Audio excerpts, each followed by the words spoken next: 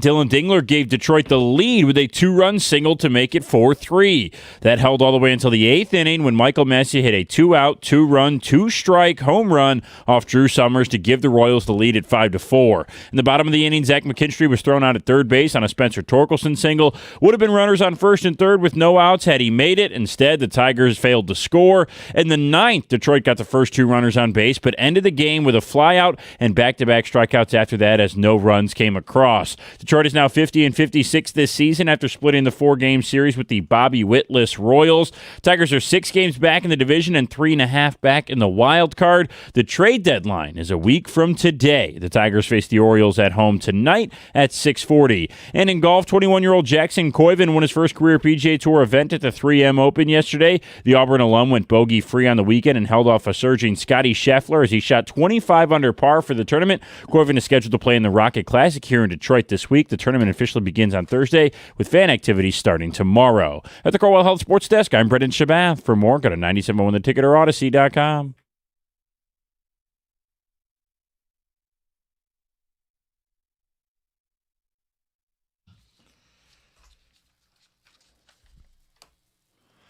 Ready to start a new week. Good morning, 97.1. Jim Costa, John Jansen, Heather Park, Gov and Greg behind the glass.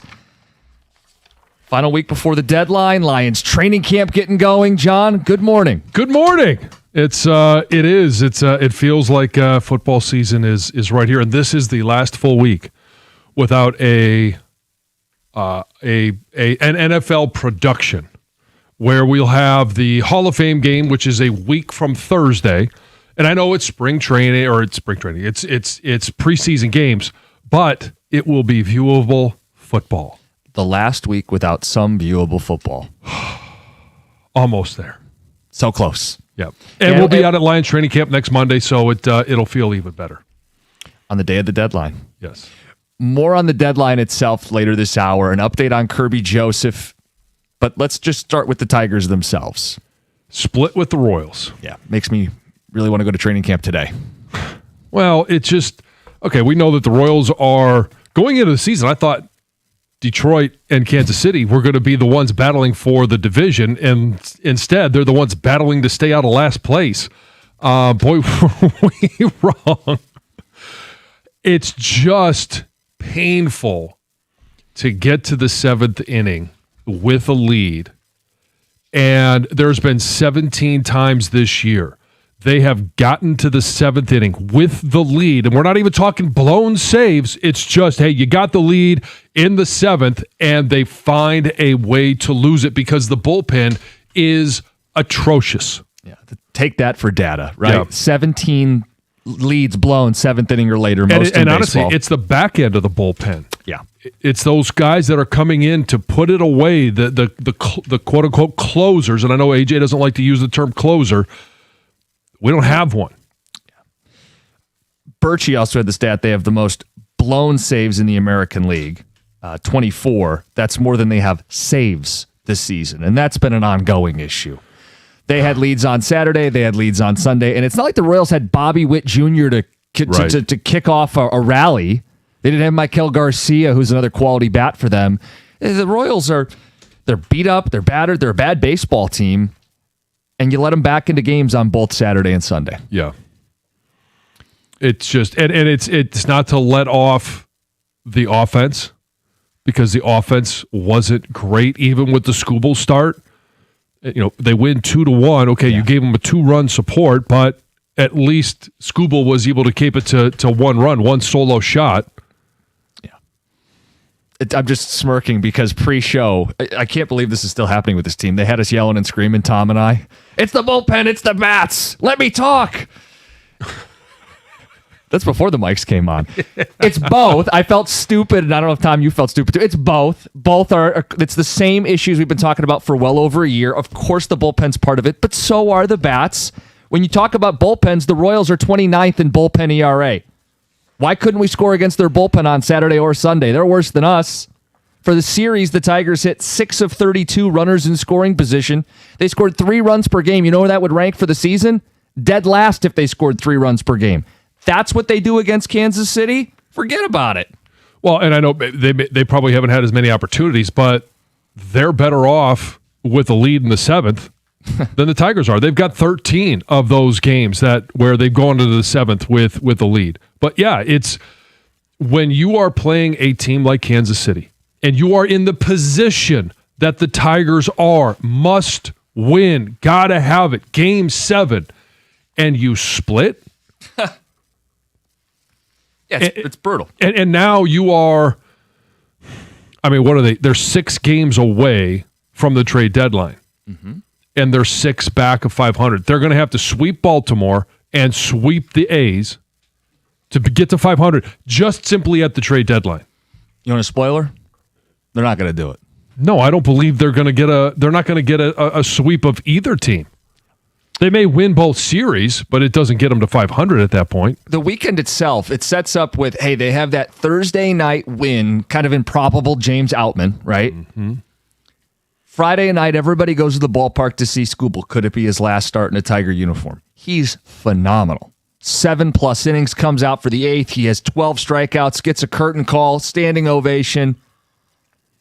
Hey, man, they've won the first 2 of this series. You come in on Monday. They lost the ground from the 2 games previously. Right. And they're right back where they started when they entered the Kansas City series. And it was on the heels of beating a good Chicago Cubs team and winning 2 of 3. They're 6-6 since July 10th. Wow. Making up ground, right? Well, they didn't lose any. Yeah, well. I'm trying to give you the glass half full. Come on, we don't need it. I saw Birchie had an article up, 971theticket.com, and he said for the players who have been trying to send a message, make a tough decision, they sent the wrong message this weekend. Well, it's just, and I think Tigers fans are all in the same boat. It's so damn frustrating because you see the good. You want to see what this team can do. And then it's just like as soon as you start to get a little bit excited, hey, they win the first 2 games against Kansas City. I mentioned they win the series against the Cubs. Okay, here we go. Make this decision really hard. And it's just so damn frustrating. You said earlier, they don't have a closer. They don't really have these reliable arms in their bullpen. They also, are regularly playing McKinstry and Outman and Vierling. Like, this is not what a playoff team does. So we can say, with June 1st, since June, I don't care. They're not good enough. My thing is, when you go to the hitting versus the bullpen, Jim, I would love to know, like, if the Lions continuously did this in the 4th quarter, how you would react. Mm-hmm. It's the same thing. The team is set up in a position to win the game, and this back-end bullpen continually blows games. The hitting sucks. Riley Green can't do anything in the clutch. Yesterday, he could have saved the series. Okay, all these other talking points that Detroit Tiger fans have are true, but they can't close a game. This would be like blowing 7-point leads in the 4th quarter continuously, 1/4 of the season. So I like what he's doing. He's switching our brains to football mode, which I can get on board with. But the comparison would be the Tigers, the comparison would be the Lions are sitting there with 10 points in the 4th quarter and blowing these leads. So you'd say, yeah, man, they're blowing leads. But I'd go, have they been putzing around for 3 quarters? What do you mean you only have 10 points? What do you mean you can't score more than a touchdown? What do you mean you can't finish drives hit with runners in scoring position? We'd be bitching about the offense if they had 10 points in the 4th quarter and kept blowing leads. Yeah, you're going to get the ball in the 4th quarter. Why can't you run out the clock? Are you not able to run the football and control the tempo of the game so that they don't even have the opportunity, the opponent, to score those 11 points plus that they would need to win that game? How about this? You got a runner on third base. Can Matt Vierling get a bunt down? Why is he on the team? How about those? You don't trust him to hit and he can't lay a bunt down. How about those disco days in late 23 and then most of 24 when the team would get the ball and they would run out 7 minutes and close the deal? Mm-hmm. The offensive line. Mm-hmm. The Tigers are the complete opposite on the back end of their bullpen. Yep. No matter who they put out there. It's like Vest, I know, had that stat where he was awful in the 8th inning. Like a 14 ERA at one point. They don't have some people that can close it out. They don't have. In fact, I'm curious to why some of these pitchers perform in the earlier innings but can't later. Pressure. That's what it is. It's a got to have it moment, and right now they can't handle the pressure. It's like you accept Saturday's loss in baseball. You only scored 2 runs. Yesterday he scored 4 runs.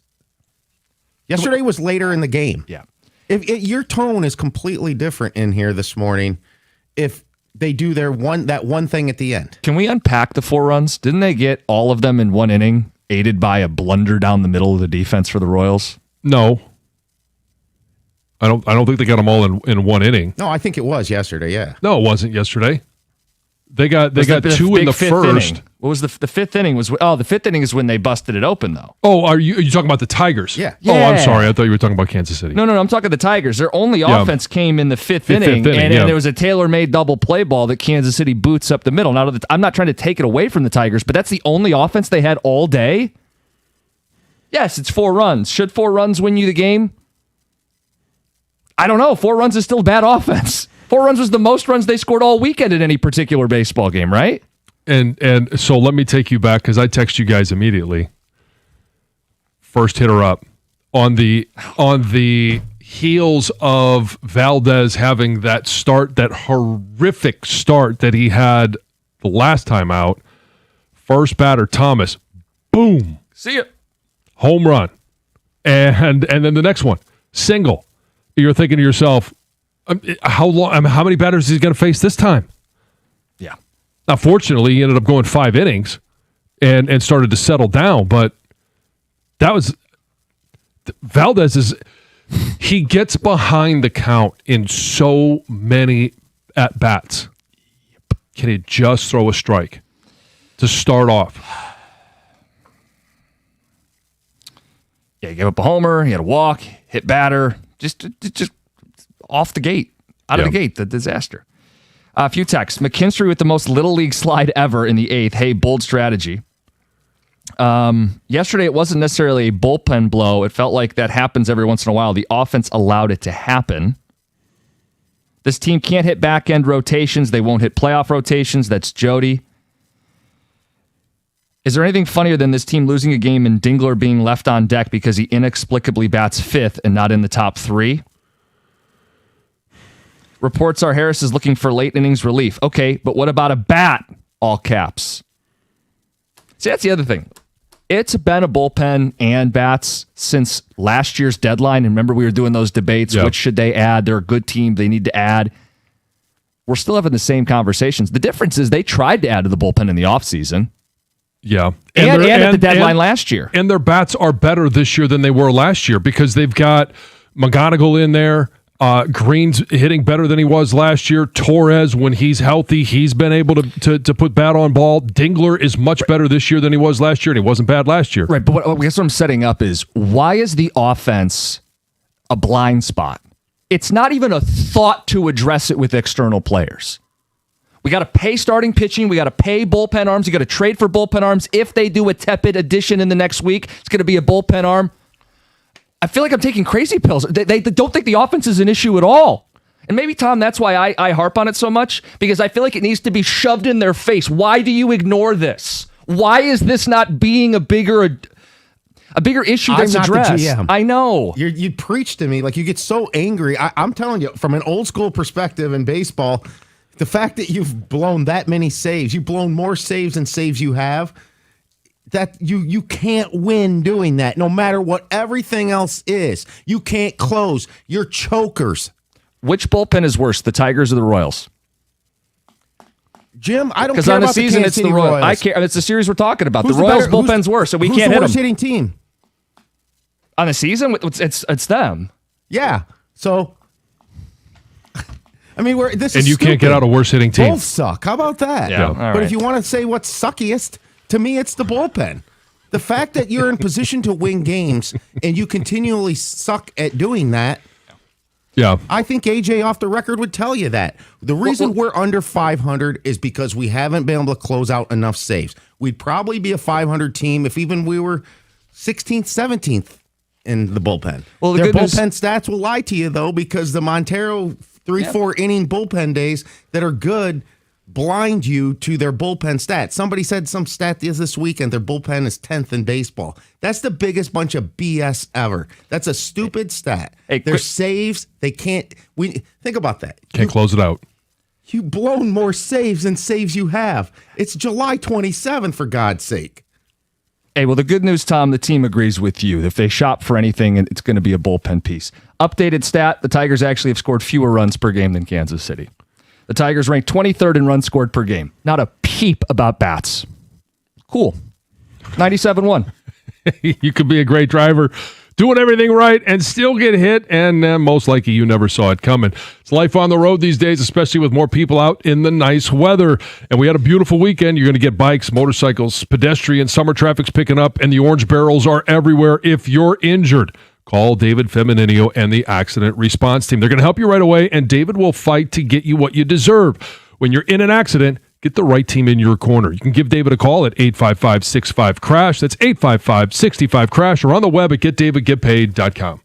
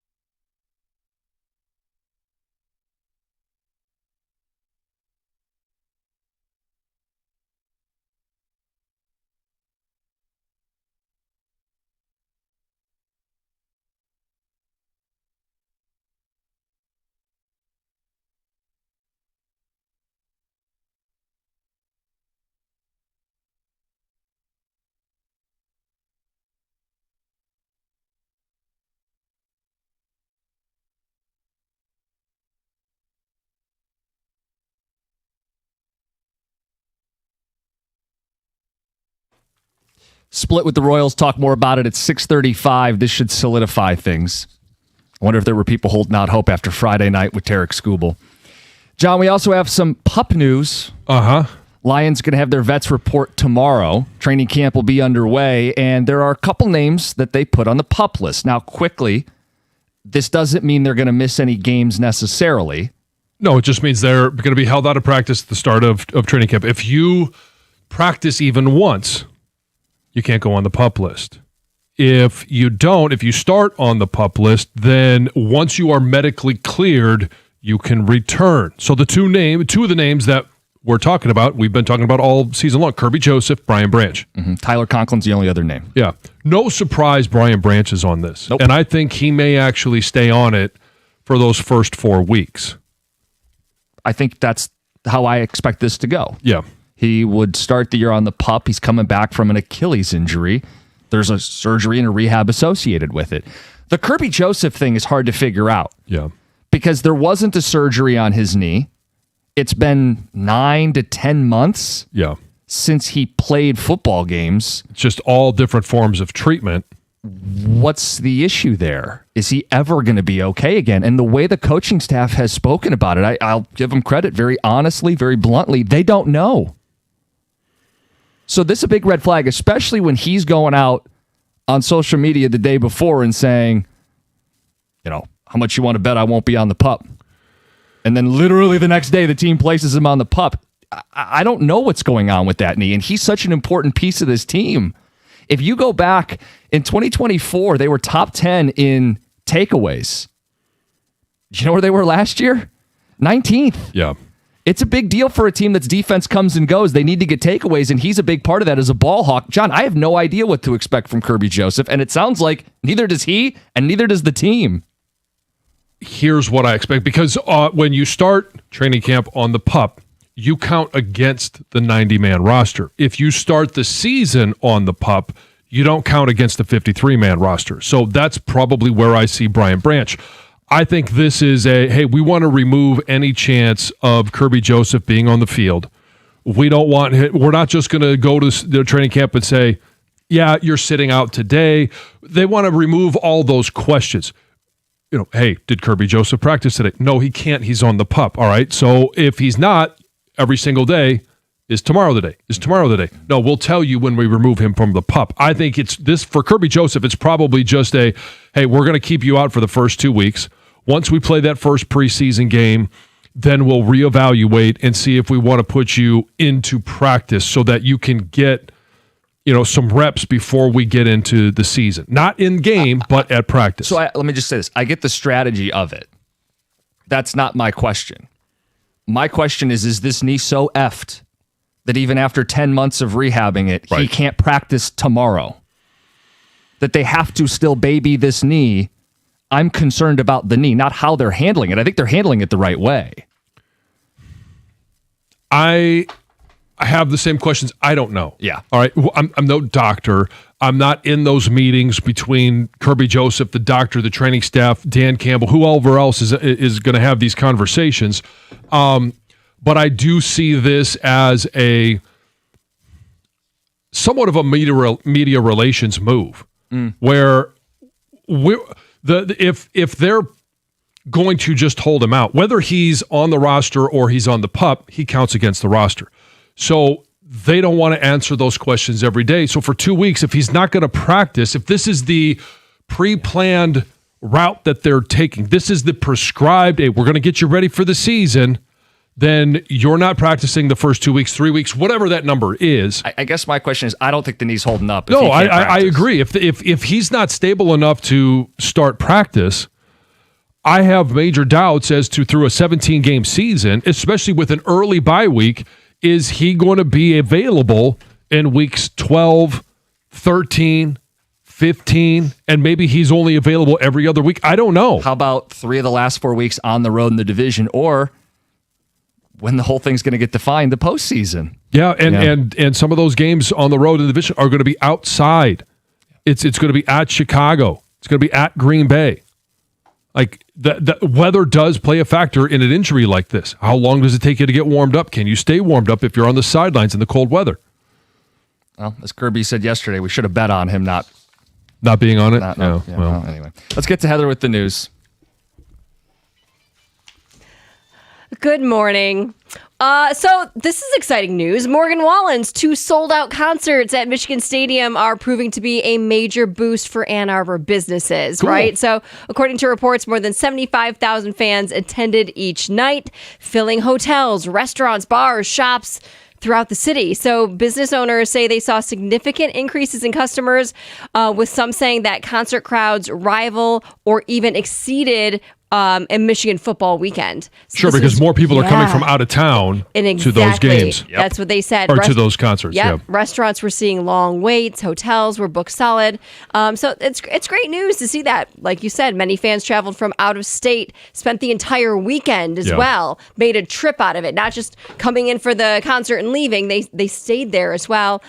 So it's great. And a lot of local business owners are hoping that more of these types of events will continue to come to. Oh, sure. Michigan. If you're a hotel in Ann Arbor, when do you sell out? You sell out for Michigan home games, football home games. Mm-hmm. You sell out for graduation, maybe move in, and you're looking for any other date or event that's going to help you sell rooms. So pretty cool. Now, speaking of the concert, Aiden Hutchinson was back in the big house this weekend. So he joined Wallen as the country superstar walked out onto the stage Friday night for the first of 2 big concerts. I know he posted a whole bunch of like behind the scenes stuff on his Instagram that you could go and check out. But like, it was all a surprise, right? Which I didn't know that. Obviously, on Friday we did the cookie jar. I didn't know Morgan Wallen did this. It was news I didn't to either. me. Yeah, it I didn't know was he to did me a as big well. walkout. But at least you knew he was like celebrity. I didn't even, or like local, like a local celebrity. Yeah. Well, you were guessing. I didn't know that. I was thinking it was like another singer, like a featuring. Yes. Oh, okay. I didn't realize just he did a yeah. walkout with like a local celebrity. Yeah, apparently he does this for all his big All the stars. shows. Yeah, I guess I Yeah. should have just done a little Googling before I thought of my answer. But anyway, then for his second show, he was brought onto stage by Quinn and Jack Hughes, which is pretty darn cool too. So when Wallen walked out, he was wearing a U of M football jersey and wearing a gold medal around his neck. Oh, okay. But everyone was excited. And from what I've seen on social media, people had a blast at these concerts. Yeah, I know Lucy your daughter went to one on Friday night, Yeah. and she said it was a great show. She had a great time. Gosh, so many people were there.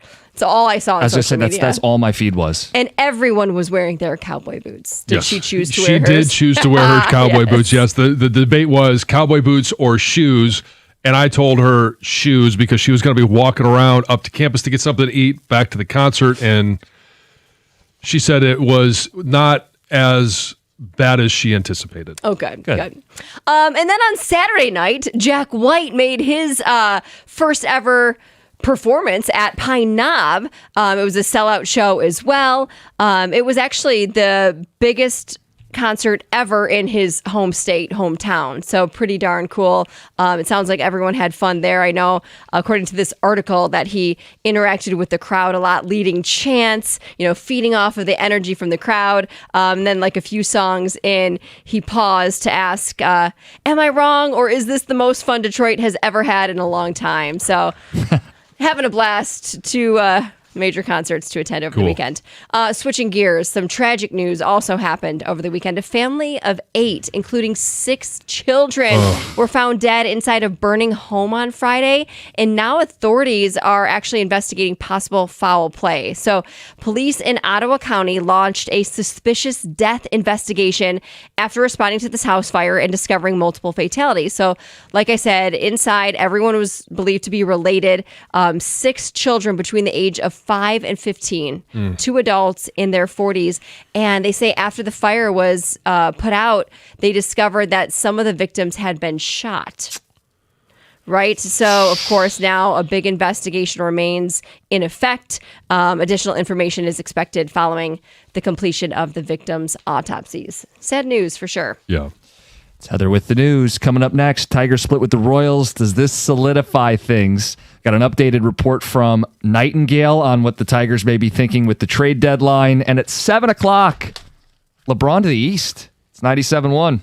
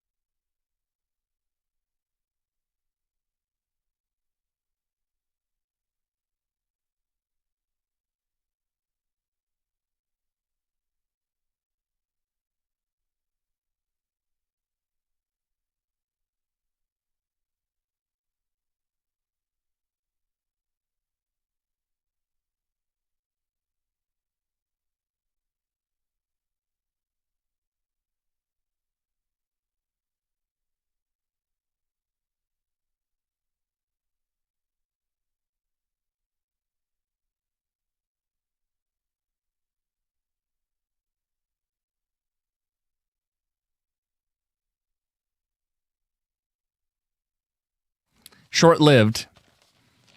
Massey would take Summers deep, 2-run homer, Royals win. Split over the weekend. John, you've referenced Larry the Cable Guy before. Familiar with the Blue Collar Comedy Tour, Foxworthy? Sure. Bill Engvall? Mm-hmm. Bill Engvall had a bit. Here's your sign. Yeah. Kind of how I feel today. You split with the Royals, no Bobby Witt Jr. You're looking for a sign ahead of the deadline as to what this team's supposed to do. Here's your sign. A lot of people, as we talk about Skubal at the deadline, and it's been, do you sell, do you hold? And if you sell, can you do both? Can you then go buy at the deadline and get yourself a bat and a bullpen arm and still compete? No one is sitting here saying that they're eliminated. But I think it is obvious, if you were on the fence as to what you were going to do with Tarik Skubal, did this weekend push, did it decide which side of the fence you're on? Did it push you over to, you've got to sell? You've got to get what you can get, because this team just, for whatever reason, they're snake bit. If it's the bullpen or if it's the bats, if it's Framber Valdez, like, you just can't get out of your own way, and you're scratching and clawing to get back. And maybe some people are saying, well, hey, Baltimore is one game ahead of you in the wild card standings. Maybe they're waiting to see the Baltimore series. Can you leapfrog? Because you've got to start leapfrogging teams to get in position to get that wild card. It's not just, I mean, you got to get back to 500. You got to get above 500, but you got to start leapfrogging teams at the same time. I don't care if they win the next 6 games. Sell. I've seen enough. What are we doing? Why are we hoping for a stretch to justify something we know is the wrong decision? Even if they rattle off 5 or 6 in a row, this is still their bullpen. Like, I don't even want to fight with Tom. Like, I concede it. The bullpen's terrible. This is their offense, and they're not going to add a bat at the deadline. What are we fighting? They win 5 of 6 in a row so they can justify buying or keeping Skubal to what? Still have a deeply flawed baseball team? I think you saw everything you needed to see this weekend against Kansas City. And I don't really care if they sweep the Baltimore Orioles. I've made my decision. I think a lot of Tigers fans have made their decision. If you were on the fence, did this decide it for you? 248-539-9797. I mean, it's we go back to, coaches that have had these, they've screamed into microphones before, you are what your record says you are. Through 104 games, you are what your record says you are. This is the path that you're going to follow. A team that is fighting, scratching, and clawing just to simply get back to even. Right. And they can't find a way to do it. We've had a floating target of how many wins we think can get you in. And I looked at Tom today. So are we still going with 84? And he gave me the nod. Yeah, 84 is kind of a soft target to make the playoffs. The Tigers would have to go 34-22 the rest of the way. Guys, the writing's on the wall. Here's your sign. You got it over the weekend. You and I both believe that to be true. And again, this is a team that every time they start to make some hay, they find a way to burn it. Mm-hmm. Great example. Friday night, if you were at the ballpark, I think you had a blast. It looked like an awesome environment. They had the concert afterwards. Skubal's wearing the orange. He goes into the 8th inning. How about that? 12 strikeouts. If that truly is his final game in a Tiger uniform, he goes out with a bang. And for all of the messiness in the media and agent and contracts, the dude's an awesome, one of the most dominant pitchers we've ever seen in a Tiger uniform. And you may have felt like, wow, that's an awesome night. Yeah. Only to have them lose on Saturday and Sunday in the most Tigers ways possible, where you can sit there and bitch about the bullpen. They blew the leads in both Saturday and Sunday's game out of the bullpen. And you could have someone like me yell and scream about the offense because guess what? Kansas City's bullpen's even worse, and you scored goose egg off of them on Saturday and goose egg off of them on Sunday. So you learned what you needed to learn if you still needed to. Yeah. 248-539-9797. We also have the latest from Bob Nightingale. We'll get to that at 6:50 because he's hearing some different things about how the Tigers are going to play this trade deadline. Let's get to Joe. He's hanging out in Grand Rapids. Joe, good morning. You're on 97.1. Hey, good morning, everyone. I agree, Jim. I was saying like to my son over on Saturday, you have 3 of your best hitters that not playing at all. Like they're acting as if they're 8 games above 500 instead of 6 or 7, 8 games below 500. You have your 3 of your best hitters all sitting, and you bring in Zach McKinstry. You pinch hit with him on the next day, and it's just I'm tired of seeing AJ Hinch get away from play your best players. You're not in a position to rest players. Play your best players. You need wins now, not a month from now. You have to win now. And they're not even, it doesn't even seem like AJ Hinch has the foresight to see that too. Like he's just, I'm resting players or this. They're not injured. Play them. Let them win games. You need those guys in clutch moments. And Saturday was a perfect example of that. 3 of those guys. And then on Sunday, nobody was hitting well. And they were left on base or, what were they for? 6 and 30 with runners in scoring position of some sort like that. Yeah, I've got the stat again. Tigers Data's owning this. It's 6 and 32. 6 for 32 runners in scoring position against the Royals. That's a 187 batting average. Again, against the Royals, not against the Yankees or the Rays or the Dodgers or the Phillies. And then you had what? McGonigal, Dingler, and Torkelson all sitting on Saturday. All of them. I think Torkelson pitched it late in the 9th, right? I think he sounds right. Swing and he was out. Yeah, he did pinch hit that day, I believe. Yeah. I mean, I just it doesn't seem like AJ Hinch has a sense of urgency to him either. I'm not saying it's all his fault because clearly, obviously, there's flaws in the bullpen and with their batting. But you got to play your best players. You got to win now. You can't win a month from now. Well, I think that's the challenge, too. And we asked him on Friday, hey, this Game 7 mentality, can you carry that for 70 games? Right. Well, the issue is you have to rest guys. And you have to pick a spot every once in a while. And this guy's going, no, you can't. Well, that's the problem. They dug themselves into a position where the answer is rest nobody ever. Right. Well, and I know that AJ had talked before one of the games this week. I was listening to the radio, and it was about Torres. And he's like, yeah, we want Torres to be an everyday guy, but as we've seen from previous iterations of him coming back from this injury, we're going to give him a game or two, and then it's going to be off. Give him another game or two, it's going to be off. And then after a couple of weeks, maybe that's when, and it's the wrong time to have to manage a guy like Gleyber Torres because of his injury, but you're forced to. Yeah. That's a good point. Linda, Kalamazoo, west side of the state. Good morning. You're on 97.1. Hey, good morning, guys. Long time no talk. Haven't been able to call you in a while. I just want to have you, especially Jim, since you've made your decision. What is the difference? What happens if you sell versus buy? If you're trying to improve your team so you can make it, wouldn't buying and getting better players make more sense? If you sell everybody you got now, are you going to get better players at the deadline? I don't understand that concept. No, you're effectively conceding, and I know nobody likes to do that. Selling isn't a fun thing to do. Let me just get that out of the way. Everybody thinks you take glee in this. No, I just want him to do the right thing, to make the best of a bad situation.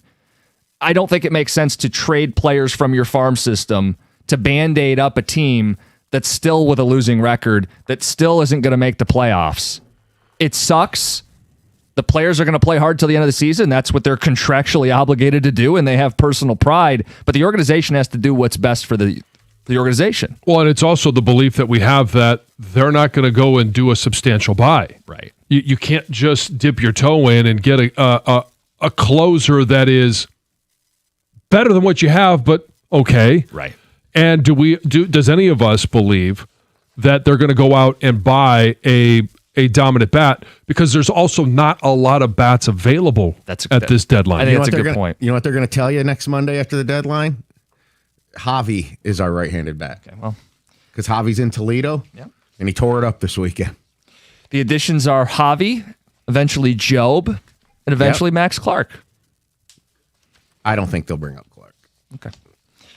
Well, I'll tell you what we think they're going to do. This is what the national media thinks. It's Bob Nightingale's report. We got LeBron talk at 7. He comes to the East, and we got some tickets to give away in our 7 o'clock hour as well. It's 97.1.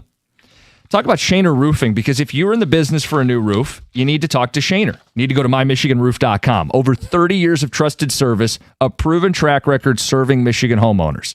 5-star quality to roofs, windows, and siding. Shaner Roofing's family owned, local. They can treat you like family because they are one. They'll answer to you and not some private equity investors. Peace of mind. Every roof installation comes with a lifetime transferable warranty. They stand by their work. And you can tell when they come out to look at the roof, to look at your home, there's not going to be a high-pressure sales pitch. They're confident in the work they do. It's the no-pressure promise. You get a true, honest assessment of what your home needs. The reputation I speak of, you can Google it. 4.9-star rating. That's thousands of satisfied homeowners. It's a reputation that Shaner has earned through doing the job right for decades. So if you're ready to get started, get your quote today. MyMichiganRoof.com. That's Shaner Roofing, Windows, and Siding. MyMichiganRoof.com.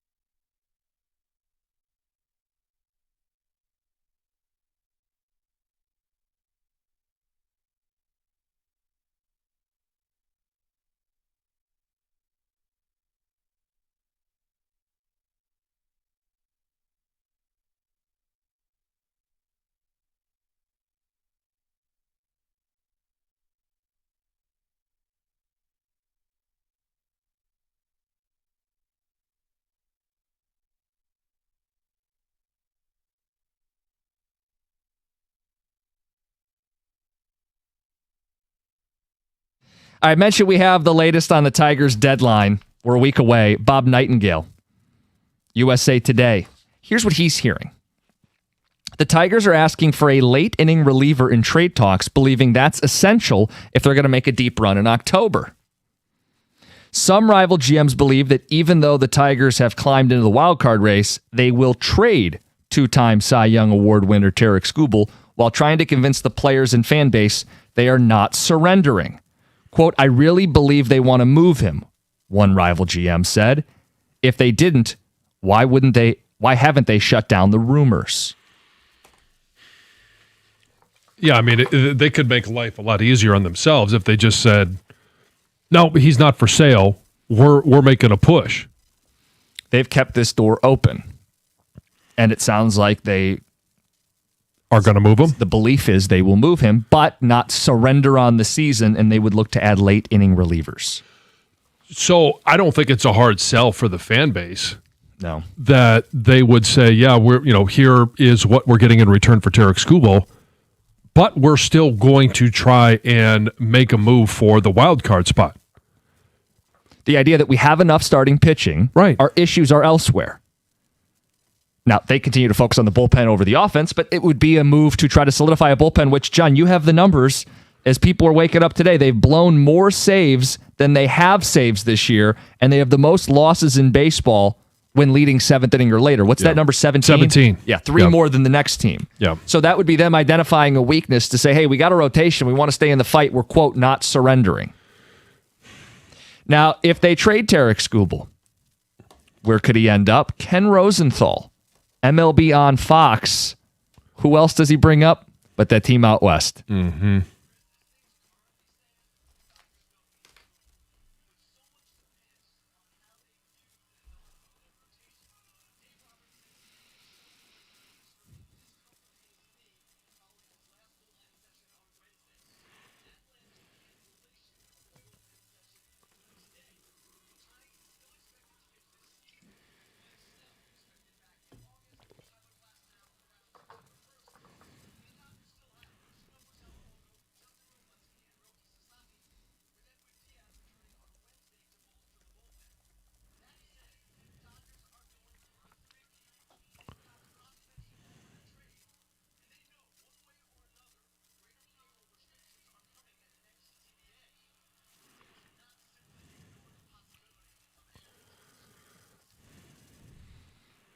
And by the way, they are chock full of prospects. And prospects that we believe are the ones that the Tigers would covet the most. There's some outfield hitters. Yes. Lefties, righties.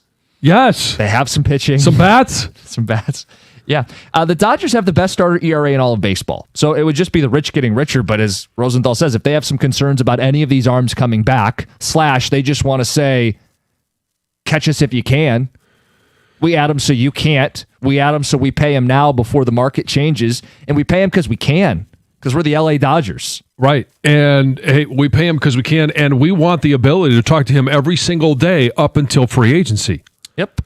Hey, and maybe there are some parameters that they believe they're going to be working under for the new CBA. I don't think it matters because they're going to sign him under the current CBA. That's the key. I think if you're Skubal's camp, you want a deal done before the CBA. There are only a few teams that would agree with him. The Dodgers would be one of them. The Dodgers don't want to deal with any future restrictions. So when the season ends, they should be the first team to call Scott Boras and say, what difference does it make to us? Whether we pay him life-changing money. We got it. We're good for it. We're one of the few teams that could stomach it without batting an eye and waiting for cost controls to come into Major League Baseball. Right. And the question for them is, okay, if you anticipate you're getting a pitcher back in August, okay, when are you getting him in August and how many innings he's going to be able to go? Ramp up. Shohei. They would love to have him on the mound, but is it more important to have his bat in the lineup and maybe have somebody else take care of the starting pitching? And if you feel like you're going to sign him in the offseason or you're going to be the major player, why not have him for a World Series run this year? Again, the Dodgers have more top 100 prospects than anybody in baseball. They could trade two of them. Not bat an eye. and further solidify themselves as the front runner to three-peat. Question is, Yeah. will the Tigers engage on those talks? And it sounds like Skubal's available. I Exec think saying they they're- think he'll be moved. I do believe that they're engaging in all the talks. And it may just be they're going to run this right up until the very last moment because they do want the Dodgers to jump in. If the Dodgers jump in, does that mean the Yankees jump in? Milwaukee can't sit on the fence. And that's, I think, the Milwaukee. Well, the two teams that have the prospects that you probably most covet are the Dodgers 1 and Milwaukee 2.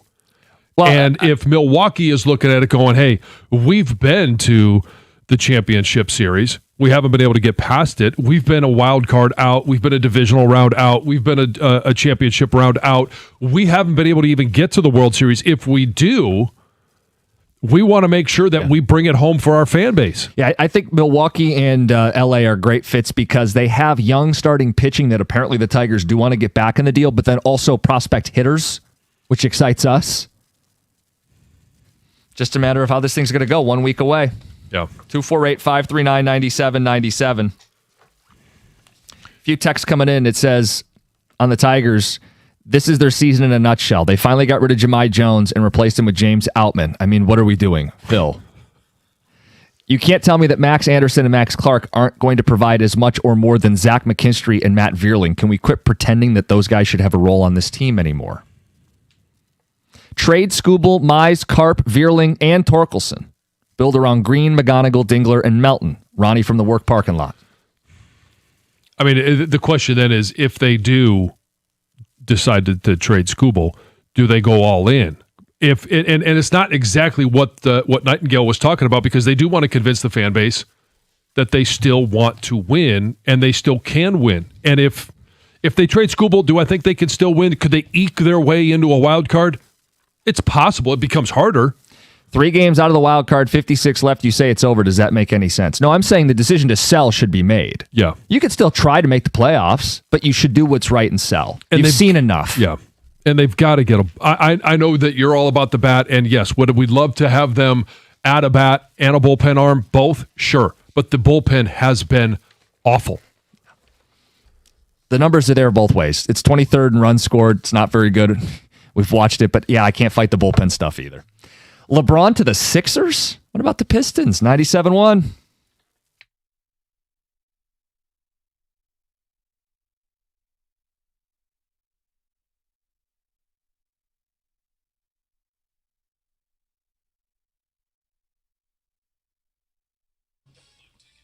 Brought to you by National Benefit Plans. The Tigers lost to the Kansas City Royals 5-4 yesterday in a disappointing series split with the last place team in the division. Detroit led 4-3 in the 8th inning before Michael Massey faced 2 outs and 2 strikes against Drew Summers.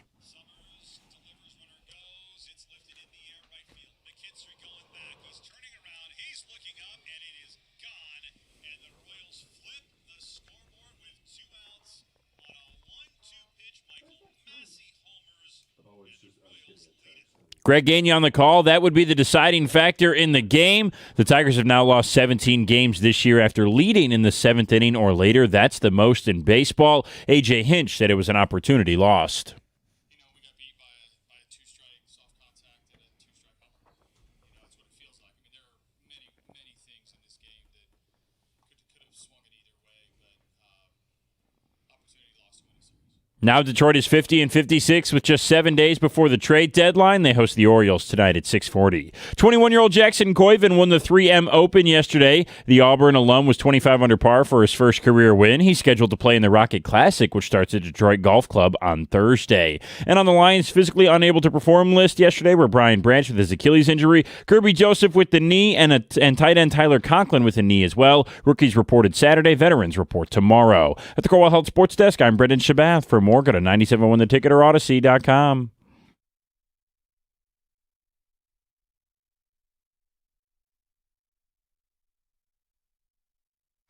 We got tickets to give away this week. Rush is going to be at Little Caesars Arena on August 28th. We have a pair of tickets today for you, courtesy of Live Nation. So how do you win them? In the next hour, we're going to play The Spirit of Radio by Rush. When you hear it, call in, win your tickets. Sound good? Sounds good to me. All right. We spent most of the first hour of the show talking Tigers, split with the Royals, the latest on the deadline, what the insiders are hearing. We mixed in a little Kirby Joseph and the knee, and he's going to be on the pup to start training camp. Doesn't mean he's going to be there for week 1, but at least to start training camp, he's got that knee that's still acting up. We haven't talked about LeBron James to the Philadelphia 76ers. Because this move happened on Friday. You had all weekend to sit and stew on it. I know Doug and Gator were not happy about it. You shrugged your shoulders. Why do you shrug your shoulders? It's is Philly loading up? Sure. Mm-hmm. Just like the Rams are loading up in the NFL. And I'll go back to what Dan Campbell said. Well, I guess, hey, why do we even play the season? Just give it to them now. Super Bowl and NBA championship. Are you minimizing other teams getting better? No, not at all. And they've given them, they're doing everything that they can to give themselves the best odds. And clearly they're going to have the best odds out of the Eastern Conference the way that they've been loading up, which is not great for the Pistons. I think it means the Pistons are in danger from going to the 1 seed to not even having home court in the first round of the playoffs. It's a legitimate concern because you see what Miami has done. You see what, obviously, Philly is doing. And the fact that they struggled and maybe they found out, Orlando, they're healthy throughout the course of the season. That was part of their issue last year, and it was their issue when they played the Pistons in the postseason. But if they have a healthy season, does that push them above? Not as much as certainly as Philly or as Miami, but they're serious contenders in regards to where the Pistons are in the hierarchy of just the Eastern Conference. We're not talking Spurs. We're not talking OKC. Odds to win the East. Knicks are 1, Sixers are 2, Celtics are 3, Raptors are 4. They added Kawhi Leonard. At least we think they're adding Kawhi Leonard. Pistons 5th odds to win the East. Again, you could prove everybody wrong. Did anybody even see Indiana? No, but that's what I was going to add is suddenly Indiana, who played for the title in 24, gets Halliburton back. The Cavs won 60 games 2 years ago. I didn't mention them. You've thrown Miami in the mix here. The Pistons are looking at an Eastern Conference that's much tougher. Mm-hmm. And their offseason, on the margins, doesn't move the needle. Well, and it goes back to the trade deadline and last year where, we all know that during the regular season, they played 82 games to win 82 games. Whereas a lot of these other teams are hey, they're load managing, they're resting, they're just trying to get to the postseason, and then they turn it on, which we saw it play itself out through the regular season and the postseason last year. And now you're looking at some of those teams when we talked about, hey, it's no Tatum for most of the year, no Halliburton. That was the window where all of a sudden maybe you should have hit the fast forward button because you had a chance to, I don't want to say steal a championship, but compete for one earlier than the path says, where you lost, record numbers 2 years prior. Now all of a sudden you're the 1 seed. You hit the fast forward button, and other teams, other injuries created an opportunity that you didn't take advantage of. And now teams are getting healthy. Teams are getting better. They're adding because they see that, hey, we're going to have to compete with Detroit. How do we get better than Detroit? Yep. So why couldn't it have been here? LeBron? Yeah, let's work backwards. Jaylen Brown presumably made them attractive enough for LeBron. Was Jaylen Brown available? Yeah. Boston took back a terrible contract and a couple firsts. The Pistons couldn't add Jaylen Brown? And if the Pistons add Jaylen Brown, do they get LeBron James on the cheap the way Philly does? Why couldn't it have been us? That's what I kept going back to on Friday. I'm thinking, Jaylen Brown, Boston wanted to move on so desperately that they took very little in return for him. The Pistons couldn't find a way to get that done? I'll give you the same answer my kids give me. Oh. Yeah. I mean, they would have had to use Duren in a trade. Is anybody feeling like that would have been a mistake? He's still unsigned. And maybe that would have been part of the issue is would he have signed in Boston? But so, if you get Jaylen Brown and eventually you get LeBron, fill the big guy spot with a pogo stick. Yeah. Someone who can jump, catch oops, and get rebounds. B-ball Paul. Perfect. And somebody. Couple B-ball Pauls. A bullpen of B-ball Pauls. Bring in the next guy who can catch alley-oops, go downhill to the rim, contest shots. I don't know. It is frustrating to watch these other teams. And again, we have no idea if Kawhi's going to end up in Toronto. I think eventually they get it worked out and he's in Toronto. But Cleveland, where you were competing with them, and when they threw out the challenge in the regular season, that's when it turned it for Detroit and Cleveland, because you couldn't match it. You couldn't answer the challenge. You got to the postseason. You couldn't answer the challenge. Well, okay, how about this? We'll ask Pistons fans. How many teams in the East are better than our Pistons?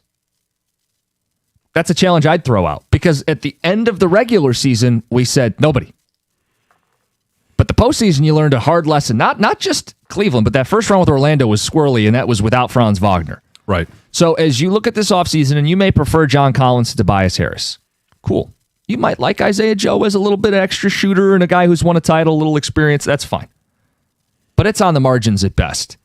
And when teams are adding Halliburton off injury, Tatum off injury, Kawhi Leonard, Giannis, LeBron, full season of Harden in Cleveland, and I can make my jokes about it, but they beat us. Well, and let's just go back to last offseason when the whole Desmond Bane trade went down. We thought Orlando was going to be one of those teams. Now, they were banged up last year. Yep. That's why I throw Orlando in the mix, because if they get a healthy Desmond Bane, if they get a healthy Franz Wagner throughout the course of the year, along with everybody else, we already know they have the big man kryptonite for Jalen Duren. Yep, Wendell Carter.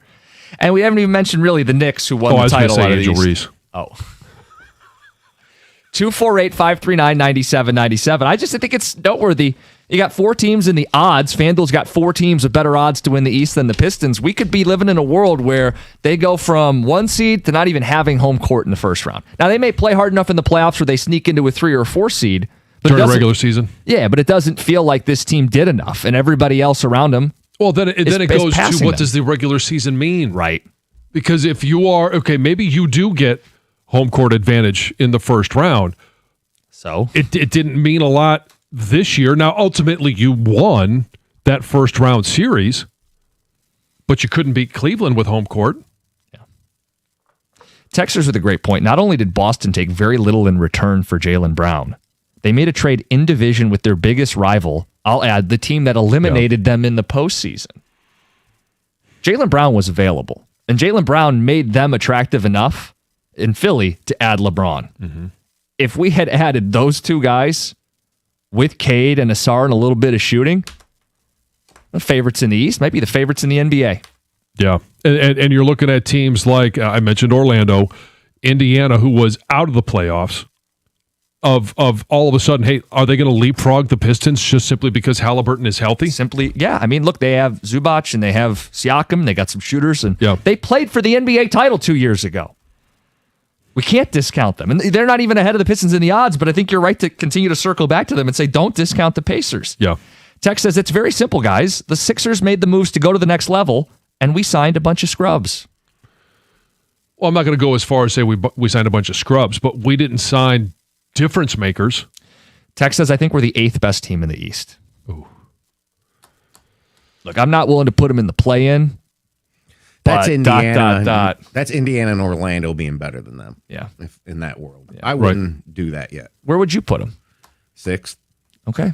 Maybe 5th. Toronto is a real debate, and not knowing if Kawhi's there exactly for sure, although I'm sure he'll end up being there. Right? Yeah. I think they put a lot of eggs in the basket of trying to get Austin Reeves. I think that was legitimate. I think they were interested in Kawhi. I do too. I think that was a real report. And he didn't want to come here. So what was plan C? Well, and that's... I don't think they ever were involved in Brown. No, I don't think they were either. And that's the thing, is you'll get people who want to give Trajan credit. And I like Trajan. I think he's a sharp guy. You don't get credit for having good plans. You get credit for delivering, for pulling off trades. But look what Boston did. Let me back up. The Reeves thing, he made sense. We all loved Austin Reeves. But you know what that we also knew? You didn't have the ability to sign him as an unrestricted free agent. LA could always match. So you had to have other options. See, I think Boston's a well-run organization. I really do. And to me, I wasn't crazy about going after Brown because you're just going to be them. You're going to have 2 super maxes. when you re-up Cade. Yeah. Boston got out of that, and why they didn't get much in return is because they needed to get out from under that. For the better of the organization long term, they didn't think they could win with Brown and Tatum and eating up all that cap. Mm-hmm. So why would you think the Pistons would? You've got what this year, and Well, I want to be clear. They did win a title with I know Brown they and did. Tatum. It was 2-3 years ago, right? Yeah. So is this just another move to be good for a long time, not to be great? You got to time things out right when you know you got to pay Cade coming up. He's going to get what? Well, Cade's on a max. No, but you're going to have to re-up with him within a year or two again. Yeah. Right? 2 years. Yeah. And that you're talking 60 to 70 million. Mm-hmm. Yeah, but it would if that's the case, it would seem like now would be the time To add players. to add a Jaylen Brown. We don't go all in around here. Well, but I just want to identify this because this is interesting. You talk about, well, once they pay Cade more on top of his max and he'll be due. They've highlighted, well, Asar's deal could get done this offseason and it would kick in a year later. Duran's deal, they got to figure out, but it's going to be a sizable raise, right? Before all these things show up on the line item, this is the offseason to do it, and they knew it. They said as much. Trajan talked about it at the podium. So they failed. Thus far. Yeah. Unless there's some mystery player that I'm not seeing. Or a mystery trade that just has yet to be consummated. I mean, we got to put some TNT in Denver. Hope they blow it up. I don't know. I look around. I go, what players am I missing that could end up being available that the Pistons could trade, use those trade exceptions, use those first-round picks that they have all of, use some salaries to match, and get that piece for Cade? Because if you don't, you're going to start running out of space quickly. Well, and you take a look at your team and you say, how many needs do we have? Can we fill them all this offseason? I felt like this was an offseason where they could have gotten very close to that because Trajan identified them as, hey, we need more shooters. We need more spacing. They got more shooters. We need a second creator. That's where they fall woefully short. Got space on the line, some text coming in. We'll get to Heather's news and our 7:35 topic. We got to get into some of the big Lions storylines. It's 97.1. Hey, think about all the businesses that keep Detroit moving. You got retail stores, restaurants, warehouses, offices, and job sites, businesses everywhere, and they can't afford break-ins, they can't afford fire damage, and they certainly can't afford downtime. That's where Guardian Alarm comes in. Security cameras, fire protection, access control, and it's live local monitoring backed by real people 24/7. Guardian Alarm has been protecting Michigan businesses since 1930. If you run a business and you want real protection, not guesswork, you got to call Guardian Alarm. Call them at 1-800-STAY-OUT for a free quote. That's 1-800-STAY-OUT.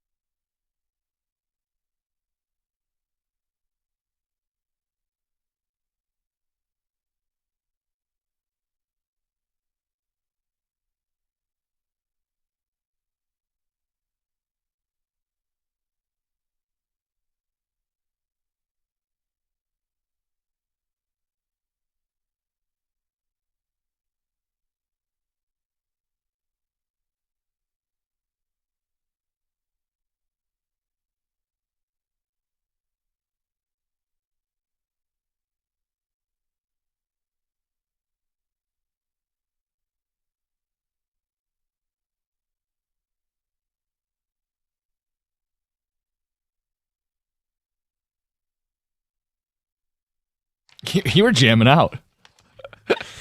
Tunes in the locker room. Ask Scott Harris. Okay. Skubal will start on Friday night. Standing ovation as he left the mound in the 8th inning. It was a beautiful start. Yep. And then they lost Saturday and Sunday. Here's your sign. Had a chance to make up some ground against a bad team. Couldn't do it. No Bobby Witt. No Michael Garcia. One of the worst pitching staffs in all of baseball. Okay. Well, here's your sign. We'll get to Kirby Joseph. 7:35. What's going on with his knee? Lions have camp beginning tomorrow with the vets reporting. We brought up this LeBron thing. He's to the East now. Yeah. LeBron's with the 76ers. And what does this mean for the Pistons, right? Well, I pulled up the odds for teams to win the East. The Knicks, Sixers, Celtics, and Raptors all have better odds than the Pistons. And you could argue the Cavs, who beat us in the postseason, should be higher. And the Pacers, who won the East with a healthy Halliburton, should also be ahead of the Pistons. So very quickly, you start to add up 4, 5, 6 teams that could be ahead of us. And don't discount Orlando with a healthy season. So then this makes the offseason awful. There's been an awful offseason.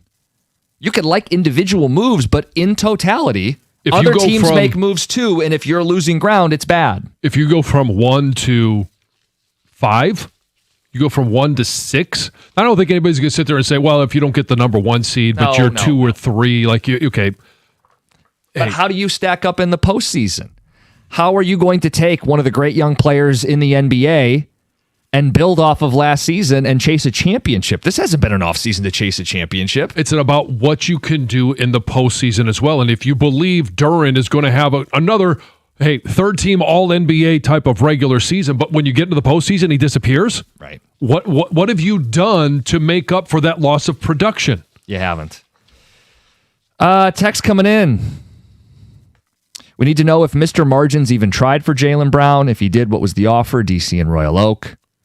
Philly, Boston, New York, Cleveland, Orlando, Atlanta, Miami, and Indiana. We are possibly 8th, but I would say 6th for sure. Maybe those teams are not negotiating with Detroit. Maybe Boston didn't want Duran. Maybe Braun wanted to go to Philly and wouldn't have come to Detroit. Matt at work. Sure, those are possibilities. Costa, your criticism of Langdon is pathetic. Are we aware of where he's taken this team from in his short tenure? I'm going to go out on a limb and say you're talking out of your ass. He knows what he's doing. Well, we have to trust that he knows what he's doing, but on the surface, we've seen other teams get markedly better with stars. Right. And who's the star that Detroit added? They didn't. And I think there were 2 clear goals that he articulated when the season ended, which was shooting and creation. playmaking. Yeah. Yeah. They added some shooting. They have not added any noticeable on-ball playmaking, and I'm not counting a rookie out of Stanford. No. So by his own acknowledgement, the offseason hasn't been enough. The other thing that he said was, we know we have optionality before the Duran and Assar deals kick in, and that will go away in the coming year here. I'm just holding him to what we're all seeing and what he's saying. I also am holding out hope that he's not done. I think most likely this is the team that they're going to start the season with. But there could still be a blockbuster trade. I would love to see especially if they can't come to terms with Duran and this starts to get really nasty. Now, the Pistons hold all the leverage in that. Yep. And there are other teams that don't necessarily have the room with whatever type of monies that they're working with to pay Duran what he wants to be paid. The more this goes on, Tom, did you have it in your prep that he wants the max? Duran wants the max? There was a report last Friday that he wants 5 and 287. This is really sad what's happening. You have a 22-year-old who's being told the wrong things. And I know 22 is an adult and he's a grown man and can do what he wants. But at 22 years old, I think he's getting awful advice. His agent doesn't rep very many NBA players. I feel like he's getting real bad advice here. There's no world where you're a max player, dude. I'm sorry. There was one exec off the record to another story over the Friday or the weekend that said they should kind of give him what they offered Reeves. Maybe throw an extra 5 to 10 on it. Yeah, as soon as he becomes the player Reeves is. So 4 and 190. Or 5 and 190, excuse me. Would you be comfortable with that? No. because you're talking nearly $40 million a year. He's not the second highest paid player on a title team. Yeah, I just think you're 22, you have a great regular season. Everybody in your life tells you how big, strong, and talented you are. Look at you, max. You're a max player. You're all NBA. You're a max player, dude. They need you. They need you. Make them pay. Hold out. Wait till the season starts. Threaten to sign the qualifying offer. You're a max player, dude. And when these people are telling you things in your life and you start to believe them, that's how we end up where we're at. Are we headed for a stare down? Is this like an Iserman Larkin stare down? Nobody's going to lose their job over this. I mean, Greg's gesturing this is a stare down already. Well, no, but a stare down gets serious when we're talking September 15th. Mm-hmm. Is he seriously going to take the qualifying offer? Because that's $20 million to $25 million he's never going to get back. Right. That gets uncomfortable for the Pistons. If he signs a qualifying offer, it means that he's throwing away tens of millions of dollars, and it also means the Pistons need to start planning for an exit strategy. He's betting on himself. Right, yeah. That's exactly what I was going to say. He is betting on himself, that he's going to have another regular season like he did last year and follow it up with a postseason. Let's get to Heather with the news. Heather, good morning. Good morning. Today is the day the world's newest international crossing, the Gordie Howe International Bridge, opens at noon. All right. So, hey, we could get off work and just Yep. do it. Head over to the bridge. Road trip. Show across the outing. bridge. Let's do it. If you're hoping to I'm driving. be some of the first to cross, you got to make sure you have proper ID, right? You can't. Obviously, you need to have an ID to drive, but you have to have the proper ID to cross because you're that's going right. into Canada. So, you got to have your passport card, your enhanced ID, or your Nexus card. Either of those will get you across. You got to make sure you have some money too, because you got to pay the tolls. The bridge will also feature a dedicated multi-use path for pedestrians and cyclists. That does not open today, so don't show up on your bike to cross. Oh, man. That opens at 8 a.m. on Wednesday, August 5th. Okay, so not far away. No, not far away at all. Can walk to the ballet. It's open right now? No. No, noon. No. Noon. Yeah. Okay. Yes, noon. Of course. Yeah, an 80-year-old Shelby Township man. Yeah, right after the show. Yes, open. Sorry. So I was going to ask if someone wanted to call in from the bridge, but they No. can't. They could do that No, during maybe Doug somebody's Gator. in We'll line. just all show up after work. We'll just hang out there until Yeah. noon. And do you I'm think sure people will somebody's in line. up? I'm sure somebody's in line because they want to be the first one to cross. Oh, yeah. I bet. I guarantee you. For sure, I do too. I think. Well, if you're that in will line, happen give as us a well. call, 248. Yeah, if you're already there waiting, let us know. You guys, an 80-year-old Shelby Township man died on Saturday after crashing an off-road vehicle at the Holly Oaks ORV park. Sad news. Authorities say that the crash happened sometime between 11:45 a.m. and 2:16 p.m. They say the man was riding on the park's trail system and that he lost control as he went down this hill. The vehicle overturned and he was ejected. They say the man, who was wearing a helmet at the time of the crash, was pronounced dead at the scene. Officials do not believe alcohol or drugs played a factor in the crash. Just a terrible accident. Exactly. Also terrible. Michigan authorities are investigating possible foul play after 8 people, including 6 children, were found dead inside of a burning home on Friday morning, with some of the victims, they say, suffering gunshot wounds. So there's a lot more to unpack here, but a suspicious death investigation was launched by the Ottawa County Sheriff's Office after they arrived at this house fire. They say 6 children between the ages of 5 and 15 and 2 adults in their 40s were found deceased. Investigators are working, obviously, to determine the cause of death and the cause of the fire. San Francisco 49ers head coach Kyle Shanahan will have a limited role as training camp begins after suffering serious injuries in a car accident during his summer break. So, according to the team, the crash happened on July 14th near his home in Northern California. ESPN reports that he suffered a broken nose, 3 broken ribs, a broken hand, a severe concussion, and needed more than 40 stitches to his face. Man. Yeah. So the 49ers say the assistant head coach will oversee on-field responsibilities while Shanahan continues to recover, although they do say he is expected to remain involved with the team in limited capacity. Police say the other driver involved was not injured, and they say drugs and alcohol were not factors in the crash. General manager John Lynch says the organization will take a cautious approach and allow doctors to determine when Shanahan is ready to fully return. That's scary.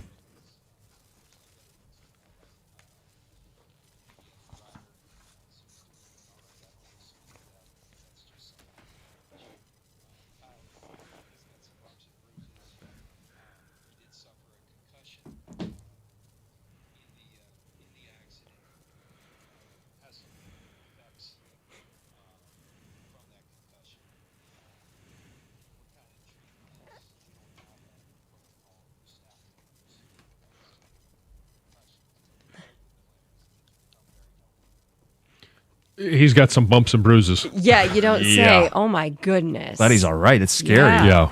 Yeah. It's Heather with the news.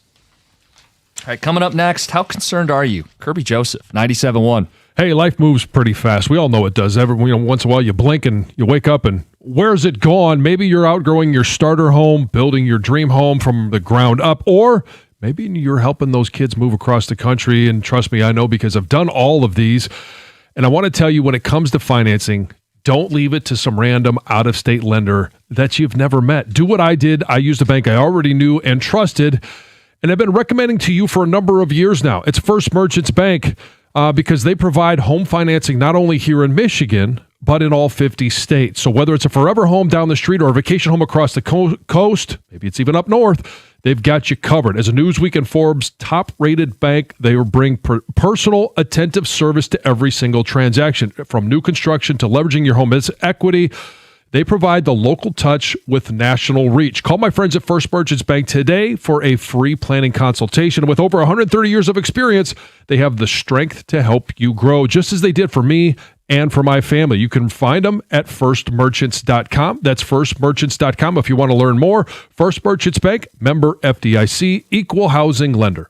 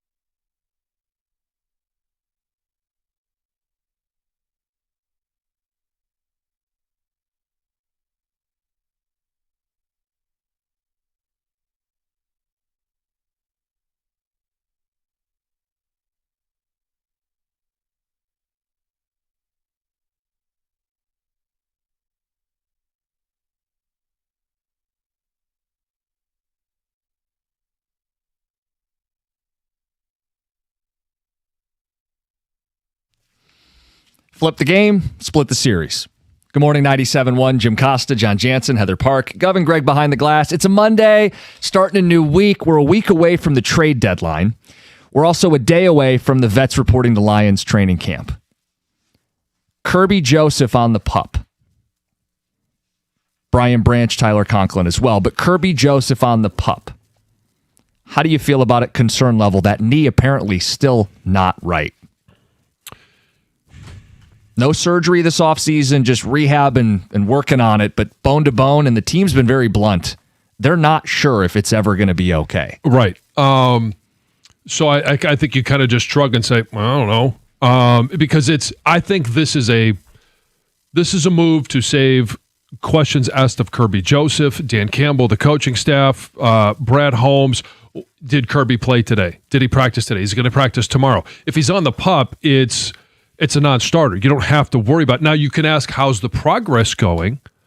But I believe this is one of those moves where, hey, we're going to do this so that it removes all doubt. You're not practicing the first couple of weeks. I think when you get to week 3 of training camp, that's a different conversation. If he doesn't come off the pup at that point, if he starts the season on the pup, then I think there's a chance that he's done.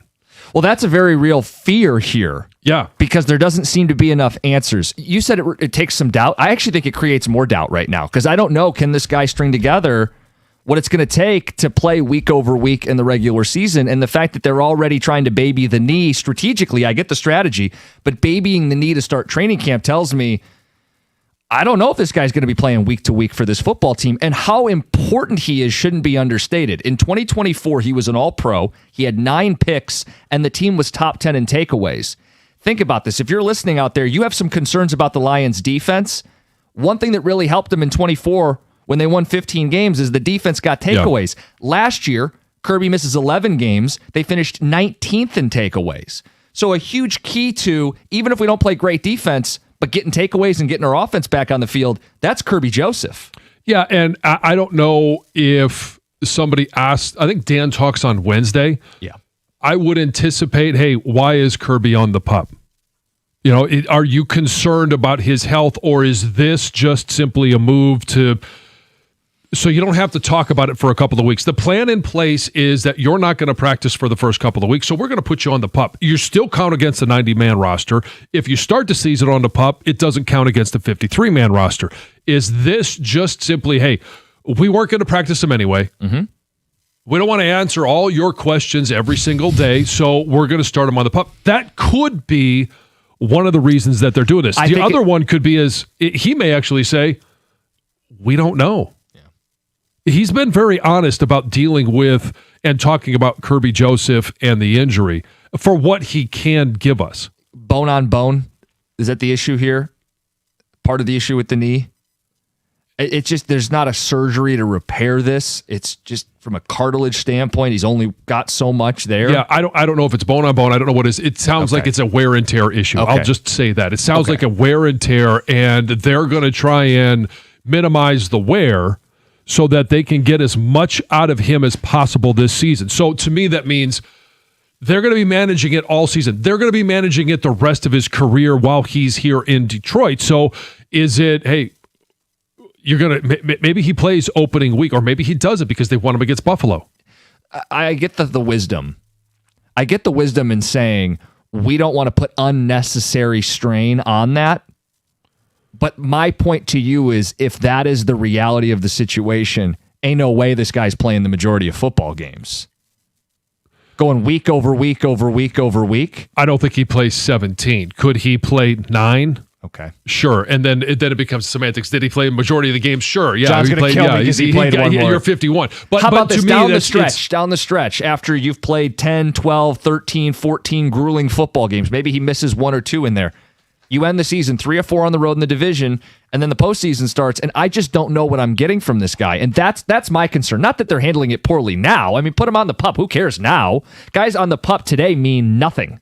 They can come off tomorrow, 2 weeks from now, or before the start of the season and miss 0 time. Being on the pup today doesn't matter. Why is he on the pup 10 months after the injury? There's no surgery. All he's done is prepare to play football, right? Right. And he can't. And or he been- shouldn't, and, well, and that's an issue. and he's been all over social media saying that he's fine. Okay, so I got actually swept into this yesterday. I don't know if you saw that. I not until I got in this morning. Stop me if you're surprised. I got caught up in a social Yeah. media deal.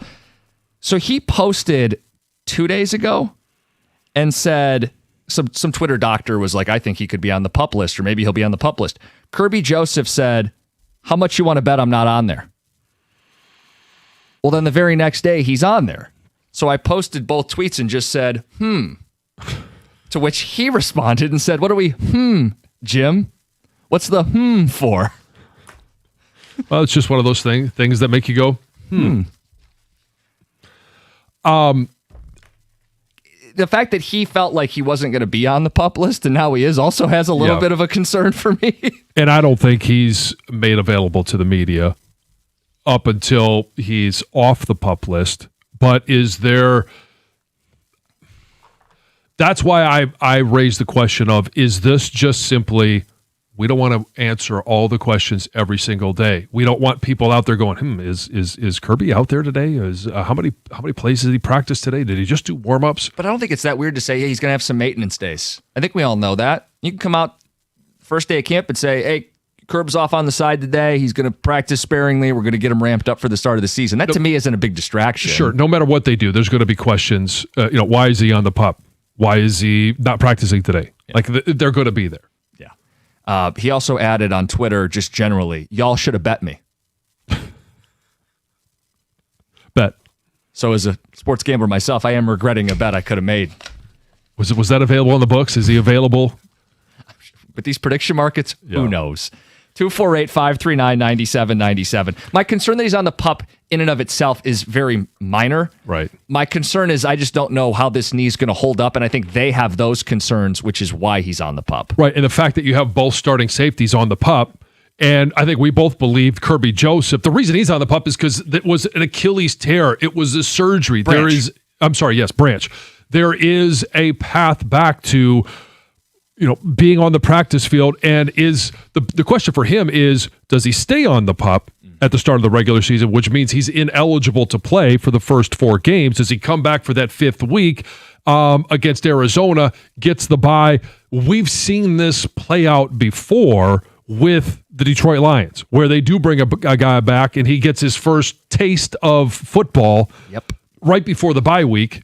I think it sets up perfectly for him to get that taste, get the bye week, get the treatment, and then rattle off every game from that point on for the rest of the season. It doesn't remove the opportunity that they could take him off the PUP before the start of the season, and he could be available week 1. I just don't see that happening. Yeah. They've been very cautious with how they've handled, especially their stars coming back and getting back into full football activities. And football players want to play football. But if I'm the team, I'm thinking, we plan on making noise late in the year. We don't want to screw up with that injury and rush you back and have a setback. And it could right. And so it's, hey, we're going to put you on PUP. We're going to protect you from yourself. We're going to protect. And it could be the same theory with Kirby Joseph.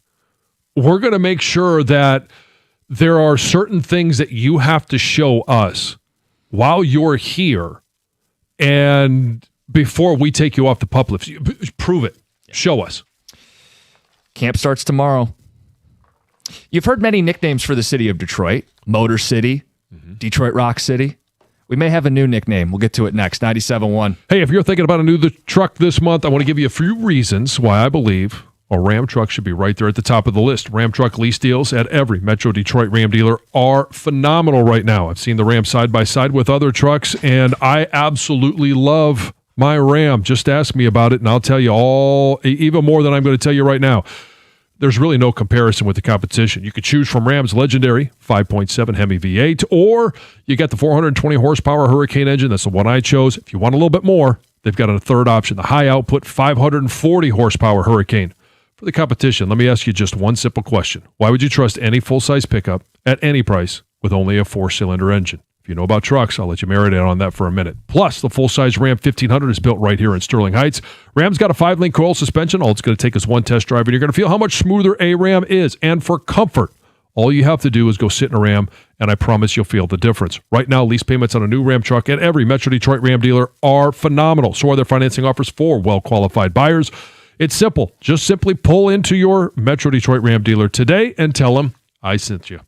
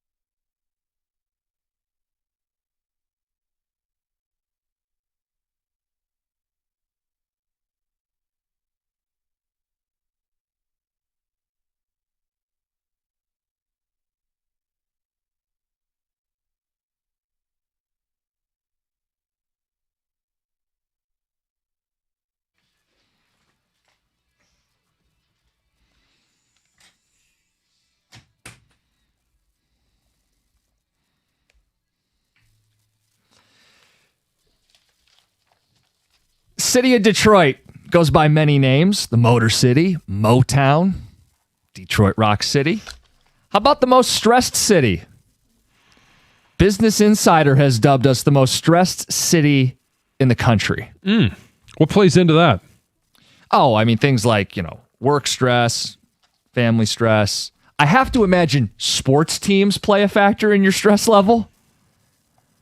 So I'd love to hear from our listeners today. And John, we're going to ask the question, which sports storyline is stressing you out most? God, there's so many. Take your pick. I mean, look, if you lay this out there, you could point out that our baseball team is indecisive. Well, There's I don't want to just direction. pick baseball because it's the one that's most current. I think the one that is the most exhausting, because it's been going on literally for 2 years. When it was, hey, they traded Flaherty to the Dodgers. At that time, we were talking about, should they trade Tarek Skubal? He hadn't even won a Cy Young yet. He was in the middle of his first Cy Young season. But this is the one that is the most exhausting. I think the storyline for me that is stressing me out the most, and you tell me if this breaks the rules. There's no rules, John. Do what you want. It is the trade deadline storyline. For all the teams? For all the teams. Because do we buy? Do we sell? We have all these scenarios and we have this anticipation. Hey, the Lions are the 1 seed. What do they need? Well, hey, Aiden Hutchinson's out. Do they go get an edge? And they actually did. Yeah. But it didn't push them forward. And then it's last year with Trajan Langdon. It's been a few years with Scott Harris. And, I mean, what do we say about Steve Yzerman and the trade deadline these days?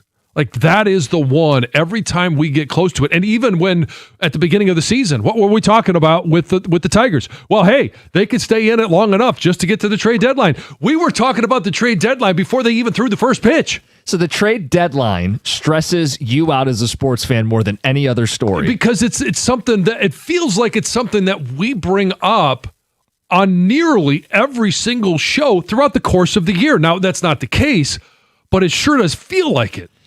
Look, I would love to see where the majority of the responses are, because I think this is one of those questions that has seemingly unlimited answers.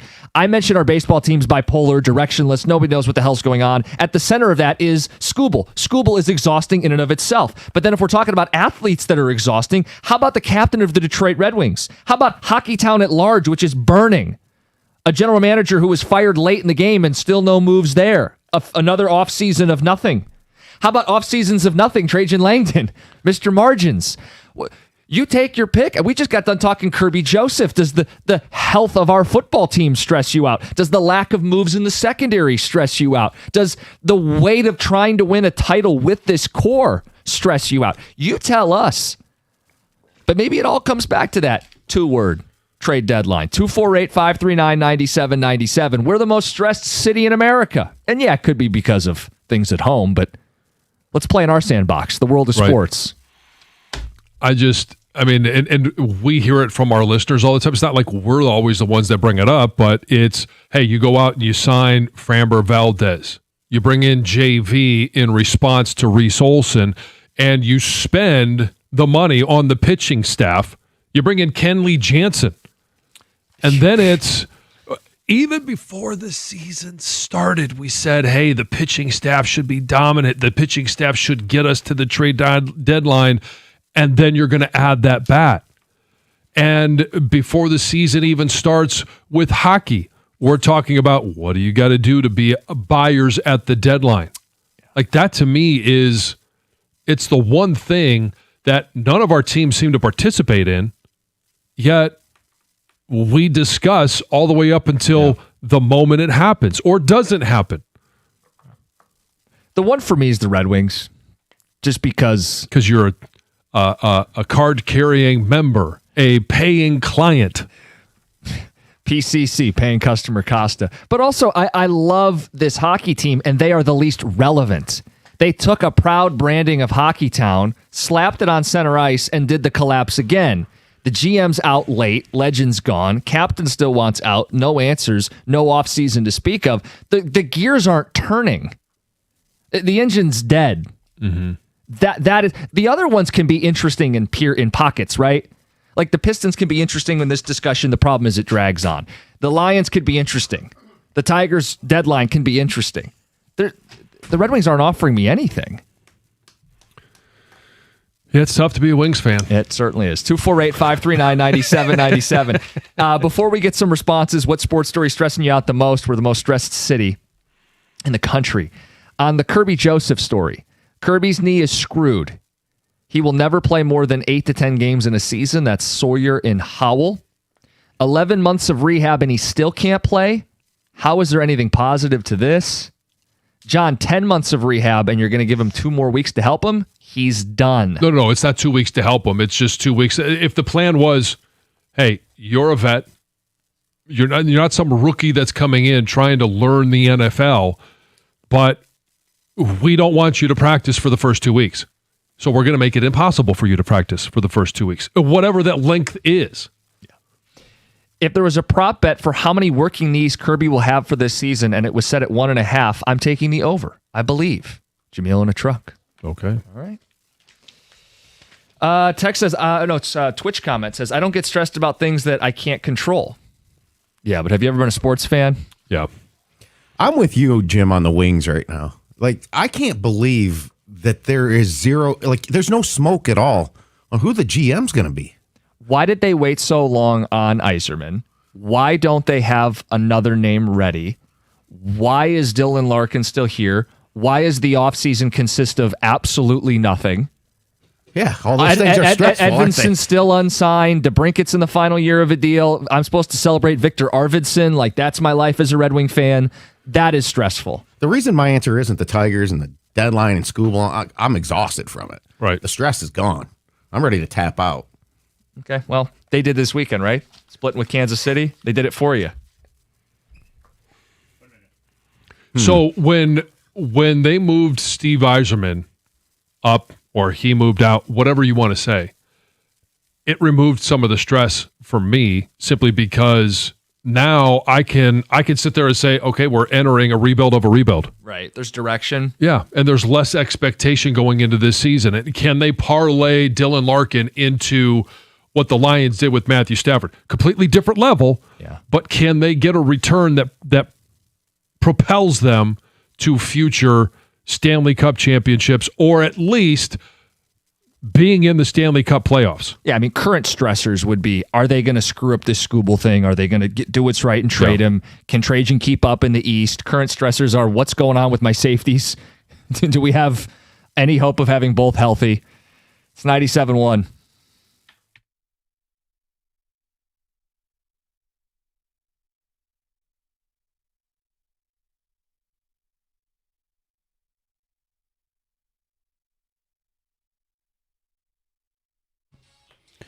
Brought to you by M&M Garage Doors. An 8th inning, 2-out home run from Michael Massey off Drew Summers was the Tigers' undoing yesterday as the 2-run shot flipped the scoreboard and put Kansas City on top 5-4 by what would ultimately be the final score.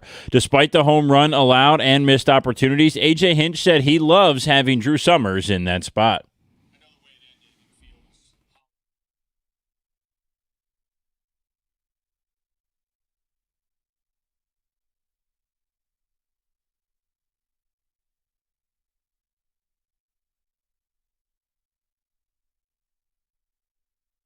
It's tough when it flips the game like that, but I love Drew in that spot. Detroit is now 50-56 with just 6 games to go before the trade deadline next Monday. The first 3 of those are against the Orioles here at Comerica Park. Game 1 is tonight at 6:40 here on 97.1. Ahead of training camp this week, the Lions revealed their physically unable to perform list, and it's a short one, but with some key names. Safeties Brian Branch and Kirby Joseph were joined on this list by tight end Tyler Conklin. There was drama surrounding Joseph's appearance as he asked fans if they wanted to bet whether he would be on the list or not, suggesting he wasn't going to be on it on Twitter. Camp starts this week for Detroit as the veterans are scheduled to arrive tomorrow. Jackson Coyvan won his first career PGA Tour event yesterday at the 3M Open. He's scheduled to play in the Rocket Classic this week. At the Corwell Health Sports Desk, I'm Brendan Shabath. For more, go to 97.1 The Ticket or Odyssey.com.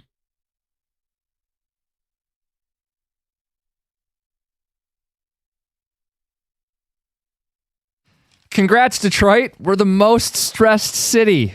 Business Insider. What in sports? Take your pick. Almost unlimited answers right now.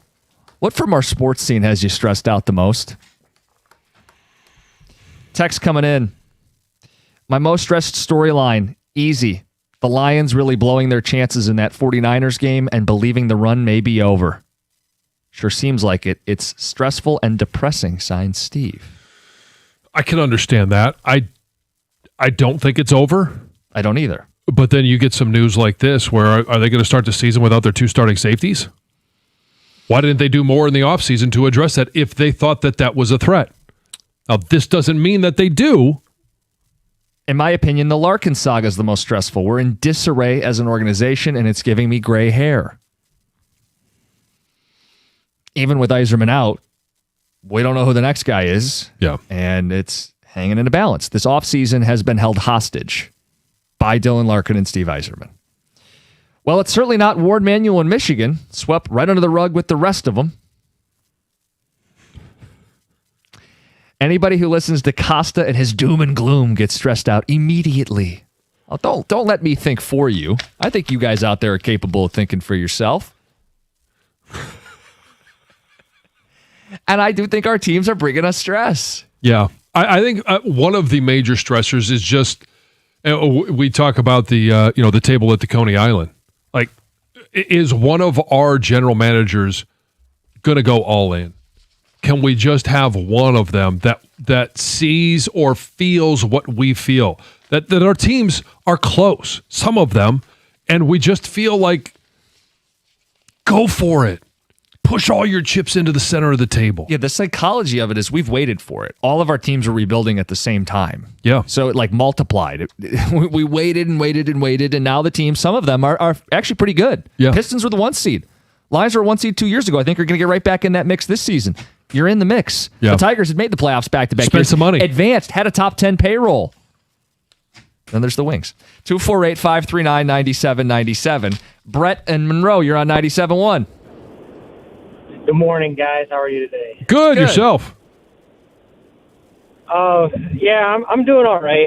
So the way I do it is I rank my Detroit sports teams by because favoritism-wise, so that gives me my stress levels, and the Tigers are my favorite team. So when I saw Drew Summers throw that slider up yesterday, I was just like, yeah, that's gone, and we're going to lose this game. And also McKinstry trying to get to third on a left field hit was just like the ending for me, and I just turned the game off because I was just like, this guy's dumb, basically. So, and then I would say the Pistons and Lions are kind of like 2 and 3, and then the Red Wings are last, just because I like hockey, but I'm not super into hockey. So I just kind of rank it based on that system. Yeah, I get it. It's where your priorities lie. Like if you're a Tiger fan, I'm with him. McKinstry going into third base on a hit to left, among other things. How about the day before, Veerling can't get a bunt down. You don't trust him to hit in that spot, and you also can't get a bunt down. There's supposed to be a weekend where you rattle off 3 or 4 against a bad team and show your front office, hey, we're still in this. Yeah, I mean, the key stressor right now is you enter the 8th inning or the 9th inning with a lead, and it's just you want to be able to turn the TV off thinking, hey, we're going to bring in a closer. I can wake up tomorrow morning and we're going to have another win. We're going to be one step closer. Yet, you know that's not the case. So you have to keep watching, and then your heart is broken. The last 12 games the Tigers and Royals have played at Comerica Park have all been decided by a single run. So what happens in those games? If your bullpen is this bullpen, and if your offense is this offense, you're going to leave dissatisfied. You have the stat on the bullpen, right? Yes. That this bullpen is... This bullpen has... They have more blown leads than more blown saves than saves. They've blown saves 24 times, and they only have 21 saves. Going into the 7th inning, 17 times they have had the lead and blown it by the end of the game for a loss, and that is the most in Major League Baseball. 3 more losses in that scenario with a lead going into the 7th than anyone else in Major League Baseball. Yeah, that'll up the blood pressure. Let's go to Richard in Detroit. You're on 97.1. Drives me crazy. I'm so stressed out. Why don't we have a backup quarterback mentoring under Golf? What are we going to do when Golf retires? Call up Teddy Bridgewater? Well, that's the backup now, right? I mean, this is crazy. Look how many of these guys in San Francisco, 8 years, 10 years under Montana? I mean, why don't we have someone? He knows the game. He could be mentoring a backup quarterback. I mean, what? I just don't get it. Stresses me out to no end. I don't think Goff is retiring anytime soon. The question is, what if he gets hurt? Hurt, retiring. Well, he's got 2 years left on his contract. We're going to extend that for $300 million for another 4 years. I mean, I think they're pretty happy with Jared Goff, and I don't think he's going anywhere. Your point about an injury is noted, but I think most teams in the NFL, I don't think we have 32 good quarterbacks. The idea that most teams are going to have, do we have good 64 quarterbacks? No, most teams are screwed if their starter goes down for any serious amount of time. Teddy can get the job done for a game, a quarter, a half. Anything beyond that, they tried. They drafted Hendon Hooker. Yeah, that didn't work out. Now they've got, Luke Altmaier. There you go. Illinois' finest, yeah. All 4 of our sports teams stress me out. Just depends on the subject of the day. Jen in Harrison Township. Truth. Detroit may be the worst sports city in the country. My stress level is through the roof with our simple GMs. Well, then it goes to what I was talking about. Not necessarily the trade deadline, but are we going to have a GM that sees it as we do, where, hey, you are the 1 seed, whether it's the Pistons or the Lions. What is it going to take to get you over the top? And no one seems to make those moves. It's just, hey, for the Lions, let's draft, develop, re-sign. And now we're starting to hear from Brad Holmes, well, hey, we got to start planning for the future. We got payroll issues, but we see other teams make moves. We see the Rams, F them picks. We see them make trades for Myles Garrett. Why not us? Why not us? Lions secondary is easily my biggest stressor. They've been ranked 25th to 32nd all these years, and they continue to get destroyed by passing attacks. Says the wins are exciting, don't get me wrong, but consistently poor play from the secondary is depressing. That's Jay. John in Nebraska, who is a Detroit fan, says none of the teams making moves for a championship. That's what stresses me out. Mm-hmm. All of our teams are competing. Says we're stressed in Detroit because our hands are in the window while the teams are closing said window. Ouch. Where's Trajan at the Coney Island? Steve left without paying. Come on, guys. It's easy with the Pistons. The names may be the same, but the team's different.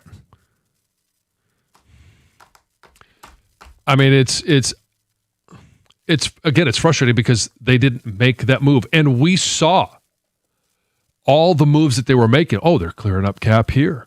Yep. They're sending this cap here. They're signing this guy. They're acquiring these individuals that don't require much of the cap space, and they're gonna be the team that makes that one game-changing move. And in basketball, you can justify it the most, right? Because one player could have a bigger impact than they would on a football team or a hockey team or LeBron. Right. What stresses me out most is the threat of purgatory for every team in our city. Have we seen the peak of the Pistons with 60 wins? The East is not going to be that weak ever again. Have the Lions peaked? So many injury questions. Plus questions with our new coordinator. Bears and Packers are both strong threats. The Red Wings are rudderless and the Tigers are spineless. It's purgatory that stresses this texture out. You know what? That may be the one that takes the cake because you're not good enough to win a championship. You're not making moves that we believe to get you over the top, yet you're not bad either. You're just good. And there's nothing wrong with being good, but every once in a while you want to be the best. 248-539-9797. Okay. My new stress is the Lions' line play. Both sides of the ball. The O-line, quote, should be better, but it's all new with the new OC. The D-line is also an unknown, and they simply weren't good enough in the trenches last season. I'm used to the defensive backfield being an unknown, but this is different. Jeff and Petoskey. Yeah, there's some unknowns. On the flip side of that, could be good. I say at least with the O-line, I feel like they addressed it. Yes. And that's the thing is not every move is going to work out. There's risk involved, but you want to see that there's an effort to improve that which hurt the team most. Yeah, and I feel like they did that. Yeah. Cade Mays, Blake Miller, moving Penei Sewell over, year 2 at Tate Ratledge, and then what do they do with the left guard spot? Yeah, like that doesn't stress me out. I'm excited to see how that's going to look because there are investments in new faces to make that group better. That doesn't stress me out. Of course, it could end up as a disaster. Yeah. But I happen to believe they did a real good job targeting center of your offensive line. Bookend tackles seem to be set for a while. Yeah. Get back to running the ball and pummeling people, dictating that grittiness. And maybe it's just the health of the defense.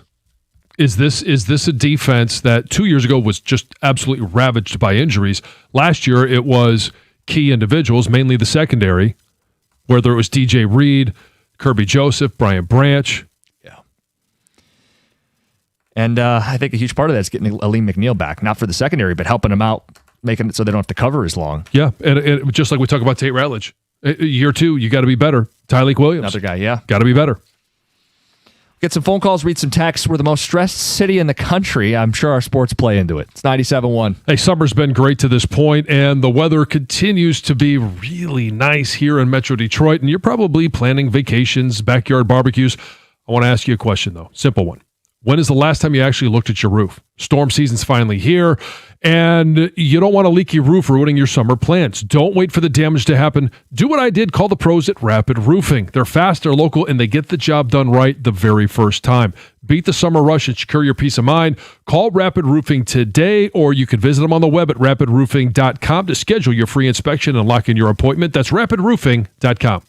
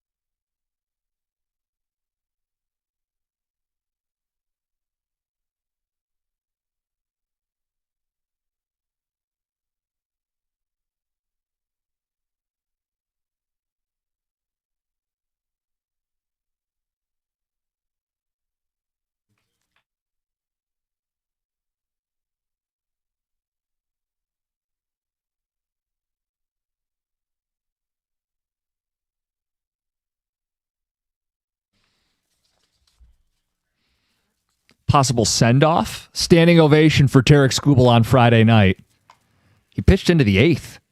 12 strikeouts. Crowd a little extra emotion. And then they dropped games on Saturday and Sunday. Mm-hmm.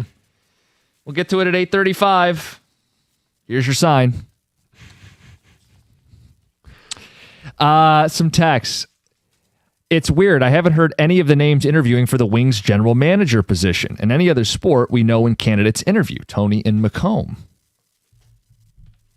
Yeah. That could be stressing you it's out. also that time of year, too, where there's not a lot of people that really care. Yeah. Around the NHL, because if you steal somebody's GM, then it's a domino effect. Most of the GMs that are in place, some of those that we thought were, hey, the pie in the sky, the shoot for the moon, are most likely, like Vegas, I don't think their GM's leaving. No. It might stress you out, though, if you just feel like they're doing this by the seat of their pants. Yzerman gets fired a month late. Yeah. You don't have anybody lined up. Edvinson's still unsigned. DeBrincat in the last year of his deal. The only offseason move was Victor Arvidsson. Right. Of any significance, anyway. What's stressing you out? Pistons stress me out the most. They're the closest, in my opinion. We had a real chance to take a big leap this offseason, but it's been underwhelming. Wings are too bad to stress me out, and the Tigers aren't good enough either. And maybe the stress is pairing this with one of the conversations we had earlier. They went from the 1 seed, and we've seen Philly get markedly better. We know Halliburton's going to be healthy. He'll be back in Indy. It's Boston. It's all these other teams. Toronto with Kawhi. Are they dropping from 1 to 6, 7? I mean... And then you even did it with your hands, too. I wasn't meaning it like that. Look at you. I've moved past there. I think societally we should have, then there's you, to support you. Pick your sports book of choice. Like the FanDuel today, 4 teams better odds to win the East than the Pistons. Yeah. Huh? We got a 1 seed. We got a superstar. We knew what we had to do this offseason, and there's 4 teams with better odds to win the East than us? And that's just to win the East. Right. That'll stress you out. And by the way, teams that aren't ahead of them, Pacers, Orlando, Cavs who beat them, Orlando who nearly did, Miami is not ahead of them on FanDuel, but again, they add Giannis. Yeah, that'll stress you out. You guys keep saying the teams need to, quote, go for it. What does that even mean? Just make a trade for the hell of it? No. A trade with intent to win a championship. And it's, what would you have been willing to give up if all of a sudden you find out that, hey, Cleveland is shopping Myles Garrett? Instead of going to the Rams, would that have been a go-for-it move here in Detroit?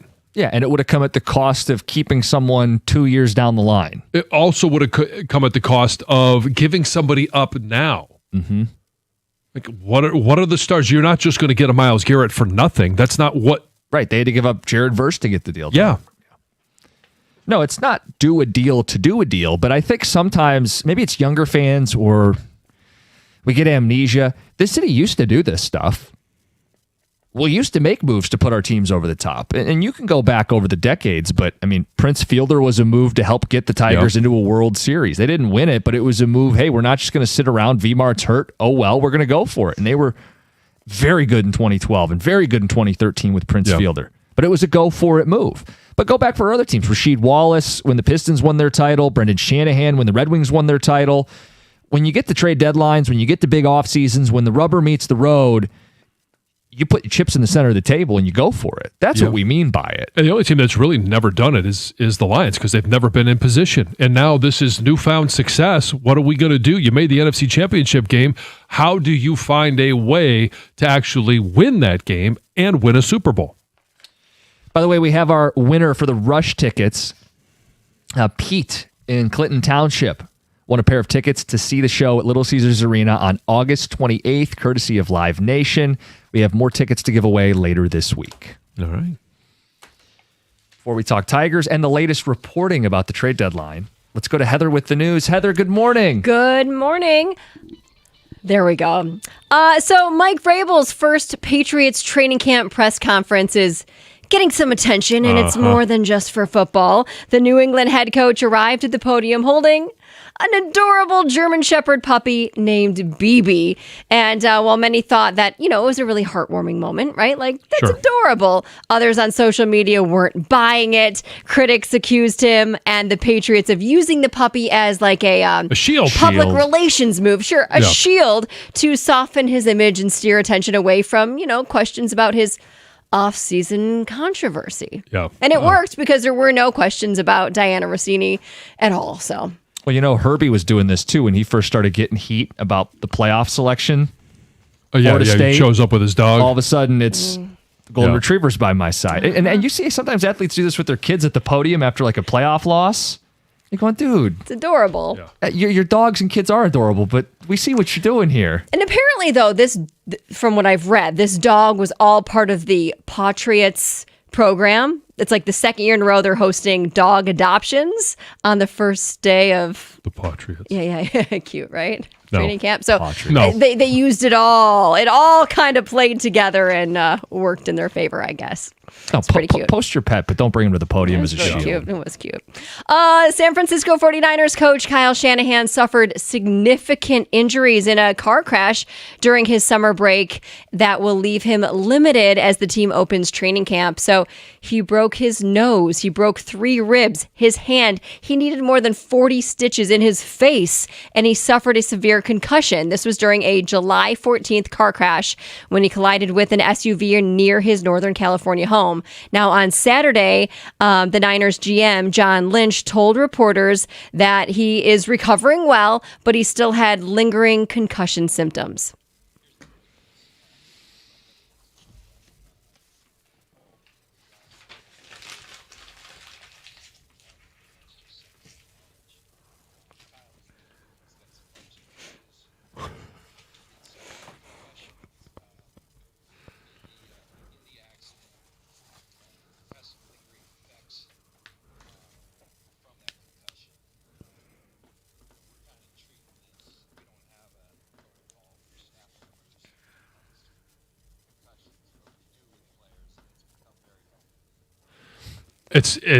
A former player talking about this. Yeah, he's got some bumps and bruises. You get the details. He's got a broken nose, 40 stitches in his face. He's got a broken ribs, broken hand. Yeah, it's a little more than bumps and bruises. Yeah, he's fortunate, all things considered. Yeah. Yep.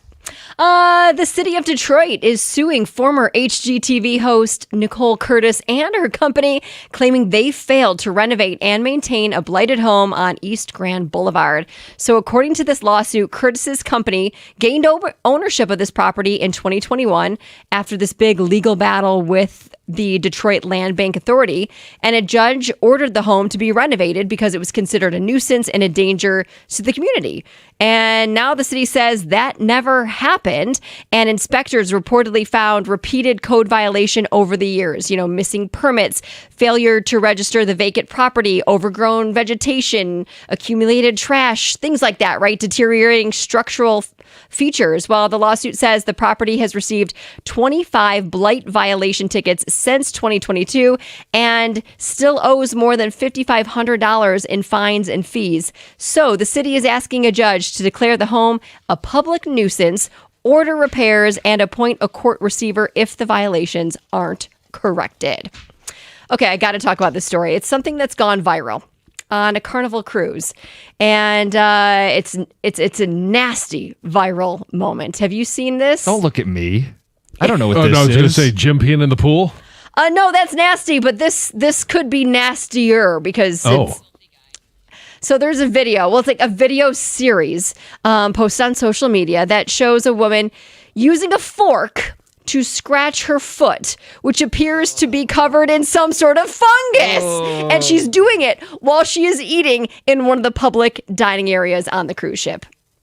So it was filmed by another cruise goer. It is so like the first video shows the woman using her hand to scratch her bare foot and then using that hand to then continue eating her food. Then the next video in the series, she uses a fork, and it is nasty to just like scratch at this foot fungus. Well, the videos have attracted more than 28 million views and obviously forced a response from Carnival. So on Instagram, they said, "We can confirm that forks are intended for food, not foot care. Once we became aware of the situation, our team quickly addressed it with the guest and removed the utensil from service." While the video may be generating laughs and gasps online, cleanliness and hygiene are no joke to us. Imagine you're in that dining area eating and you see that. No appetite. Done. It's disgusting. Gone. Well, I mean, and so just think about the utensils that you use on a regular basis when you go out to eat anywhere. Yeah. There's a lot of disgusting mouths that has been in. You try not to think about those things, John. Right. You just try I to know. enjoy the food in never front of do. you. Now that you put it that way. Yeah, I don't usually think about like, where has this You fork wouldn't happen to have a been? spork back there, would you? I brought my own utensils. I bet there are people who do that. Oh, I guarantee you there are. They do at the movies. We found that out. Oh, yeah. That's And grandma. Tupperware filled with, Yeah.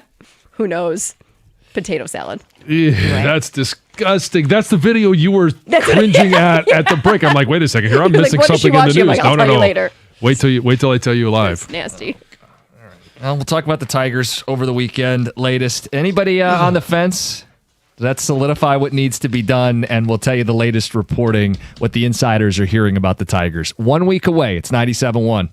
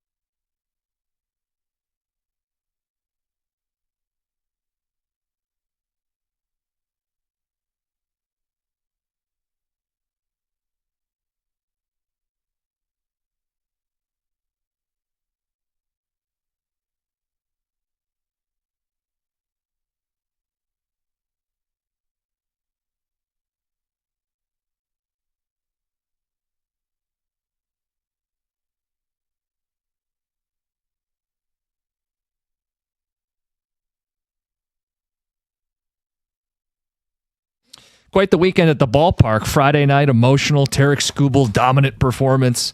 You drop Saturday, you drop Sunday. You split with the Royals without Bobby Witt, Come on. without Maikel Garcia. I One of the wasn't worst pitching expecting staffs. a 4-game sweep, but 3 out of 4, and you were in position to make that happen. Leads on both Saturday and Sunday, this infamous bullpen. The Tigers are probably stressing you out. Business Insider has named Detroit the #1 most stressed city in the country. They factor in things like work and finances and family and health and safety. But if you're a sports fan, that's part of your stress level too. Sure. And we know we are living in a stressful time as Detroit sports fans. Melanie, you want to spotlight something that's got you stressed in sports? You're on 97.1. Morning, guys. I was telling your screener that the Duran thing stresses me out more than anything else because I just don't know how you get to a place with this guy where you're going to give him the money that he wants and then you're going to give Assar the contract that Assar actually deserves, right? Mm-hmm. And then when all that's said and done, they're going to take up pretty much the entire salary cap. So you're going to have Cade, 2 guys who can't shoot from the perimeter, and then a bunch of nobodies for a long time. That is not a championship recipe. And so you're stressed if they're they going to don't stall out.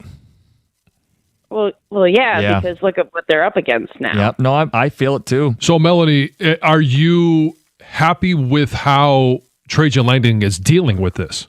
Because he's not. It doesn't sound like he's going to give him a max. And if they can't come to an agreement, I mean, Duran may leave a ton of money on the table this year. I'm okay with him taking the $9 million this year and them letting him walk because I feel like if it's the difference between paying him $40 million a year for the next 5 years, or you're gonna have to make some deals and bring in another center going forward at on a reasonable contract, then that gives you flexibility for outside shooting. I think we're in a better spot than we would be if you give him $40 million a year for 5 years. $40 million a year for 5 years means that we're totally It's an salary anchor. cap strapped for the next 5 years. Yeah, it's an anchor. And in fact, it would be costly to move that kind of contract if you hit that dead end. So that's not where my stress goes with this, because I actually think I like how Trajan Langdon is handling the Duran situation. He's not willing to give. I don't think he does put that albatross around the franchise's necks by maxing out Jalen Duran. it sounds like Trajan agrees with Melanie. Yeah. That I don't want to give him that bad contract, and I'm willing to play this game of chicken and dare him to take the qualifying offer. Prove us wrong. Jalen Duran's 22 years old. Everybody likes to point that out, and he can get better and all this stuff. I wonder if there's some people in his life that have fed him bad advice. Not just his agent, but Hey, you're third-team All-NBA. You deserve more than that. gassing him up, getting in his ear. You're great, all NBA, all-star, future of this team. You're a co-max player like Cade Cunningham. Max. We saw, as well as every single general manager or president of basketball operations, what happened in the postseason. And it was, if it had been just the Orlando series, okay, hey, but then you bounce back against Cleveland. Yeah, but if people are in your ear saying, that's no big deal, it's an outlier, you've proven enough, you get your bag, don't settle. If those are the people in your life, you drag this out. And what happened? We're going to go to the Kings. No, you're not. We're going to go to the Lakers. No, you're not. Yeah. The reality check, I think he's gotten some bad advice. And if he digs his heels in here, I don't think he's ever recouping this money. If he takes the qualifying offer, I think he's going to be digging himself a financial hole that he will not get out of. There's a real possibility. Right. He may not earn back that money. Yeah, but he's going to be okay. He's not in a financial hole. I'm not suggesting that he's going to have a tin can at the side of the road. My point is, you got probably $100 million being offered to you right now. Or more, yes. Do I think career earnings he's ever going to recover? This is what your game is, dude. You can't shoot outside of 10 feet. You got exposed in the playoffs. It's just as likely you end up as DeAndre Ayton, who's playing for $8 million a season. Again, more than enough to feed his family, but a far cry from the hundreds of millions of dollars he could be setting himself up for. Sign this deal at 22. 4 years from now, sign another deal. Right. You start stacking. Yeah, and so in the next 4 years, develop a post move. Maybe you develop a jump shot. I don't think there's any world in where Jalen Duren develops a three-point shot. That's not what I'm asking him to do, but just be a threat from 15 feet out. Be someone we can give you the ball and you go get a bucket. Yeah. It's not just oop and dunk. Yeah, put backs and offensive rebounds. Anyway, although even in the playoffs, he wasn't grabbing rebounds. Right. There's that one game he went 30 minutes without grabbing a rebound, and he plays at the rim. Regardless, we asked the stressor, if you've got your Detroit sports stressor, phone calls, text 248-539-9797. Tigers over the weekend. Had the lead on Saturday, had the lead on Sunday. Lost both games, split with Kansas City. Bill Engvall used to do the here's your sign bit. Yeah. John, here's your sign. If you were going, I'm on the fence, what if we win a few more games? I would think this weekend solidified it to many Tigers fans who were, quote, on the fence. Yeah. But we'll give you a chance to speak for yourself. But if you were on the fence going, well, they beat Kansas City on Thursday and they got the Scooble start on Friday and look at the math and it's starting to math. It's going to be in our favor. I don't care if they win the next 6 games in a row before the trade deadline and get to 500. I know who this team is. This team has a bad bullpen that I don't think they're solving at the trade deadline. And their offense is 23rd in runs scored. And I know they're not addressing that in a meaningful way. I don't care if they win 6 games in a row and they're 500. You trade Tarek Skubal. If you find a way to back yourself into the playoffs down the line, I'll root like hell for you. But you have to operate as a team that through 100+ ball games is not good enough. Yeah, at some point you just look, and it's not just the Kansas City series, and it's not just the Cubs, it's not just the Angels, it's not just these series, it's what you have done throughout the course of the year. This is who you are. You're just a team that can win some, but you end up losing a little bit more than you win. Right. And that's just who you are this year. Yeah. Again, the bullpen this year has blown the most leads from the 7th inning on in all of baseball. 17 of them where they've had the lead. And then beyond that, when you get into blown leads versus saves, they have more blown saves than saves. And I know that you have a third of the season left. But what does the first 2/3 tell you to expect from the final third of the season? I don't expect them to go on a 14-game heater like Boston did. Right. No, I don't. And to just build on the bullpen point, because I know Tom is fixated. That's the biggest thing for him. And I think a lot of Tigers fans are right to direct their frustration. Like, come on, dude. You're playing a lot of one-run games. Your bullpen's coughing up a lot of leads. The other part of this equation is try to be up 2 or 3 runs. Try to score a couple more runs. This weekend, the Tigers scored 12 runs in 4 games. It's just not good enough. The Royals' bullpen is worse than our bullpen. It's 29th in all of baseball. There's only 30 teams. Their bullpen is putrid.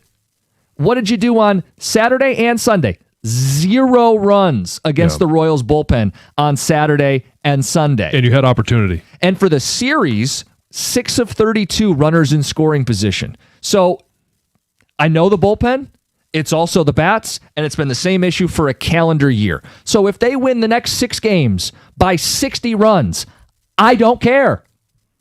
Mind is made up. They need to sell at the deadline. And they have enough starting pitching if they trade Skubal to still maybe make this interesting. But do the right thing. I've seen enough, and I wonder if people had that moment this weekend. 248-539-9797.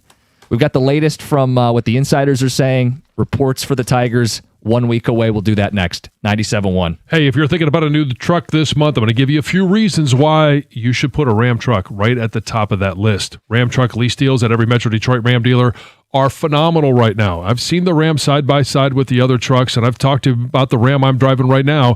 For power, there's really no comparison. Ram, you get 3 options in terms of power. Their legendary 5.7 Hemi V8, or you got the Hurricane engine. There's 2 versions of that. 420 horsepower version, that's the one I chose. They also have the high output 540 horsepower Hurricane engine. And for the competition, just ask you a question. You do with it what you will. Why would you trust any full-size pickup at any price with only a 4-cylinder engine? Full-size Ram 1500 is built right here in Sterling Heights. Ram has a 5-link coil suspension. All it's going to take is one test drive. You're going to feel how much smoother a Ram is. And for comfort, do me a favor. Just go sit in a Ram, and I promise you're going to feel the difference. Right now, I'll mention it again. The lease payments on a new Ram truck at every Metro Detroit Ram dealer are phenomenal. So are their financing offers for well-qualified buyers. Pull into your Metro Detroit Ram dealer today, and when you do, tell them I sent you.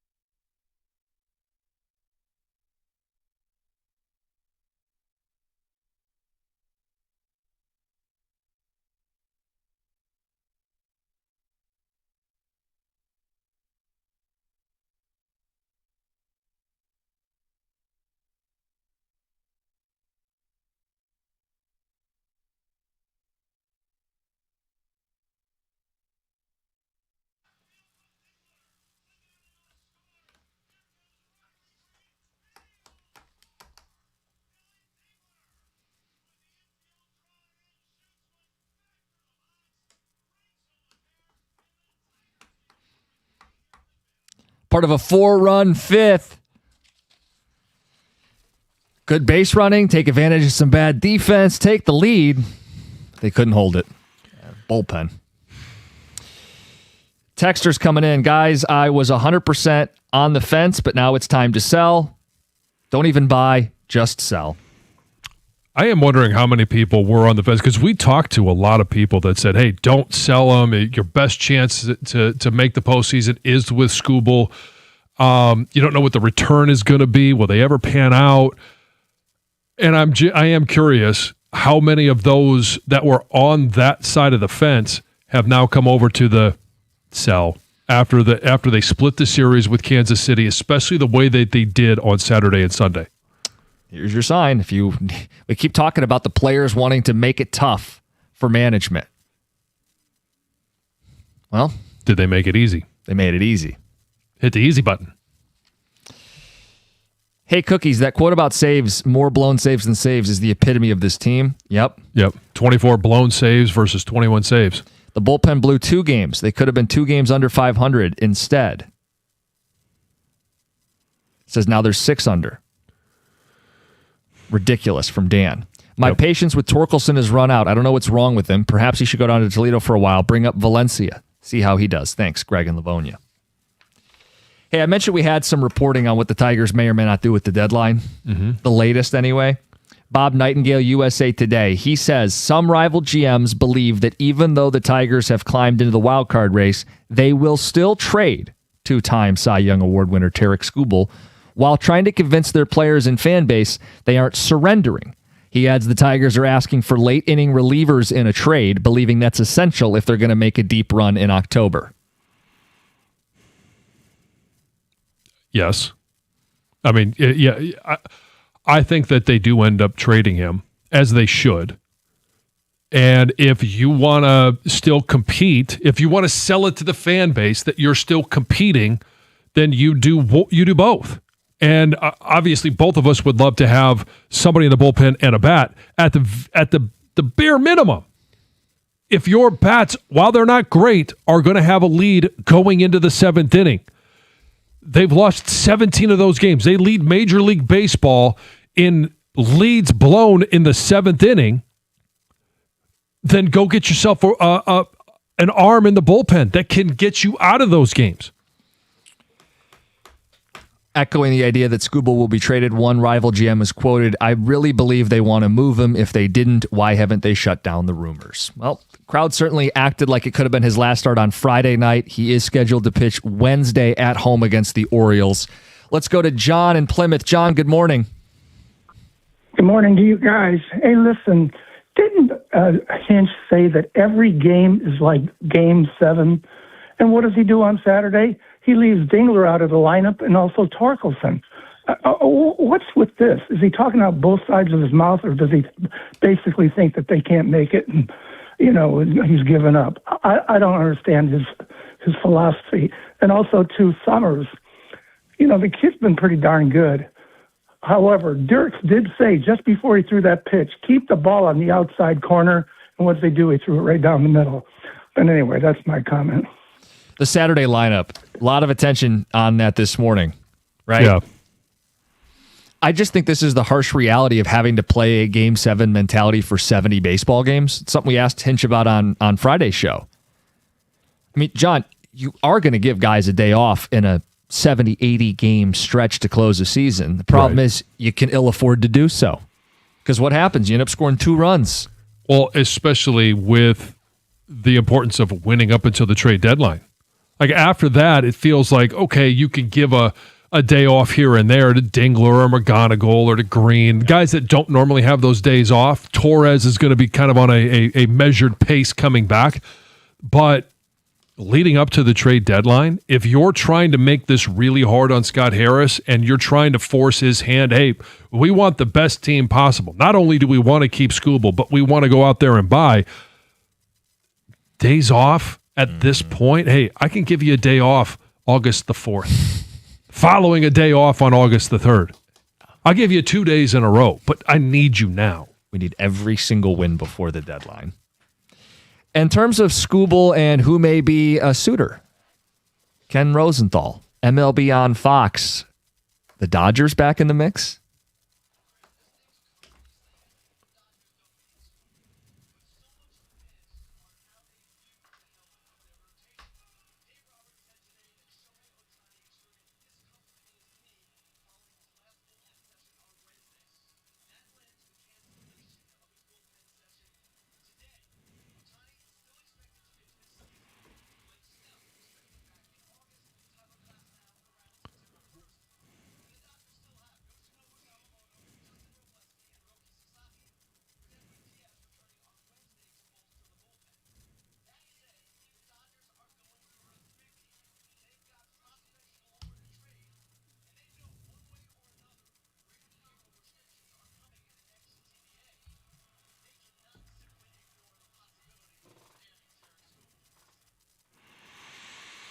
Yeah, if you don't have one, you don't have a pitcher that's returning until August, another one not till September. Plus the fact that Shohei Ohtani hasn't pitched since July 3rd. He's missing a bullpen because he just had discomfort in that knee. Now all of a sudden, how important is do they want him to be able to come back and pitch, or how important is it to just get his bat back in the lineup? And for them, they got 9 top 100 prospects. Yeah. It's outrageous. They could throw 2 of them away and still have 7 top 100 prospects. I imagine that's the most in baseball.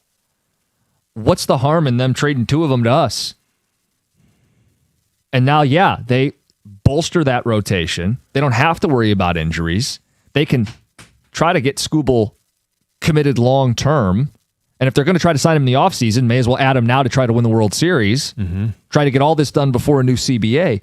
Hey, if the Dodgers want to play ball, I mean, look, most of these guys are hitters. Their top prospects are bats who would come here with control. And they've got young pitching, too, if that's a sticking point that the Tigers insist on in the Skubal deal. We had debated, like, do the Dodgers need him or not? Well, the other reason this is interesting is if the Dodgers truly are going after Skubal, does that force Milwaukee's hand a little more?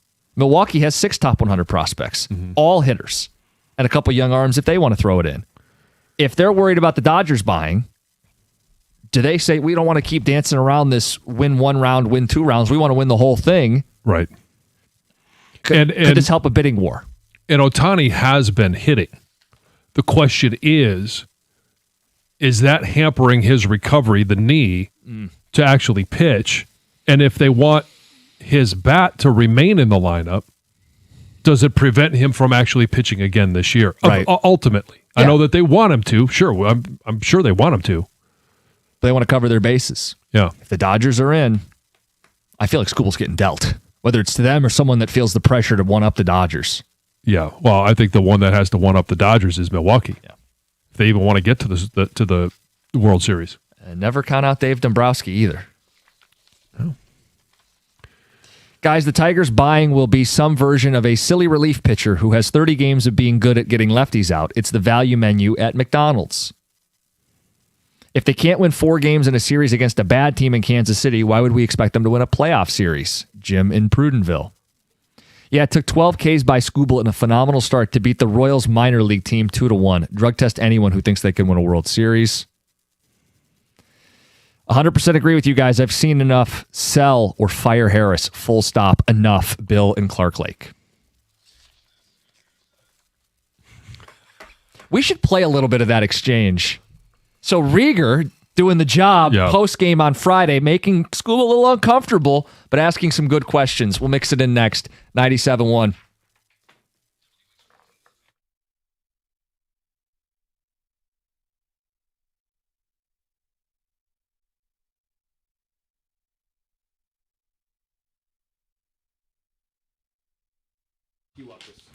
Brought to you by Mastercraft Heating and Cooling. It was a 5-4 loss for the Tigers last night against the Royals, despite holding a 4-3 lead, only 4 outs away from victory for Detroit. Instead of a win and a series victory, Michael Massey changed the course in the game when he belted a 2-run home run to give the Royals the lead. That would be the decisive swing in the game as the Tigers were unable to score after that, despite getting the leadoff runner on base in 4 of the last 5 innings. Now Detroit looks ahead to their series this week against the Orioles. This will be their their last home series before the trade deadline. First pitch is at 6:40 tonight right here on 97.1. Lions training camp starts this week, and we got some slight injury news yesterday. On the PUP list were Kirby Joseph, Brian Branch, and Tyler Conklin, as the veterans are scheduled to go to camp tomorrow. Cleveland.com released its preseason Big Ten football media poll. Ohio State was picked to win the conference. Michigan came in ranked 6th, and Michigan State landed in 16th. Speaking of college football, North Carolina has placed football general manager Mike Lombardi on paid administrative leave effective immediately. The university did not say why it made this move. On the PGA Tour, Jackson Koivu was victorious at the 3M Open yesterday to mark his first career PGA Tour win at just 21 years old. He will now head here to Detroit to play in the Rocket Classic, which starts this week. There are fan events on Tuesday with the Par 3 in the D contest and on Wednesday with the Delta Dental Pro-Am. At the Cornwall Health Sports Desk, I'm Brendan Shabath. For more, go to 971theticket or Odyssey.com.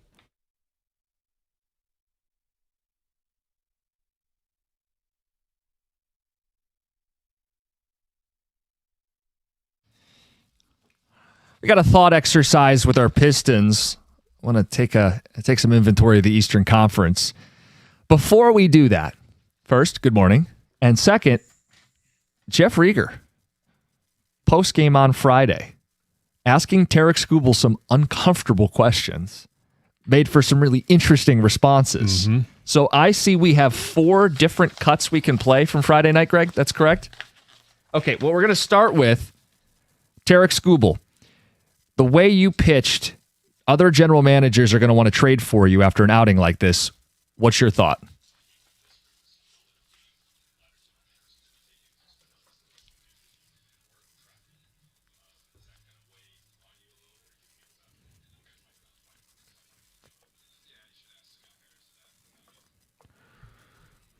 Off to a great start. That was Carlos Monterez with the question, but Rieger gets in the mix here. Skubal, do you want to be here?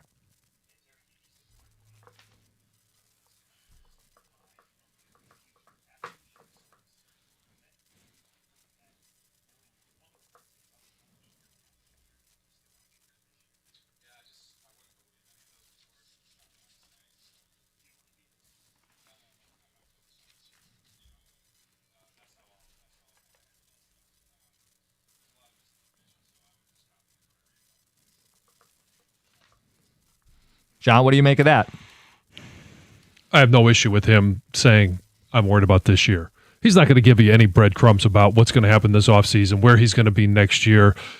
His heart may say, yeah, I like it here in Detroit. I like my teammates, especially at this time of the season. I've just spent over 100 games traveling and the surgery. My teammates supported me. Like, the love for his teammates is going to be there. And he may love the fact that he's pitching for A.J. Hinch, a manager that 100% protects him in regards to how many pitches he throws on a game-by-game basis. I believe that Tarek Skubal likes his teammates. I believe he likes competing for the Detroit Tigers. His response was strategic, right? And I think as it should be. And the team should strategically conduct themselves the same. Yes. I mean, I think the purpose of that exchange from Rieger is to illustrate, like, if your answer is nothing beyond this season, that's why you're being asked about it. That's why you're in the trade talks. That's why this conversation's taking place. Right. These are all obvious. Yeah. Skubal, did it feel different out there on Friday? The crowd seemed to support him a little extra, knowing it could be his last time at Comerica Park. What did Skubal say?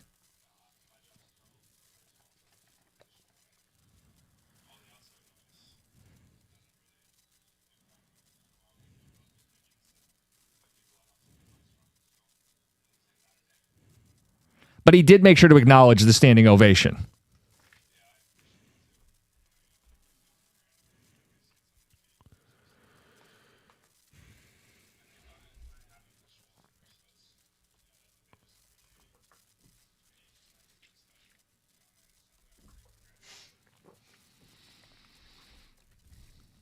Tex says, if you want to talk uncomfortable, on last night's show, Rieger talked about his chest hair, John in Lake Orion. Oh. I don't know the context with that. Oh, please. What context could make that okay?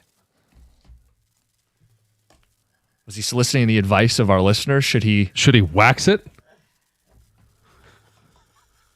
I don't know.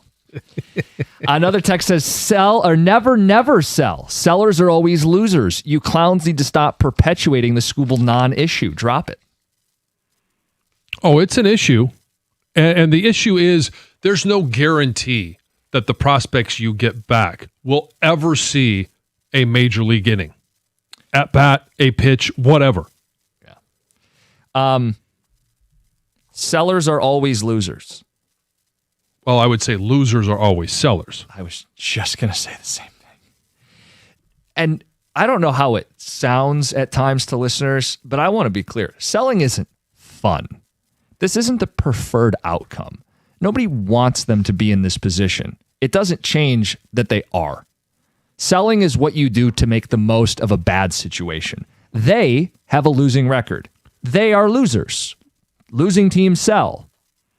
This is not new to sports. We can fight it, kicking and screaming all we'd like. I would hope this weekend kind of shut the door on some of that behavior. But there will be people who say, as long as there's enough games left in the season, I want my team to go for it.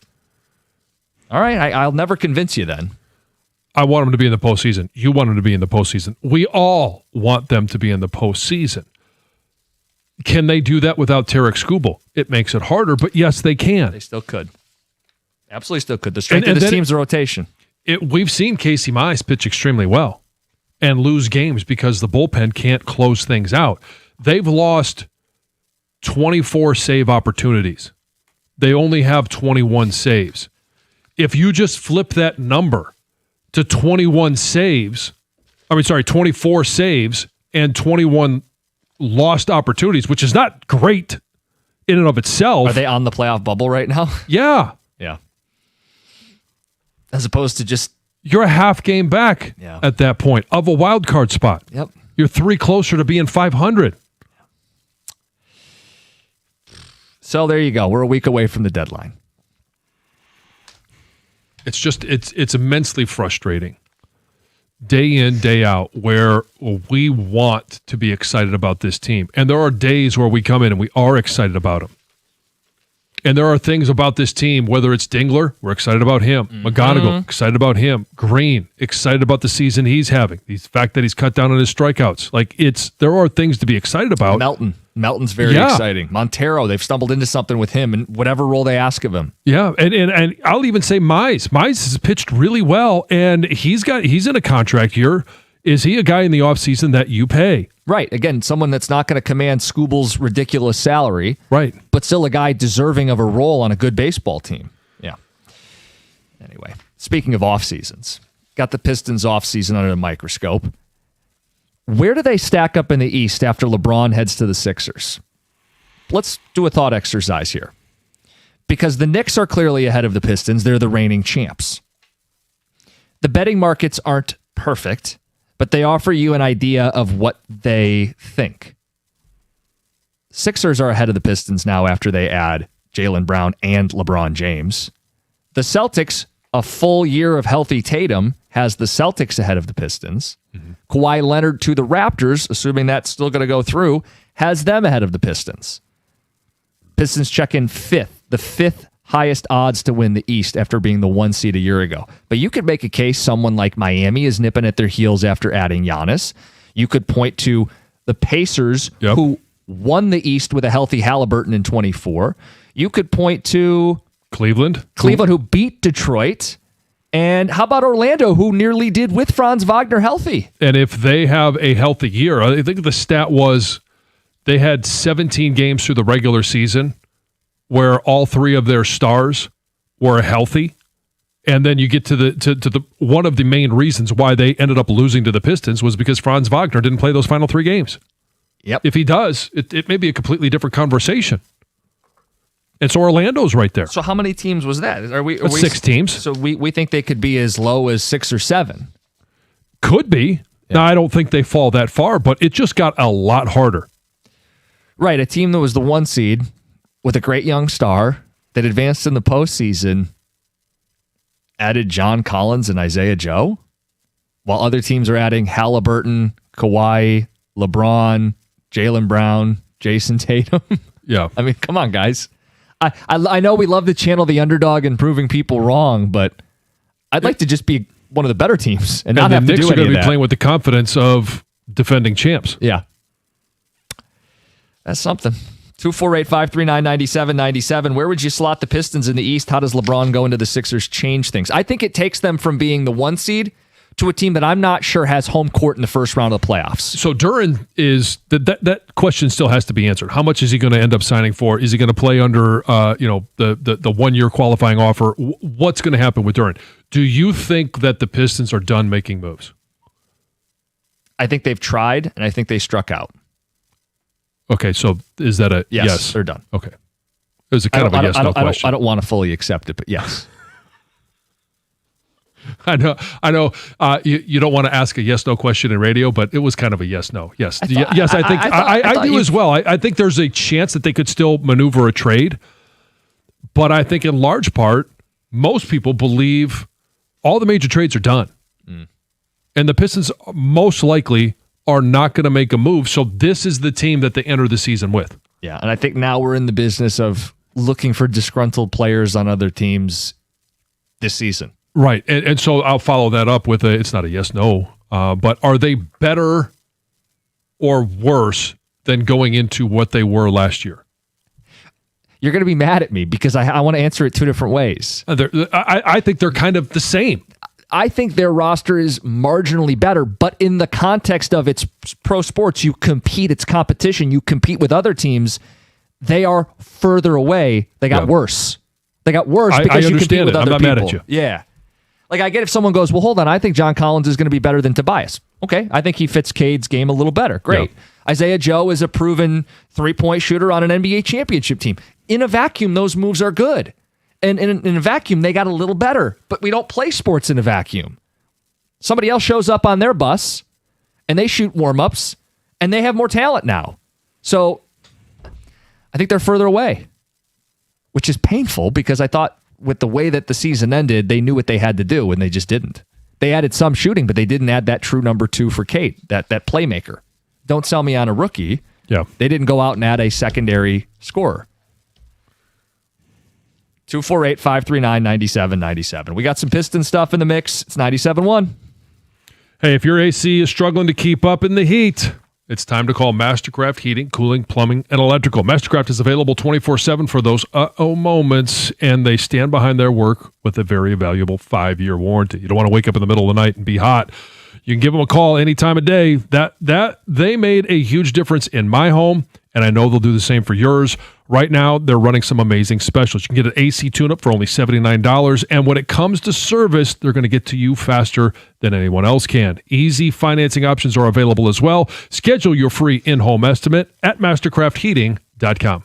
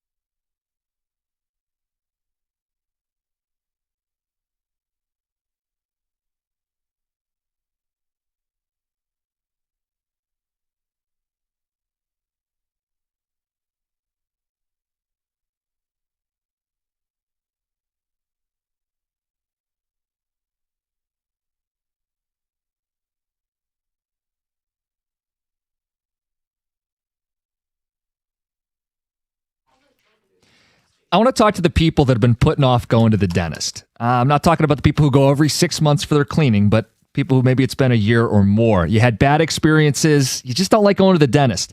At Brightside Dental, it's different.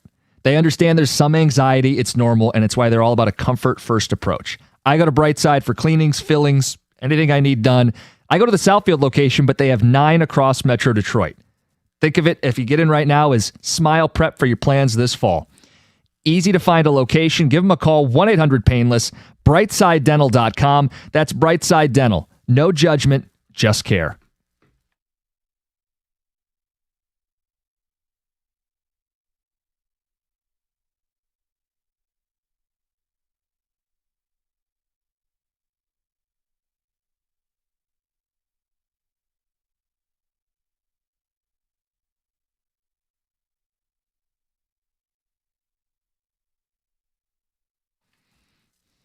One week away from the trade deadline. That was Tarek Skubal after Friday night's start.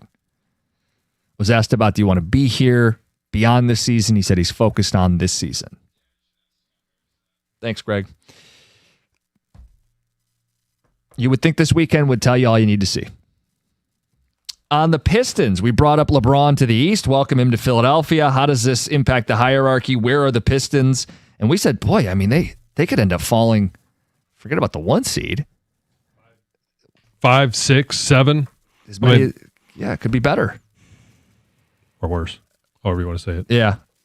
Texas, I believe with LeBron going to Philly, the Pistons will be forced to make a big move. Unfortunately, I don't think that happens until the trade deadline. Here we go talking trade deadline again. That's the thing that gives me the most stress. Is it our fault or is it their fault or is it all of our faults? It's all of it. It says that the guys, can't we just admit the teams in this city are going to mirror each other? GMs are not aggressive. They're not going to put it together. Well, they haven't been. There's no question about it. And when you're talking about it's kind of two different conversations too. When you're talking about a team that doesn't have a salary cap in baseball versus the other three where they do, they're operating within the parameters of how much they can spend, how much they can roll over to the coming years. And that's where, we're looking at, the Rams. There's an example in every league. Philly this year. Hey, they went and traded for Jaylen Brown. They signed LeBron. They're clearly all chips to the middle. It's the Rams. Another year where they go and they make they send Verse to Cleveland. They get Myles Garrett. There sounds like Aaron Donald is going to be back. And so it's all chips in the middle of the table. And we're just waiting for one of our teams to do that. And in baseball, it's been the Dodgers year after year after year. And it felt like the Pistons were best primed to do it. They've got the Batman, the number one, the superstar. They have cap space and all of their picks. A good supporting cast, a team that was a 1 seed, like, hey, this is the time to do it. And they didn't. Haven't anyway. You guys talk as if one team is involved in a trade, saying what the Pistons should have done based on what's available. Do you know for a fact what they tried to do, James, in Detroit? So I want to just back up. It does take two to tango, but that is too often used as an excuse in this city. Other teams are able to pull off trades in the same league that our teams aren't, which speaks to they aren't serious enough at the negotiating table to get it over the finish line. Mm-hmm. What do we think they did? We think they were interested in Austin Reeves, but he's restricted. You don't get to make that call. We think they were interested in Kawhi. Sounds like he didn't want to be here. Okay. You can have plans. You got to have backup plans. You got to get stuff done. It's not enough to, in theory, on a whiteboard, have plans. You have to execute moves to make your team better. And I'll give you an example of moves that were made. Philadelphia traded Paul George, bad contract, and 2 firsts to add Jaylen Brown. Think about that. Boston traded in division to the team that eliminated them and said, we'll take a bad contract in Paul George and 2 firsts. Well, that made them more appealing, and they got LeBron James on the cheap. Why couldn't the Pistons add Jaylen Brown and LeBron James to Cade Cunningham and Asar Thompson? Throw Jalen Duren to Boston. Duren's more valuable than Paul George. We were doing shows, I remember, from Shanty Creek. I said, Brown and for Duren and a couple first. Get the deal done. And I know you got to make some salaries work, but there is something here. Yeah. Why not make that deal? Boston added a center this offseason in Mitchell Robinson. You don't think they would have added Duren over Paul George? Again, I'm baffled by this. It's the frustration of other teams, as you mentioned, in the same leagues doing things we want our team to do, but then we hear excuses of why they weren't able to get it done. And there's this, well, Jaylen Brown, there's a reason Boston wanted to move on from him. Okay. He's expensive. Okay. Was there a fight over who could be the number one with Tatum? I know those two played together and won an NBA title. And he Jaylen Brown was the finals MVP. And I don't think Cade's got some big ego. Yeah, come in here, dude. Let's go win. Bizarre. 248-539-9797. This text says Philly is the opposite of Detroit in all sports. The Eagles, Phillies, Sixers, they're among the most aggressive teams in their sports. They are. And they show it. And yet in those sports where they try and you got to find a way to get under the cap, they always seem to be able to do it. Somehow, huh? Yeah. And Detroit has a lot of talent on their teams. And mainly there is talent with the Pistons, clearly. There's talent with the Lions. You go back to all of these rankings. Hey, ESPN did the top 10 rankings at every single position. The Lions had more higher-ranked players than anyone else. Yet what's holding them back?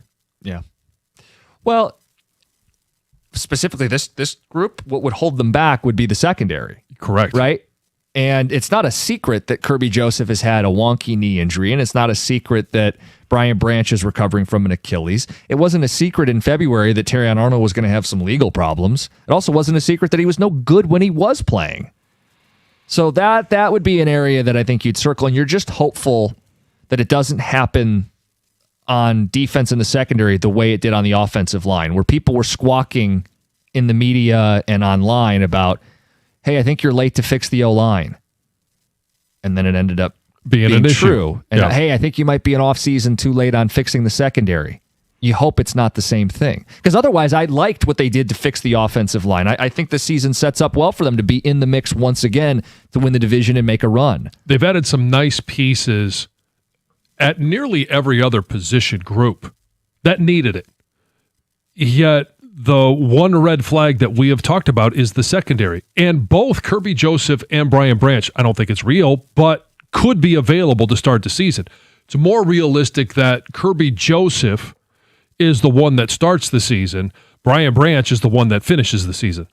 We could talk a little more about Kirby Joseph at 9:35, and then I know we have a broader Detroit sports question. Let's get to Heather with the news. Well, former Dallas Cowboys quarterback and current CBS analyst Tony Romo was arrested last week on Thursday for suspicion of operating while intoxicated.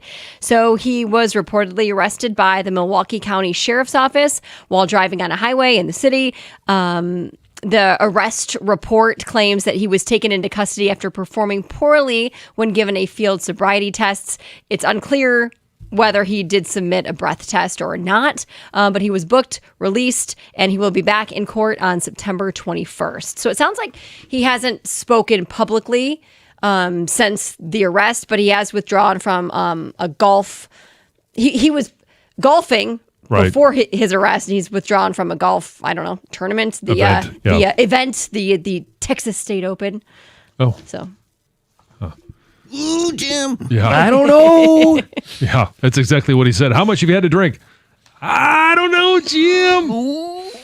Jeez, oh my gosh. Relatives are begging for answers after a beloved teacher, her husband, and their 6 children were identified as the victims of that suspicious house fire. So on Friday morning, 39-year-old Mandy Karol, I'm going to not say her name right, Karolkovich, and her husband, Christopher, and their children, who were between ages 5 and 15, were found dead in their West Michigan home. The Ottawa County Sheriff's Office described the fire as suspicious, also noted that some of the victims suffered from gunshot wounds. So while investigators work to determine the causes of death and the cause of the fire, tributes from loved ones, from students, from classmates have just been pouring in online. Such a sad story. The suspect in a fatal shooting at a Pontiac block party has turned himself into police. So on Saturday night, deputies responded to multiple 911 calls about a man who was lying on the ground, was not moving after being shot. Well, when they were able to make their way through the large crowd, the deputies located the individual, immediately began rendering life-saving aid.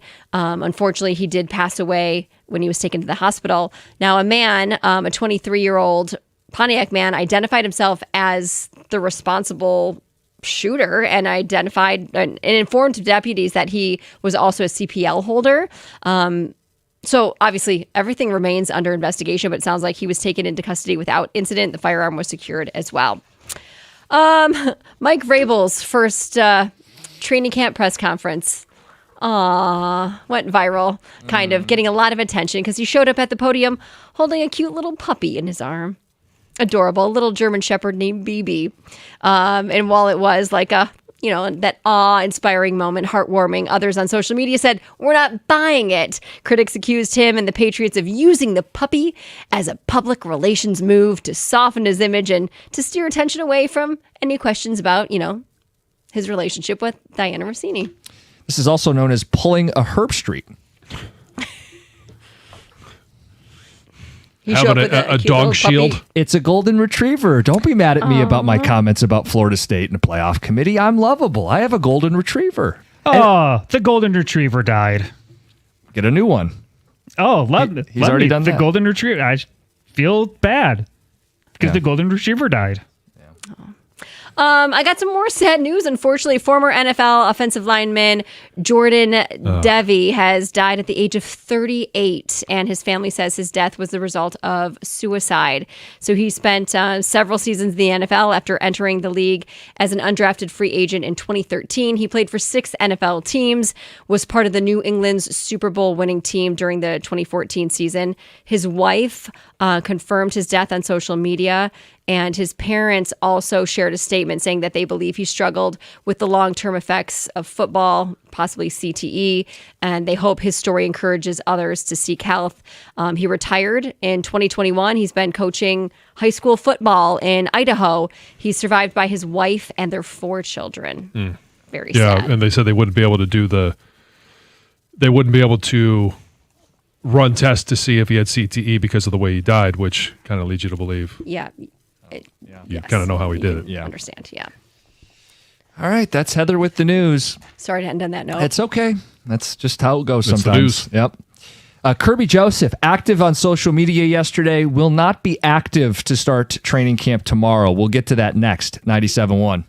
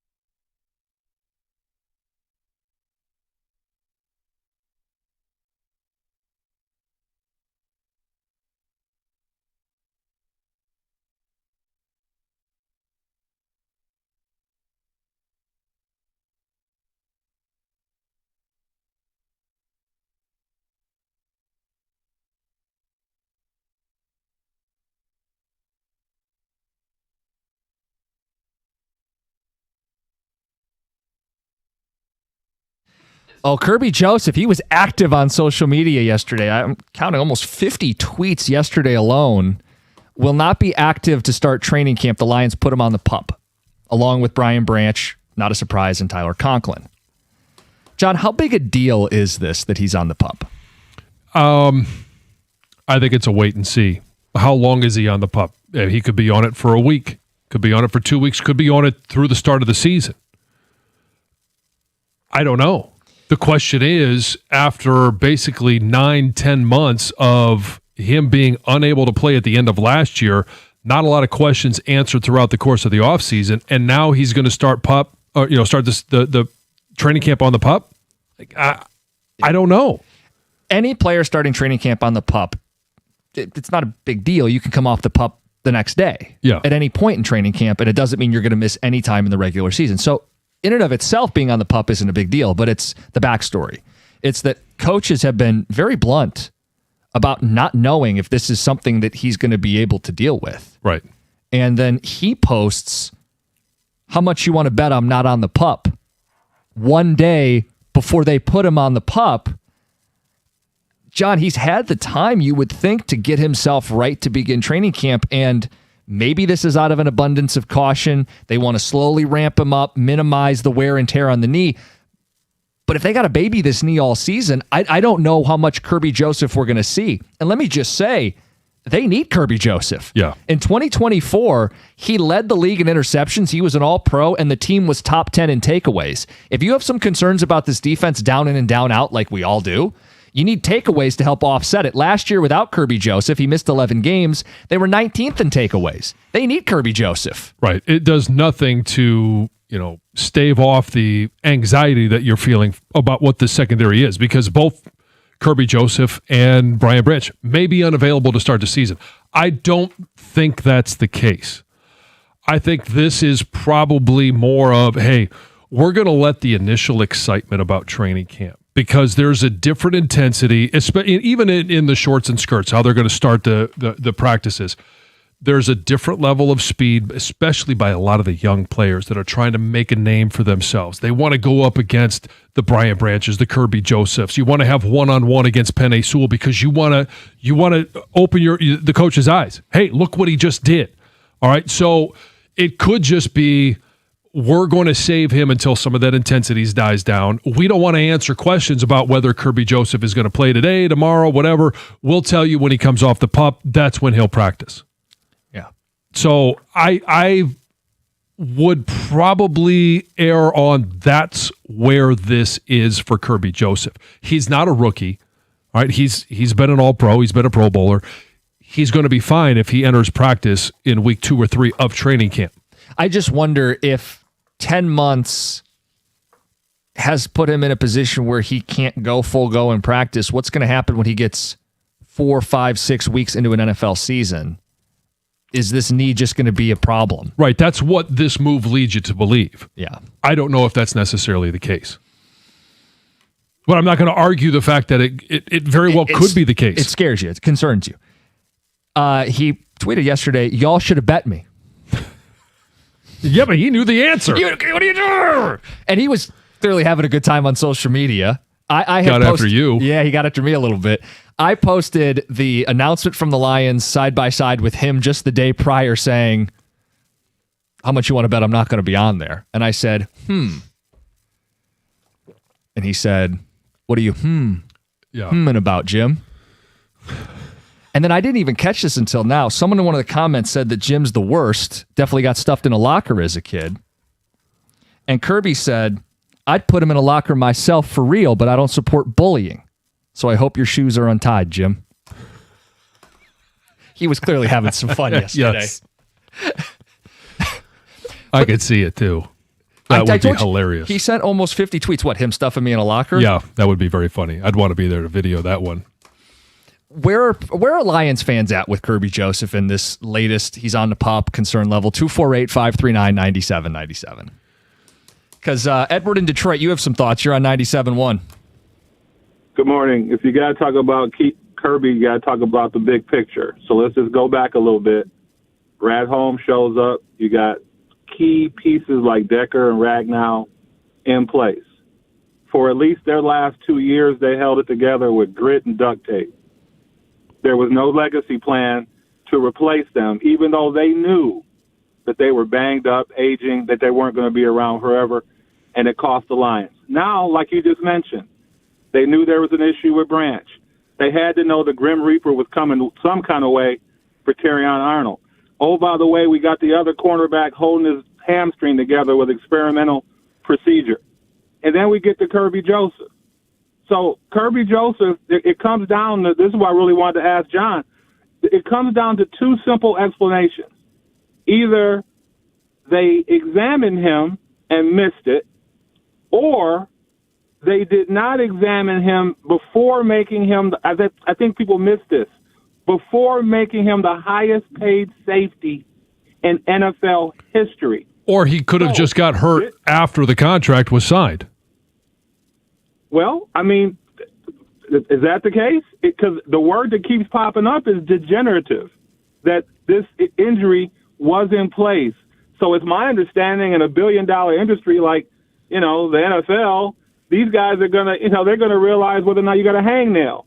So to say that a guy's got degenerative knees is something that I would think that anybody would pick up. If they could pick it up on my dad, I think that they could pick it up for a NFL safety before blowing the cap wide open to keep this guy. So I think if this thing collapses, their biggest problem, I think, is this proactivity.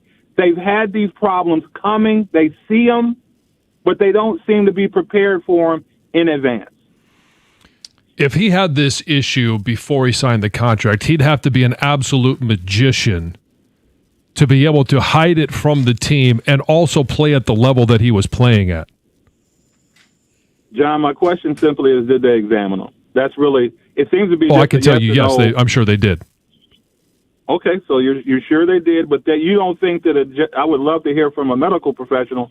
You don't think a degenerative knee issue would be picked up less than a year in advance by the kind of professionals that look at these players before they sign historic contracts? I don't believe that if you're in line to get a new contract that they MRI every joint that you have.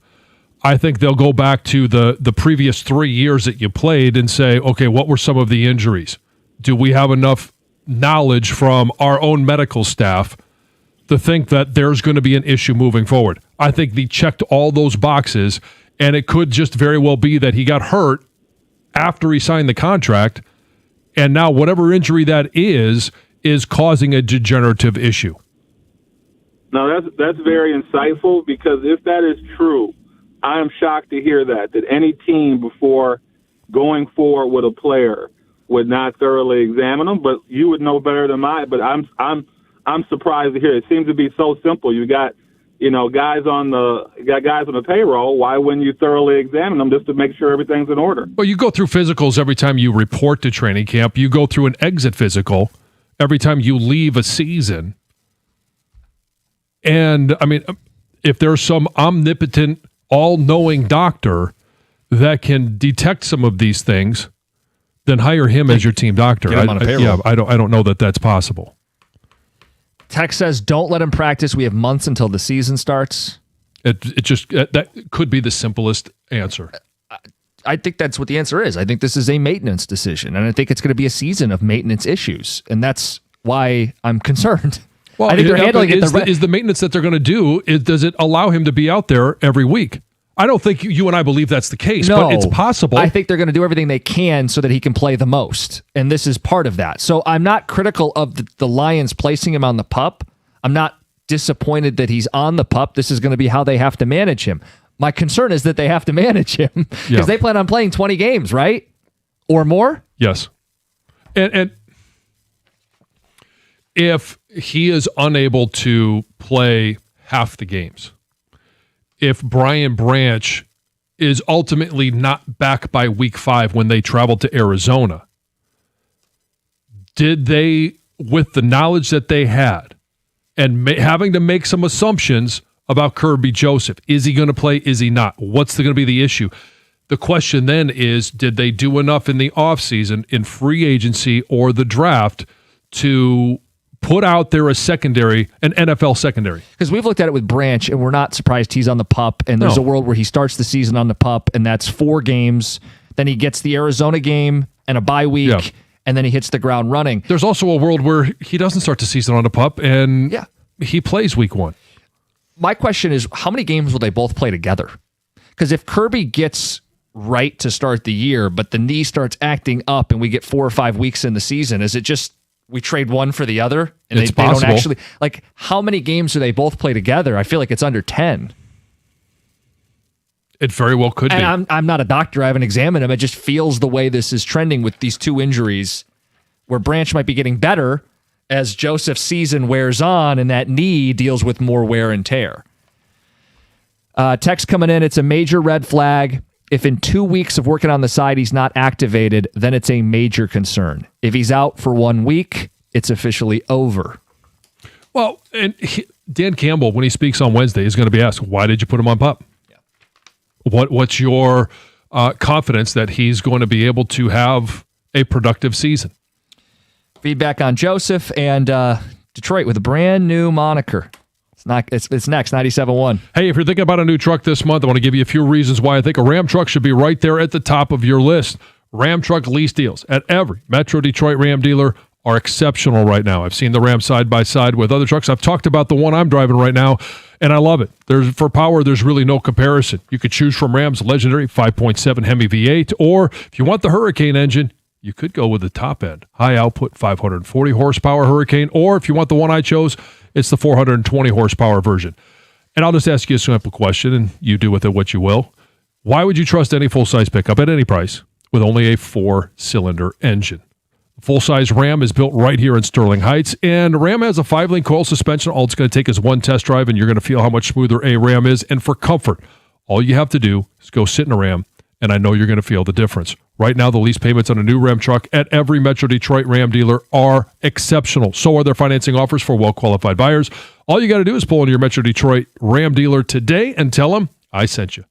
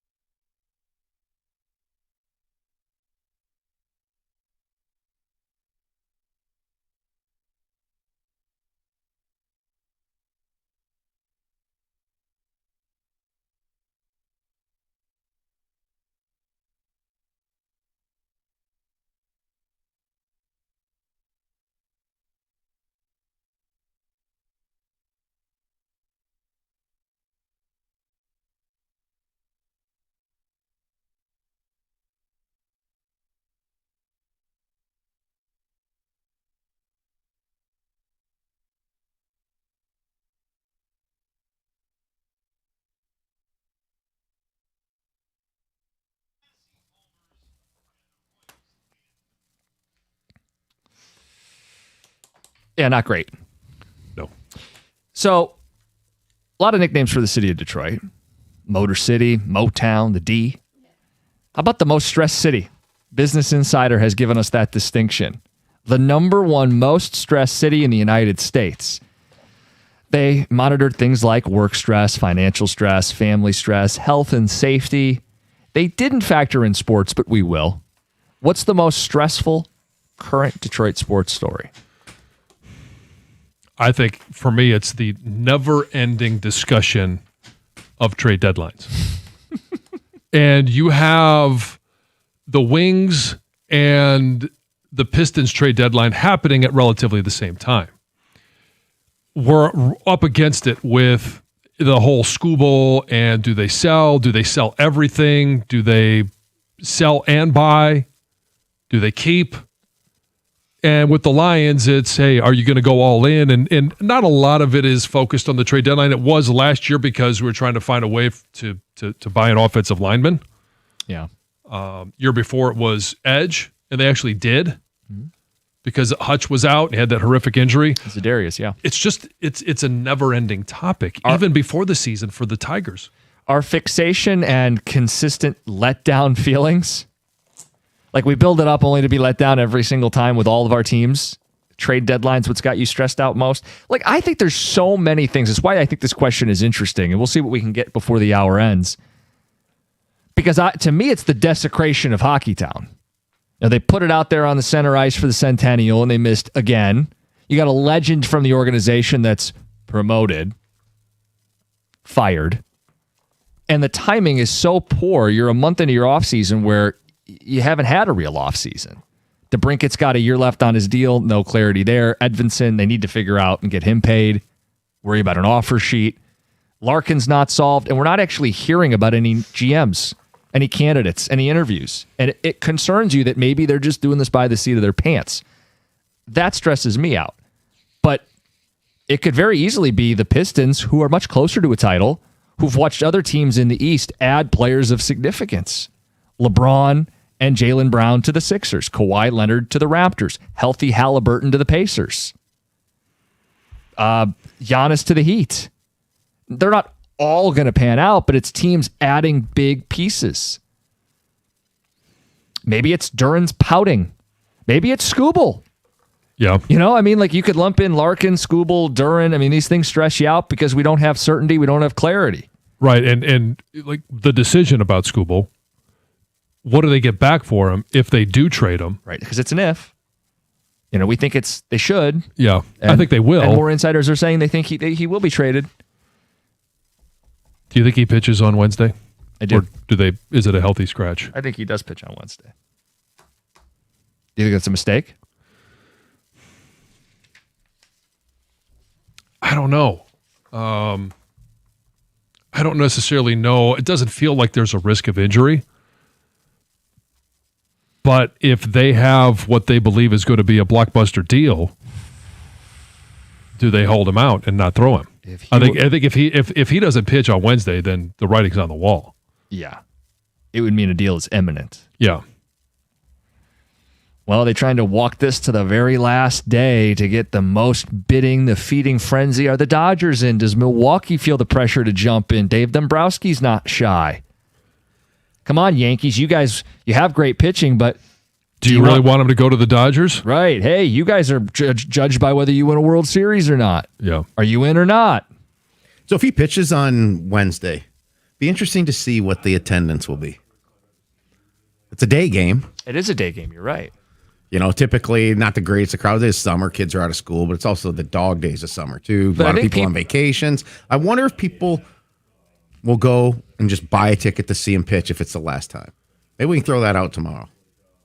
Yeah, or at the very least, we could, Wednesday topic, one of the next 2 days, we can throw that out because people were there on Friday. But how much of that is it's a Friday night, there's a concert after the game, and hey, it happens to be a Skubal start. Great. Make sure we give the guy a standing ovation on his way out because you just never know. That's the thing, and it really hit me. He pitched great, right? 7 innings into the 8th, got the first batter out in the 8th. He had 12 strikeouts. For as messy as this has gotten from a business standpoint, the guy's been a treat to watch.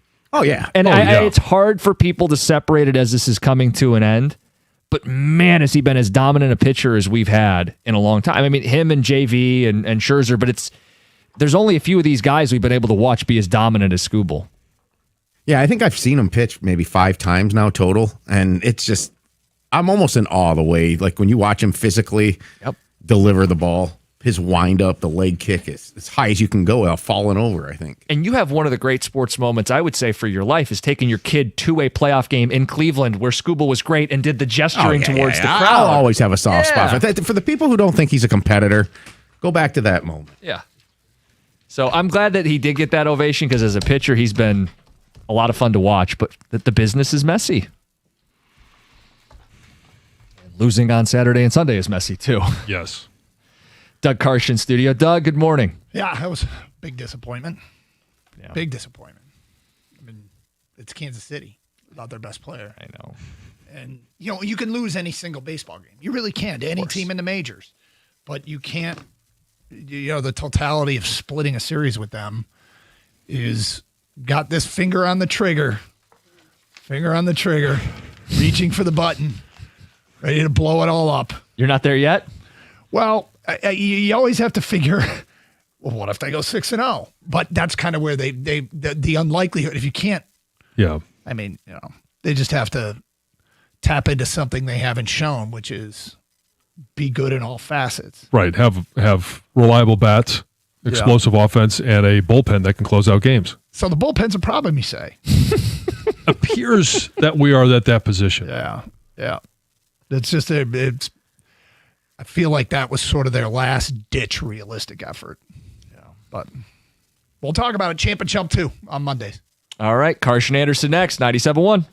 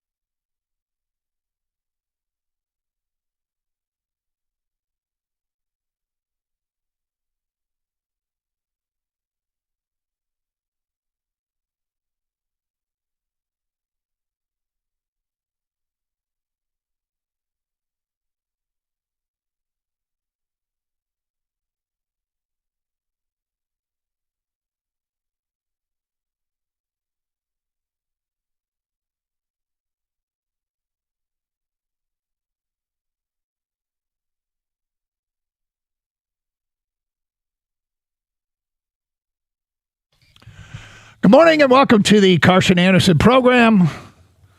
Gator is out today, which means I get to clean up the mess of the weekend. Thanks a lot, Scott. What a disappointment. What a disappointment that weekend series was.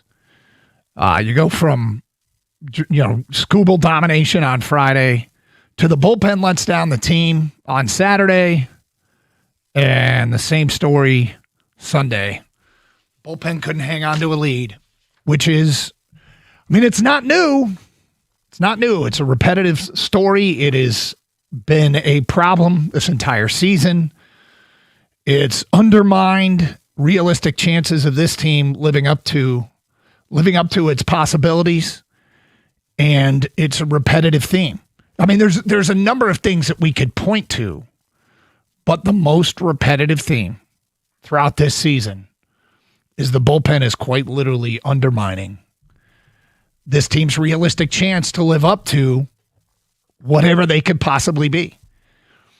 And there are other things. It's not exclusively that. And ultimately, this falls under the umbrella of Scott Harris' responsibilities, president of baseball operations, that they not only didn't do enough in terms of who they brought in,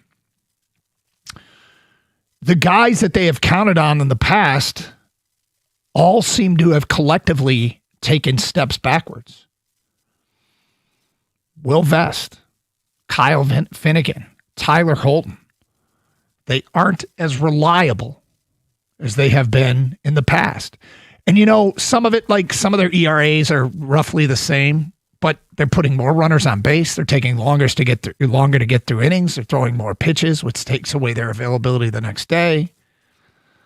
And sort of the long shots, the reclamation projects, the Wagas Pecks and the Summers and the Drew Andersons of the world haven't really been worth it when it's all said and done. You feel like Summers is close.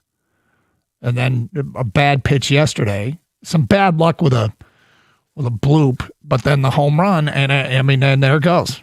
There goes the game. And if the bullpen was only average, but they've been brutal. They've been absolutely stunningly brutal, and it falls on Scott Harris. And am I giving up? Like I've people who are familiar with the show know that we take a probably a slower approach than many shows, and that's fine. Everybody's different. But baseball is such a long haul and a grind of a season that I think early conclusions or quick conclusions can be silly. But to each their own. It's not the hottest take in the world to wait and see, but we've waited and waited and waited to see if this team can get themselves into a position other than sell at the deadline.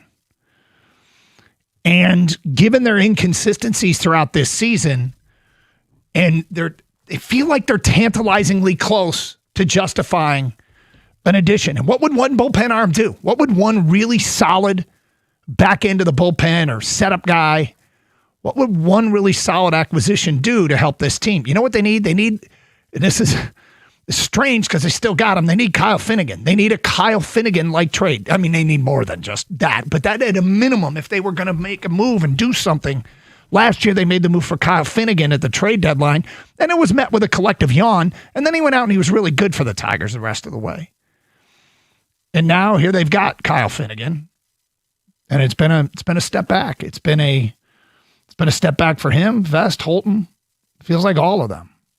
The Kenley Jansen thing has been mixed results. There's been a lot of really, really uneven outings, but if you're going to sit here, we could talk about the nuance of all the other things that have gone wrong, and there's a lot that have gone wrong, and there's some that's gone right, but we just can't escape the bottom line that this team has 21 saves and 24 blown saves.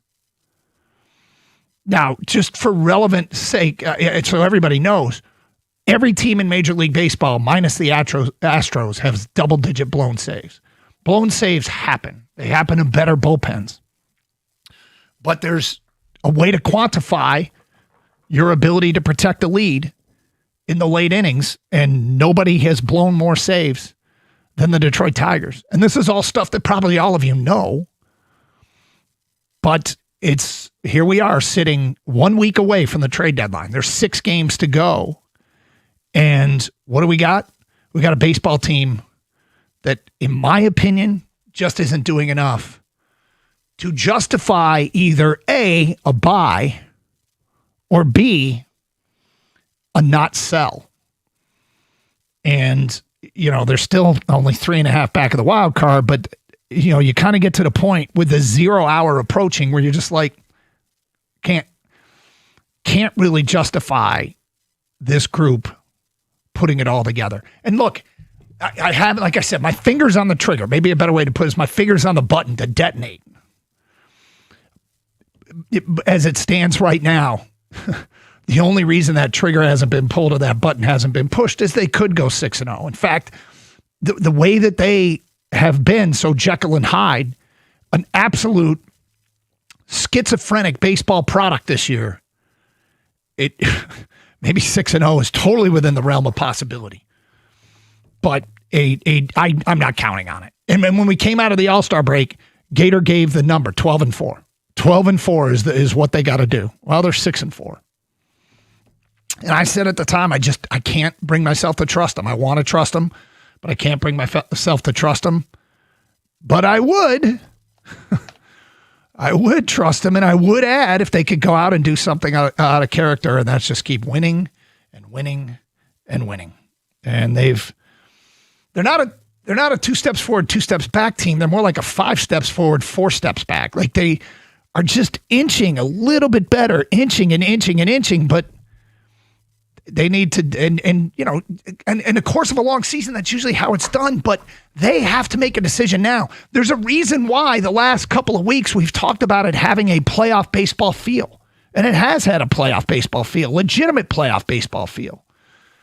But, and it's because we all know 0 hours approaching, and I just, right on the cusp, we could be sitting here in here tomorrow and quite frankly, crafting all the different moves that they could make to have a massive sell-off and try and set themselves up. And you know what? That massive sell-off is no guarantee. And all we have to do, and that's the problem with the idea that they have to move people.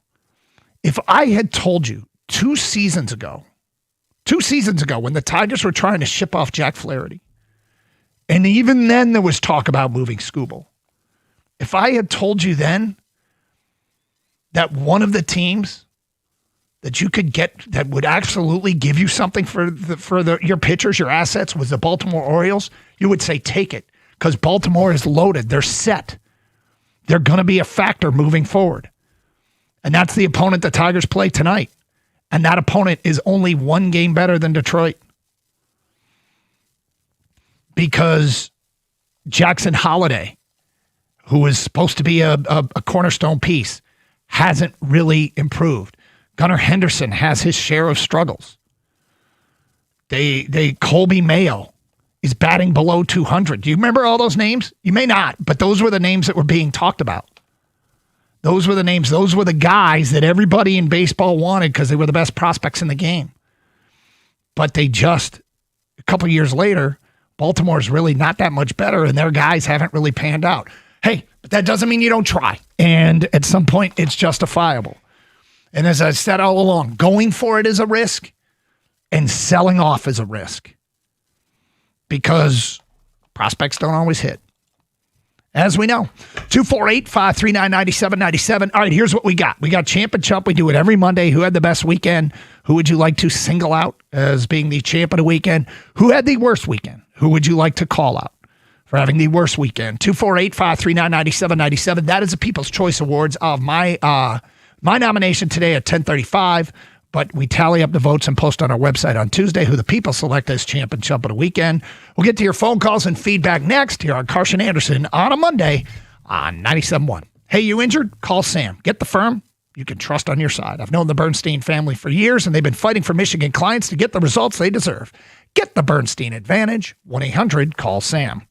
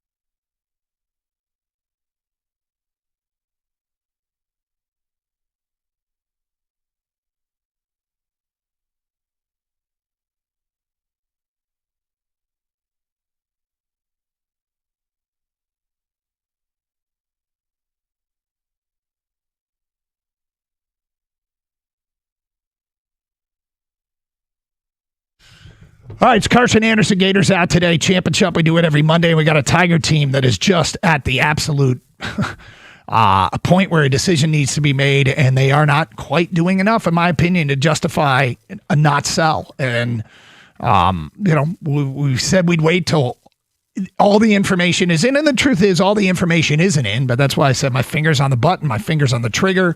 I've got on speed dial the GMs that have called about Skubal. And I think, look, there's, I talked about the risk that selling him for prospects. It is a risk. It is because there's no guarantees. As much as the people in baseball know the skill set you're looking for, every time you level up in the game, it could be the last time you were an effective player. Single A to double A to triple A to the bigs. It's really hard to level up. The competition gets better, and the road to the majors and the road to being good in the majors is filled with trapdoors. It's filled with landmines, and you have to navigate it as a prospect to answer all those questions, because everybody's looking for your weakness. And once your weakness is discovered, guess what? You might be done. 248-539-9797. So there's no guarantees, but right now I'm making sure that I'm starting to, if I'm Scott Harris, starting to cultivate those relationships with those GMs and look for the outline of what a Skubal trade might look like. So you read the stats off about how the blown saves the bullpen has given up for the Tigers, and I think more people are definitely with you at this point as far as selling, Doug, come the trade deadline. But do you think in the Tigers front office, not from a fan base point of view, but Tigers front office, they think, hey, if we just cut down on these blown saves, we're a very good, we're a pretty good team. At least we can make some noise, make the playoffs, and then once you get in the playoffs, anything can happen, right? Mm-hmm. That's the mindset of a lot of GMs and presidents.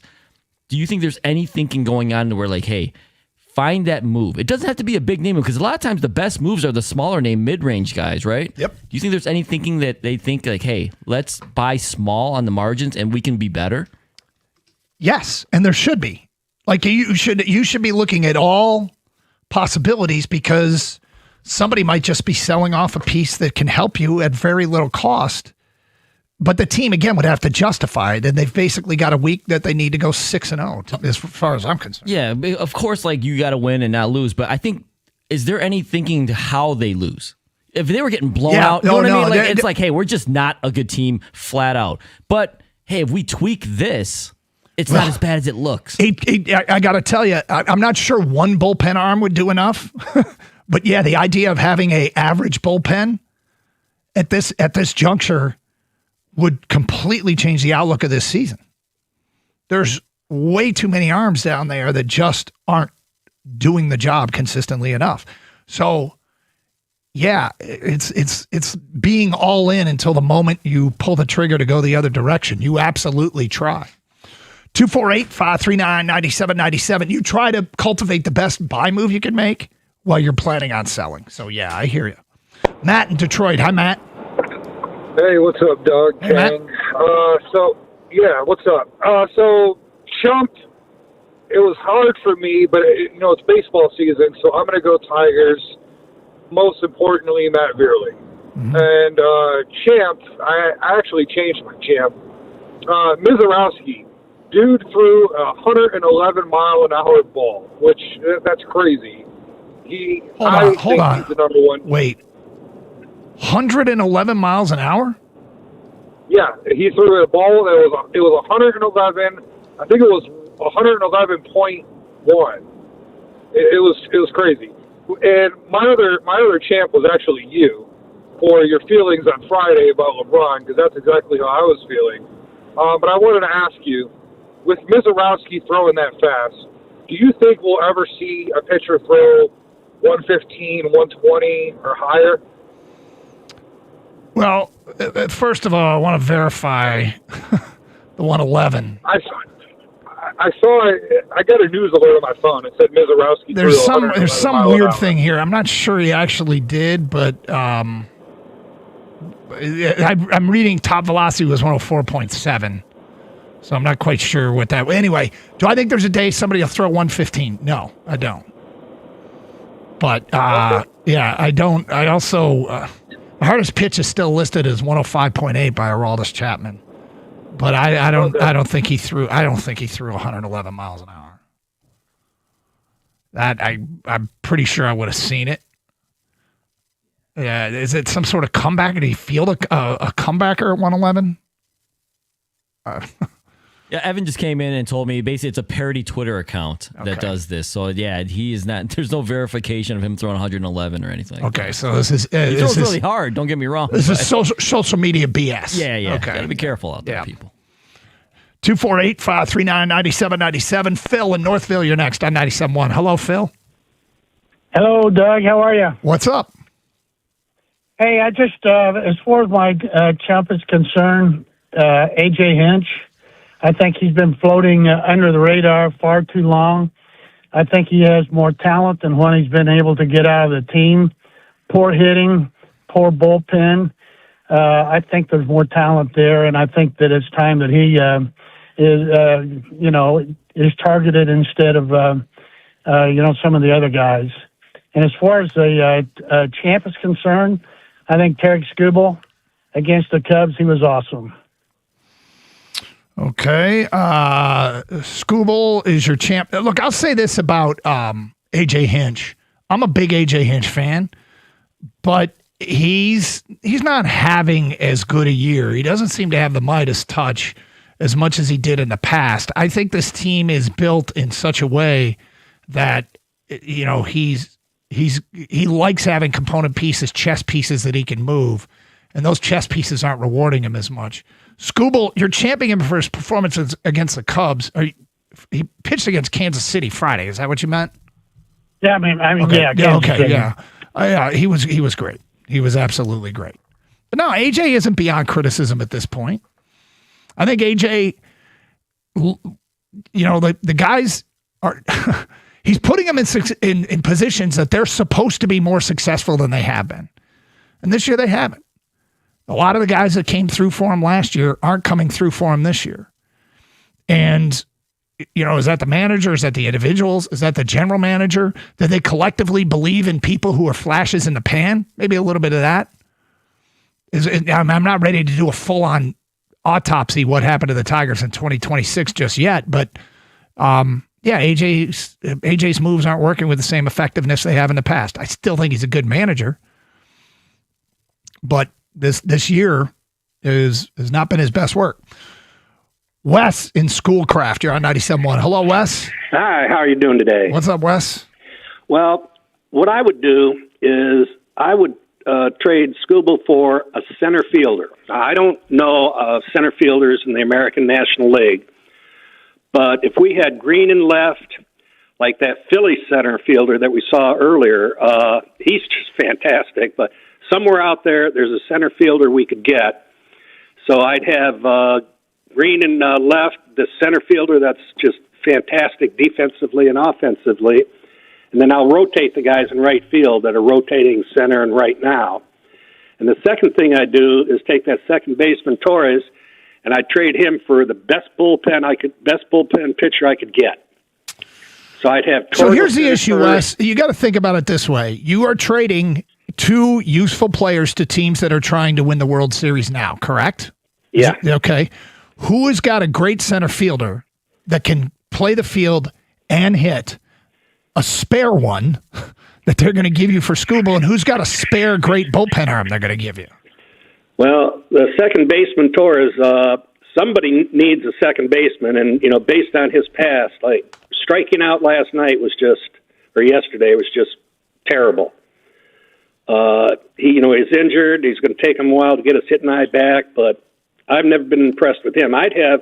So why do you think? Okay, then why do you think anybody's going to give you anybody good for him if you don't like him? Somebody out there has extra bullpen arms and needs a second baseman. Okay, I'll just say this, Wes. I'm not mad at you for the positions you want. I think your reasoning for getting rid of Glaber when Glaber's been really pretty damn good for them is because he struck out yesterday. But if the only thing that they'll walk away with what you want most likely, is you get a center field prospect and a relief pitcher prospect. I don't know that maybe that's what you meant. I don't think you're getting major league ready guys from teams that are trying to win the World Series. Sometimes the rare case scenario plays itself out that that's the case.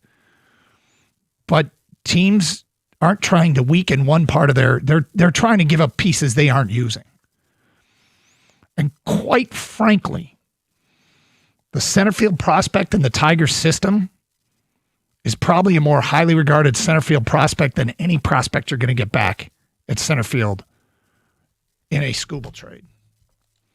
Probably. And so it doesn't mean you don't double down because there's no guarantees that Max Clark is going to make it. But when you start talking about a center field prospect, I mean, maybe, just maybe you can get one better than Max Clark. And maybe, just maybe it doesn't even matter because one of them can move to another position, or you just hoard talent because not everybody pans out, so you got two cracks at it. But, you know, the center field prospect the Tigers have, who homered on Saturday on a 3-2 pitch and is having a very good month of July, is somebody I think we're going to see this year, especially if they sell off. If they sell off, I think what Detroit will want to do is bring up the maxes and pitch Justin Verlander every 5 days if he's healthy. Because that'll be the if they have a sell-off. If they just sell Skubal or just sell Skubal and then buy something else. But, yeah, I mean, I'm not mad at you for what you want. I just don't know if you can get anything other than prospects at those positions. And the crazy thing is they've got Hao-Yu Lee now trending at second base. And they got Max Anderson at second base. It really does making a Gleyber Torres move tolerable. Because you feel like you got the next gen of second baseman already in the organization. 248-539-9797. Kang and I have our championship nominations today at 10:35. Want yours? Plus, they're getting close, right? If you are in favor of them selling, I'm starting to get into your camp. I will say this. I'm not a trade them at all cost guy. Because when you trade them at all costs, that makes you more prone to making a bad trade. But I'm starting to shop a lot harder. See what you can get back. And we'll get into specifics of what they might be able to get back as the show goes on. It's Carson Anderson, Gator Out today. Champ and Chump votes, 97.1.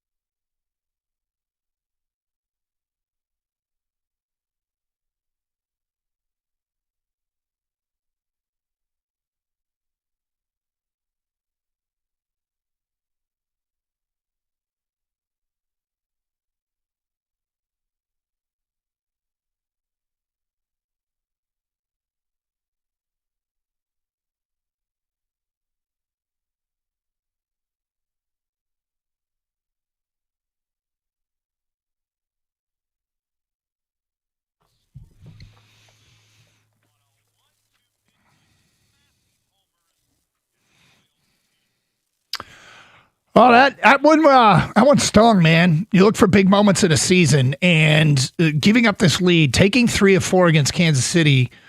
You know, it's at some point there's a tipping point, and I felt yesterday the tipping point went to they need a miracle to justify not a sell-off at this point. 248-539-9797.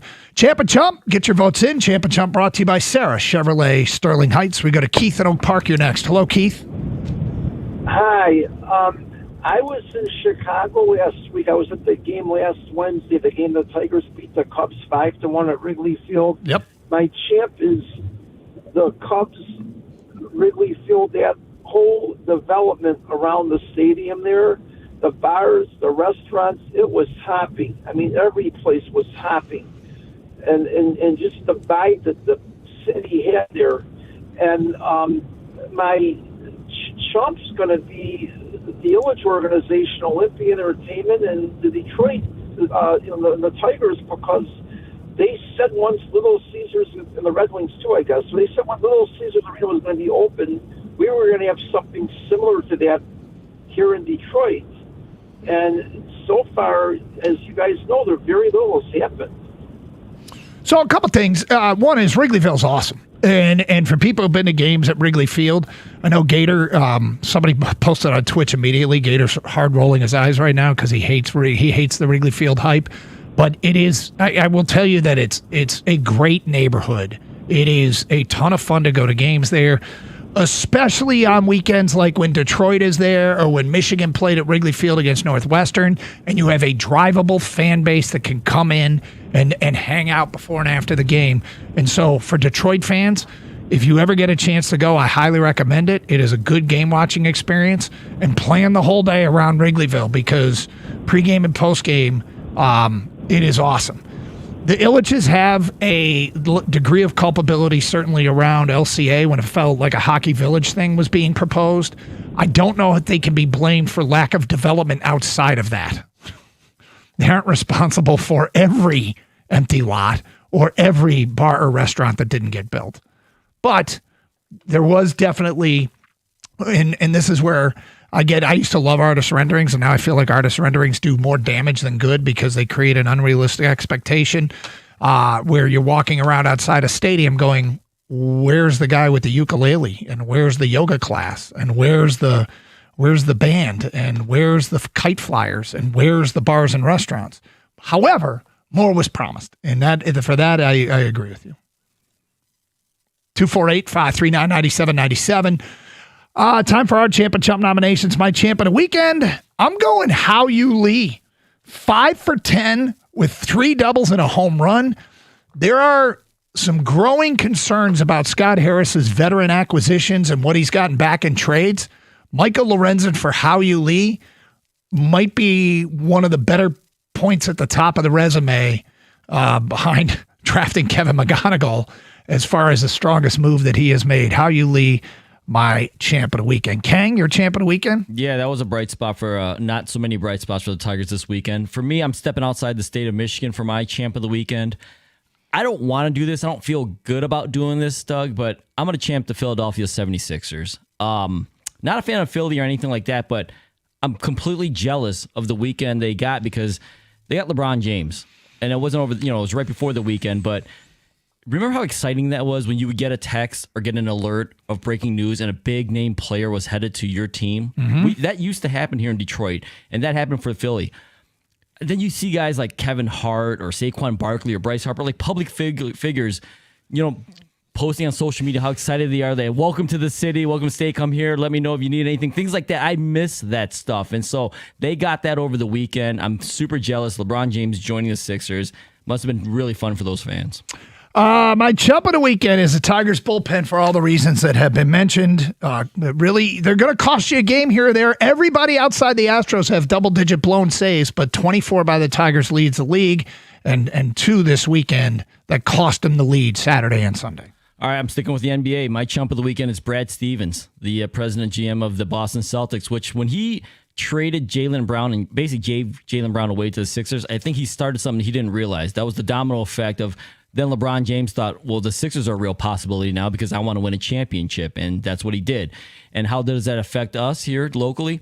the Pistons might have got lapped. And it's not just by the Sixers. There's other teams are getting better as well. But the Sixers on paper, and hey, you still got to play the games. But on paper, they look like the team to beat in the East. And that's not good for me, Doug, because I'm a Piston fan. Understood. 248-539-9797. Get your champ and chump votes in. If you have heard if you're on hold or you sent a text, don't worry. We tally up the votes. That's how it works. It's democracy. Tally up the votes and post on our website on Tuesday who the people select as champ and chump of the weekend. We go to Sam next on 97.1. Hello, Sam. Hey, good morning. What's up? My champ is golf. Jackson Koiven. Yep. I might be saying his name wrong. Rookie golfer beat Scotty Scheffler to win his first championship. Like, congrats to him. Really good. And my chump is going to be what you said. Tigers, bullpen. It's now time to sell Skubal. I don't think they're going to go to the playoffs. I don't think they're, going to win the next 6 games in a row. It's just unrealistic. So sell Skubal for what you can get and focus on next year. Sam, yes, Jackson Koiven was unbelievable yesterday. Ran away and hid from Scotty Scheffler. He just went pro a few weeks ago, a former Auburn golfer, and he is scheduled to be at the Rocket Classic this week in Detroit. So hopefully he follows through on that commitment and is part of the field. But yeah, Jackson Koiven was unbelievable. When I turned it off, he was 24 under at the 3M and 3 shots clear of Scotty with a hole to go. And he obviously closed it out. I didn't see what he finished the score at, but quite a way to burst onto the scene. He finished 25 under. Quite a way to burst onto the scene, Jackson Koiven. 248-539-9797. Yep, and bullpen. It's relying on guys that you expect them with a track record of performance for you to keep it up. And the new ads haven't helped. And the bullpen has been dreadful. It's been absolutely dreadful. And probably the single biggest factor that's undermined this team's chances. Jake on a cell is next. Hello, Jake. Hey, Doug. How's it going? What's up? Oh, working in Sudbury again. Okay, gotcha. So I got a champ and chump for you. I'll start with the chump. Obviously going to run away with it this weekend is the Tigers bullpen. I mean, they've been getting quality starts from their starters and, decent offense, especially with Howie Lee. And then you got the bullpen that goes out and they just destroy it, It's really frustrating. It's a frustrating way to lose baseball games. And I mean, I'm sitting there watching the game yesterday. I'm like, okay, great. They got this lead. Are they going to protect this one? And the answer was no. Yeah, it is very frustrating, especially when you're getting decent offense and, the bats are hitting and you're getting quality starts of your starters and then the relievers come in and then they just blow it. My champ is going to be Dylan Cease from the Toronto Blue Jays for throwing a complete game, 12 strikeouts, I believe, against Boston. Okay. Got your vote. All right, Doug. Thank you. 248-539-9797. Chris and Davidson with the following text. My champ is definitely Morgan Wallen. Dude put on the best show I've seen on Friday night. Chump is the Tigers bullpen. The Morgan Wallen show on Friday night was awesome. Absolutely awesome. Really, really good. And it was Hutch. It was Hutch. It let him down the tunnel. It wasn't Sri Tanador? It wasn't Sri Tanador. It was kind of, that was my guess, but it turned out it wasn't him. Tigers have more blow saves this season than they do saves, a stunning statistic and the epitome of this team. That's from an unnamed texter. Champ is Dylan Dingler for continuing to play at elite level. Chump is myself for thinking the Tigers had a chance. Then came the weekend. That's from Greg in Livonia. All right, write it down. First vote for Greg in Livonia.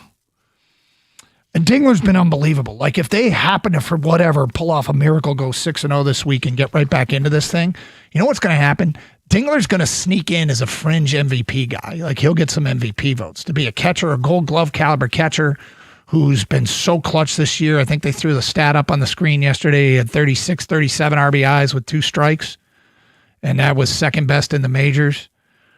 He has been just been outstanding. And, he won't win MVP, but if they creep back into this thing and the unlikelihood that they creep back into this thing, yeah, I think he'd get some MVP votes.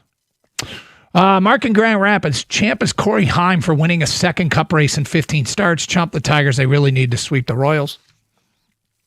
So the Corey Heim kid, I watched the end of the Brickyard 400, and maybe NASCAR guy can clear this up. Am I wrong? What's happened to that event? I don't remember there being fields of empty seats at the Brickyard. Maybe my memory doesn't serve me. I used to think the Brickyard was a big deal. I couldn't believe how many people weren't there. But maybe NASCAR guy can help me out. Maybe my memory doesn't serve me right. Maybe it was never as big a deal. But didn't that used to be like a huge midsummer event in NASCAR? I was kind of surprised. That's what I took away from that. 248-539-9797. It's Carson Anderson, 97.1.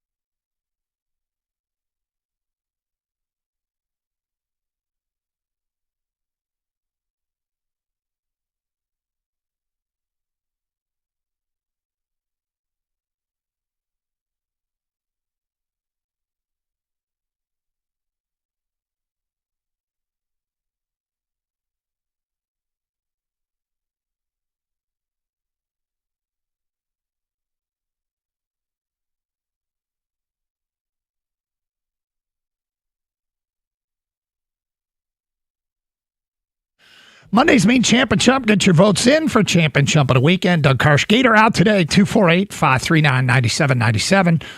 Let's get right back to the phones. We go to Noah and Shelby. You're on 97.1. Hello, Noah. Hey, how are you? What's up? I'm just going to give you my Champ and Chump. A lot of people have obviously said these two already, but I'm going with Champ is How You Lee, and then the Chump is the Tigers bullpen. And then I'll just go in a little further in detail, give you a little more information of what I'm kind of thinking. I think that Torres is expendable at this point. Obviously, as you mentioned, with that depth of How You Lee and how he's performing, and then you got Max Anderson sitting in AAA. I think you can find your way around kind of the numbers that Torres produces with someone like them. And so with the Torres deal, I think at this point you're looking at probably getting a single-A pitching prospect. I'm looking at the next Reese Olson, something of that nature that they can go after, they can find. I think that's reasonable. Yep. And then I'll touch on Tariq Skubal a little bit with kind of what I'm thinking. I think the top two teams to look at that fit well for us right now are the Brewers and the Dodgers. I think those are the top two, just between needing probably that outfield prospect that's close to the majors, as well as, building up some of the pitching depth. I think that with the last few drafts, we kind of have built up those college arms a little bit, so kind of balance out that farm system. And I think with those two moves alone, I think that kind of gets you at a fair point with that farm system to where you're confident going into the future and can kind of make your moves that you want to make from here. So by my count, you made about 4 points here, Noah, and I agree, and I agree with all four of them. I agree on your Champ and Chump. I had the same Champ and Chump. I agree that a reasonable thing to get to expect in return is probably a high A player in a Gleyber Torres trade. Teams are more willing to give up players that are that far away, but you're kind of it's a bit of a lottery ticket. You're hoping that you can go out and find a useful player that you can get back for a rental, but they're just far away. And then Dodgers and Brewers are two teams. If you are the Brewers, and Noah, thank you for the phone call. If you're the Milwaukee Brewers and you got Mizorowski, and you've been to the playoffs 7 of the last 8 years, you've only won a couple of series. You really haven't had a lot of postseason success. And you're looking at Skubal being shopped to you and the Dodgers, and you're the two best teams in the National League. And you think about, where is Skubal going to play next year? Is there any chance it's Milwaukee? No, there really isn't. There is a chance that it's LA, in which case the Dodgers go from as formidable as they are this year to likely being more formidable next year, without knowing the new CBA, which is always a variable that's hard to predict what it's going to look like. So if you're the Brewers, do you want to try to beat the Dodgers in coming seasons where they have Skubal and you have Mizorowski? Or do you want to beat the Dodgers this year when you have Mizorowski and Skubal and they don't? Because, you're trading for a rental that you're probably not going to keep. The Brewers are probably as likely to keep Skubal as the Tigers are to keep Skubal, because that's not how Scott Boras, the agent for Skubal, operates. So your choices are face a Dodger team with the possibility of having Skubal in the next few years, or take Skubal now, pair him with Mizorowski, and take this kick at the can with the Dodgers. I would play the Dodgers and Brewers, and we'll get into more details, against each other so hard if I were Scott Harris. And I think a Brewer team that hasn't gone big since the CC Sabathia trade in 2008 when they acquired him, they might break the mold and say, the hell with it, let's go for it. And they've got the system. But again, details on that, we'll go more in depth as the show goes on. 248-539-9797. Let's go to Warren and Dan. You're next. Hello, Dan. Hey, good show, Doug. Thank you. Good morning. I gotta say, my chump this weekend, the Detroit Tigers, not because of the bullpen, they're chumps too, but that silly Detroit baseball cap. The English D is iconic. Why would they go away from the English D to this nondescript Detroit baseball cap? Wasn't that for the 250th or the 150. What was the celebration? Whatever the celebration was this weekend, it was just a. Yeah, They I think it actually was wore just that cap at one time. Yeah, I guess. God, that's awful. All right, well, yeah. I mean, I wasn't. To be honest with you, I wasn't too locked in on it. I saw the cap, but I just figured it was part of their celebration this weekend. Yeah, it's bad enough they're getting away from their iconic home jersey, which is the vanilla white and English D, and I don't know. I think trading Skubal, I think it'd be a mistake if they kept Skubal. It'd be a mistake because they're not going to they might make the playoffs, yes, but they're not going to go anywhere with it. They're not a World Series contender. Well, I'll give you one place that you probably will agree. What if the offers that come back suck? Say it again. What if the offers that they get back are underwhelming? What if you don't like the package of players that teams are offering? That nobody's going to, because he's a rental, nobody's going to really break the bank. Well, that's been their MO up to this point. Last year or 2 years ago, they were number one team in the American League, and they went out and got average players, which 2 years ago they sold at the deadline. Yeah, I don't get it. They don't. I mean, I like teams like. I mean, I'm not a Philly fan or a Dodger fan, but there's some organizations that just go for it, and the trade just sits on their hands, or they make mild moves that don't get them anywhere. And I think even though they make an underwhelming return for Skubal, it's still better than getting nothing. You know what I'm saying? I disagree. I completely disagree. You're getting an underwhelming return is better than getting nothing. Underwhelming return, you may as well get the underwhelming compensatory pick and do your best to try and still dig out of this hole, which I don't think they're going to do, but I'm sorry, man. I selling Skubal for an underwhelming return would be brutal. It'd be absolutely brutal. And I think weird thing is, as a fan base, and I think we do it in the media sometimes too, they've only been to the playoffs. They ended the drought, went to the playoffs the last 2 years, and we're sort of undervaluing what a playoff bid would be like. Dan, look, I'm in favor of selling him too, but I'm not in favor of giving him away. And if you cannot get a good offer, what you hope is we have the unique circumstance where somebody really is motivated, like super motivated. A lot of teams would like him, but how many teams want to pay your price to get him? And that is something we assume is out there. We assume somebody's going to pay what Scott Harris wants, but you just never know. You just never know. Now, like I said, I'm working the Dodgers and Brewers against each other hard. Two best teams in the National League, two loaded farm systems, two teams that want him as much as they would want to play defense against the other. Right? That feels like it's a situation that can be exploited to your benefit. That's what it feels like to me. And I'm up for it.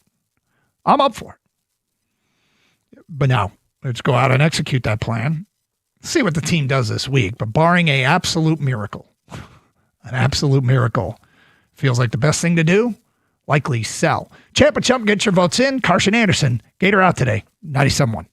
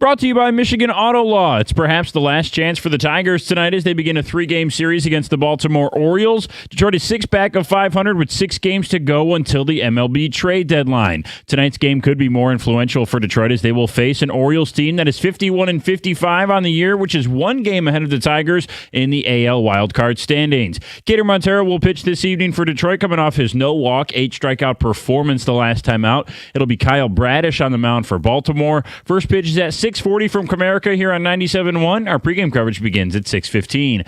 This morning, Front Office Sports learned more information about Ward Manuel's separation agreement with Michigan. The deal affords Manuel $7 million in a lump sum payment, special golf privileges and football tickets, $82,000 in attorney fees, and more. In exchange for these things, his personnel file will reflect that he, quote, voluntarily resigned in December. The WNBA announced today it will launch a centralized replay center for the 2027 season. And Pete Thamel said Bill Belichick's right-hand man, Mike Lombardi, was put on paid administrative leave by North Carolina today. Thamel's source said this stems from a human resources complaint filed by a former UNC front office employee. And ESPN says Eric Bieniemy's wife, Mia, is in stable condition for serious injuries after she was shot at the Bieniemy's home Sunday night. No further details were provided regarding the encounter. At the Corewell Health Sports Desk, I'm Brendan Shabath. For more, go to 97.1 The Ticket or Odyssey.com.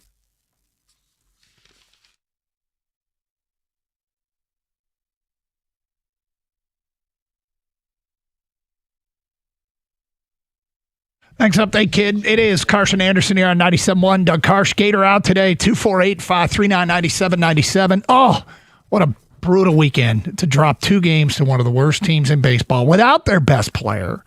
Look, I try to keep expectations as realistic. We put up guardrails and try to stay within the guardrails of what is real and what isn't. And sometimes we blast through them. Got it. You're prone to it. But the thing that got me is, okay, they're bad. Their best player's out. Okay, sweep is probably unrealistic because in baseball, anything can happen in a single 9-inning game, and the round ball, round bat, you can do everything right and still lose a game. They lost 2, man. They lost 2, and they were both games that they led, and they served up in the late innings that round ball right in the heart of the strike zone for that round bat, which cost them. And the bullpen issues continue to be probably the biggest failing of Scott Harris. And you go, okay, what was realistic? Was it realistic to be counting on Finnegan, Vest, and Holton and guys like that to keep up their performances from the last couple of years? I don't think that was unrealistic. But the moves they made around him, Kenley Jansen might have been at the end of the run. You had some long shot candidates they brought in.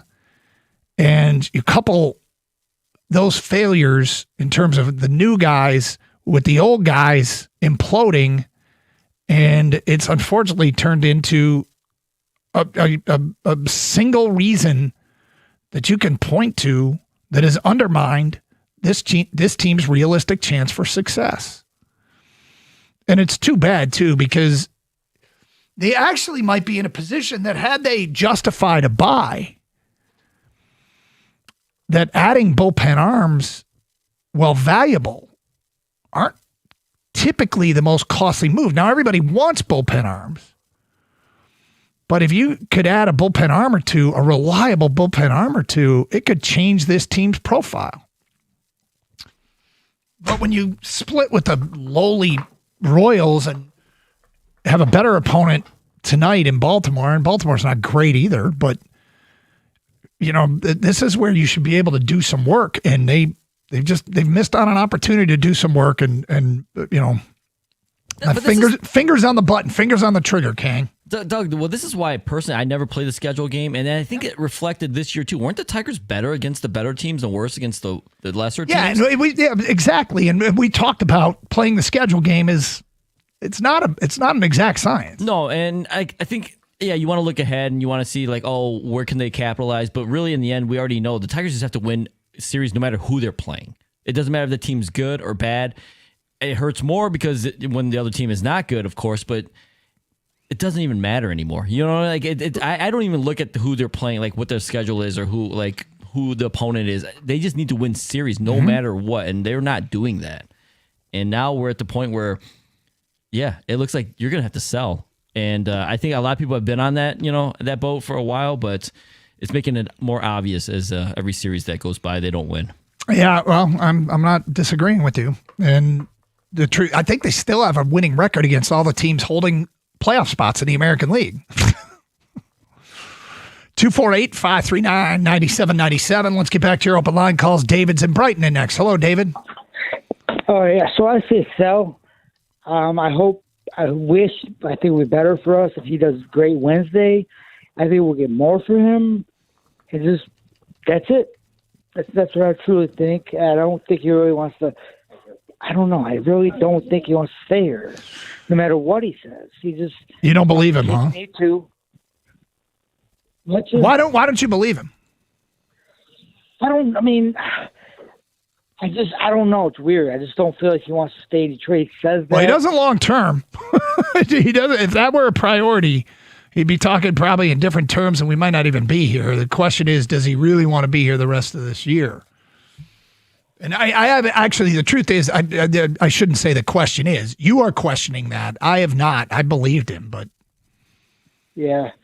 I mean, I'm contradicting myself because, like, if he plays great Wednesday, we have a chance to make the playoffs. I just feel like just have a great game. I feel like our closers are not good, so I say have a great game and get what you can get from the Dodgers. They have a lot of good players, and I just say get what you can get from the Dodgers because I feel like he wants to go to a winning team, and our closers are not good. No matter our hitters. 2 hits in a game, you lose in the 8th inning. Like, I just feel like get what we can get for him. Well, David, I'm not get what we can get for him because I think that makes you prone to making a bad trade. But I will think that there is a better chance than not that you should be able to get a good return in this trade market. I was having a thought this weekend. Ken, do you remember when I melted down on Friday because LeBron basically went to Philadelphia for free? Yes. And I'm like, is that even fair? Is that even right? What the hell, man? And I'm not mad at Philly for doing it. I'm kind of mad at LeBron for first time in his career taking a huge discount to go to an Eastern Conference rival. Are you blanking kidding me?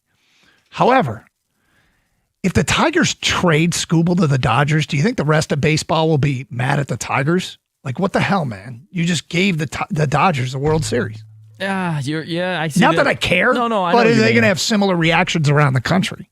Yeah. I mean, there's going to be a portion of fans that feel that way, of course. But I think most of it will be against the Dodgers because they're the Dodgers and they just keep doing this. Mm-hmm. The Sixers thing is that's not every year. It seems like the Dodgers do this every year. So I think more of the energy will be towards the Dodgers. But yeah, there's going to be a portion that are going to be like, yeah. So thanks a lot, Tigers. You didn't have to give them to the Dodgers, but.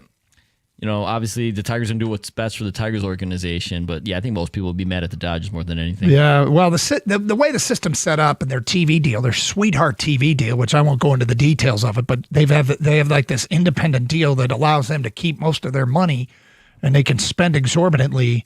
And, this is why we're headed towards a work stoppage. And I won't, as it stands right now, I'm okay with what the owners are thinking for competitive balance. But salary caps in general don't play well with players, and I get why, because they don't want any cap on how much money they can make. But when you look around the league, and the Tigers are top 10 in payroll, okay? It's the highest payroll they've ever had. They've ever had. But there are some teams that just can't compete. They just can't compete. 248-539-9797. Now, maybe those owners shouldn't own teams, but at the end of the day, they do. And, something needs to be done to reel in the Dodgers, as far as I'm concerned. The Dodgers have like a $90 million higher payroll than the Yankees. Think about that for a second. Tony in Sterling Heights, you're next. Hello, Tony.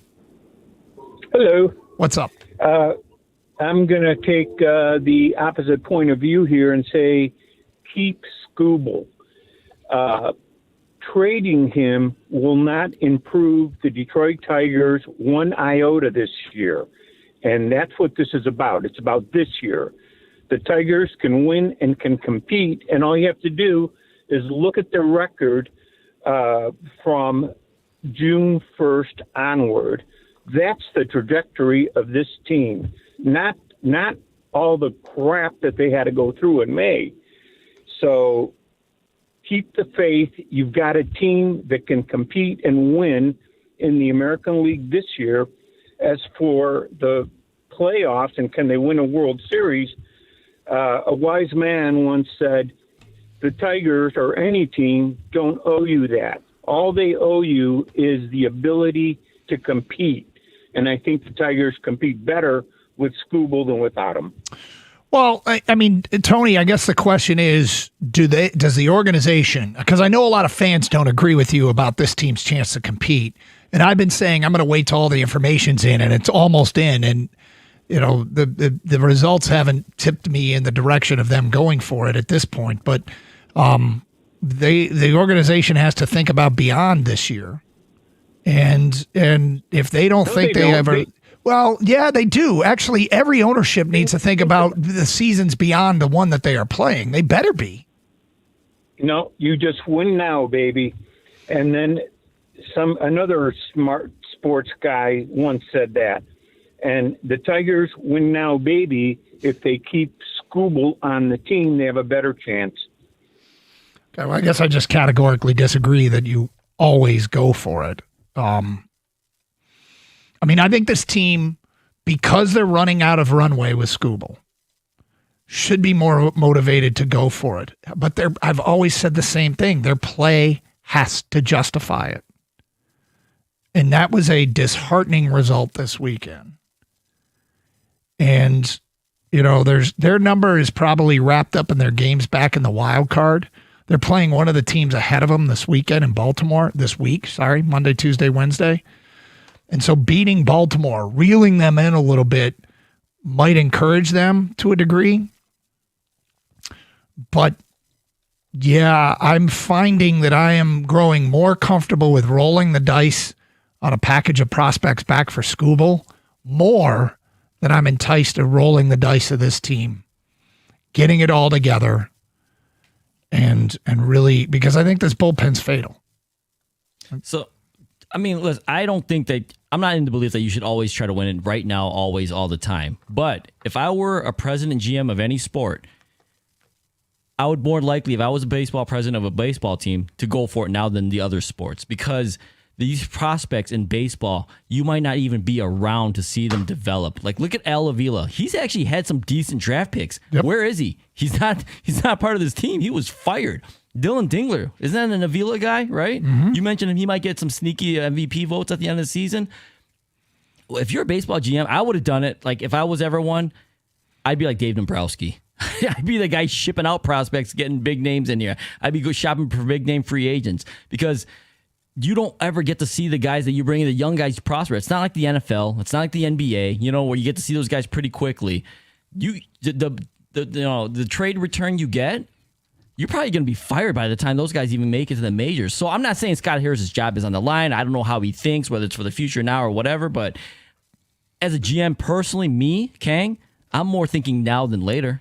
Kang, I think that the Orioles being in town is so appropriate because 2 years ago when we were talking about Flaherty and we were talking about maybe even Skubal, and a team that was competing at the time was the Orioles, and we were just looking at their system going, oh my gosh, you could clean up.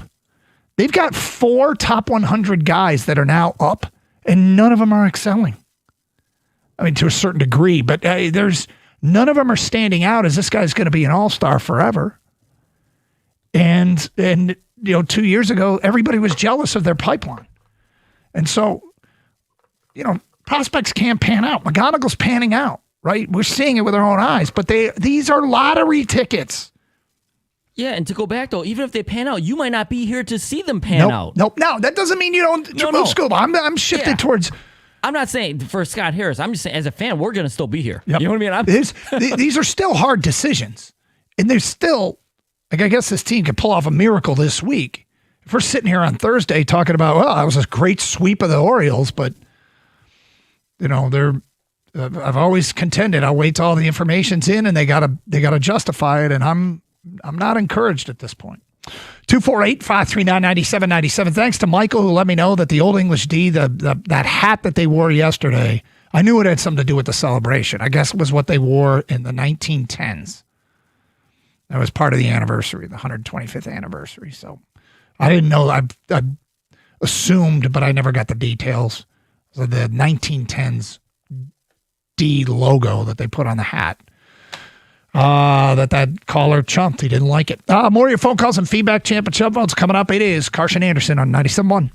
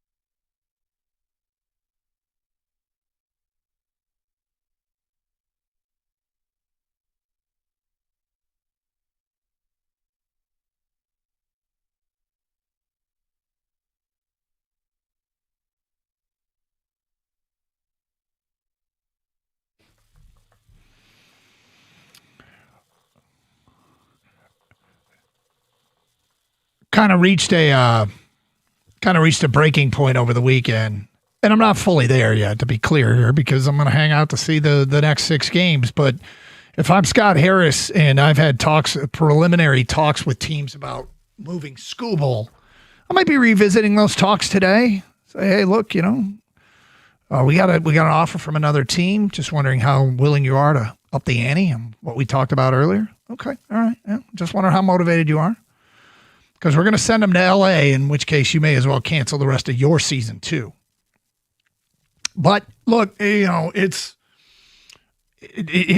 what you're getting back is no guarantee. There's no better example than the Orioles, who had a loaded system, and they've got guys that I remember we'd say, oh, he'd be great.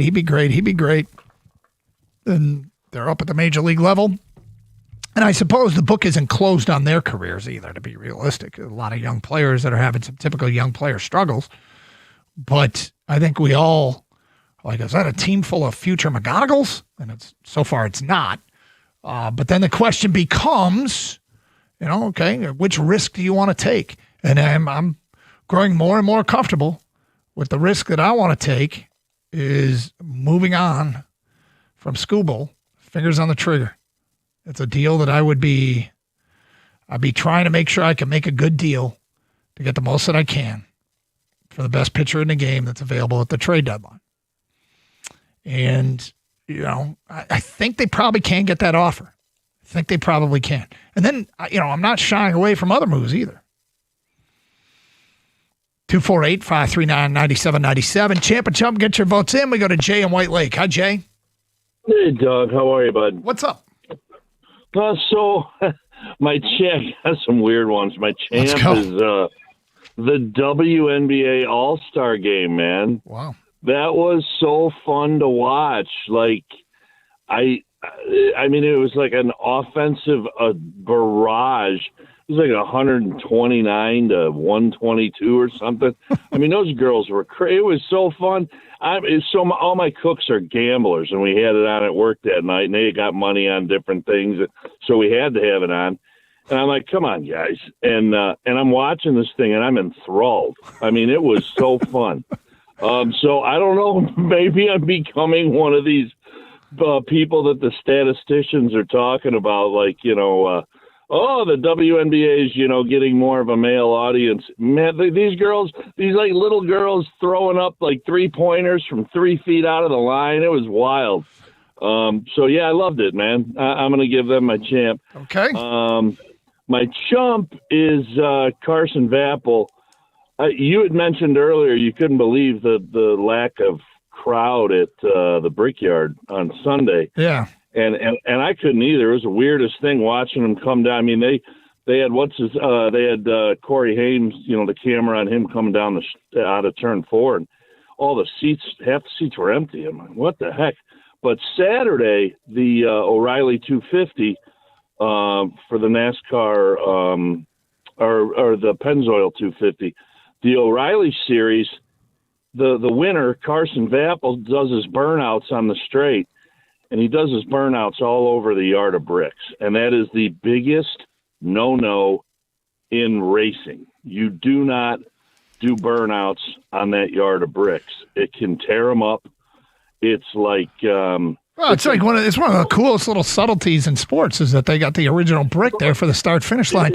Jay, obviously, to be clear here, you opened the call and said you got some weird ones, and you followed through on it. But let me ask you real quick. Why aren't there people at the Brickyard 400? What happened? That's what I don't understand. I know that they close off some of the stands for the Brickyard because they're not going to get the full 309,000 people that they seat for the Indianapolis 500. I know that they cover some of the seating in big sheets where it just looks like one big covered brick. They don't even sell the tickets because they know they won't sell them all. But this year, I mean, I watch it every year. I watch it all. I'm a big race fan. And I've never seen a situation where the grandstands, especially over the pit lane, which are pretty hot tickets, there was like 50,000 seats, and it looked like there were 15 people in them. It was really. Look. I'm not a NASCAR guy, but I flipped that race on yesterday, and my biggest takeaway was, didn't the stands used to be packed for that? And it felt like there was nobody there. I don't know what happened. 248-539-9797. Nick and Holly is next on 97.1. Hello, Nick. Hey, Doug. How you doing? What's up? Well, I'm just thinking here, if we do nothing, we are already buyers. We have a great center fielder coming back, and we have a great arm coming back. I'm talking about Javi Baez and Jackson Jobe. They are going to add to this team and make us better, and if we do nothing, we're buying. Well, Nick, I've kind of been in that camp for a long time that they've got some help on the way, things that can, but I tell you what, Baez might be coming up to replace Kerry Carpenter, and so it might be a swap out. Different players, don't get me wrong, but that's one regular down, so and another regular called up because Carp was pulled out of yesterday's game. And unfortunately, Carpenter has picked a terrible time to not be his best. Like, this is a team that needs to win. This is a team that needs to justify, and this is a team that's leaned on Kerry Carpenter for a long time. And obviously his heel is still bothering him. He was removed from the game yesterday, and Malgeri made that great catch on literally the first pitch he was in the field for, which was kind of funny. But the bottom line here is, you think about the timing of Kerry Carpenter's injury / slump. And, I don't know if this is 90% injury or 90% slump or what's led to this, but it is a terrible time for them to lose a productive player. And I don't mean just lose him yesterday. I mean the month leading up to this, where he is. You think about what the Tigers would be getting if they were getting normal stuff out of Carp. Yeah, that would be a big point too. But another item we keep reading about is this guy named Max Clark. He's a wild card out there too. Well, both Maxes down at AAA. I suspect we'll see him this year. But they're playing much better. I'll give you an example. So Max Anderson, earlier this year, he was hitting the ball, and people are like, why isn't he getting called up? Why isn't he getting called up? So I made some calls to find out why he wasn't getting called up, even though he was hitting. It's because he wasn't walking. He was not commanding the strike zone. He was not swinging at the right pitches. He's got 13 walks in July. 13. So that aspect of the game is something that they value, that he has started to figure out. It's one of the reasons why we'll probably see him. But yes, and Max Clark, I went down there last week to see Max Clark, and unfortunately was on a day where he did nothing. But Max Clark is a player that I expect we'll see this year too. And you mentioned, the previous caller mentioned Jackson Jobe. I watched every pitch of Jackson Jobe's outing for Erie. We should be excited about Jackson Jobe. The question is, how quickly can he ramp up to take advantage of his filthy stuff? But what he was serving up for Erie a few nights ago, regularly touching 100 on the gun, and just a absolute filthy curveball. And I think if his breaking stuff is going to be that good and he's going to throw that hard, I think we have every reason and should be excited about him. And can he be a difference maker this year? Well, it depends on how quickly he can ramp up. I want to get on the air and guarantee something, but that's not. I can't do it in good faith. But he's got the potential to be a massive difference maker for this team out of the bullpen. If either A, they can't sell Skubal for a price that they like, or B, they decide to hang on to him or whatever. I think Jobe could play a factor here. 248-539-9797. Gator out today. It's Carson Anderson, 97.1.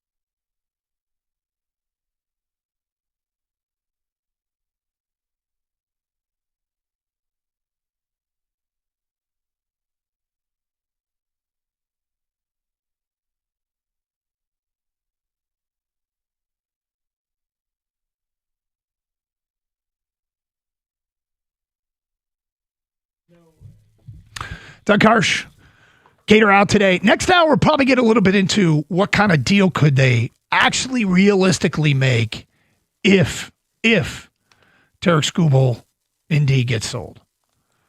But we've talked about, use the word justification forever. They have to justify not selling him. The team has to justify, and quite frankly, this weekend was a setback. Blown opportunity. And if I'm running the team, and I'm not, but if I'm running the team, I'm going, all right, barring a miracle, I'm really pushing sell. As a executive for this team, I'm not locked in on selling, but I'm waiting for that miracle. And if it doesn't happen, my phone calls are more about moving pieces than they are about adding pieces. 248-539-9797. Champ and Chump, get your votes in for Champ and Chump of the weekend and what turned out to be a frustrating Saturday and Sunday for our Detroit Tigers. We go to Josh in Virginia. You're next. Hello, Josh. Hey, Doug. What's up? How's it going? Going good. So Champ and Chump, James Sprague and Amy Kringle for winning fittest man and woman on the earth.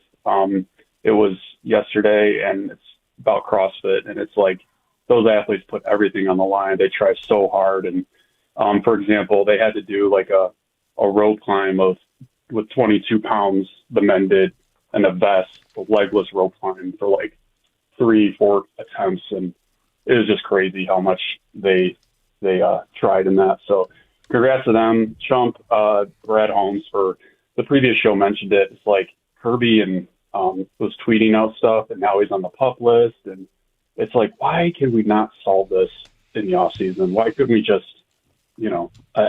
I don't know what's going on over there.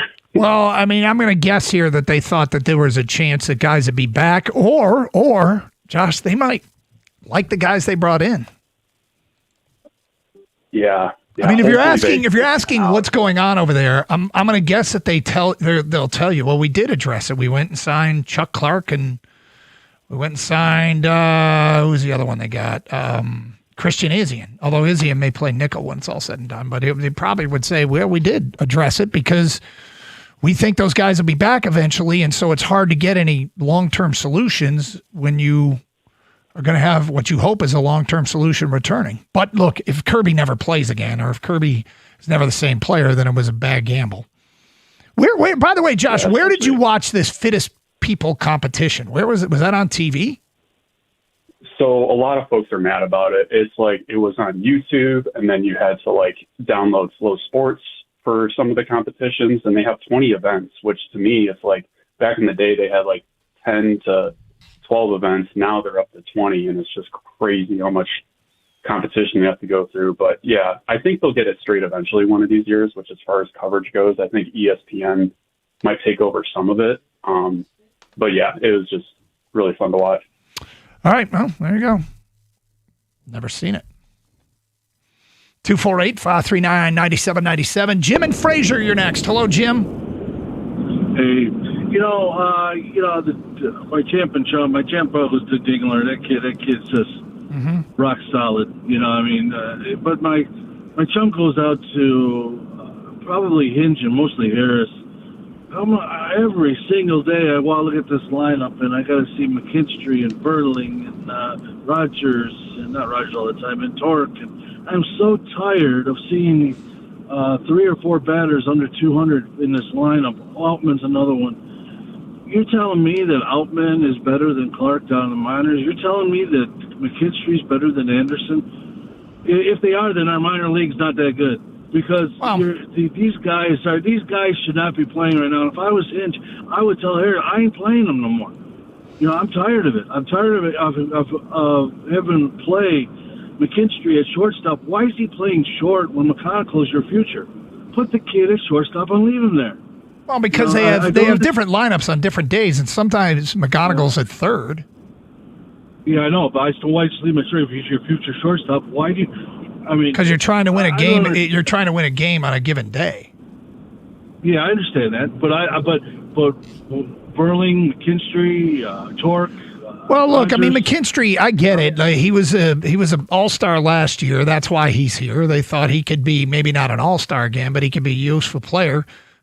Torque's come around quite a bit. You mentioned him. Vierling is, might be at the end, and we might be close to the end with Vierling. And look, McKinstry isn't rewarding them for the playing time. I get it, but when you say the guys at the minors have to be better, they're expected to be better, but those guys are still seasoning.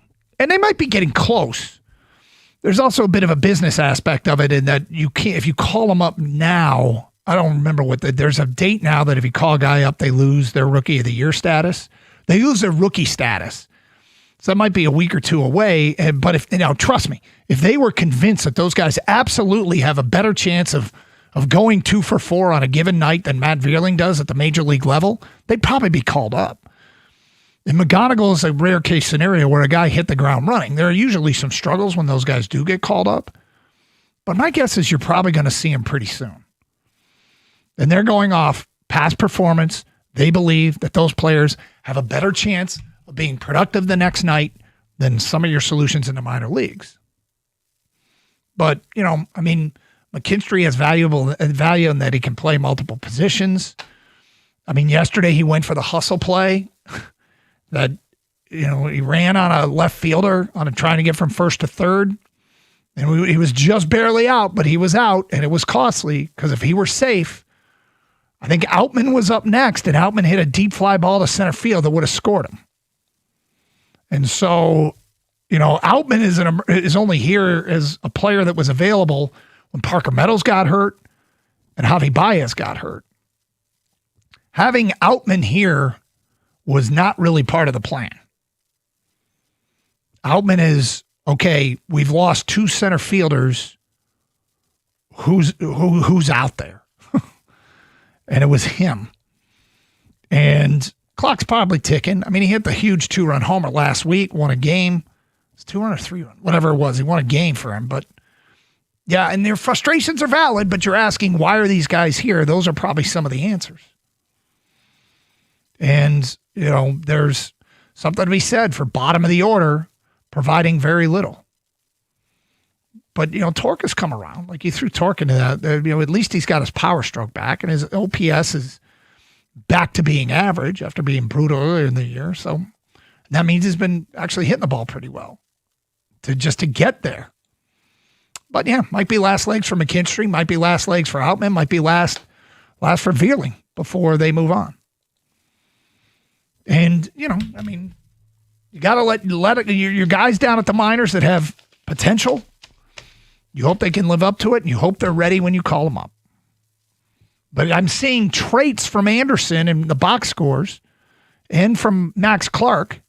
That was too bad. I apparently picked the worst Mudhead game to go to because they got smoked like 11-0, and neither of them really did anything. Anderson had a hit, but every ball that was even hit to them was kind of routine. I was kind of hoping to see somebody make a play in the field, but I went last week, and it was not very insightful into what they can be. And then I look at the box scores, and it was like every other game they're doing something. But Did you tell them that you were coming? I did not. Okay. In fact, I kept it under wraps intentionally. No, you should have told them next time. Maybe next time? Yeah, that way they'll do something. If that's what it takes.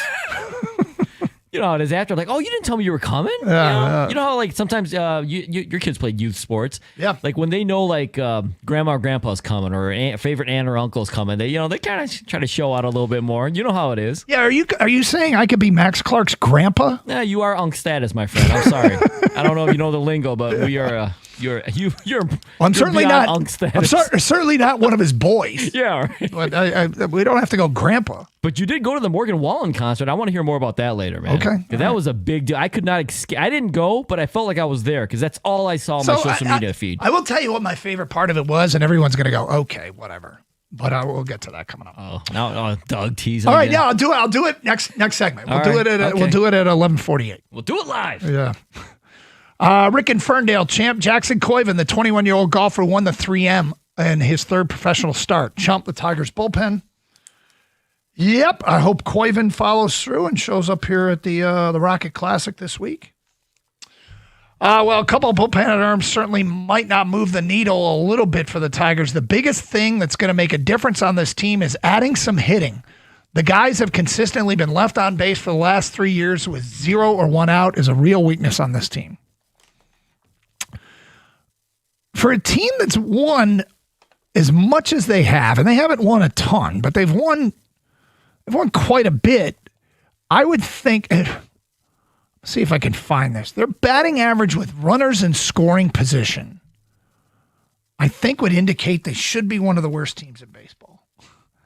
They do some stuff well. Starting pitching's pretty good. They've hit for some power. And even when they're playing well here lately, it feels to me like their batting average of runners in scoring position is absolutely terrible. Expanded stats. Hold on. I can't find this easily. Probably shouldn't have looked it up or tried to do it live in the air. I'll find it. But whoever sent this in, yeah. Their batting average of runners in scoring position has been bad. Chump, Matt Vierling, please DFA him as soon as possible. Champ scoops for 2 incredible last couple of starts. Well, Matt Vierling, I mean, it may happen. It may happen if Clark's ready. It may happen when Baez comes back, although when Baez comes back, it's probably more likely Malgiri, or you might have an injury list stint for Kerry Carpenter. And yeah, Scooble's good. Managers can have bad seasons just like players can have bad seasons. Managers can have slump just like players have slump. Let's hope AJ gets out of this slump. Well, probably coincides with some of the guys that he's counted on the last 2 years having slumps. But yeah, AJ's not having as good a year. There's no doubt about it. All right, Doug's lame answer to what did I like most about the Morgan Wallen concert coming up today at 11:48. It is Carson Anderson here on 97.1.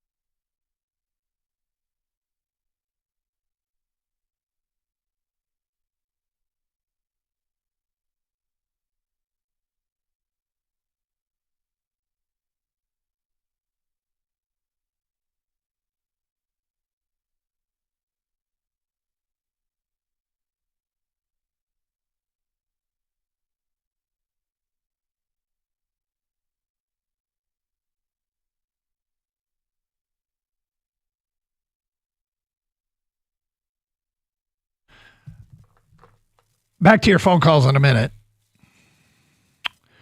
So, yeah, I went to the Morgan Wallen concert at the Big House on Friday night. And we, for me, I don't get to do a few things. One is tailgate. And two is ever sit in the stands at the Big House. Last time I sat in the stands was when Manchester United played that friendly, that international cup thing they made up. And they played a friendly against, I don't know who the hell they played, but they got to sit in the stands there. So for me, the best part was the tailgating, which I absolutely loved. People should try this tailgating. It is a fun activity, this pregame tailgating. I do get to tailgate postgame, but usually I come running out of the stadium after we get done doing the postgame show and we tape Inside Michigan Football, and I come sprinting out an hour after the game and everybody left. I need more people in favor of the postgame tailgate. The postgame tailgates. But I got the pregame tailgate, which was fun. And then, like, I'm walking around the stadium. Man, it's crowded. Man, it's hard to get to your seats. Man, that line for the bathroom's long. Man, I'm going to be in this beer line for 30 minutes. And I'll just say this. Apparently, our lady friends like to use the men's room because there's no line. Just an observation. And I feel like I told you I wasn't there, but judging from social media, looked like there were a lot of ladies, Doug. There were a lot of ladies, yeah. Were a lot of ladies.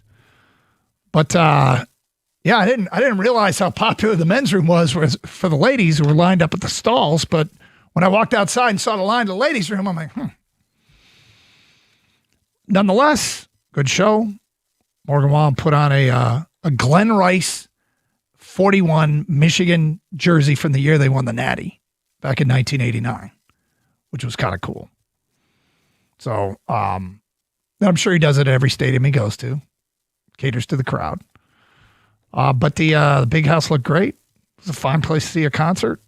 Should do stuff like this every year. 248-539-9797. Do you think Gator would have enjoyed himself? Because I know he's not the biggest country music artist, but he does love live music and loves music in general, right? Okay, yes. All that is true about Gator. and no, I don't think he would have enjoyed himself. I think he would have...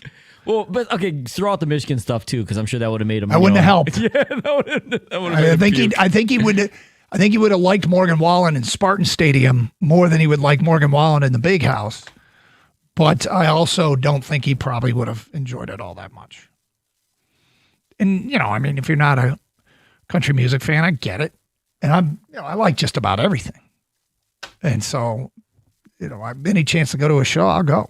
And I actually had the kids with me, so that was fun. Don't get to do that all the time. Go to a show with them, so it was a good concert. They put on a good show. There was I will say, did you see when he turned his ankle? Did you see that video? Yeah, I did see that. I was wondering if he was going to be hobbled on Saturday night, but he played hurt, I guess. And he toughed it out, huh? Wow. Yeah. They probably just rubbed some dirt on it. Oh, they got from World Cup. They got Magic Sponge and can of spray. Just put the sponge on there and the can of spray, and you're good to go. But he got into the Michigan locker room. That's where he went up the tunnel, and he was in the trainers. Funny thing is, he went in and he went left, which is where the trainers are in the locker room. Not that he would have known that, but he walked in and collapsed after he turned his ankle. But I'm like, that's right where the trainers are. Not that they would have been there for the Morgan Wallen concert. What's up with that tunnel, man? Are you going to blame the tunnel? Is this happening again?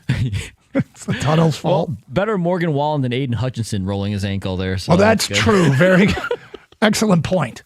And I did not know who it was. I did not know. I mean, everybody speculated it would be Hutch or Kyle Whittingham. And then on the show on Friday, we threw out that it could be the Hughes brothers who walked him down the tunnel on Saturday night. Yeah, easy choices. Yep. I mean, everyone loves that. So. 248-539-9797. Let's go to Mike in Brighton here next. Hello, Mike. Hey, guys. How's it going? What's up? Hey, I was just wanted to talk about the hitting, I think.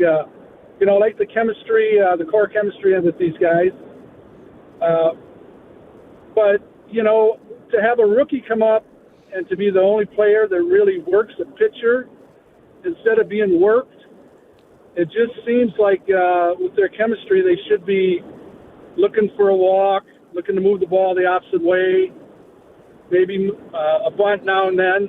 You know, I think they got a good core, and I would like to think that, but you know, and they can't come up with the guy on third and knock him in with a wrap to the outfield. A wrap to the outfield. It just is demoralizing.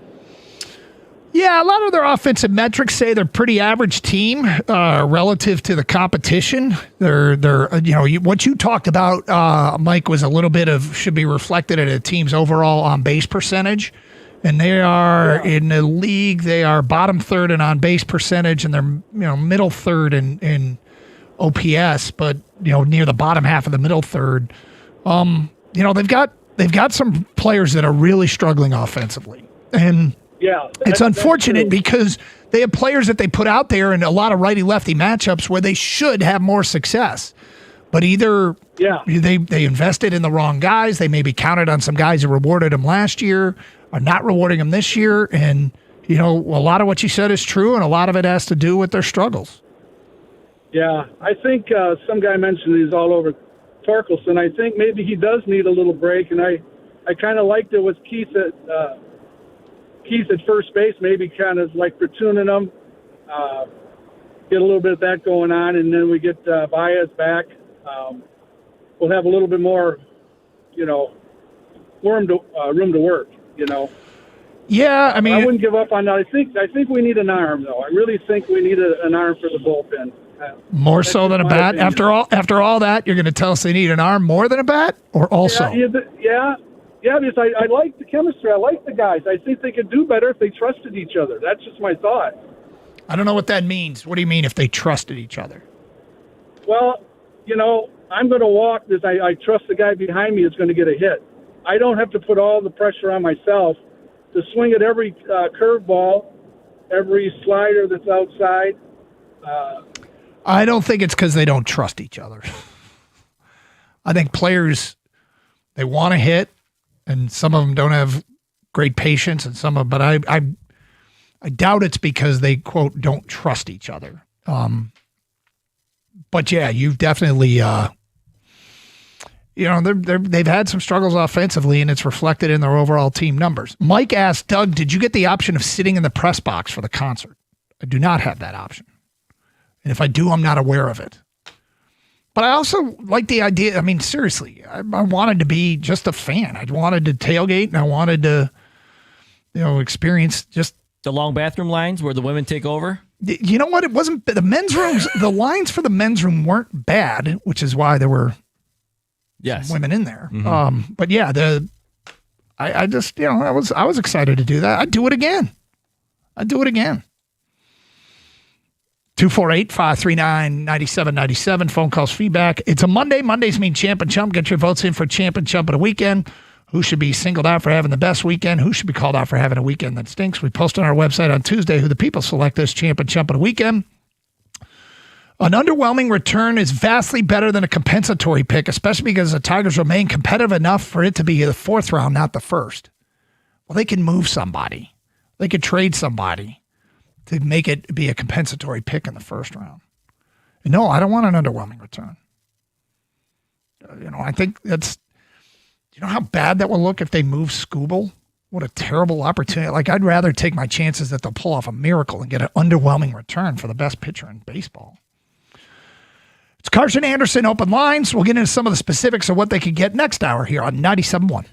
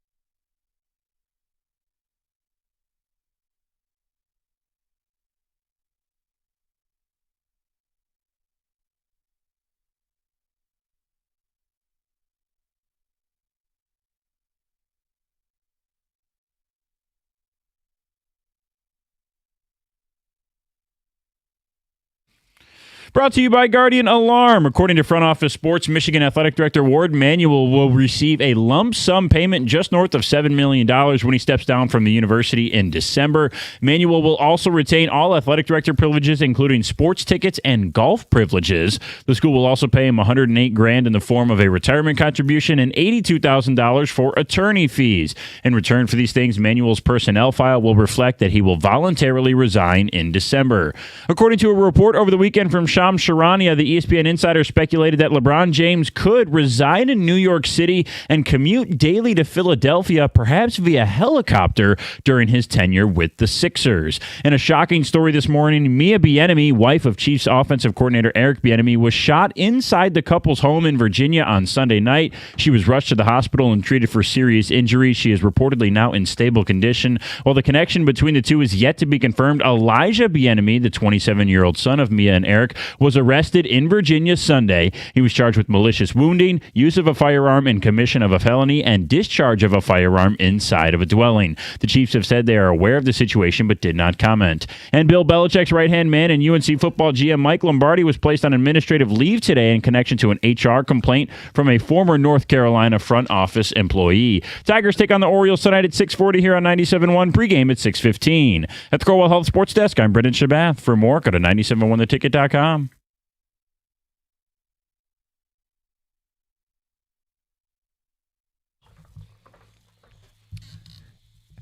Did I hear that correctly? Update, kid, regarding LeBron? Yes. He's not going to live in Philly? There was speculation that he might just live somewhere on the East Coast. And some coworkers down the hall and I have actually done a little bit of research on this. It's about a 45-minute chopper from New York City to Philly. I mean, don't they have like practice? Daily commute was, I guess, the implication here. Kang, your thoughts on the possibility of this?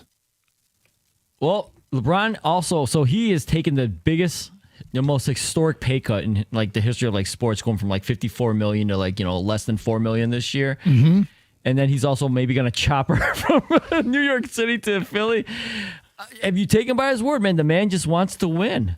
And that doesn't matter where he lives or anything like that. It's just what team is he playing for to win a championship. And so he'll do whatever it takes, even if it's living in another city, to make himself more comfortable. Yeah, I guess. I mean, I would have taken him living in New York City to play for the Pistons. Well, have him fly in every day? You don't have to be at every He lives practice. in Cleveland. He has to hop across the lake every day or something. But the like, one of the point one of my coworkers down the hall brought up is, maybe he just didn't want to live in Philly for some reason. He couldn't find a neighborhood there that he liked for whatever reason. Obviously, we know how Philly fans can get, but I almost feel like living in New York when you didn't sign with the Knicks, but commuting to Philly like could have bigger negative consequences possibly. Yeah. Are New Yorkers going to take to him? I don't know. Well, probably not. He already plays for Philly, right? So I mean, who does this in the real world? I have a friend. One of my good friends did it. He lived in Philly and worked in New York City.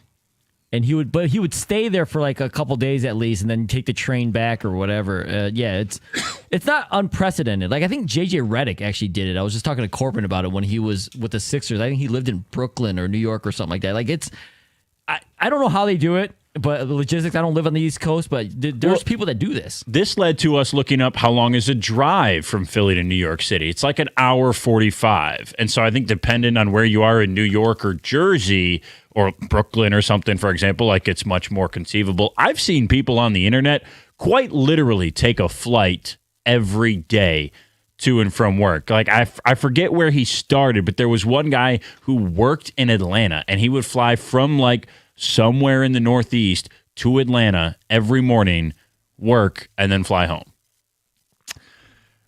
These people are crazy. These people are absolutely crazy. These people, including LeBron James. Yes.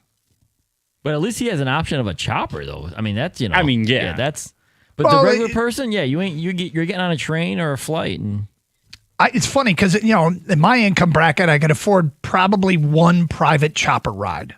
And then I'd have to be done. I mean, I can't pay for a chopper every day for an entire season. But All right. Let us know if you hear anything more. Yeah, I'll reach out to the chopper companies in New York City. Please do, and see how much a chopper ride from New York to Philly would cost one. See, you guys don't know. Maybe there's Uber choppers that we don't know about. Like Uber share. Hey, in that tax bracket, it's a different world, man. It might be. You get on, you're like, oh, hey, Zuckerberg, what you doing here? Well, I crack up because during College Game Day, they're always advertising that our celebrity flies in courtesy of NetJets. And I'm like, who the hell are they advertising to? They're advertising to like this tiny little percentage of the country. Do you think? Yeah. But I guess it's probably SEC worth country, they might use NetJets pretty commonly, though. You think? Yes. There's a line out there that I like. It's about Big Ten schools dominating the NIL landscape. And the line is that, SEC grads own car dealerships, Big Ten grads own car companies. That is a good line. I like that line because I think it speaks to why the NIL world's been so good to the Big Ten. But I don't know. Interesting story. We'll do the research. Thank you. We'll figure it I out. appreciate it. Yeah. I bet you there's people that like live in Lansing and work in Metro Detroit that drive. That's like a 2-hour drive. I think you're probably right. Or the west side of Michigan. And what is the maximum reasonable commute drive one would make? Because I can't imagine. I drive like an hour a day every day. For me, it's 35 minutes. And with all the construction right now, it's about 4 hours. But typically it's 35 minutes. I used to, when I worked TV news in Clio, okay, Channel 25, WEYI, see what a difference 30 minutes can make. Boy, if that didn't make people watch, I don't know what slogan would. But we would, I was living in an apartment on the north side of Ann Arbor with Dave Stuckey and Tom Hafner. And I would make a 1 hour commute every day. But that's the max. I can't imagine a regular commute being much more than an hour and being acceptable. And I certainly can't imagine taking a helicopter to work, but I also can't imagine what it's like to be LeBron James. So, don't people in LA drive 2 hours every day, no matter dude, what? People in LA,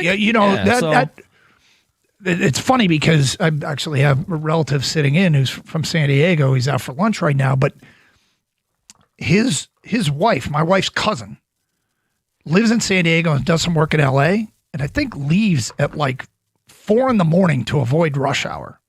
Will drive from San Diego to LA because it takes forever to go anywhere. But yeah, the more I think about it, like the everyday person does this all the time. It's just surprising, like if you're a multi-millionaire like LeBron James. Dude, you can't find a nice house in Philly? I mean, are you serious? He's really tall, Doug.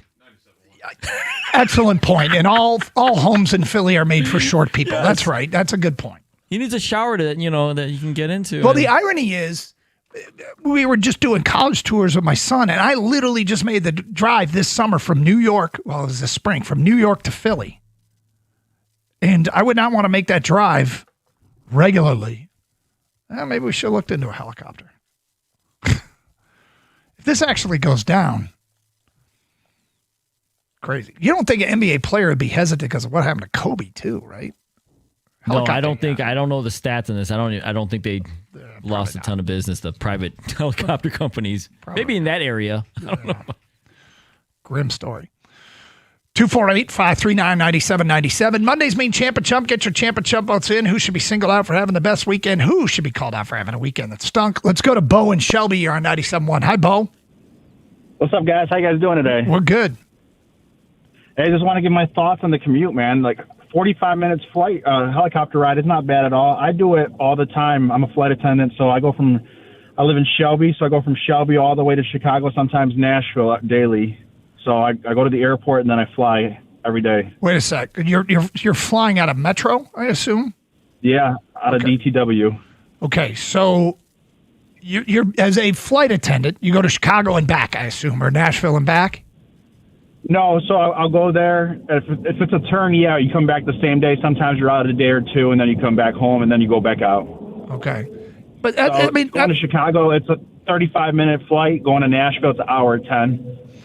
There's people that come from Madrid all the way to Baltimore. They do like an 8-10 hour flight.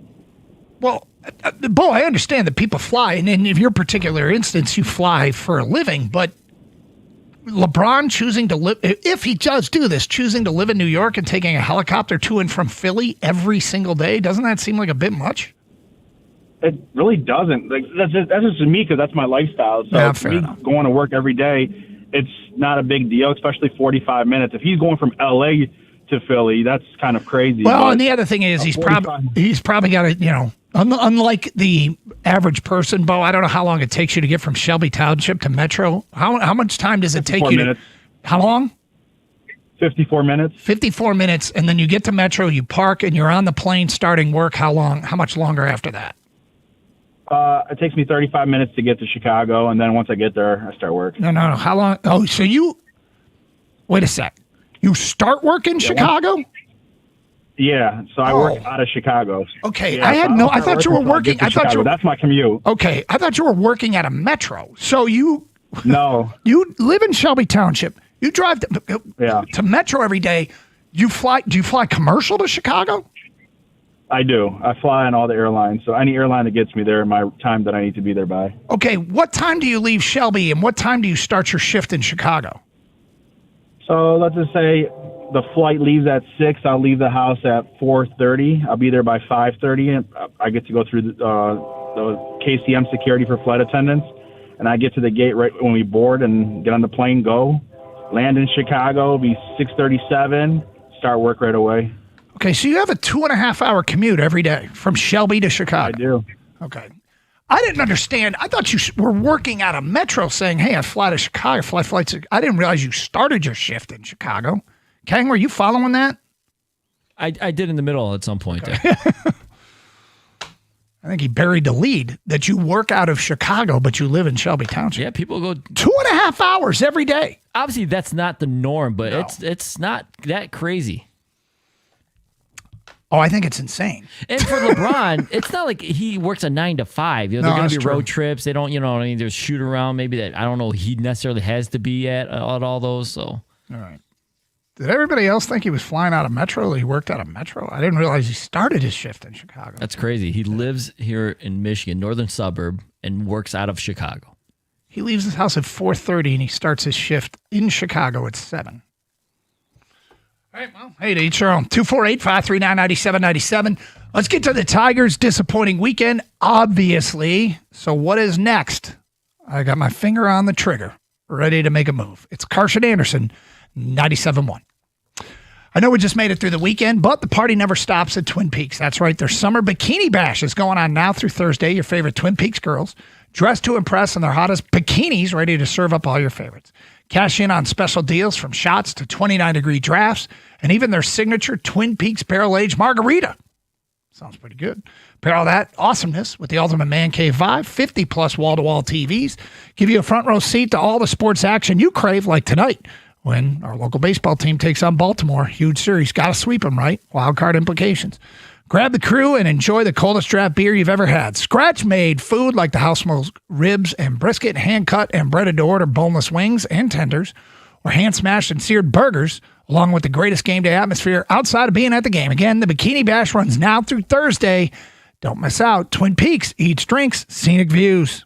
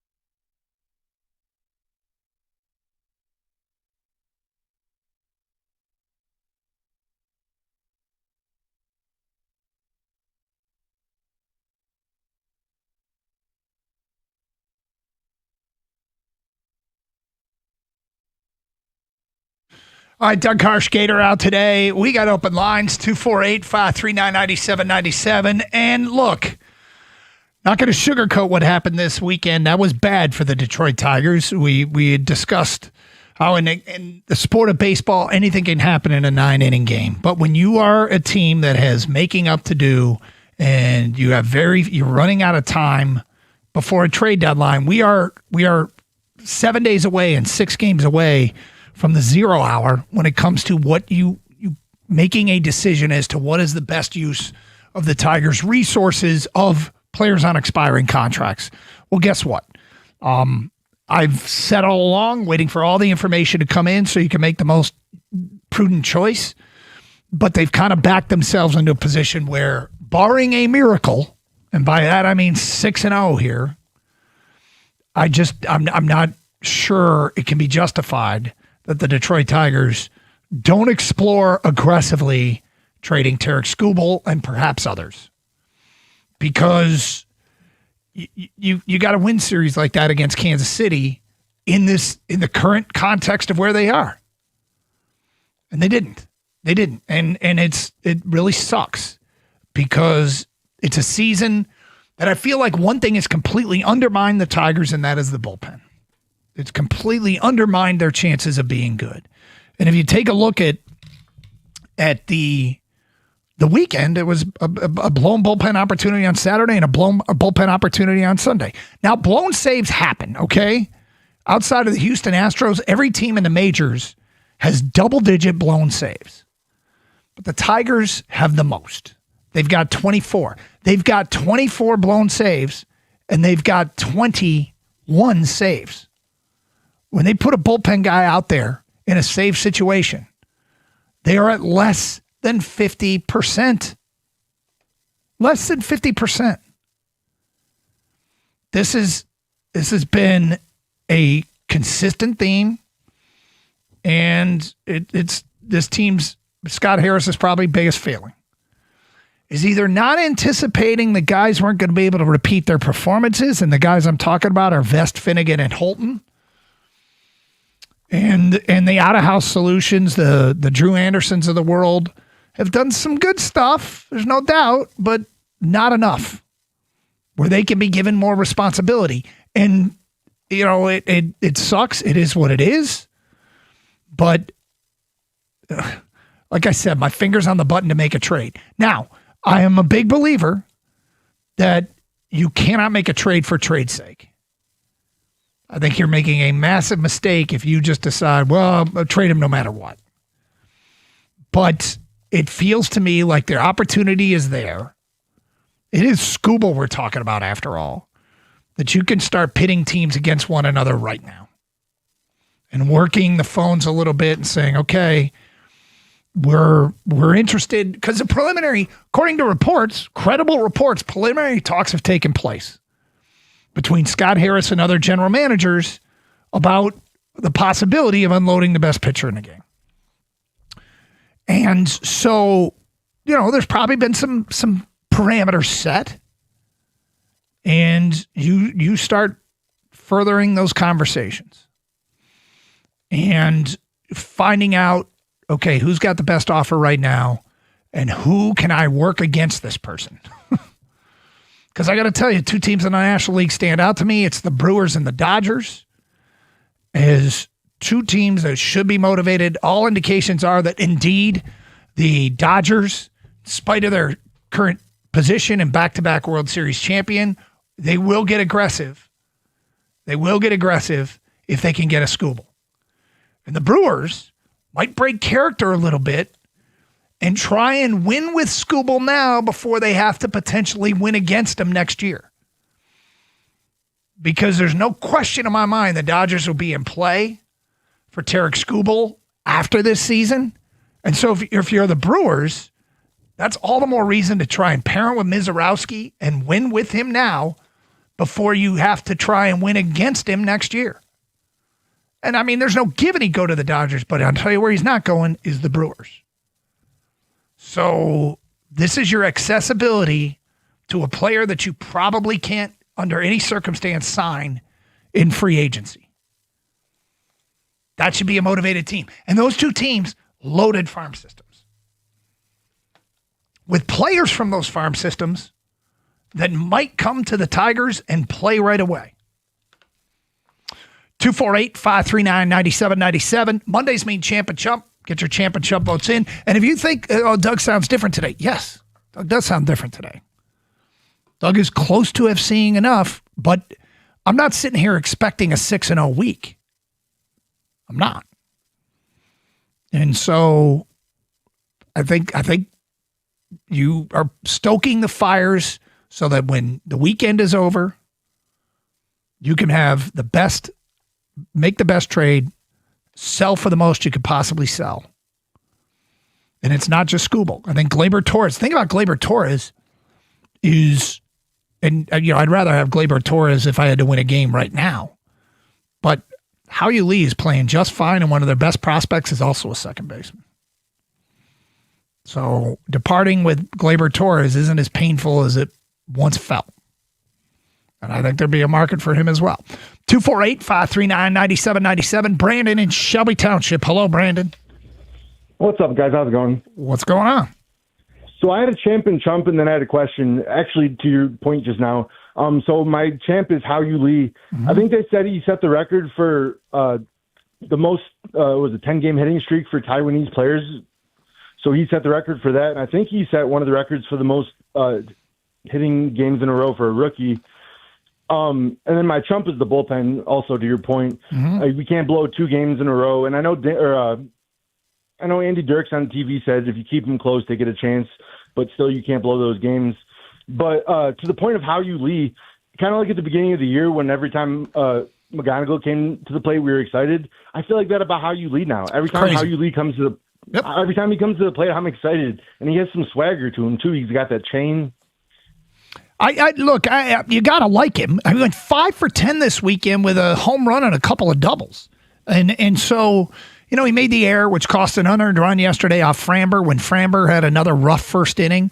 Not as rough as the previous first inning, but still pretty rough. And that didn't help. So, you know, it's not like he's the perfect player, but he's and Scott Harris is going to take some definite criticism for this season. Howie Lee was a nice find by him, though. Yeah, when Howie Lee first came out, I didn't know if he was just like an outman or a person that we just brought up to fill in a spot. But now I actually take him seriously. Not only that, I actually love to watch him bat because I think something cool is about to happen. Well, we went back and read, and Brandon, thank you for the phone call. We went back and read the scouting report on him when the Tigers traded for him. And what he is now is exactly what the scouting report read that they hoped he would be like. They hoped he would be able to hit enough. They thought he had a hit tool, and could he become a serviceable field player, but they really, really liked his ability to hit. And, he's been good, man. He's been good. 248-539-9797. Drew in Traverse City, you're next on 97.1. Hi, Drew. Hey. What's up? I won't go more than 10 minutes from home to shop. Now, being in the trades, we get in the vehicles. We can drive anywhere up to an hour and a half somewhere, but I'd rather be getting paid for that drive so I'd move anywhere closest to that I need to for work. Okay, let me back up so people know what you're talking about. We were hearing the update, LeBron may commute from New York when he plays for the Sixers. Nothing's final, but we heard he might do that, and we're like, holy cow. You are saying you will not live more than 10 minutes from work? In my trade, where then we jump in company vehicles and go anywhere we need to, I'd rather do that drive while being paid. And if I got to move closer to the central shop, I will. Okay, well, it makes sense. And I understand where you're coming from. If you drive for a living, you probably don't want to spend a lot of time driving your commute. Yeah, I mean, but everyone wish they could live closer to work. I mean, that's pretty obvious, right? But I guess because he's saying, though, I already drive as it is, I want less driving. Yeah. I mean, either way, that guy's driving more than you and I. Probably if he's got to drive a ton, yeah.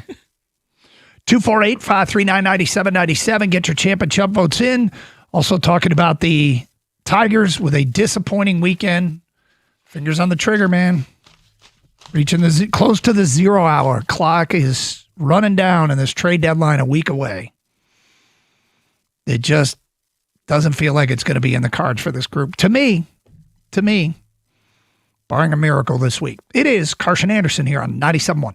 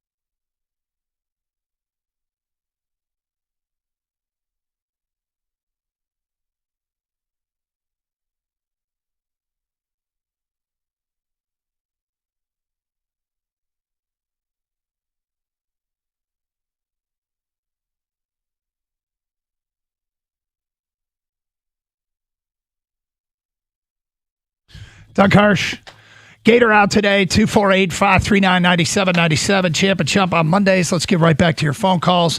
Brian in Howell, you're on 97.1. Hello, Brian. How you doing, Doug? What's up? Hi, Kang. Hello, sir. Anyway, I got Champ and Chump for you. Great. Champ is Jackson Koiven, who won the 3M championship yesterday. Yep. And I got to go with the guy for Chump that didn't like the D on the hat from 1910. I don't like that either. Danny, I think it was Danny and Warren. Yeah, maybe it was. Are you chumping him or are you chumping the hat? Oh, I'm chumping the hat. Oh, okay. I thought you were chumping Danny. No, I agree with him. Okay, it was a hat from the 1910s. It was part of the 125th celebration. You might not see it again. Yeah. But okay, well, thanks, guys. Appreciate the phone call. Was the hat that offensive? I mean, I didn't think so, but I mean, you know how are people, especially when you mess with something like the classic, Sure. people old English D around here. Okay, I feel like I'm going to say something that and duck for cover. I like the navy blue jerseys they debuted, and I like the orange jersey. Does that make me a bad person? I like them both. People have questioned your decisions on fashion before. It's okay. That's fair. And it hadn't stopped you. No, that's true. From an unnamed texter, Champ, Morgan Wallen, walkouts at the big house. Chump, Tigers, ninth inning bats. Back-to-back games, down one run, two guys on, less than 2 outs, and you get nothing. Experienced batters who can't get bunts down, swing and miss, strikeouts, and pop-ups. It's not all the bullpen. No, it's not all the bullpen. Nope, it's not all the bullpen. I think the bullpen's the biggest single thing that's undermined this team. But, yep, there were opportunities they didn't cash in on. Here's one, because I was mentioning earlier, I couldn't believe how few people were at the Brickyard 400 over the weekend. The NASCAR race at the Indy 500 track, the Indianapolis Motor Speedway. The Brickyard 400 was very popular from its inception in 1994 with packed grandstands through the rest of the 90s, but attendance has dwindled since. And in the past 10 years, the track is a near ghost town considering how many seats there are versus the 50 to 75,000 fans that are there. Yeah, I noticed that, and I'm just wondering what the hell happened. Why the Brickyard lost its appeal to the racing crowd, specifically in Indy. 248-539-9797. Let's go to Dave in Imlay City. Hi, Dave. Hey, thanks for taking the call. First-time caller. Sure. I called to talk about Scooble, but the reason they didn't show up for the NASCAR people are very upset with the rules. But about Scooble. Whoa, hold on. What did you say? The NASCAR people are very upset with that race? No, they're upset with the format, with the playoffs and the way the points are distributed and all that. The stages. Like all the stages and the in-race challenges and all that stuff? Yeah, they don't like that. They like the old format from the old days. Okay, all right. But I'm a big NASCAR fan. I'm wearing my Hendrick Motorsports shirt right now. But anyway, as one does. About Scooble, I've heard all the talk. My opinion. Now I heard you say the Tigers win 6 games. If they sweep the Orioles and then sweep somebody else, it doesn't matter. They're not going to win the World Series. So I would trade Scooble. I was watching the Angels yesterday. Rick Sutcliffe was talking about it, and he said the Dodgers are loaded with talent. So if you're not going to sign him after the year, trade him and get if you could get 2 good prospects from the Dodgers, I would do it. Well, that is certainly a possibility, and the Dodgers are one of the obvious teams given their minor league system. And a lot of their prospects are actually blocked from getting to the major league level. If they can justify, if they pull off the miracle and win 6 in a row, then I might, depending on how they do it, unless their bullpen is lights out, I would be looking to add some bullpen arms and, yeah, going for it. And look, there's a tipping point, and I'm just about there. I'm more preparing to trade him than not. I think we're discounting how important it is that if you get in, anybody's got a chance. Well, at least I think you are. I think if you get in, you've got a shot. And if you get in with arguably the best rotation in baseball, you got a shot. Now, I've said it all along, if they go 6-0 this week, I'm adding a reliable bullpen arm, and I think they've got something that's going to be a real asset coming quickly, and that's Jackson Jobe. After watching his start in Erie, very impressed. I think that could be a real factor for this team down the stretch. Now, the stuff is there.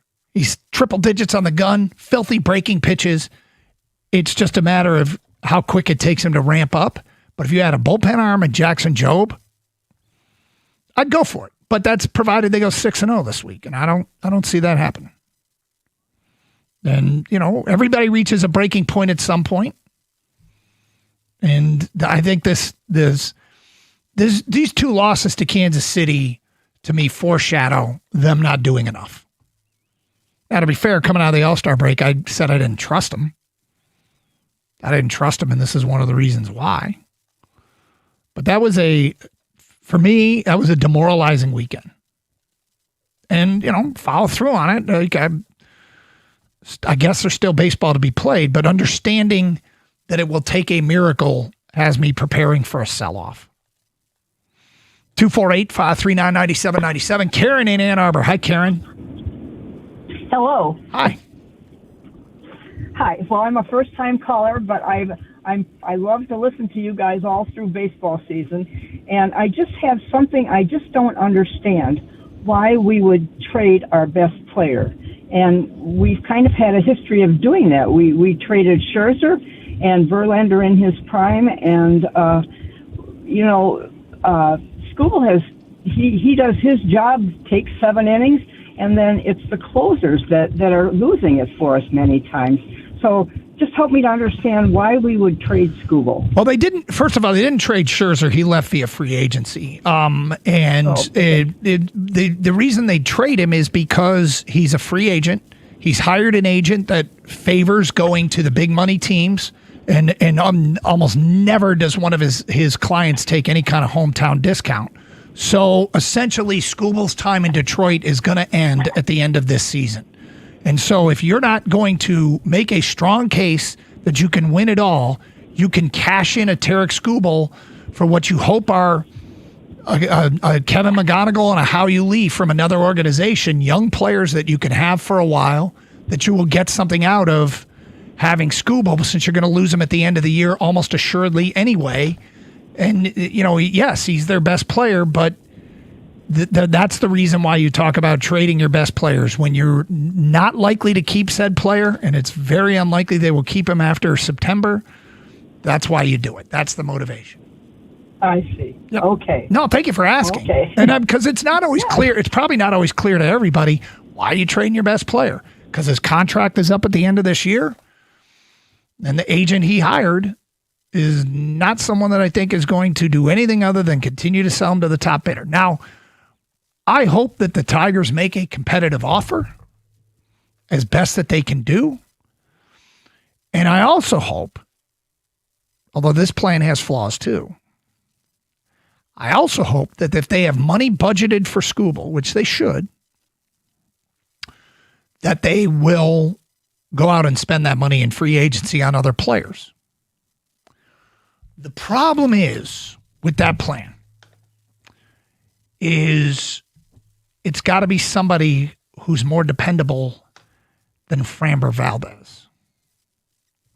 It's got to be somebody that's more dependable than Kenley Jansen. And those were two big Scott Harris signings this offseason. And I do not want more, I don't want to say bad contracts. Kenley Jansen's a 1-year deal. And he hasn't been awful, but, it seems pretty evident his best days are behind him. But the Framber thing, Framber is really becoming a frustrating player. And I don't want to completely give up on him.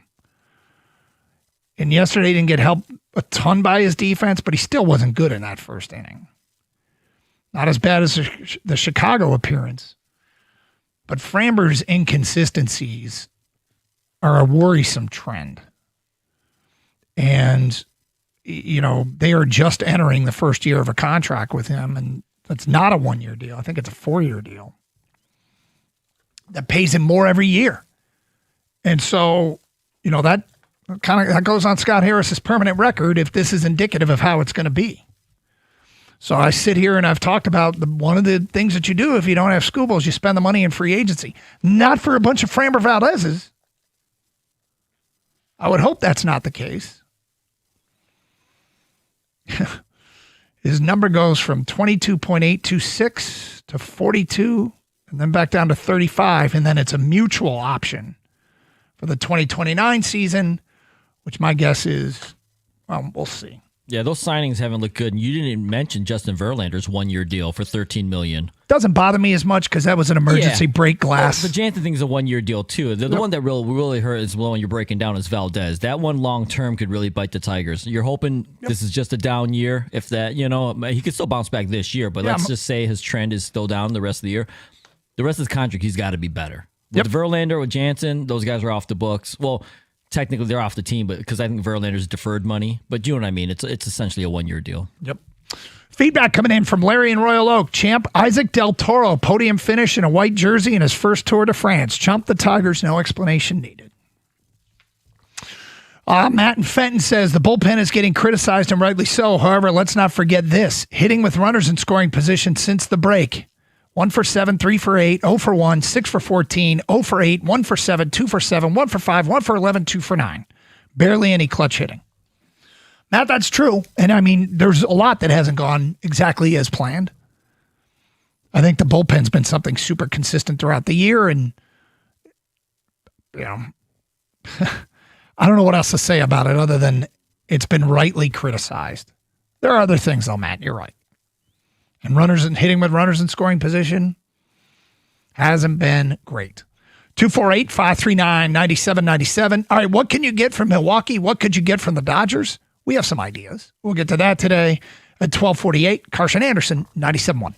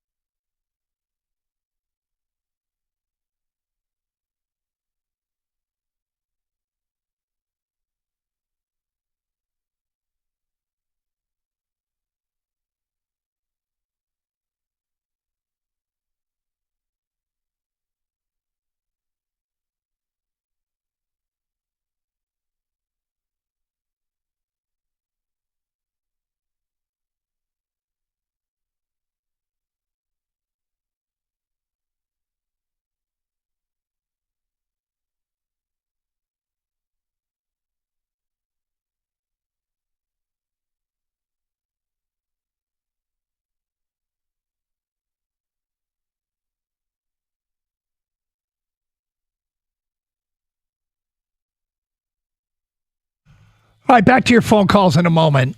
Look, I'm big on two teams that seem motivated to make a big splash and seem to be in on the Scooble sweepstakes. And I talked about it late last week, but one is the Milwaukee Brewers. Adam McCalvey of MLB.com reported that the front office plans to be more aggressive than recent years. Their last huge move at the trade deadline was 2008. I think was the year they went and got CC Sabathia. But they've been to the playoffs 7 of the last 8 years. They've only won a couple series. They haven't had success. And they might be a little bit tired of it. And they have a loaded organization where they could move some guys that aren't contributing now, that the Tigers would probably have interest in. Typically, you don't see the number one prospect in the game moved for a rental, and that's Jesus Made, who is a shortstop in the Brewers organization, who could probably play elsewhere. But, and most of the writing says he is unavailable, and that's fine. That's totally fine. I get it. They have other guys in their organization. They've got 6 players in the top 100 of the game, according to MLB.com. But the other team that seems motivated, and this is a report that came out last week in USA Today, I think it was a Bob Nightingale story, that, quote, rival executives believe the Dodgers plan to get greedy. They're infatuated with the opportunity to become the first National League team to win 3 consecutive World Series championships. And if Scooble indeed becomes available, executives are now predicting the Dodgers are all in and have a prize farm system and starting pitching depth to pull it off. They have 9 players in baseball's top 100 list. Okay? And they do. They've got outfielders coming out of their ears that are all blocked. They got a log jam. And those outfielders, Jose De Paula is the 4th best prospect in baseball. Mike Sirota is the 11th. They've got Zaire Hope. And I believe De Paula, Sirota, and Hope are all in Double-A playing with the Tulsa Drillers. And they got a first baseman who's blocked behind Freddie Freeman there, who's a top 100 prospect named James Tibbs, who's putting up monster numbers with their AAA affiliate. And I feel like if the Tigers traded with the Dodgers and got Tibbs back, first baseman outfielder, Tibbs would play right away for the Tigers. He'd be in the lineup. But the Dodgers can put together something very attractive. Then I would go back to the Brewers and I'd say, are you sure you don't want to part with Jesus Made? Because you're competing right now. You and the Dodgers are the 2 best teams in the National League. If we hand them Scooble, and we're getting a load of prospects back. If we hand them Scooble, you're in a world of hurt. And you know what? He could sign there long term and you have to deal with him forever. They'll get a leg up on trying to sign him for the rest of his career. But if we give him to you, this might be your only chance to beat the Dodgers without Scooble. And you'll have the best 1-2 punch in the game with Mizorowski and Tarek Scooble. You sure you don't want to part with Jesus Made? That's fine.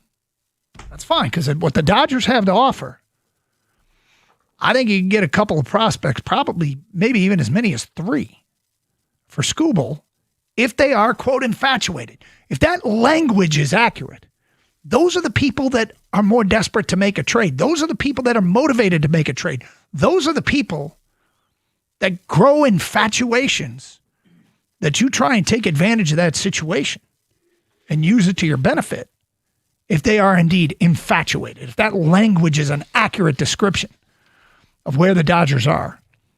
And people say Jose De Paula is untouchable, their top prospect.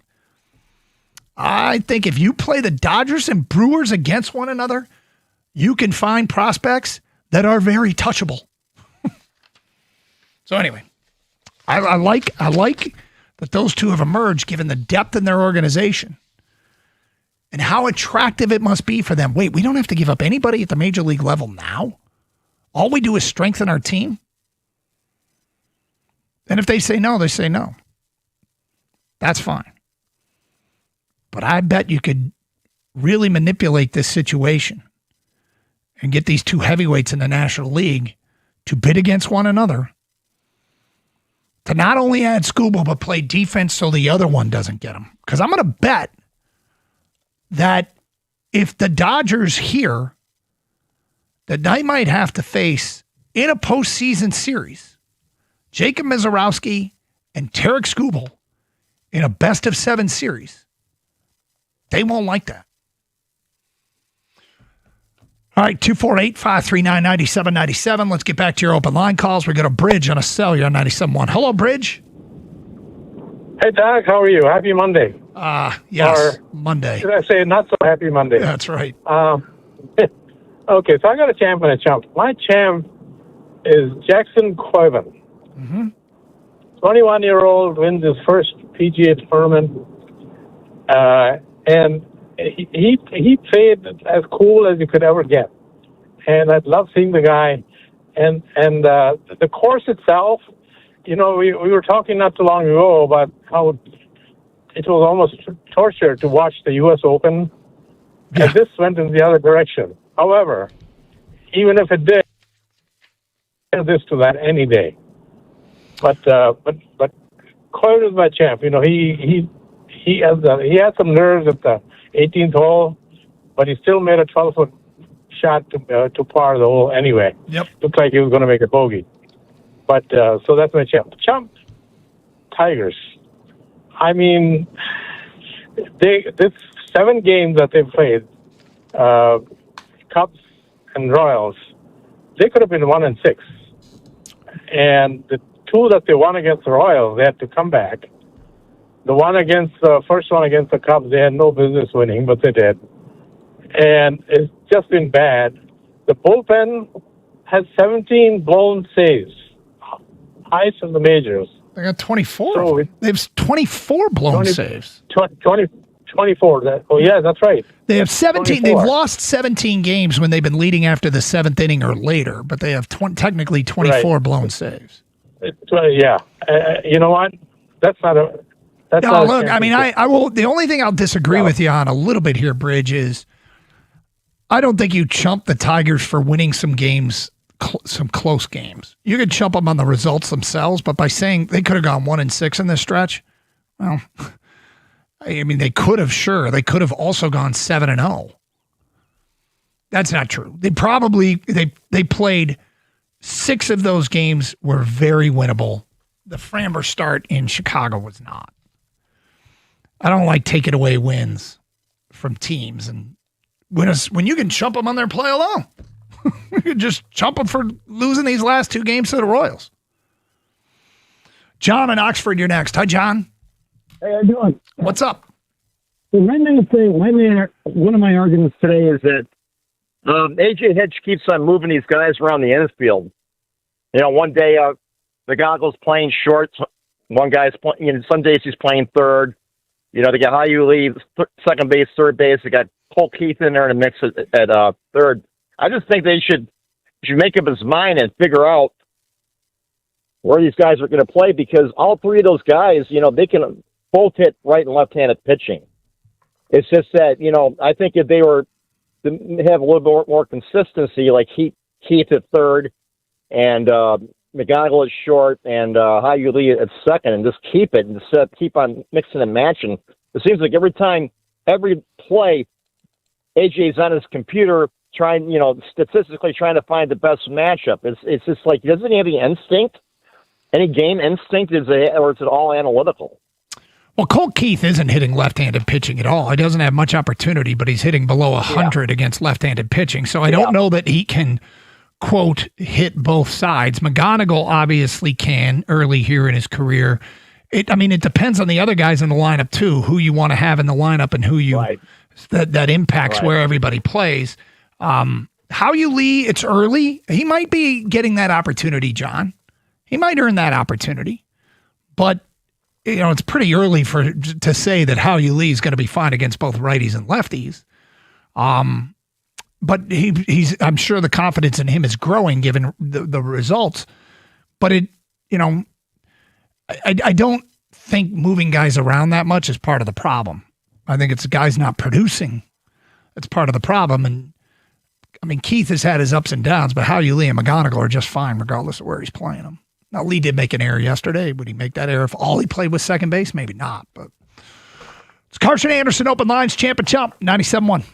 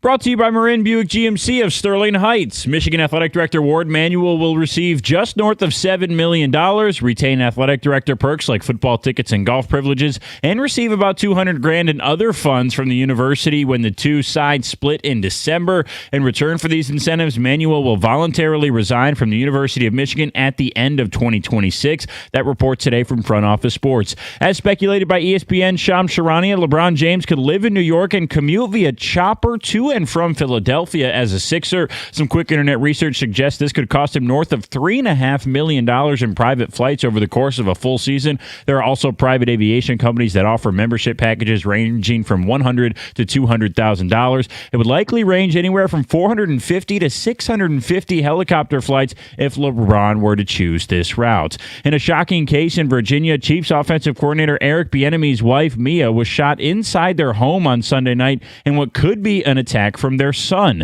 Mia was rushed to the hospital and treated for severe injuries and is now stable, while police have confirmed the 27-year-old Elijah Bieniemy has been arrested and charged with malicious wounding, use of a firearm in commission of a felony, and discharge of a firearm inside of a dwelling. And Cater Montero will take to the mound tonight for the Tigers as they look to gain ground on the Baltimore Orioles, who are one game ahead in the wild card. First pitch at 6:40 right here on 97.1. At the Corewell Health Sports Desk, I'm Brendan Shabath. For more, go to 97.1theticket or Odyssey.com.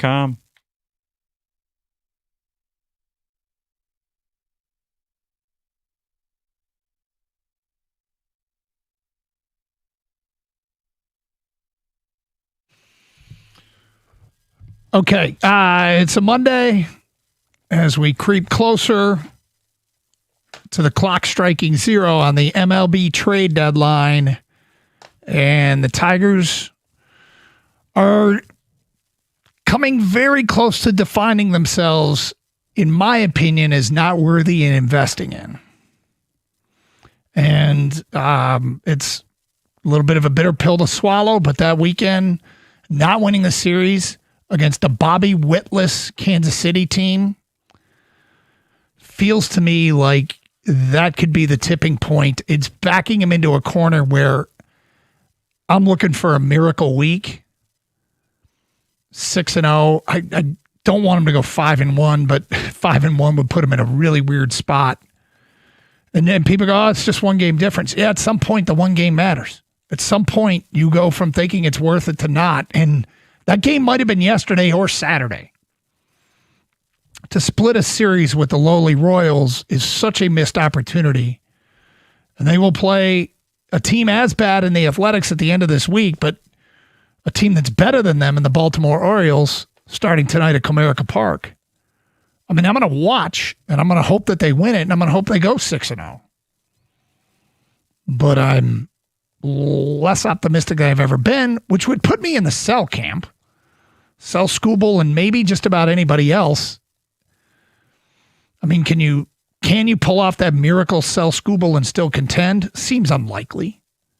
Well, you certainly would hurt your chances, even contend for what? Contend for the playoffs? Well, maybe, depending on what you get back. We talked about getting James Tibbs from the Dodgers organization as a player that they're not using, but you could use in Detroit maybe right away. But also, you know, you could move on from Gleyber Torres and maybe not have much of a step back. I don't know if How You Lee can keep this up at second base. Of course, one of them can DH, so you might hurt your DH spot. But yeah, I'm further cultivating the relationships with the buyers more so than the sellers after this weekend's results. 248-539-9797. Phone calls, feedback. Carson Anderson, Champ and Chump. We do it every Monday. Who should be singled out for having the best weekend? Who should be called out for having a weekend that stinks? We go to Stan in Shelby Township. You're next on 97.1. Hello, Stan. Hi, Doug. Thank you so much for taking my call. Sure. My champ is How You Lee.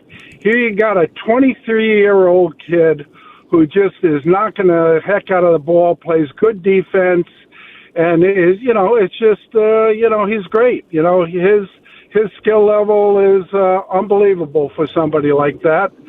And then my chump are the people who give heat to A.J. Hinch because, in my, humble opinion, no amount of strategic player manipulation by any manager can make up for the obvious lack of hitting skills of Jake Rogers, Zach McKinstry, or Burling. And, I just eventually the fans have to figure out that the players aren't playing.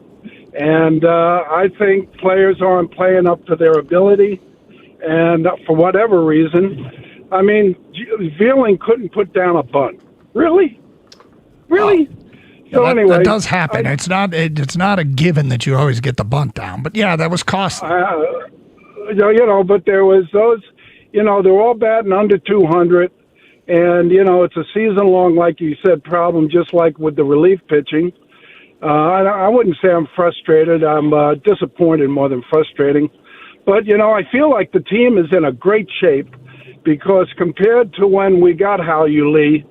That was Scott Harris's first year. His trading deadline trade was Lorenzen for this guy. Lorenzen was our only all-star.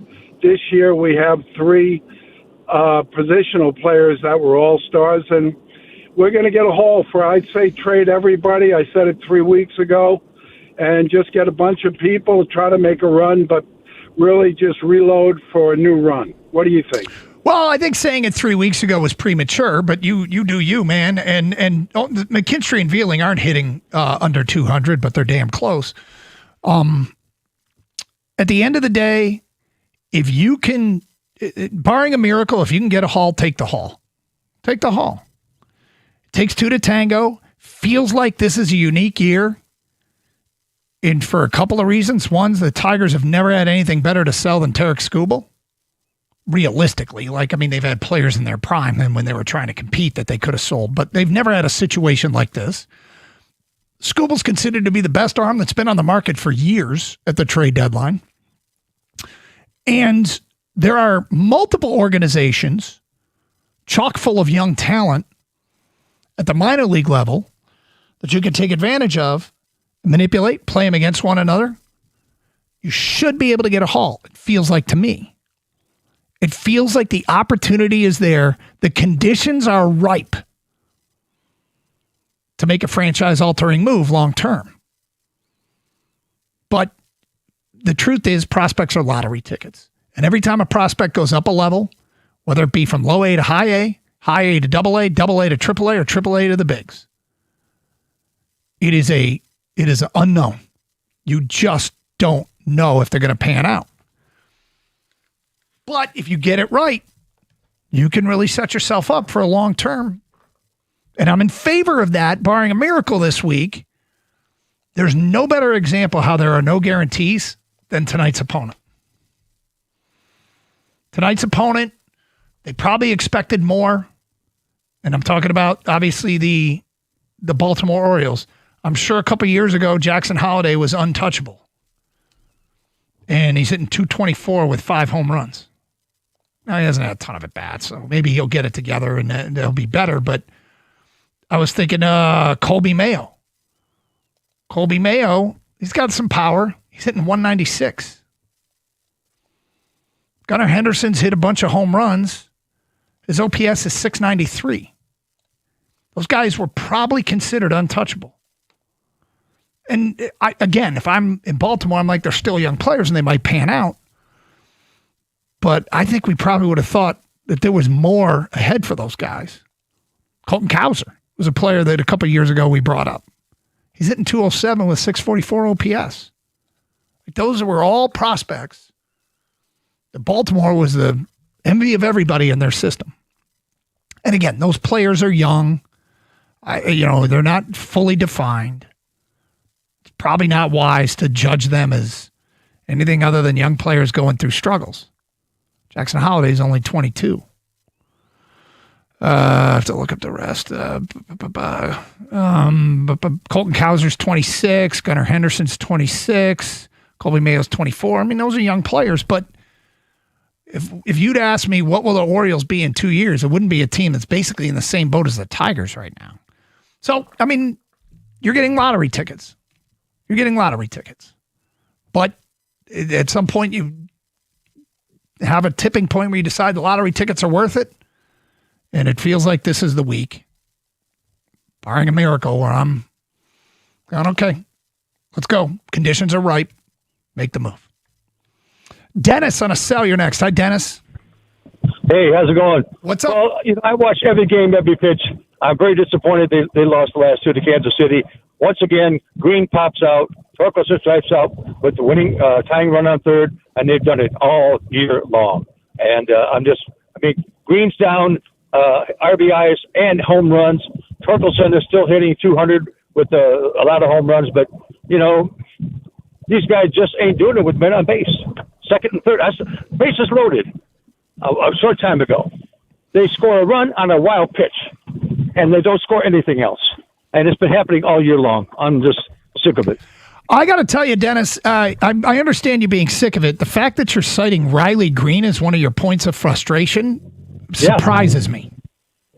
Well, he's hitting 284, but he's down on home runs, and he's down in RBIs, way down. If he hits 20 home runs this year, I'll be happy. He's up in batting average. He's up in OPS, and he's up in walks.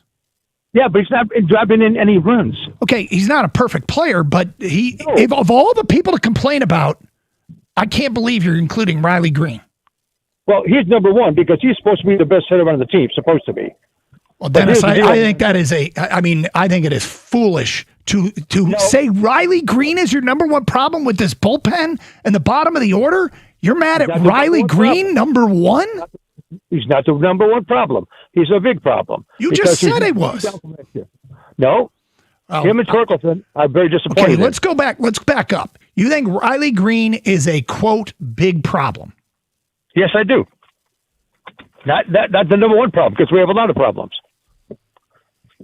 But I would trade Torres. I would trade Skubal. I mean, the way they played the last couple of days, once again, Green, they had a man on third, one out, Green pops out, Torkelson pops out. Wait, there you go. That's what happened all year long. Well, I would hope if I were in a league, I'd get to trade with you.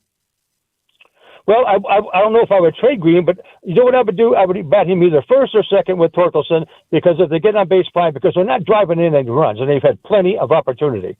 Man, like I said, I watch every game, every pitch. And I was down at the beginning of the year because we had 10 guys on the IL, and now they're back, and we're playing better, and everything seems to be going better. And then they lose 2 in a row to Kansas City, one of the worst teams in baseball. So never have happened. Never. And well, I'm not happy with this weekend as well, but of all the things you can complain about with this team, you're complaining about Riley Green. Riley Green. Who's, I mean, he's not a perfect player, no, but I can think of about 20 other things I'd bring up before I'd bring up the performance of Riley Green. 248-539-9797. Hey, there's a moment when a home stops being a someday and starts being a plan. University of Michigan Credit Union can help get you there today. If you're ready to buy a new home or refinance your current mortgage from another lender, UMCU should be your next call. Make your move by the end of August, and you'll save $750 on closing costs. Plus, enjoy flexible fixed rates, free pre-approval, and no application fees. Seriously, let's get you into that dream home. Visit umcu.org, insured by NCUA.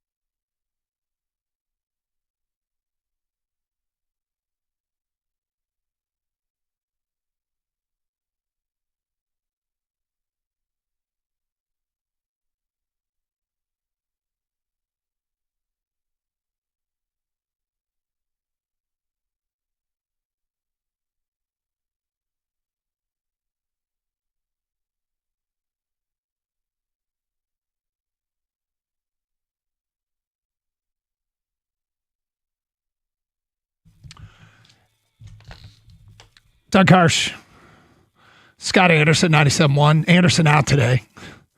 So flying solo, Tiger team on the brink of probably being done here. Realistic chances. That was a very disappointing weekend. But, look, I suppose I could still pull off a miracle, but I am counting on it less and less. And think they need to be starting to really put the feelers out for what they could get back for some of their expiring contracts. In the meantime, let's get back to your phone calls. Don in Belleville. Hi, Don. Hi, how are you? What's up? Yeah, I think that last caller was way off. I mean, Riley Green is the least of my worries. Torkelson, Vierling, Giovanni Jones, McKinstry, them guys are a bigger problem than Riley Green. Riley Green is providing offense. I mean, he's still hitting. Yeah, strikeouts are down. He's doing more walks. I can't blame. I'm not putting the blame on Riley Green as number one. They have way more problems than just that. I mean, you got pitching problems.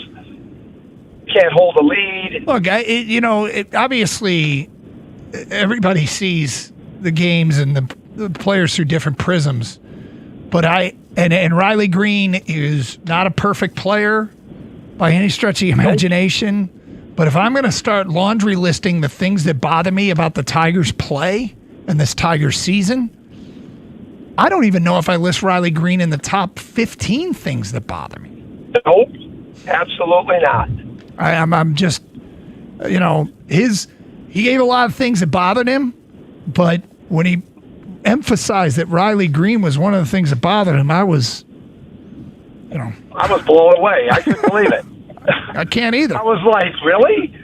You got a bullpen problem, and you've got batters even Jake Rogers. You got batters that are batting 200, three of them together, and you're worried about Riley Green.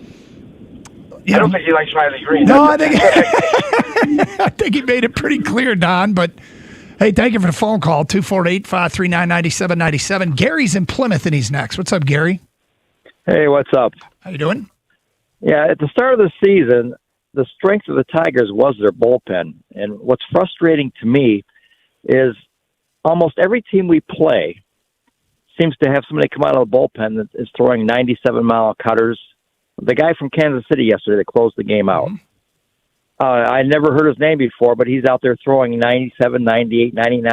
Why don't we have somebody that throws like that out of the bullpen? It's very frustrating because if they even have won 5 or 6 of the games that they've blown by the bullpen, we'd be tied for first or in first place right now. Yeah, I mean, right now, I don't know what arm out of the bullpen I even trust. It's not about one guy to me. What's killed them is the guys that they've counted on in the past all seem to have taken steps backwards. I mean, Vest is obviously hurt, but he wasn't as effective as he's been. Kyle Finnegan wasn't as good as he was last year for the Tigers, and Tyler Holton has had some issues. Then your new guys have been far from lockdown. And so, Gary, the bullpen struggles are well documented, and could one arm help? Could Jackson Jobe and an outsider help? Sure, but I'm not. I think Jobe is going to be filthy when he gets here. There might be some hiccups, but I think Jackson Jobe is. We should be excited about what he's going to be, and this year and beyond. I think he's got all the makings of being a dominant arm. And on this team this year, he'd probably be used out of the bullpen. Yeah, but what's really even more frustrating is our starting pitching is almost at the top of the league. Mm-hmm. I mean, the starting pitching, Melton, I mean, you can't take him out of a starting position, but he'd probably be good coming out of the bullpen. But you got to keep him as a starter because he's been so damn good. And the same with Montero. I like him in long relief, but he's been so good as a starter, you hate to take that away from him. Yep. I mean, what makes them competitive and what gives them hope, in any case for the Tigers, is built around this starting staff. Right. Yeah. So, Gary, thank you for the phone call. Jim in Chesterfield. Hello, Jim. Hey, Doug. What's up? Champ and Chump. Yep. Champ, how you, Lee? Yep. And my chump is Riley Green. and I'm just gonna. I've called him before and chumped him. I'm not saying he's the worst problem on a team like the other caller, but he's batting low 200 with guys in scoring position. I'll be under 200 pounds by the time the guy gets a game-winning hit. How much do you weigh? None of your business. I just said I'll be under 200. Well, that might be you lose a pound or two, or you might lose 35 pounds. I don't know what we're working with here. All right, 35. You got it out of him, Doug. Well, I didn't take much coaxing, Jim. you just caved. I'm pissed, though. I'm pissed. You're pissed at? He's our big time player, and he's batting low 200s. Look it up with guys in scoring position. So is almost everybody on the team, unfortunately. Okay. Well, it's true. No, okay. But that's my champ and chump. I'm not changing it. I'm not trying to change it, Jim. But you could probably, I think, change it because he folds under pressure. I That's feel like true. Quickly. I was like, "Did you eat that slice of pie?" I'm not telling you. Did you eat it? Yeah, I ate it. That was quick. I mean, it's champ and chump of the weekend, okay? And so, according to him, Riley Green had a worse weekend than the bullpen. Riley Green had a worse weekend than Framber Valdez. Just to be clear. It's champ and chump of the weekend. 248-539-9797. Al in Southfield, you're next. Hello, Al. Hi, Doug. I'm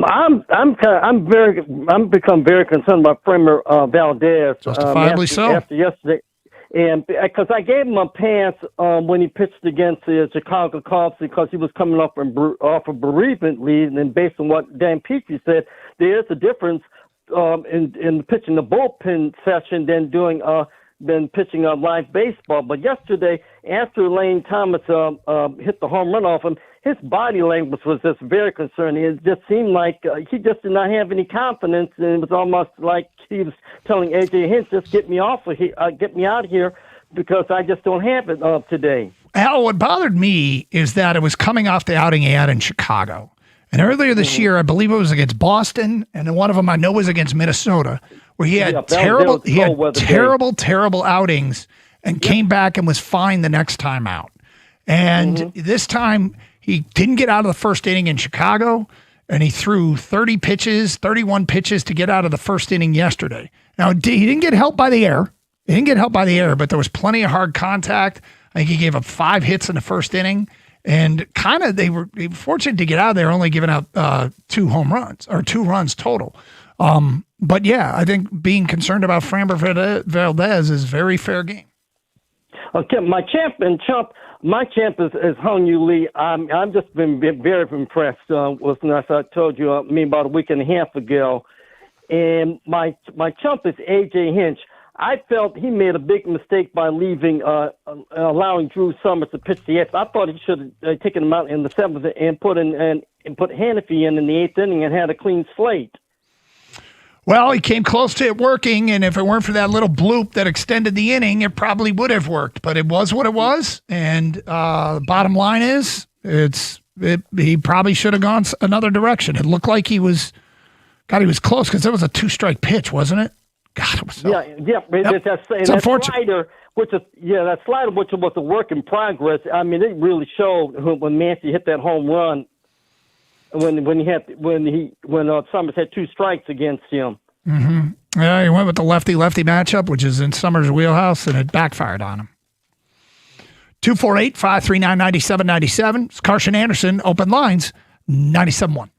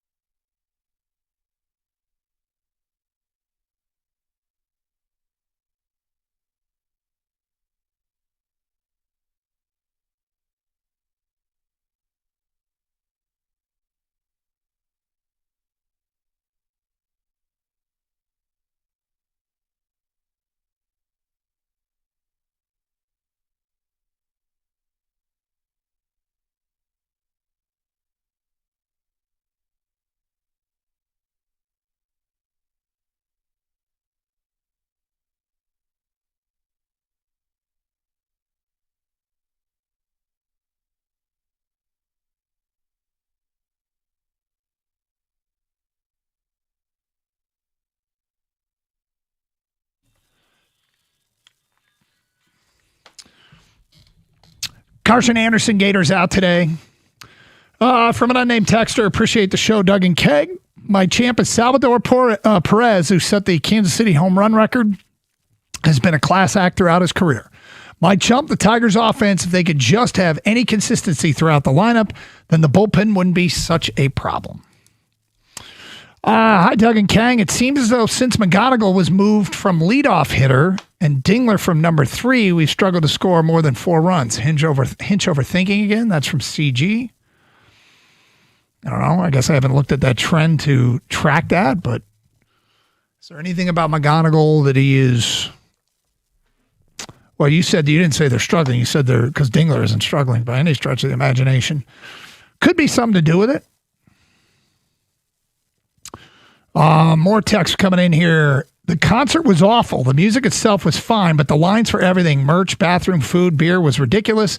And then you get sit next to some 300-pound dude and you have no freaking room.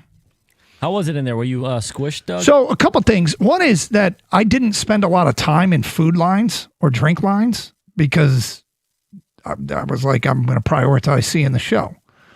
And then if I spend a lot of time in drink lines, there is a if-then statement. If I spend a lot of time getting beer, I then spend a lot of time going to the bathroom. So I wasn't going to do that.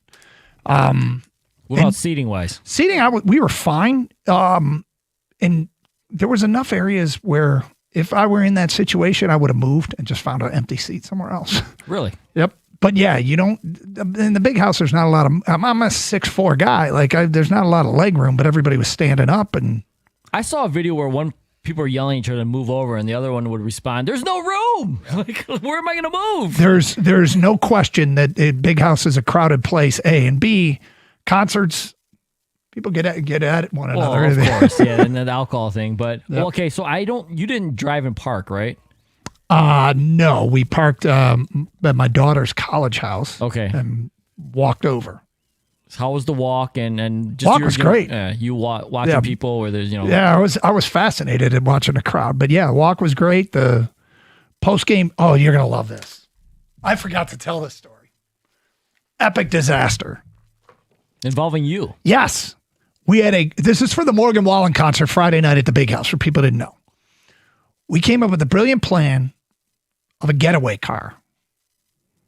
Park it close, early in the day, park it close to the stadium, short walking distance, so that after the concert, you kind of walk past where the traffic is bad for 15 minutes, maybe.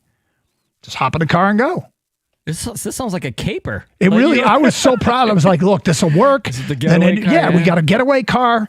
We will be able to beat the crowd afterwards, stay for the whole thing, and then not deal with traffic. We'll walk just a little bit. We'll park on the street early in the day when there's free parking, ample parking. And we went, my cousin Brady parked the car, went back home, gathered all our stuff up, went to my daughter's house, tailgated for a few hours, went to the concert, walked to the car, got to the car. All right, who brought the keys? Are you kidding me? Nobody brought the keys to the car. We parked the getaway car and then left the keys at home. Doug, first of all, you always ask me, why do criminals do things? This is because they're not smart all the time. They don't think. It was stupid. None of us thought to bring the keys. We parked the car. And so what we ended up doing was Friday night, we parked the car and we picked it up Saturday afternoon. Oh, you got away Saturday afternoon, though. It was so bad. We thought this was the greatest idea ever. You forgot the keys? We left the keys. Dude, I would have loved to have seen your face. When I realized what happened, I was like, you got to be kidding me. It was just ridiculous. Was anyone assigned that job, or was it just like No, we all just thought, never even crossed our minds, and we left the keys at home until we were like almost to the car. Hey, who's got the keys? Hello? Anyone? So bad. Oh, it was funny. 248-539-9797. Doug, I was at the concert Saturday, and 10 women ran into the men's room right before I did. That's from Matt and Canton. I was really hoping that Morgan Wallen would walk down the tunnel with the lady from the Jumana billboards this weekend. Regarding the Tigers, I don't have any expectation for postseason, but they spent so much money this year, it would be silly not to buy and go for it. If they sneak in, at least there's a chance. Next text, this is a team that has overvalued its roster to a detriment. Torque and Carpenter have shown you exactly what they are, which is inconsistent and unreliable. They should have been traded before it was obvious to the rest of the league. Carp's battling something. It's a terrible time for Carp to lose his production. But, I mean, he was taken out of the game yesterday for this recurring heel problem he's got. I'm going to cut him a little bit of slack. I mean, Torque is what he is, and when you say should have been traded, you know, if you think you noticed, you don't think the rest of the league saw that he might have some shortcomings? But, you know, I mean, a guy like him can be a very useful power stroke. There's a chance to hit 30 home runs again, but we'll see. Tom in Oxford is next. Hi, Tom. Hey, Doug. Good to talk to you, bud. What's How up? you doing? I'm doing okay. Oh, just calling about the Tigers, man. So, my biggest thing with the Tigers is everybody wants to complain about this player and that player.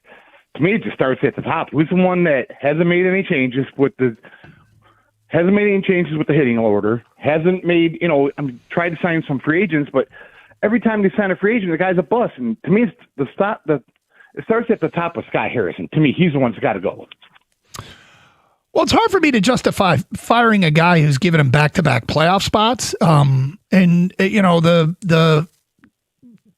me, it's if I'm mad at him, and I am pretty frustrated right now, I'm worried that they just entered a relationship with Framber Valdez that's never going to pay off, and that's a costly contract.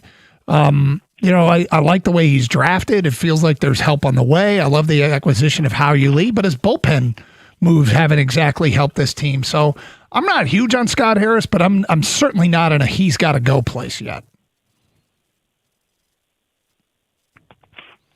All right, cool. 248-539-9797. More texts. Regarding the long commute. Years ago, I knew someone who drove from Lexington, Michigan to Detroit every day for work. It's from Richard in Birmingham. I don't know where Lexington, Michigan is. Is that in the thumb? Yeah, it's in the thumb. Is it? It seems like a long drive. We were talking about this because there's a report out there that LeBron may live in New York and helicopter to Philly every day, which seems crazy. Jared from Novi, speaking of long commutes, I know people who live in eastern Pennsylvania and commute 2 hours via train both ways to work in New York City.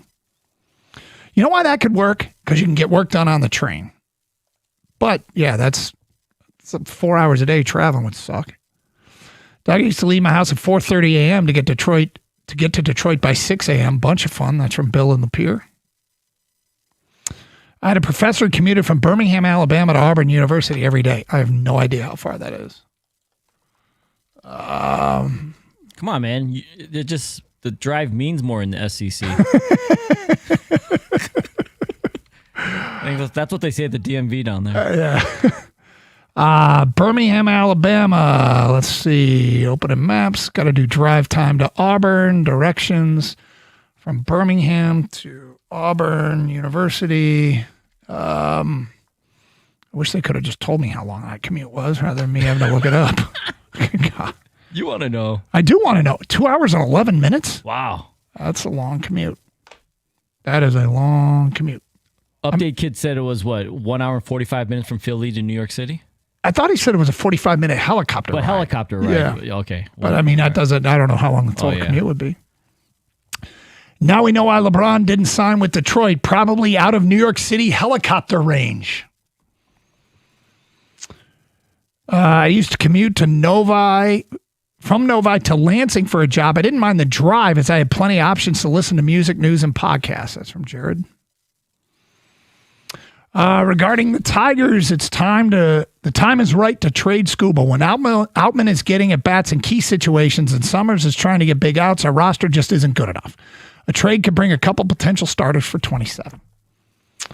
So I don't blame it on Outman and Summers at this point. I blame it more on the bullpen in general. James Outman's an emergency break glass addition when they lost two center fielders. Like, I get it. The crazy thing is he came through last week in a key moment, hitting a home run. Marlon says, Doug, if Mason Miller is available, I would offer Bryce Rayner, Andrew Spears, Michael Oliveto, Jake Rogers, and Spencer Torkelson because McGonigal can easily play shortstop with Max Anderson at second base. Briseño, I would have at first base, and you could platoon Keith and Kim at third base. Kim? Does he mean Lee? If I were the Padres, I'm not sure I would be all stoked for that trade. Why do they want Jake Rogers and Spencer Torkelson? Because we don't want them. Yeah, right. Duh. Bryce Rayner is a big deal, but I don't know. I don't think I'd make that trade if I were the Padres. What LeBron is considering is very common in New York, especially for executives, people who with boats and boatloads of money. There are helipads on buildings all over the city. That's cool, I guess. But the thing is, income range. Yeah, obviously he is in that income range. But the thing is, a lot of times, first of all, the other texts you're reading with the long commutes, they almost don't have a choice. They, LeBron clearly has options. He's got endless wealth. And as far as the endless wealth, like if you're an executive, they want to live in a certain house in a certain neighborhood. LeBron's just renting. He's not going to stay in Philly. Like, you just find a really nice penthouse, somewhere by this practice facility or whatever. You're getting a lease for a year. Yeah, exactly. If that. He could go month to month if he wants, right? So, because he has options. He can do whatever. So he doesn't have to live in Philadelphia for the rest of his life. But I guess unless he really, this is where the business side comes in, though. What's going on marketing, business in New York City that he wants to be out there, during the season, right? Yeah. I guess you're probably right. Oh, that has to be it. We got a lot of texts joking that Philly's a dump. You don't want to live there. It's true. Maybe. I don't know. I don't live there. But I do know that New York City is a bigger market as far as all the endeavors outside of basketball he has. Oh, that's a good point. I want him to do this. I want to know how it goes. I think this is fascinating. Because the Philly fans will turn on him instantly. 100% if things go wrong. Yep. You don't even live here. Screw you, man. 248-539-9797. Hey, last chance to get your champ and chump votes in. Do so now. You're on Carson Anderson on 97.1. Hey, your garage door works harder than you think. It goes up, it goes down, and after thousands of trips, it deserves a little TLC, and that's when you call the pros at M&M Garage Doors, located right here in Michigan since 2011. They're offering a complete care tune-up for just $59. I am a paying customer. M&M Garage Doors, and let me tell you something, their customer service, exceptionally good. Their experienced technicians arrive ready to work and stand behind every job. Call 844-ONLY-DOOR or visit GarageDoorRightNow.com. M&M Garage Doors, open your door to exceptional license 210-220-6147.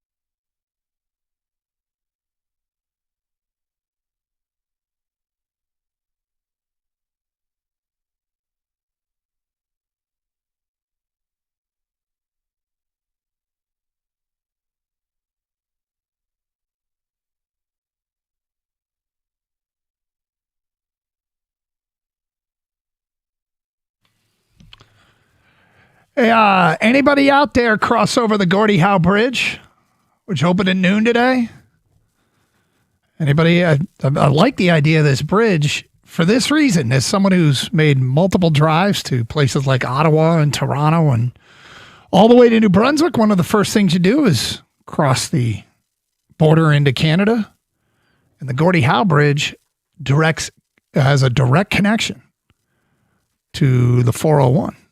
So you don't have to do like those 5 miles of stop and go through Windsor that you had to do with the Ambassador Bridge. So sounds more convenient to me, but I like the idea of having less. I mean, and now that may open up all wait times everywhere. It's on old Ambassador Bridge and the Gordie Howe Bridge. So I don't know if anybody's made that crossing yet, but if you have, 248-539-9797. The most interesting thing that comes out of this for me is when I saw the reports is the pedestrian walking and the biking, Doug. And so I thought of you immediately, I'm sure listeners as well. Doug Karsh, are you going to put on the helmet and bike across the new Gordie Howe Bridge? Seems unlikely because I can't think of a reason to do it. And it doesn't. I just said put on your helmet. Well, that's reason. That's reason enough to do it, huh? No, I think I probably will not do that because at the end it's just, I like riding trails more than anything, and riding over a concrete bridge doesn't sound all that appealing to me. No, but the scenic part of it, like, you know, I mean, maybe international waters. As long as it wasn't a windy day. Oh, are you scared of the Gordie Howe Bridge and you haven't even been across it? I'm not scared of the Gordie Howe Bridge. I'm scared of the Zilwaukee Bridge for good reason. That bridge is scary. There's no way that the engineering plans were that bridge was supposed to go up a little bit, then down, then back up, and then down. They had problems when they built it. But hey. Anyway, if anybody's been over the Gordie Howe Bridge, maybe you can give us a review. Brand new bridge, brand new crossing into Canada. Got out and rode the DTE trails north of Chelsea, DTE Foundation trails north of Chelsea this weekend. A lot of people out there. It's a good weekend for it. Track's in good shape. 248-539-9797. Jim in Utica is next. Hello, Jim. Hey, Doug. Love the bridge talk. And before I'm one of the people that advocated for it 25 years ago. But before I go into Champ and Chump, something ironic. Ready? Yep. What's today's date? 7? 27. Yep. Add those digits. You got number 7, Ted Lindsay. Number 9, 2 and 7, 9. You got Mr. Hockey Gordie Howe. 2026. You got Alex Delvecchio. Well, Jim, I give you credit. You brought up something that I would never have thought of. What makes it appropriate? Is it just a coincidence, or is it appropriate that it's mentioned today? It's ironic. It is, I guess, ironic. Yeah. I don't know. Go through the thesaurus and find a word, but it's weird. Fair enough. Hey, Ted, Gordie, determination, Gordie Howe excellence, and Alex Delvecchio teamwork. Okay. So we're all hoping the bridge. We know it'll be a success. Gotcha. But I got a champ in Dylan Dingler. Yep. What is it? Is his third year as a Tiger? So is it third or fourth? Or fourth. Yeah, something like that, but I can look it up. Okay, well, whatever. He's emerging as a leader. He's a clutch player. Yeah, it's kind of too bad that his team is probably going to fade here. It feels like to me, because I think if they were to keep it up, he would sneak into get some MVP votes. But yeah, it's his third season, really his second full season. He only played 27 games back in 2024. Okay, that's what I thought. Yep. So I figured third then. Yep. Okay, well, he's a champ, man. It's no matter how the team does, let's hope they do well. But I like the guy. Who's your chump? Okay, that Baseball Hall of Fame. They elected 3 more members, and our Tiger Lou Whitaker was not on the list. Yeah, I kind of wonder. How embarrassing. Bunch of chumps. I don't spend a lot of time worrying about Hall of Fames and don't have the energy or interest to research why Lou has been left out. But a lot of people who seem to have done so find it curious. But yeah, it's disappointing. He's a Hall of Famer in our minds here in Detroit. And yeah, I don't quite get it, but then again, I don't spend a lot of time and energy on it, to be honest with you. Here we go. Riley has a big-time clutch hitting problem. Other than that, he's fine, but he's not one you want up to the plate in a clutch situation. That's from an unnamed texter. I'm furious at Riley Green. I'm with the dudes who just called. Riley uppercut Green is Dave Kingman with way less power. He's going to end his career with twice as many strikeouts as hits. Look, I've said a bunch. He's not a perfect player. When you're laundry listing the problem with the Tigers right now, I'm not choosing Riley Green. Like I got it. He's got some holes in his game, sure. But given other issues on this team, he's not near the top at all. But there's a lot of Riley Green apparently haters out there. Shouldn't say a lot. There are some. Mike on the west side, you're on 97.1. Hello, Mike. Hey, what's up, fellas? How y'all doing? We're good. Hey, man, I just want to chime in on the bridge thing. I've been having this reoccurring nightmare about driving over a bridge, and then the car like goes over the side and there's water beneath me. But I'd always wake up before it actually had an impact or a crash or anything like that. But I've been, in all my travels, I've been trying to figure out where is this bridge at, and for the life of me, I thought it was the Zilwaukee Bridge. And until me and my wife went to Buffalo to help her dad move back to Michigan from New York. And I drove over this bridge when we were coming back from Buffalo. Not going there, but coming back. And I'm like, oh, my God, this is the bridge for my dream. But I had never been on that bridge before. Which bridge is it? Where? I don't know the name of it. Is it the one Buffalo, New York? There's one in Hamilton, Ontario that's pretty big. When you get up there. It got to be on the U.S. side. Oh, it's on the U.S. side. Okay. Somewhere in that Buffalo, New York, Pennsylvania area. There's some big bridges that go over deep gorges near Buffalo. And so, yeah, I could see it. I could see how that. But you've never been on that bridge before, but you swear you've had a dream about that bridge. I thought it was the Zilwaukee Bridge, but it wasn't. And so I was actually on that bridge. I'm like, wow, this is my dream. And I was freaking out about it a little bit. I just kept it cool, and we got across it, of course, but it was crazy. So you had a premonition, is what it sounds like, more so than. Right. Well, Mike, hang in there. If you need a hit, Riley Green can't give it to you. He only produces when the Tigers are up big, which is rare. Next text: it's actually real simple. The Tigers are losing team in a bad American League. Do we need any more information? Trade Scuba, or we'll regret it forever. Champ Doug for taking the Karsh family to Morgan Wallen concert with a brilliant escape plan. Chump Doug for forgetting the key detail for set escape and leaving him stranded. Yeah, it was pretty bad. Did you hear that, Rico? You left your family stranded? No. Well, I left all of us stranded. I had the brilliant plan. Wasn't brilliant. Well, the plan was brilliant. The execution was not. Okay. We put a getaway car near the big house Friday afternoon. Okay. Went to tailgate, went to the concert, walked back to the car, didn't bring the keys to the getaway car.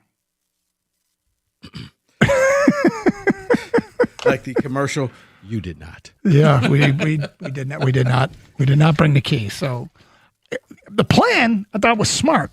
The execution was brutal. How did you forget the keys? Nobody thought to bring them, I guess.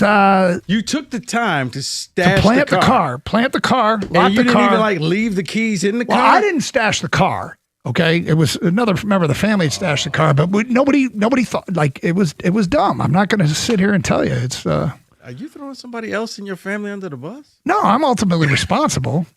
But I don't know. I probably would have remembered Damn the keys. Kid. If I'd stashed it, if I'd been the one that stashed the car, I probably would have remembered the keys. But I did not. Like it wasn't like it's on me. I'm not blaming anybody else, Rico. So wait. So then, how did you get home? We went to a local establishment, waited for time to pass, and then caught an Uber. And then you still had to go back and get your car. Went back again. Rico, we went back and got the car the next day. It was absolutely brutal. I mean, it was brutal. But I did not think that one through. What do you guys got planned? Thank you. What do you guys got planned coming up next? Tigers and Jalen Duren news potentially coming up. Ooh, okay. I'm not aware of that. Thanks for listening, everybody. We'll post Champ and Chump for tomorrow's show. Stay safe, everyone, and treat each other with respect. Carson Anderson, 97.1.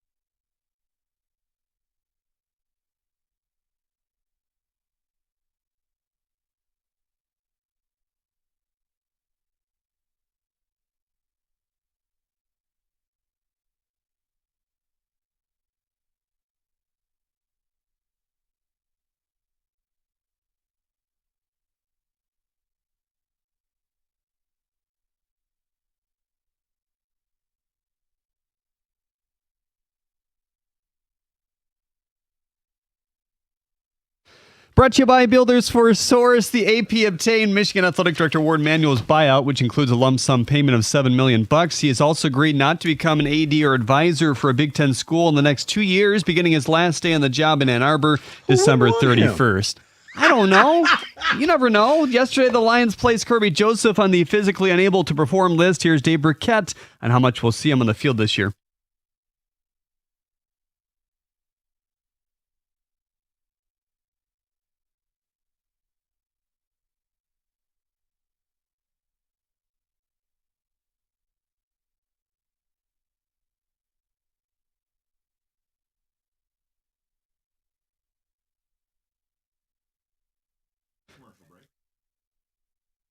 The Lions signed 31-year-old linebacker Troy Reeder. He spent most of his 7-year career in 2 stints with the Rams with a season as a Charger in between. Reeder. Do you really? No, I don't even know who the hell that is. He played in 17 games last season, 25 tackles, Mostly coming on special teams. The Tigers start a 3-game series with the Baltimore Orioles tonight. Baltimore currently a game above the Tigers in the AL wildcard standings, where Detroit sits 3.5 games out of the last spot. Keter Montero and the newly locked up Kyle Bradish headline the pitching matchup tonight. Just over a week ago, Baltimore inked Bradish to a 5-year, $90 million extension. He's given up just 2 earned runs in his last 12 What's innings. an extension? Regards, Tarek. Wow. At the Corwell Health Sports Desk, I'm Jeremy Otto.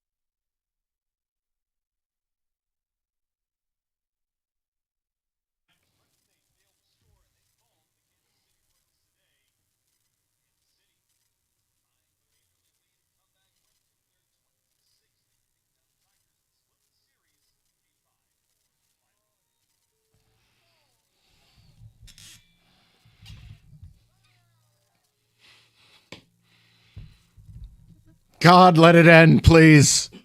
I beg of you. Please. Take me now. I'm ready to meet you. I mean, they didn't lose the series. No, they did. They tied. When you split with the Royals, you lose. And they should have lost Thursday. But, again, the Royals had brain-dead backup manager leaving, this guy throwing Frisbees up there instead of bringing in Lynch, the lefty. Whatever. It doesn't matter. I can't take anymore. It's a reason why they're dead last.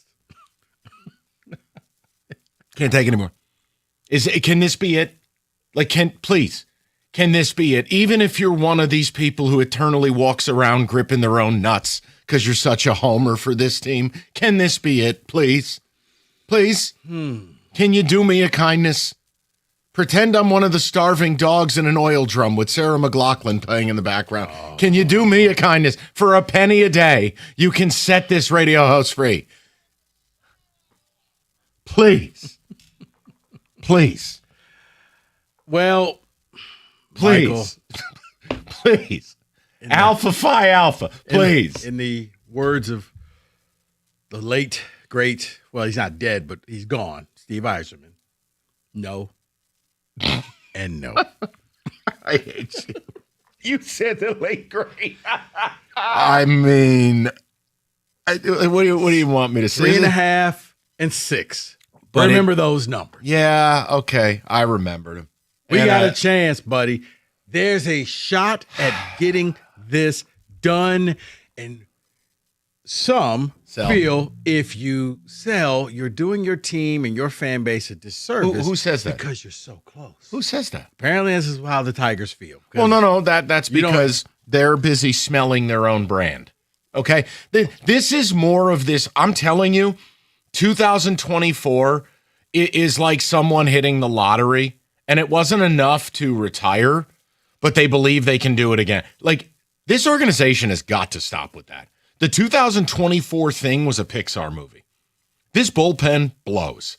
This offense still can go through long swaths of being trash. They got to stop. 2024 cannot be in your thought process. It might be. I'm telling you, it's wrong for it. It absolutely is. It's got to stop. Everything is based upon 2024 because no matter what, you could look at everybody in that clubhouse and say, "Hey, remember, everybody wrote us off." Yeah, and you sold at the deadline in 24. Correct. So you could still have your cake and eat it too. Like if you're Michigan's AD, you can have it all. No, he's right, Wasn't it nice But the audio wasn't working at the Regents meeting, but they weren't going to talk athletics. Like 10 minutes after the meeting, they signed Ward's out package. What are you talking about? Okay. It was the AV department at the hotel. They screwed that. Or Greater Life. All right, so Was it the Steelers game on? Look, I'd like to hear from Tiger fans, because here's what I would like to just say. Like, you do whatever you want. I told you. I'll get back from Saratoga, and I'll know whether to go all in or just pretend you never existed. Cool by me. But do you want the text message when nothing happens? Oh, no. I'll know it's because the I know case. you'll be enjoing yourself and the ponies and your family and, showering Big G with losing tickets. I get Oh, that poor man. I don't need. I'll know nothing happened if I don't get 100 texts, and that's fine. But I want to ask the people this, because this is the biggest thing to me. Did this weekend break you? Like, is that it for you? Because ultimately, the next 6 games. Oh, and by the way, the A's just lost Langoliers, so there goes the best catcher in baseball and another all-star you don't have to face. Look, your bullpen sucks. Your offense largely sucks. I can't do this anymore. Like, isn't it time to let go of the rope? I'm asking you. Because again, what are your odds of making the playoffs? 30%? That's not you want a 1 in 3 shot? I'll give you a 1 in 3 shot. Okay, about 30. All right, so risk-reward time. Your risk is 2 of every 3 scenarios we play out in this war game. You don't make the playoffs, and you lose Skubal for largely nothing because you can't add anything. Luxury tax. Comp pick goes to 4th round. This is the only thing I care about is Scott Harris being forced to do his effing job, doing exactly what he didn't do at the deadline last year. And we get to find out what kind of man we got running this team, because this is big boy stuff. This isn't easy. This is supposed to be what you're paid to do. You're correct. Everything that you said is right. Can't argue with it, Mike. But I think they're willing to risk it all, push their chips in the middle of the table for that 1 in 3 chance. Okay, then they are if that were the case, you're going to do a hypothetical? I'd like to hypothetically say they'd be the dumbest people on the planet. Because they can't buy. Hear me when I say it. They can't buy. They will obliterate the luxury tax and destroy the return on Skubal from a 1st-round comp pick to a 4th. They cannot. Oh, you think you're going to keep Skubal and buy? No, you're not. No, you're not. You can't. So then Harris would have to do the double down. I'm going to make 3 trades to get rid of money, then go back and start to rebuild this god-awful bullpen. Let me give you door number 3. Door number 3. Can it be a trap door, please? No, it's not a trap door. Door number 3, very similar to how you say, okay, this team is still fixated on 2 years ago and how they came from nothing and made the playoffs and won a series. Let's combo meal that with probably not going to be playing baseball next year anyway, so let's just go forward, just throw caution to the wind, and we'll figure this thing out later. Because no, Mike, that's no. Because here's the thing: there's no pressure on anybody. If Harris fails, if you keep Skubal and miss the playoffs, he should be fired. But, okay, a big difference between should and is. We've seen a lot of things in this town, and people who should have been fired never got fired. Should have make move, didn't make move. The last piece to this, I will say, there is no world Tarek Skubal can take the mound Wednesday. None. I'll say it to you again. Anything goes wrong Wednesday. Anything. He's untradeable. You cannot pitch him. You have risked it long enough. You've held long enough. It's July 27th. I don't care what you got to do. It could be the dinner at Wedding Crashers. You put eye drops in his coffee. You do whatever it takes to turn him into Bradley Cooper, and he doesn't take them out. You can't pitch him Wednesday. You cannot. The risk is too great. Anything goes wrong. And now that chess piece is removed from the board. He should be traded today or tomorrow, or you just scratch the start Wednesday and you get it done. If he takes the mound Wednesday, which is an afternoon game, my head will explode. I mean, baseball's weird. You saw it the other day. Line drive off the Cubs pitcher. Dead. Yeah. I remember one year, Roy Halladay. on a line drive, broke his leg. It doesn't have to be a UCL or a shoulder thing or an elbow thing. Anything can happen. You cannot pitch Skubal Wednesday, Rico. They held. They're sitting here 6 under. They just split with the Royals. That's a loss. I don't want to hear it. You can't use the next 5 games to determine the next 5 years of your franchise. That's idiocy. It is. Idiocy. I can't stop you. Everything you said is correct. But let me just tell you, everything is.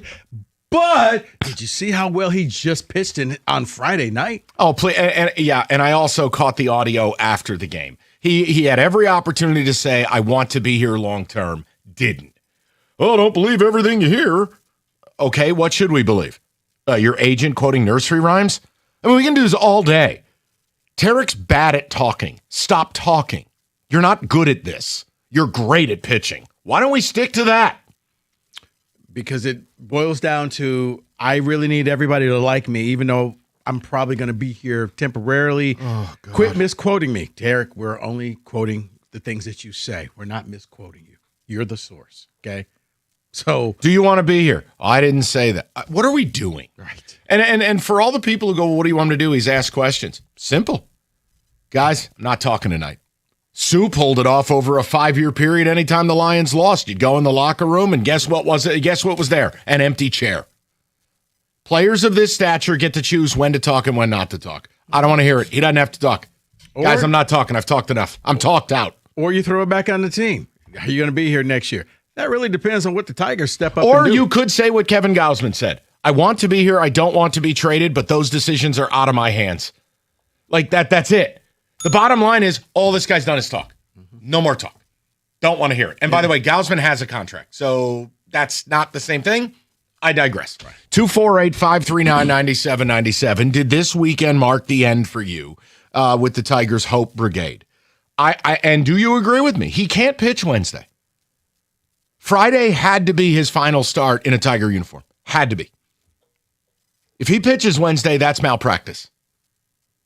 Unless you're just keeping him. There, Rico gave himself a bell ring. 97.1. Hey, let's talk about the Chevy dealer in the area that's been leading the way. It's Hamilton Chevrolet in Warren. Andrew Pavlik and his sales staff want to be your Chevy dealer, and they're going to guarantee you the lowest payment on your next Chevy, period. They're going to find you every discount, rebate, and incentive to save you some money. So stop by, check out the massive inventory of 2026 Chevys. The selection is best right now and ready for immediate delivery. So no waiting. That includes the July Rico deal. A new 2026 Chevy Silverado Crew Cab 4x4 as low as $249 a month for 24 months. Walk into Hamilton Chevrolet with $995 down and you'll drive off with 10,000 miles a year. Guys, you know the best deals are found at 14 Mile and Mound. Just stop in to see my guys at Hamilton Chevrolet and tell them Rico sent you. Make Hamilton Chevrolet your Chevy dealer. Visit HamiltonChevy.com. That's HamiltonChevy.com. Together, let's drive.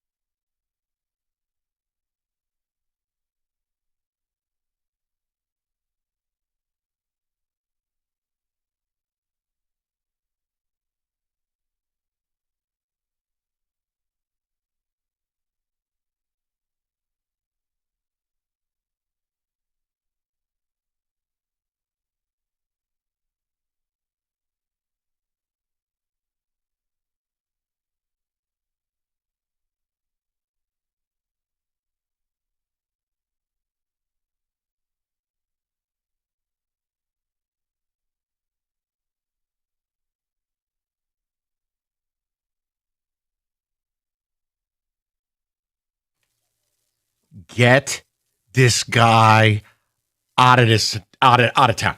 Get him out of here. What a bunch of gobbledygook. You were asked a very simple question. You refused to answer it. And then you did the don't believe all the report.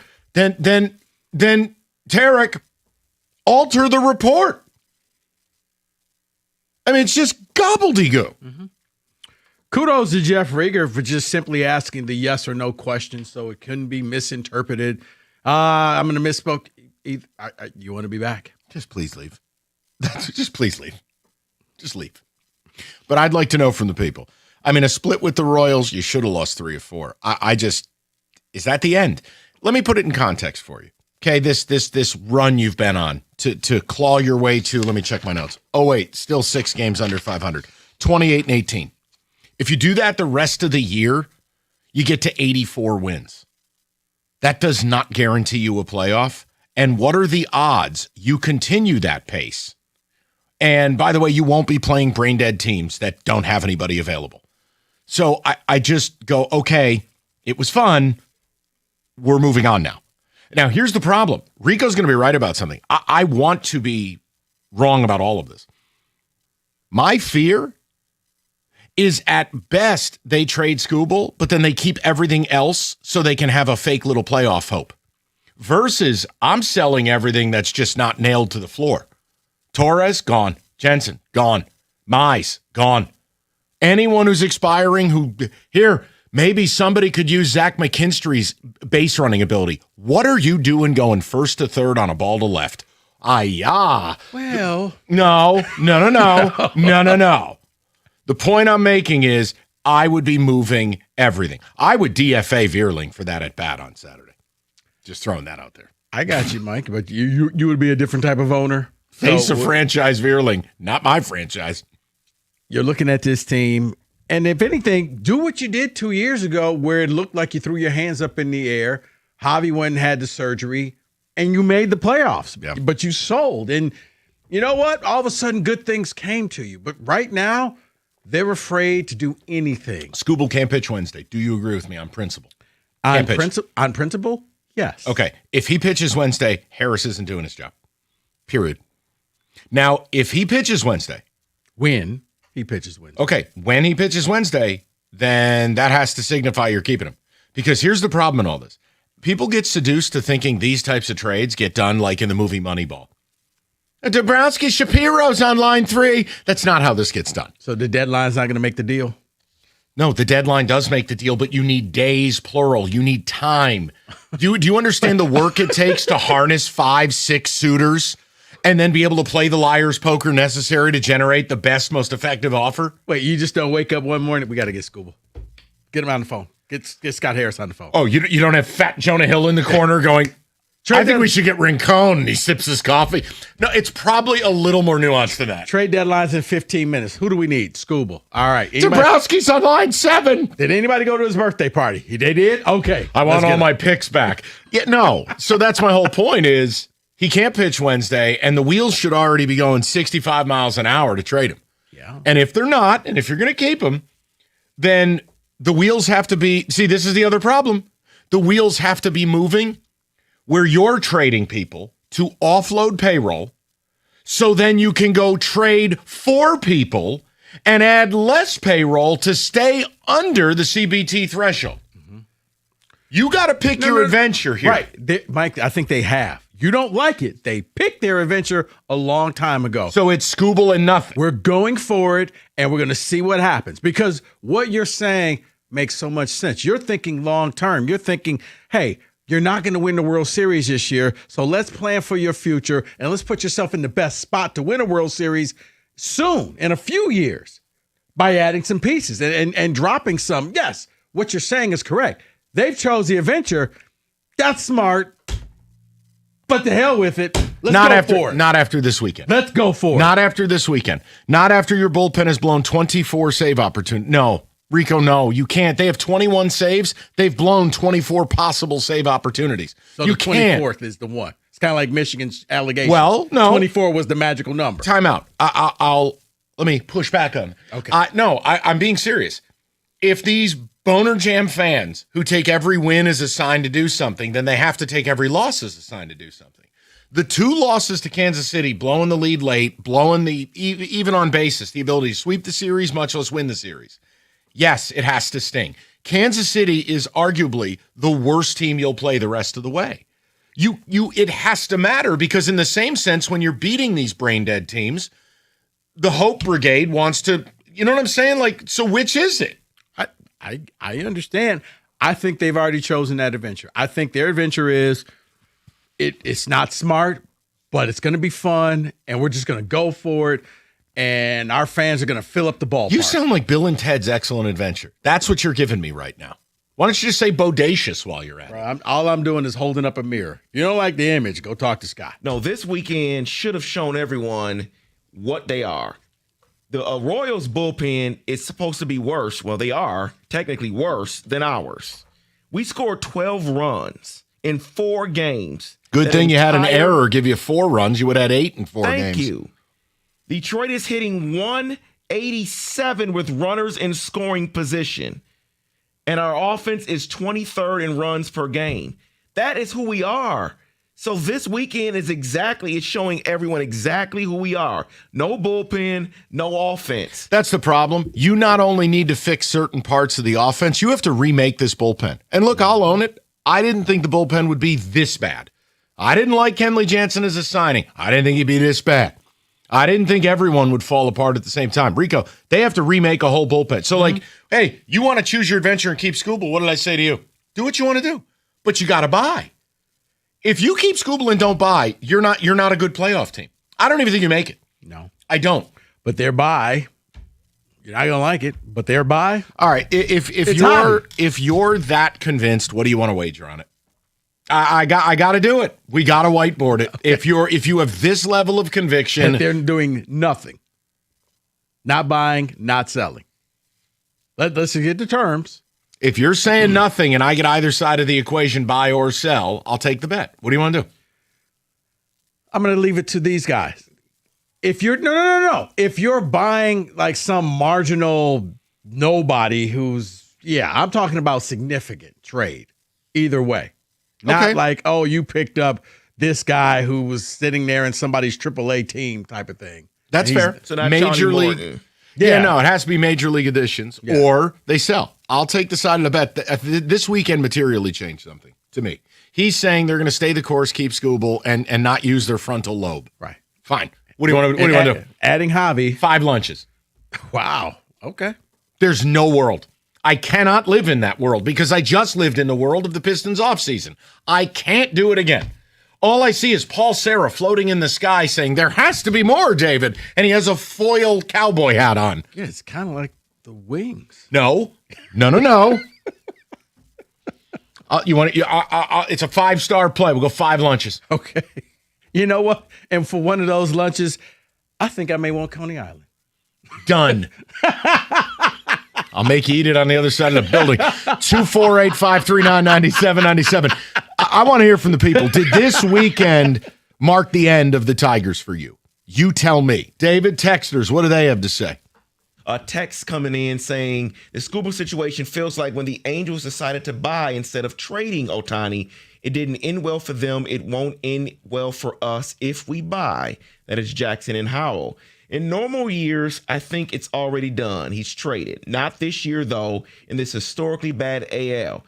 Baltimore series is basically a battle between 2 teams in the thick of it, which is funny. Regardless of the wild card race, though, they should be trading Skubal. Not trading him would be criminal. Yeah, and saying you're in it is fine, but then let's lift up the hood. Yeah, you're in it, and I'll list off all the teams. They all have better records than you. I mean, what world am I living in? Just to get to 83, 84 wins, you're going to have to keep up a pace of ball that you've played since June 1st. And I'm sorry, the schedule won't continue to be that easy. Yeah, now, if you get to just kill every other team's best player and he doesn't play against you, go for it. Do whatever you want. I've said that for months. But now when you go out and you lose the way they lost to Kansas City, no, we're good. But again, if you don't want to think clearly, do whatever you want to do. But Skubal can't pay. Look, here's the other thing. This is telling you the will of the people. We could have opened up with a number of other things, but those stories are not as big as this. No, you're right. But my point is the people are speaking. So for every Yutz that gave Scooble a standing ovation Friday night, God bless, fine, you had your Disney movie. The vast majority of real people have had it. They don't want him here. They're done. And for clarification purposes, I agree with you. I think that everything that you're saying should happen. I'm just looking at what the team is showing me. No, I understand. And lunches. I don't see that it happening. 5 lunches. You get a 4+ Coney. Okay. I just can't. And the Coney is just, I just want to sit there and sit at a booth and wait for the other guys after to show losing this series the way they did and blowing the last 2 games, this bullpen is not getting better. Finnegan on a real team wouldn't even be sent out there anymore. I can't do anymore because the problem is the tax. They can't keep Scooble and not make meaningful additions. What this bullpen in the playoffs? No way. David, well, I'll tell you what. Let me keep it timely, and we'll get more to people. Let me try to not go off the rails early here. America's favorite place to watch sports, Stadium Swim, located at Circa Resort and Casino.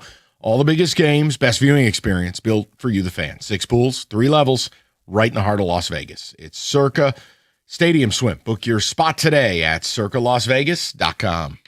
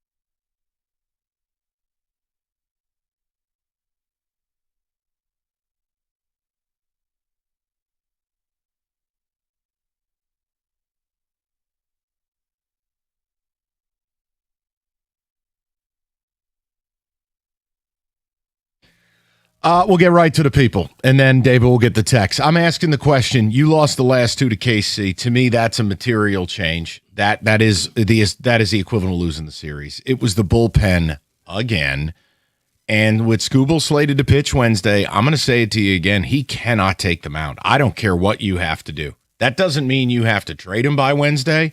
You cannot roll him out there. Anything goes wrong, anything, he becomes untradeable.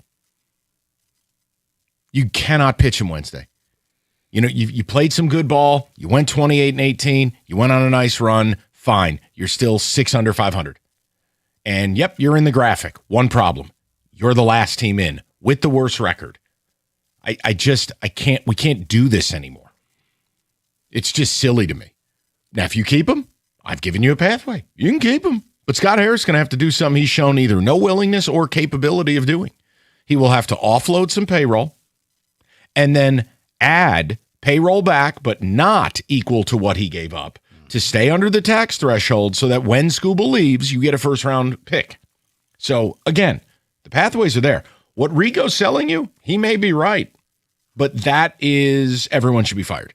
If you keep Skubal and don't make major additions, i.e. rebuild the whole bullpen, I know that sounds ridiculous, but that's really what would need to happen. Your bullpen is garbage. So you do whatever you want to do. For me, the way you lost those last 2 games, it's over. You're done. Move it along. But you tell me what you want. And here's the latest reports. You do what you want with these. I mean, you might want to clean your boo-boo with these, but fine. Bob Nightingale, if you listen to GMs and executives, they believe the Tigers front office wants to trade Skubal with the uncertainty of the value of that draft pick in the next CBA. Rival executives believe the Dodgers plan to be greedy. They're infatuated with the opportunity of becoming the first NL team to win 3 consecutive World Series championships. Blobbity blue. So you do what you want. We'll go to the people. Go to Mike, 97.1. Mike, how you doing, buddy? Mike Rico, how you guys doing? Good, Mikey. What's on your mind, pal? Well, I've lost hope when we were 10 games under, and whoa, hopium, 6 games under. Great, awesome. In the words of the Duke brothers from Trading Places, sell, Skubal. What really did it in for me, though, was, in terms of Skubal, was when he came out last week saying, oh, I knew about my elbow going into the arbitration.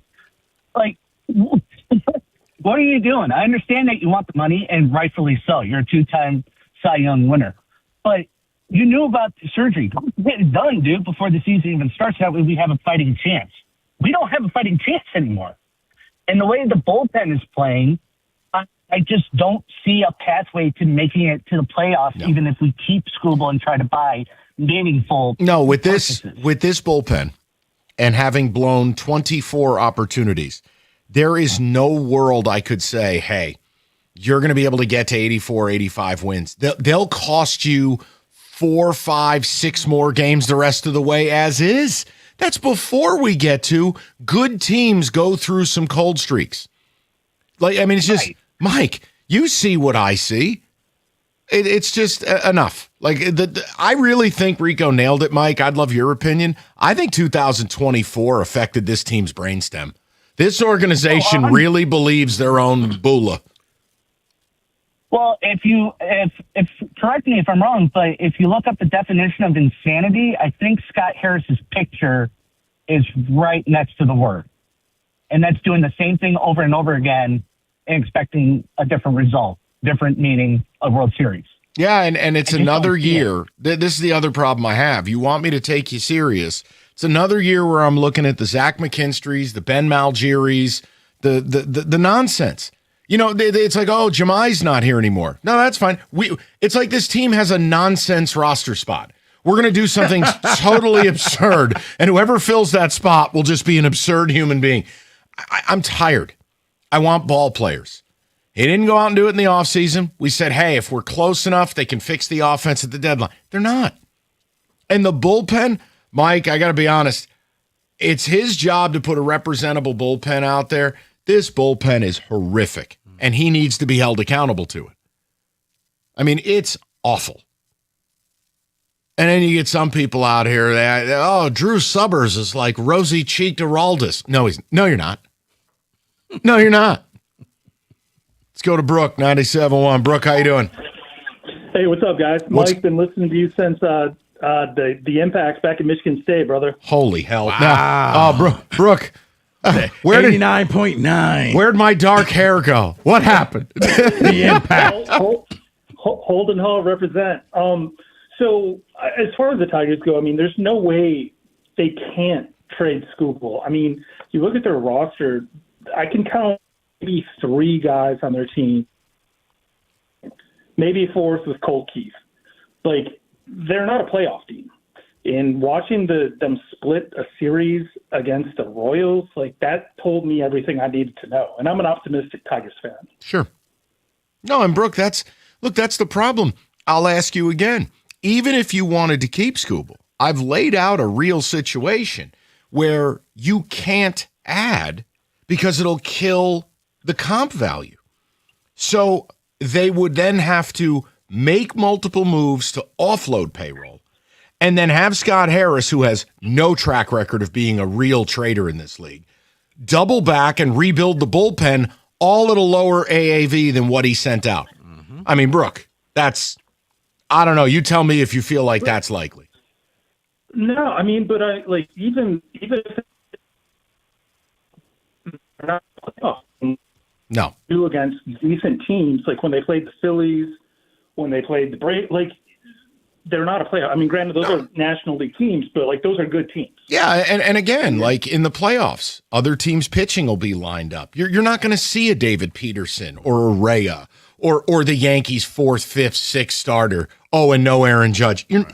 Look, you have a job to do. The problem is there's a reason no team that's ever been 16 games under 500 has made the playoffs. You didn't just dig a hole. You put yourself down a water well, and I can't change it. Now, you've gotten a little bit better. Do you know what it is? It's exactly what I said it was. You were never 16 games under 500 bad, but you're not 16 over good. You're about a 500 team. That's who you are. Really good pitching, really volatile offense, and a dirty diaper bullpen. That's who you are. I don't know what else to say. But is it enough to have them limp into the playoffs?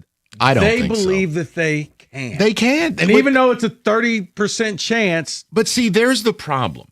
This value on playoffs when I think the fan base is thinking World Series. Like, making the playoffs is not that objective. The idea is we wanted to go for it and be a World Series caliber team. It didn't happen. Mm-hmm. Fine. Why don't we put ourselves in the best position for next year? But see, I don't think that they really thought World Series, Mike, because they didn't make moves for World Series. They made moves for playoffs. They made moves for being good enough. But they never did something that said, wow. Look, they blew $18 million on a reliever I didn't like, but that was to make the World Series. Right. They paid $40 million a year for Fromber. Yeah. You know, hey, Olsen died. We're going to bring JV back. Bottom line is Scott Harris isn't very good at the free agency thing. Right. He's not. But we said you really didn't add a bat, and okay, and the bullpen that you that could be costly for you, and it turned out to be. It's beyond the beyond. If you told me they would have blown 24 late leads, 24 potential save opportunities, and it's not August, I would have said, okay, what happened? Did the bullpen go on strike? Are we using scabs? Mm-hmm. Like, what is this? Right, tons of injuries. No. David, text communications, please. No, Mike, Rico, this weekend didn't break me. Last year's playoff performance did. This is still the same exact team with the same results. That is Eric NTC. For the record, that was one of the most depressing openings to the show I've ever heard in a while, but it was fact. It is. In his Jeep, St. Clair Shores. Look, I'll be honest. You want to distill it down to a singular moment? I mean, you gave up a home run to Mike Massey or whatever his name is. This guy's got 13 at-bats. He doesn't play against lefties. I mean, that's like Colt Keith going deep on a lefty. You're like, that just doesn't happen. Mm-hmm. Like, all right, we're done here. It's ridiculous. While watching the broadcast of the game yesterday, the announcers had me thinking that we were playing against the AL All-Stars. You should have been surprised when I found out that we were actually playing a last-place team. I'm going to show personal growth and just leave that alone. Thank you. Look at you. I'm so proud of you. I don't want to. I'm proud of But you. it's Monday. Let it go. Vacation's looming. Let it go. That's a movie my niece used to watch. Not Moana. Frozen. Thank you. I'm getting better. Oh, my God. She was like 3 or 4. Every time I'd be like, oh, my God, this again? Not again. That's why. Noise-canceling headphones. Not again. Go ahead and put those. Uncle Mikey bought you some new headphones. Oh, you're gonna watch Frozen again?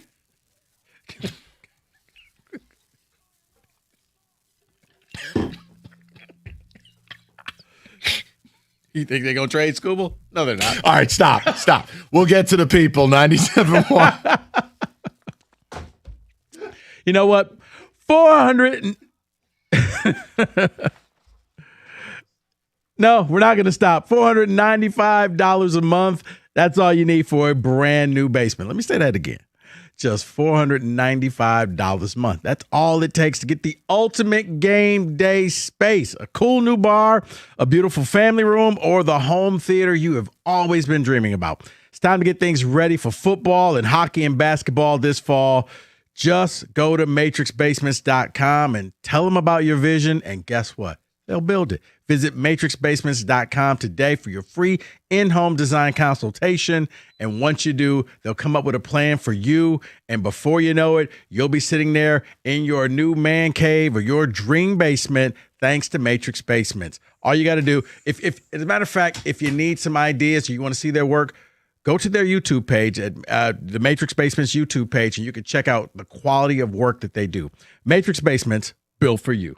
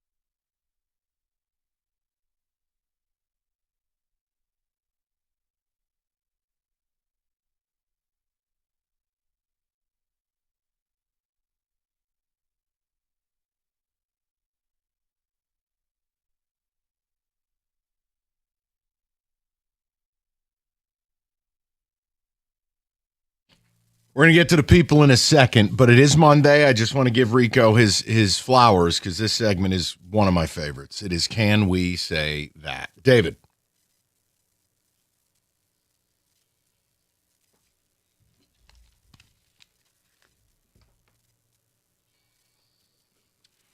You normally start off with something. I know. Okay. I know. Personal growth. I'm just going to lean into something, and this isn't even what we're going to start with, but Mike, can we say, and David and Corbin, feel free to join in, can we say the Tigers will neither buy nor sell? Not what you want, no, but what will happen? No, because that is a complete loss of the frontal lobe. There's no world. They either keep Skubal, have to do a bunch of gobbledygook so they can buy and not destroy the compensatory pick, or do what smart teams and adults would do and you sell. But I do not accept your do nothing. No, we cannot say that. I hope they sell, but unfortunately, I feel like they're just going to get a little too nervous in the 11th hour and just stand where they are.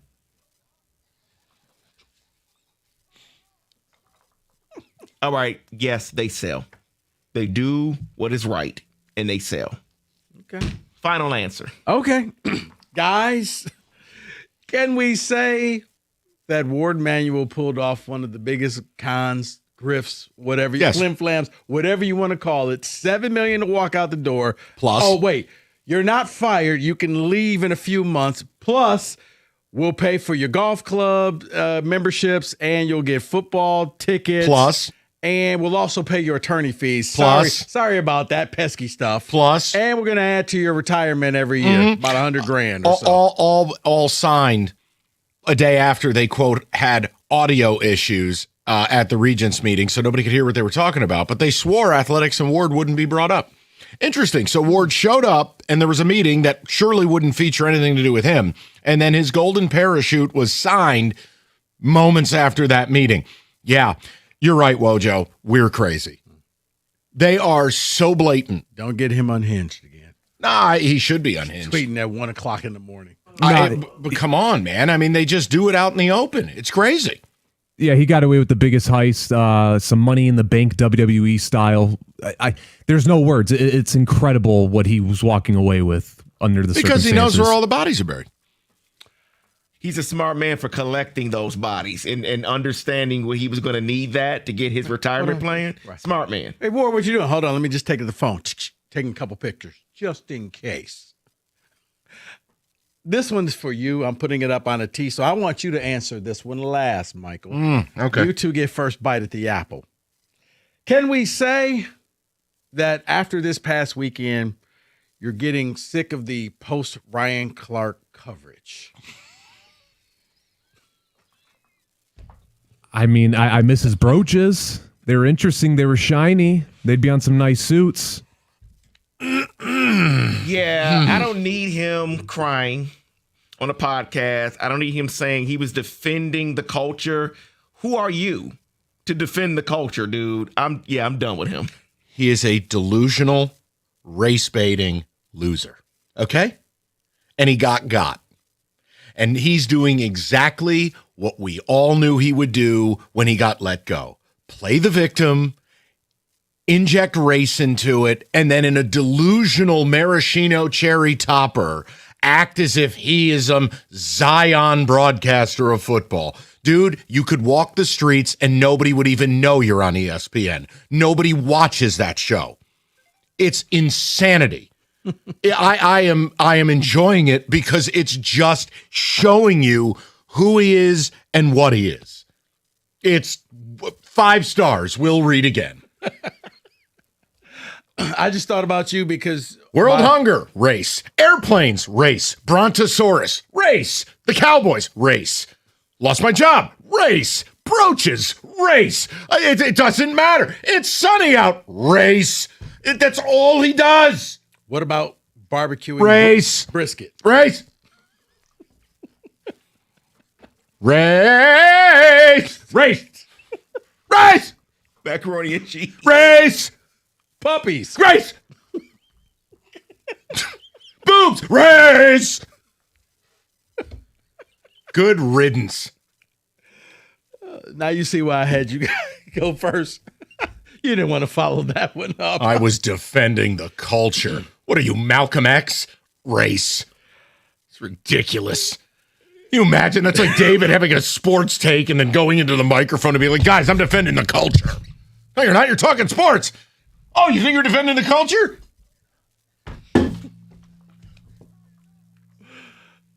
Yeah, he was on a lot of podcasts and did a lot of talking because he's got free time. over the weekend. And people who love playing the victim, wow, oh, sure, I'll come on your pod. Oh, you think you were the reason? Oh, you were defending the culture. Okay.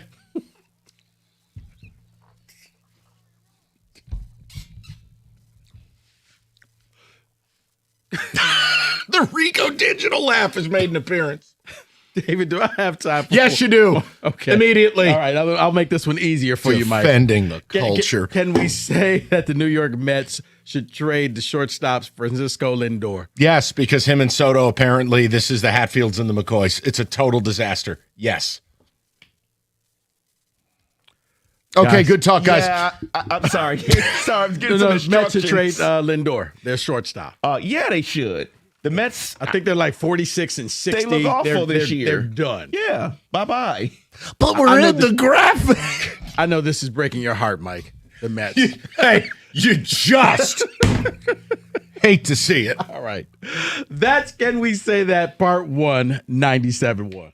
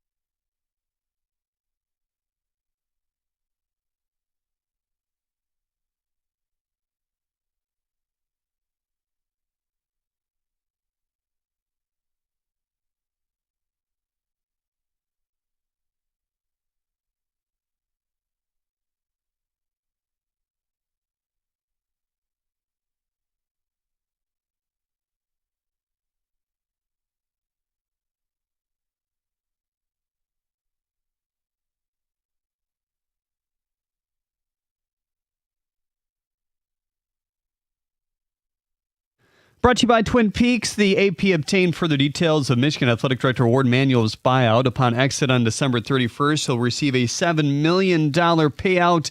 He'll have access to 80 perks, though, such as tickets and golf privileges. Katie Wu of The Athletic wrote the following today, quote, the Dodgers will remain engaged on Detroit Tigers ace Tarik Skubal if he becomes available on the trade market, but with several players nearing returns from the injured list, Los Angeles could move some of its major league depth pieces to take advantage of the market, end quote. The Tigers send Kader Montero to the mound against the Orioles tonight if that rain holds off. He's only given up a single run in the last 9 innings he's pitched. He'll face Kyle Bradish, who recently inked a 5-year, $90 million extension. 6:40 the first pitch here on 97.1. Baltimore leads Detroit by a game in the wild card standings and took 2 out of 3 from them in May. NBA insider Mark Stein wrote the following about Pistons center Jalen Duren. Quote, league sources say Watson, like Detroit's Jalen Duren, have been weighing the unappealing prospect of playing out the 26-27 season on a qualifying offer with the intent to become an unrestricted free agent next summer. Actually doing so, mind you, means leaving millions on the table, end quote. Michigan Hoops will play Toledo December 30th for John Weinstein. Wow. At the Corwell House Sports Desk, I'm Jeremy Otto. For more, go to 97.1 The Ticket or Odyssey.com.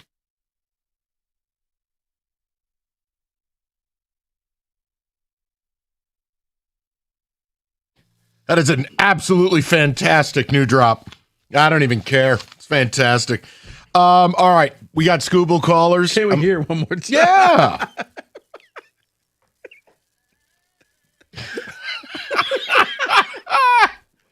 Hey, Ryan, what are your thoughts on the Houston Texans? Why were you fired? I mean, I could do this all day. You asked a question. You knew what you were getting. You knew what you were doing. I knew what I was. I respect it. I put a lot of thought into this. So let me ask, hey, David, if you guys need a new soloist at Greater Life. Well, all right, if I may. So, take your time. Oh, you think you're going to be the new singer at Greater Life?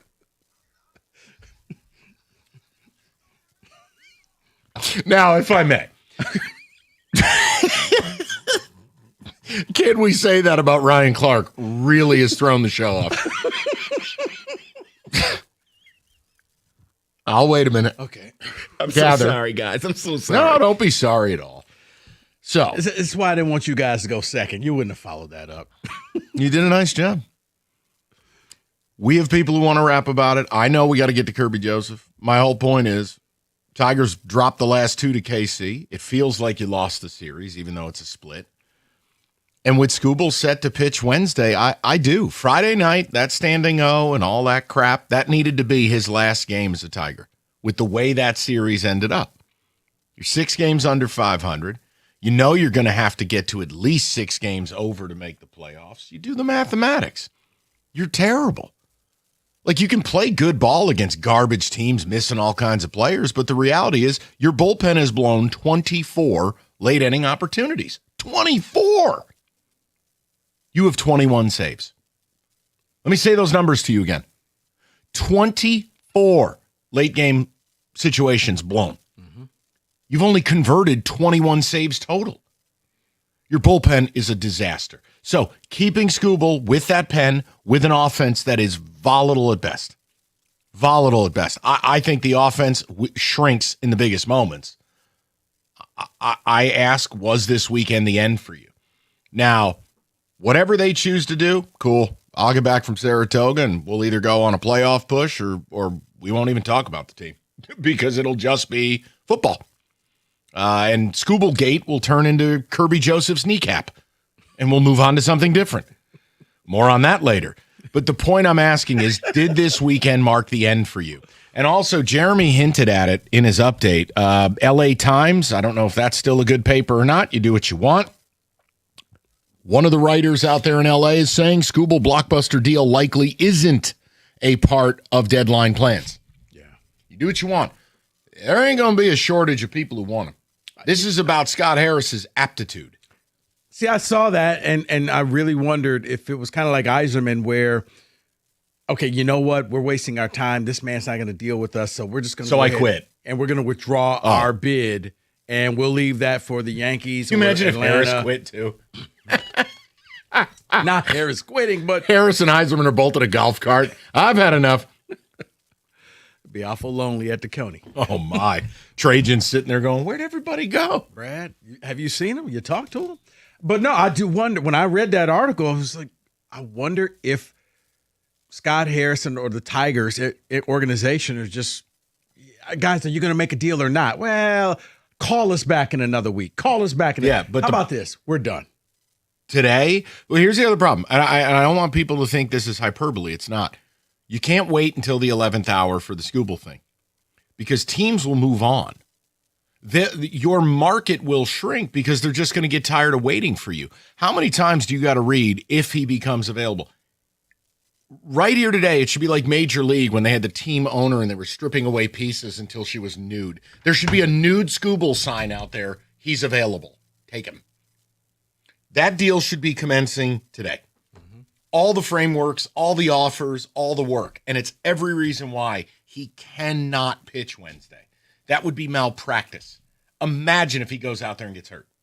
And it could be something that's his own injury, or it could be a byproduct of, oh, geez, look, he just took a liner off the skull. You can't risk anything right now. This is too impactful. It's too important. Now, if you're going to keep him, pitch him. But Scott Harris better get to the business of getting rid of Kenley Jansen's $18 million prorated so he can then add someone who can pitch in this bull. That's the problem. So we'll get to the people. Sorry about Rico throwing the show off the rails, but I enjoyed every second of it. Jim's in Birmingham. He's up next. Jim, what's good, buddy? Hey, Mike. In Detroit, not so much the Lions now, but the Tigers, the Red Wings, the Pistons, you don't know that they're out there, trying to make deals to make their team better. It's all like, we like our guys in the farm and stuff, but you're going to lose Skubal, whether it's now or it's at the end of the season. And, there are teams out there that need and can afford. You got like the Tigers, what they make, like $320 million in revenue compared to $550 million in revenue for the Dodgers. They can spend, they can pay, the tax and everything like that.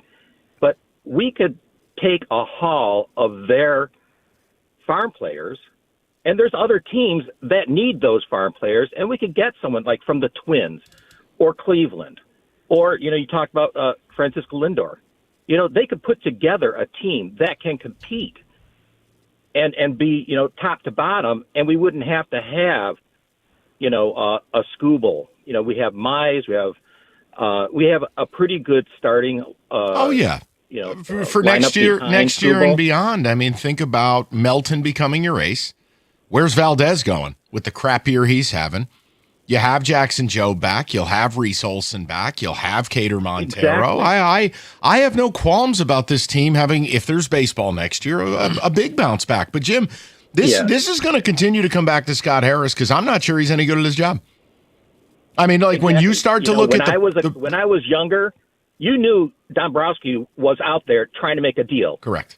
Whether they were coming into Detroit or leaving Detroit, you knew he was out there making a deal, and there was no social media. And the Tigers are like, we put the garage sale out on the corner. Or no, but I'm saying more than that. It's that Chris Ilitch opened the purse strings, and Scott Harris basically lit the money on fire. All the free agency signings, none of it worked. That's on him. Yeah, Go ahead. I was taking phone calls. That's all who called. It's like he's got to be out there dealing. Well, that's the other problem with this, Jim. I'm not. Okay. The day it came out that they have this obsession about cheap, controlled starting pitcher as a part of the return. Okay, let's just go with the reports because the organization hasn't struck the reports down. Jim, that's how you end up with Emmett Sheehan. That's how you end up with Will Warren. I'm not convinced this guy is going to get the best deal for Skubal because he's already boxed himself in with one of these Yzer plan demands. Allegedly. Exactly. That's the problem. Exactly. I don't give a damn about a controlled pitcher. Give me a couple of kids. Give me a couple of prospects. Right. Give me a flamethrower in the bullpen. How about you take some chances, Mike? But so long as it's controllable, it's low risk, and we No, can kinda... it's also him not wanting to be accountable to the trade. That's what I'm wanting saying. to somehow make the playoffs, even though they have no shot of winning a World Series. And he comes back and is like, "Do you know what I got for Skubal? JP Ritchie." What? Low risk. Let's just not worry about that because we've said it before. For him and all the other, once you make the bold move, training wheels are off. Yeah, but that's what the job is. It is, but it's not because if you don't have pressure from the top, you're just like, okay, I just want to do whatever I can to keep my job. By the way, I know nobody here cares, but it's the type of trade that you'd never see this team do. I love what the Red Sox did. Oh, yeah. And I understand you're giving up a lefty, you're giving up, and he's hurt, but you're giving up a guy. Some of his peripherals scare me. Curtis Mead is one of these like post-hype prospects where he was supposed to be awesome, then he was terrible. He got DFA'd at one point, and he had this breakout year. He was built to play in Fenway, the same way that Alex Bregman was. That move for the Sox with their young core, like that elevates them. But there's a cost to acquiring that type of bat. And it's a pitcher that has upside. Now for the Nats have basically like the David Klingler Houston Cougars offense, and then they have Michigan State's defense. They can't pitch. They have no pitching. That's the second straight. I'm sorry, but my point is, other teams are not sitting and standing pat and doing nothing. So, like, did the Red Sox get better with that move? I say yes. Yeah, they did. They went on a run that you're hoping that this team does of winning, 15 in a row, getting themselves into the positive on the plus side of 500. And now they're acting differently. Let's go for it. But they're also like 5 games ahead of you in the standings, 6 games. You didn't do enough. But I'm offering it to people. Did this weekend represent the end? And now I view Wednesday like the deadline. You can't put them out there. You're right. You but can't I'm have wrong. anything happen, but yeah. All right. Northville Lumber, largest Trex decking outlet in the country. Northville is Michigan's Trex superstore. Brand new warehouse, phenomenal. Size of Ford Field. Full window program. All the decking, railing, lighting, everything's in stock. If you're a contractor, you're not working with Northville, you're costing yourself money, beginning, middle, and end. Stop on by, take home some samples, or just go to northvillelumber.com. That's northvillelumber.com.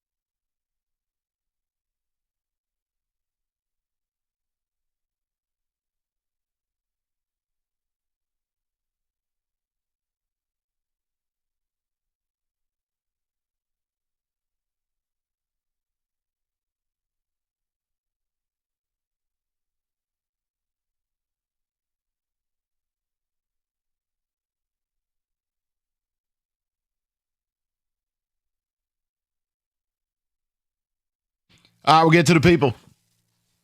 Did the Kansas City series mark the end for you? And then, do you agree with me? I mean, like, the new trade deadline to me is Wednesday. If you're going to trade Skubal, he can't start Wednesday. And you can't risk it. Can you imagine? I mean, there are players that come out of games left, right, and center every day. You only pay attention to the ones that are yours. But, I mean, look at happened this weekend. I mean, I still don't know how Cody Bellinger got hurt. All of a sudden, Cody Bellinger's hamstring's a problem now. Dude, you got to trade this guy. But my fear, if Scott Harris has boxed himself in, that's how you end up with this list of controllable starters. And like, okay, Emmett Sheehan was a lot better last year than this year. The point is, why are you limiting what teams can offer you for Skubal? This feels Yzerman-esque. Do I worry about Scott Harris's aptitude to make a trade of this scale? Of course I do. Just like I worry about any time. Basically, giving Scott Harris money in free agency is like handing an infant an AK-47. You might want to hide behind the couch. You don't know. There's going to be a lot of spray. I mean, I don't know what. I mean, seriously, look at what he's done at a pro player personnel level and then tell me that comment's unfair. You can't. No. So then we get to the trade part. Can we list where he has made a trade of this scale? No. Okay, well, what about the trades he has made? Yeah, why don't we just go back to last deadline and soak that in? So that's my point in all of this. I think you need to be, and I think this show's been very open about it. All the delaying they did because of what 2024 did to their brains, you're attacking his value. Now he is turning into a pure hired gun rental. Yep. You had an opportunity to make a move earlier after you went about 2-50 in May. You chose violence. Right. And you said no. Right. And at that point, you probably could have had about 5 to 7 teams really going after this rental, which could have artificially driven the price up. Now it's on Scott to build a market. This is what big GMs do. Because now when I read that, and I don't know how true it is, but if the Dodgers are like, nah, you needed the Dodgers to be in this because you needed every other team to say, maybe can't not. Let them win again. Maybe not. You do have Atlanta. You do have Milwaukee. You do have Tampa. The Yankees will always get seduced with some big game hunting. There are ways to make this happen. No, Mike, but I agree with you. The big bad Dodgers would have been the most important thing. And maybe they're playing some liar's poker. Could be. I don't know. Bottom line is he can't start Wednesday. Friday had to be his farewell. He got the standing ovation, tipped his cap, did the whole business, and then did whatever he did in the postgame. If he does like a WBC, he goes out there for an inning on Wednesday. Oh, for God's sakes. Go to John 97.1. John, hold on. Hold on 1 second. Time out, Johnny. I'll get right with you. Let me read some text here. Something I'll check on something in a second. Mike, the worst thing that happened to the Tigers was making the playoffs 2 years ago because it put a false sense of hope in the team, and now management won't do what is necessary. They're seduced. The Detroit Tigers are essentially the college kid who hit a 10-leg parlay, and he thinks he's going to do that every weekend. Mm-hmm. In fact, here's reality.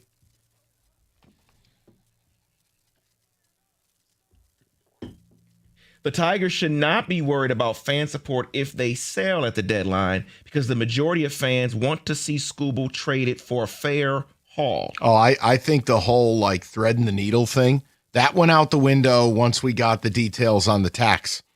The luxury tax thing ended that deal because you couldn't trade Skubal but buy. Or keep Skubal and buy, excuse me. You had to make deals to free up payroll in order to do that. Well, you better get cracking unless Scott's going to turn this into an advent calendar and we're going to have a deal a day with a little piece of Jesus chocolate every day.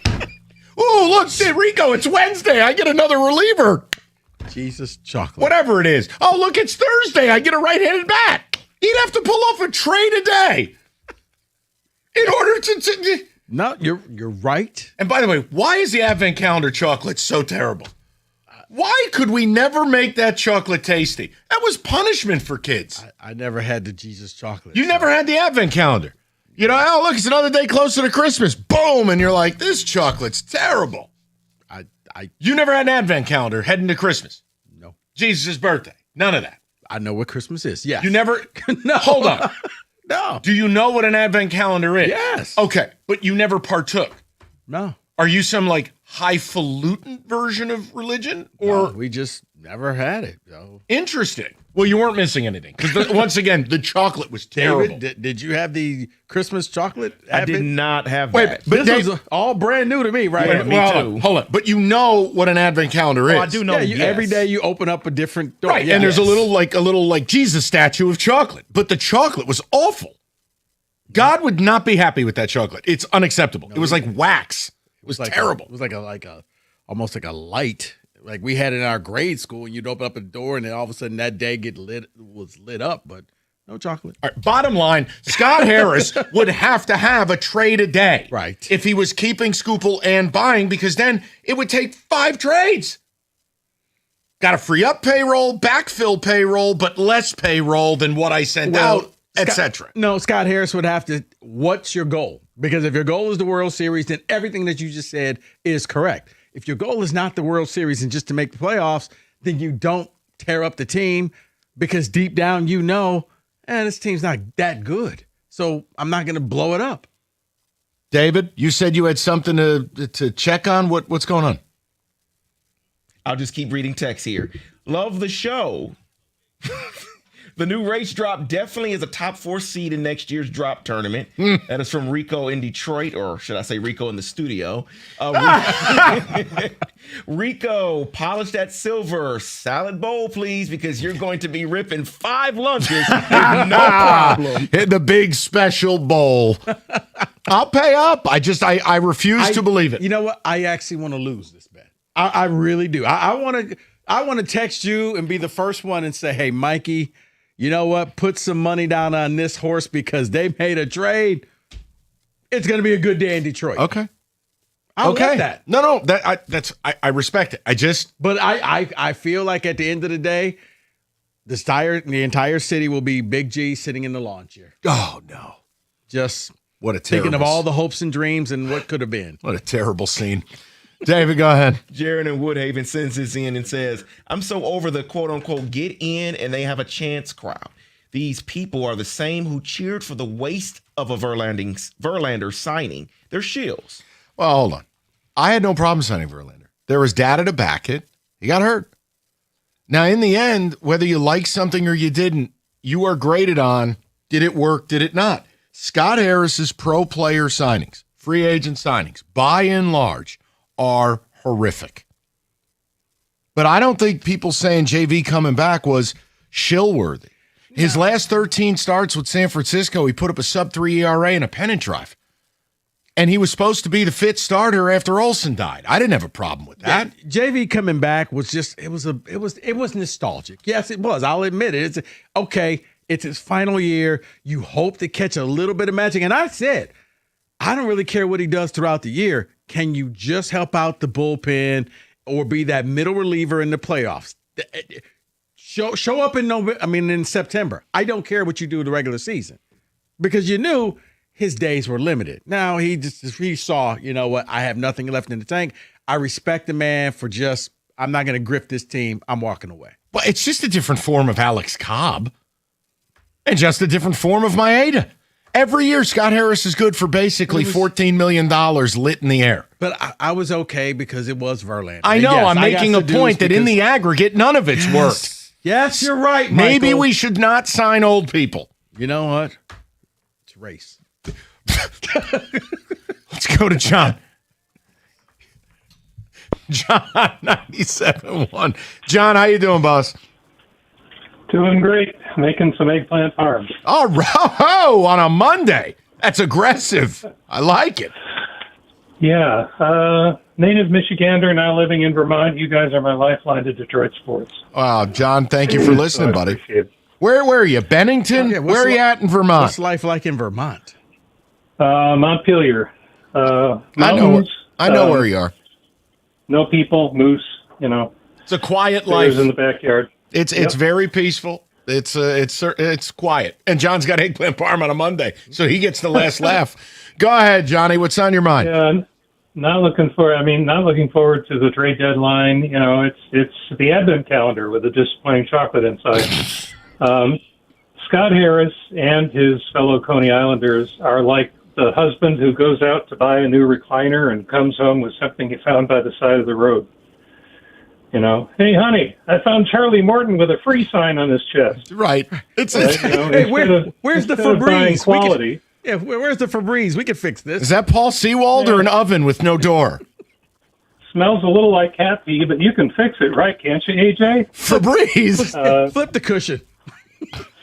Yeah, I mean, you know, hey, John Brebbia, let's bring him in. Yeah, you're nailing it, Kevin Herter. And John, that's the whole Brad. point. If they're going to keep him and go all in, he's got to make trades to get rid of payroll, and then he's got to be willing to pay what it takes for high leverage relievers. Pardon me if I have my doubts. Yeah, and you know the other thing about this is that you know trading a established player for prospect is no sure thing. Most of those trades don't work out, so Scott's got to be really smart about who he gets. Or, you know, when we traded Verlander, we got basically Jake Rogers and a couple of pumpkins.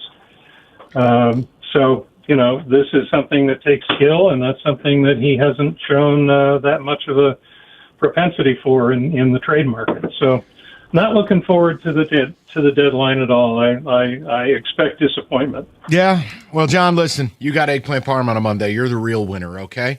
And by the way, where he lives in Vermont, like he's in the boonies. Really? Montpelier, he's basically near Montreal. Like without looking at a map, just my reference point of growing up back east, that ain't like Bennington or, dude, he's up there. Okay. I trust you. I mean, we went through the whole Troy, the anthology of Troy today, so. And not Troy, Michigan. Mike's buying his old family home. Definitely not. He showed me some brownstones that I need to invest in. Yeah, I showed you. I showed you. They could have filmed The Wire in my hometown. Omar's coming. I mean, I thought that was the Huxtables. Well, then you looked at your old high school plot and it turned into a weed store. I mean, there was a whole journey we took pre-show. Right, my whole high school. I mean, no, where I grew up. Like, wow, there it is. I can buy that. Okay. More to calls. We will get to Kirby Joseph. And by the way, Jalen Duren needs to be drug tested. That's the headline. We've got an update from that. Oh, baby. Oh, yeah. Hey, what if you had the most reliable fiber power Wi-Fi at a price that did not change for 5 years, guaranteed? Thanks to Xfinity, you don't have to worry about that part of your future. Now through August 24th, get their best price on gig Wi-Fi this summer before it disappears. Just $50 a month for 5 years and get online in minutes with same-day Wi-Fi. You're guaranteed 5 years of super intelligent Wi-Fi that keeps you protected from online threats and finds and fixes issues before you even notice them. No annual contracts or commitments, no hidden fees, and the best equipment is included. Plus, get Peacock Premium included for 2 years. Lock in your price and unlock the possibilities. Get it now at Xfinity.com. Xfinity, imagine that. Restrictions apply. Requires paperless billing and auto pay with a store bank account. Taxes and fees extra. Speeds vary. Use of fiber coaxial cable. Learn more at Xfinity.com/same-day Wi-Fi.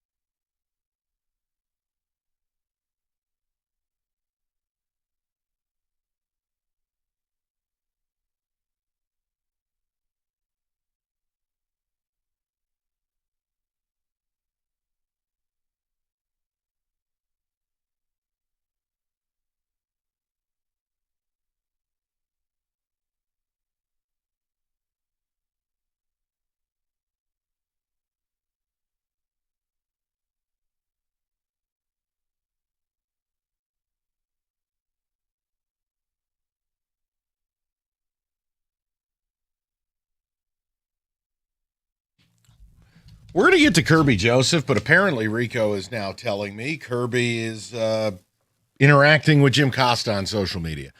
That's not what anyone's looking for, I don't think. But whatever. I have an idea.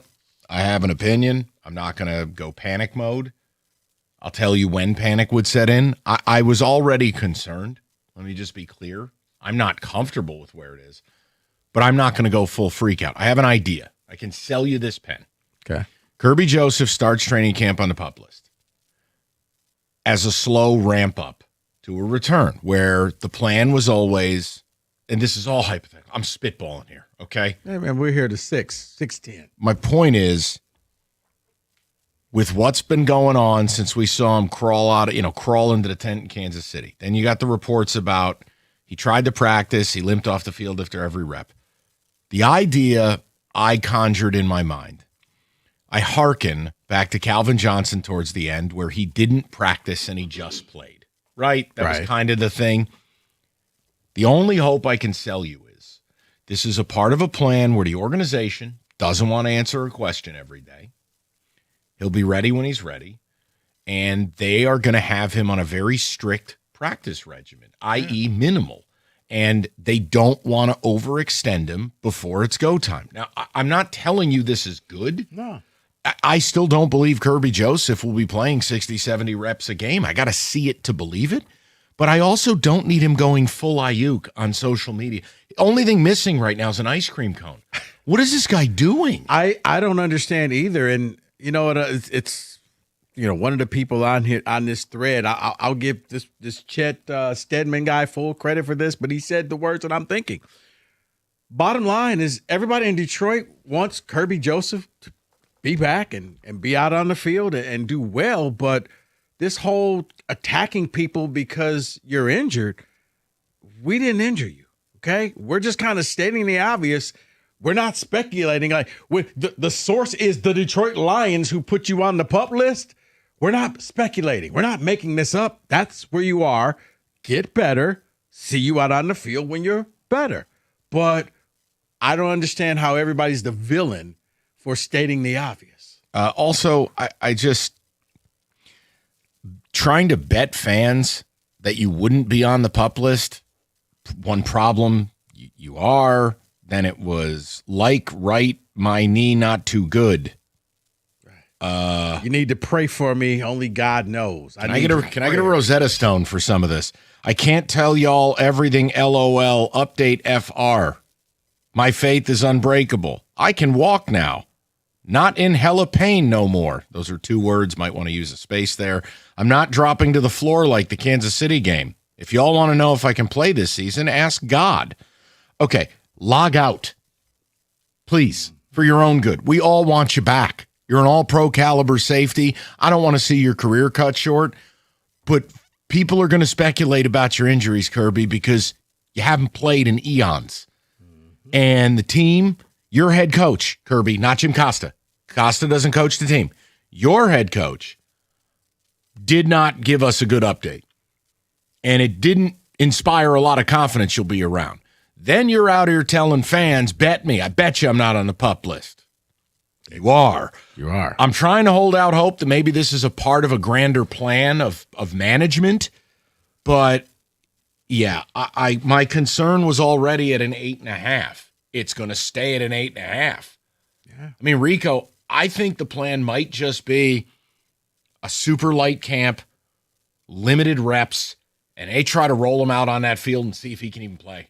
Like play a game. See, I think that I'm looking more towards maybe not even the first couple of weeks where we're going to bring you in the middle of the season and hope that the rest and the time that you had off will be enough that you can come back out there and contribute play after play. Like, the goal is not to come out, run out on the field, make a couple of tackles, and then have to leave again. But my problem is, look, he's had 10 months, and he's on the PUP list. How could they go through an offseason and not do more at safety? How? How? Well, you really want to know the answer? Well, Rico, I'm here till 6. Go ahead. No, because I think that they trusted and believed that things would work out, just like they believed that Terrion Arnold was wasn't involved in that stuff. So we don't need to go after a corner. We don't need to go after safety help because we trust our guys, and our guys are saying they're progressing. So let's just believe in them rather than just stepping up and saying, you know what, let's have a backup plan just in case things fall apart. Well, here we are. Look, I'm not going to freak out about it. I've been concerned. I have a right to maintain my concern. I'm not freaking. I just would like to see Kirby probably log out. You don't need to do that to yourself. And everyone's on your side. No one doesn't want you back. I don't know, man. You're pointing at the wrong people. Whatever. But just because you start camp on the PUP list doesn't mean you're not going to be ready by the start of the season. So I'm going to wait a little bit. He's got 2 weeks. At 2 weeks from now, if he doesn't come off that PUP list and isn't a factor at practice, that would be the point I would freak out. All right? Just for the people in the back. But I'd love to know your concern level with it. I don't know, man. I also am a little bit concerned about some of his messaging. Like, what are we doing here? I can walk now? What? What? All right, we'll go to Brian, 97.1. Brian, how you doing, buddy? Well, it's a Monday, I'll tell you that. I don't know what it is with the athletes in this town where they get diarrhea of the mouth and make things worse for themselves. I wish they would, smarten up and realize that they're screwing themselves over. For the Tigers, you were saying that they dug themselves a hole. And you're right, they did. And Sky Harris is looking down at the hole saying it puts the lotion on its skin. Right? You need to get rid of Scooble and focus on next year because this year's dead. You barely you didn't even beat the Royals. You didn't sweep the series, and they're a god-awful team. I'm from Missouri. Like, they suck, and you didn't beat them. And Matt Vierling with the bunt, dude. Oh, I would have DFA'd him. The second pitch, if I look up best pitches to bunt in the dictionary, there's a picture of the second pitch. Get this guy. But again, Brian, this is the problem. They think they're the smartest organization in the league. They actually were doing victory laps, and there were team legends calling this radio station about Matt Vierling is a fourth or fifth outfielder on a real team. It's who he's always been. He had a little fun run, just like McKinstry, just like Baez. And then lastly, I'm loving this U of M thing where they're just worshiping Ward Manuel on his way out. I want to say they're going to be polishing something, but I can't say that on the air. But I mean, it wouldn't shock me if that was part of his settlement or his exit package.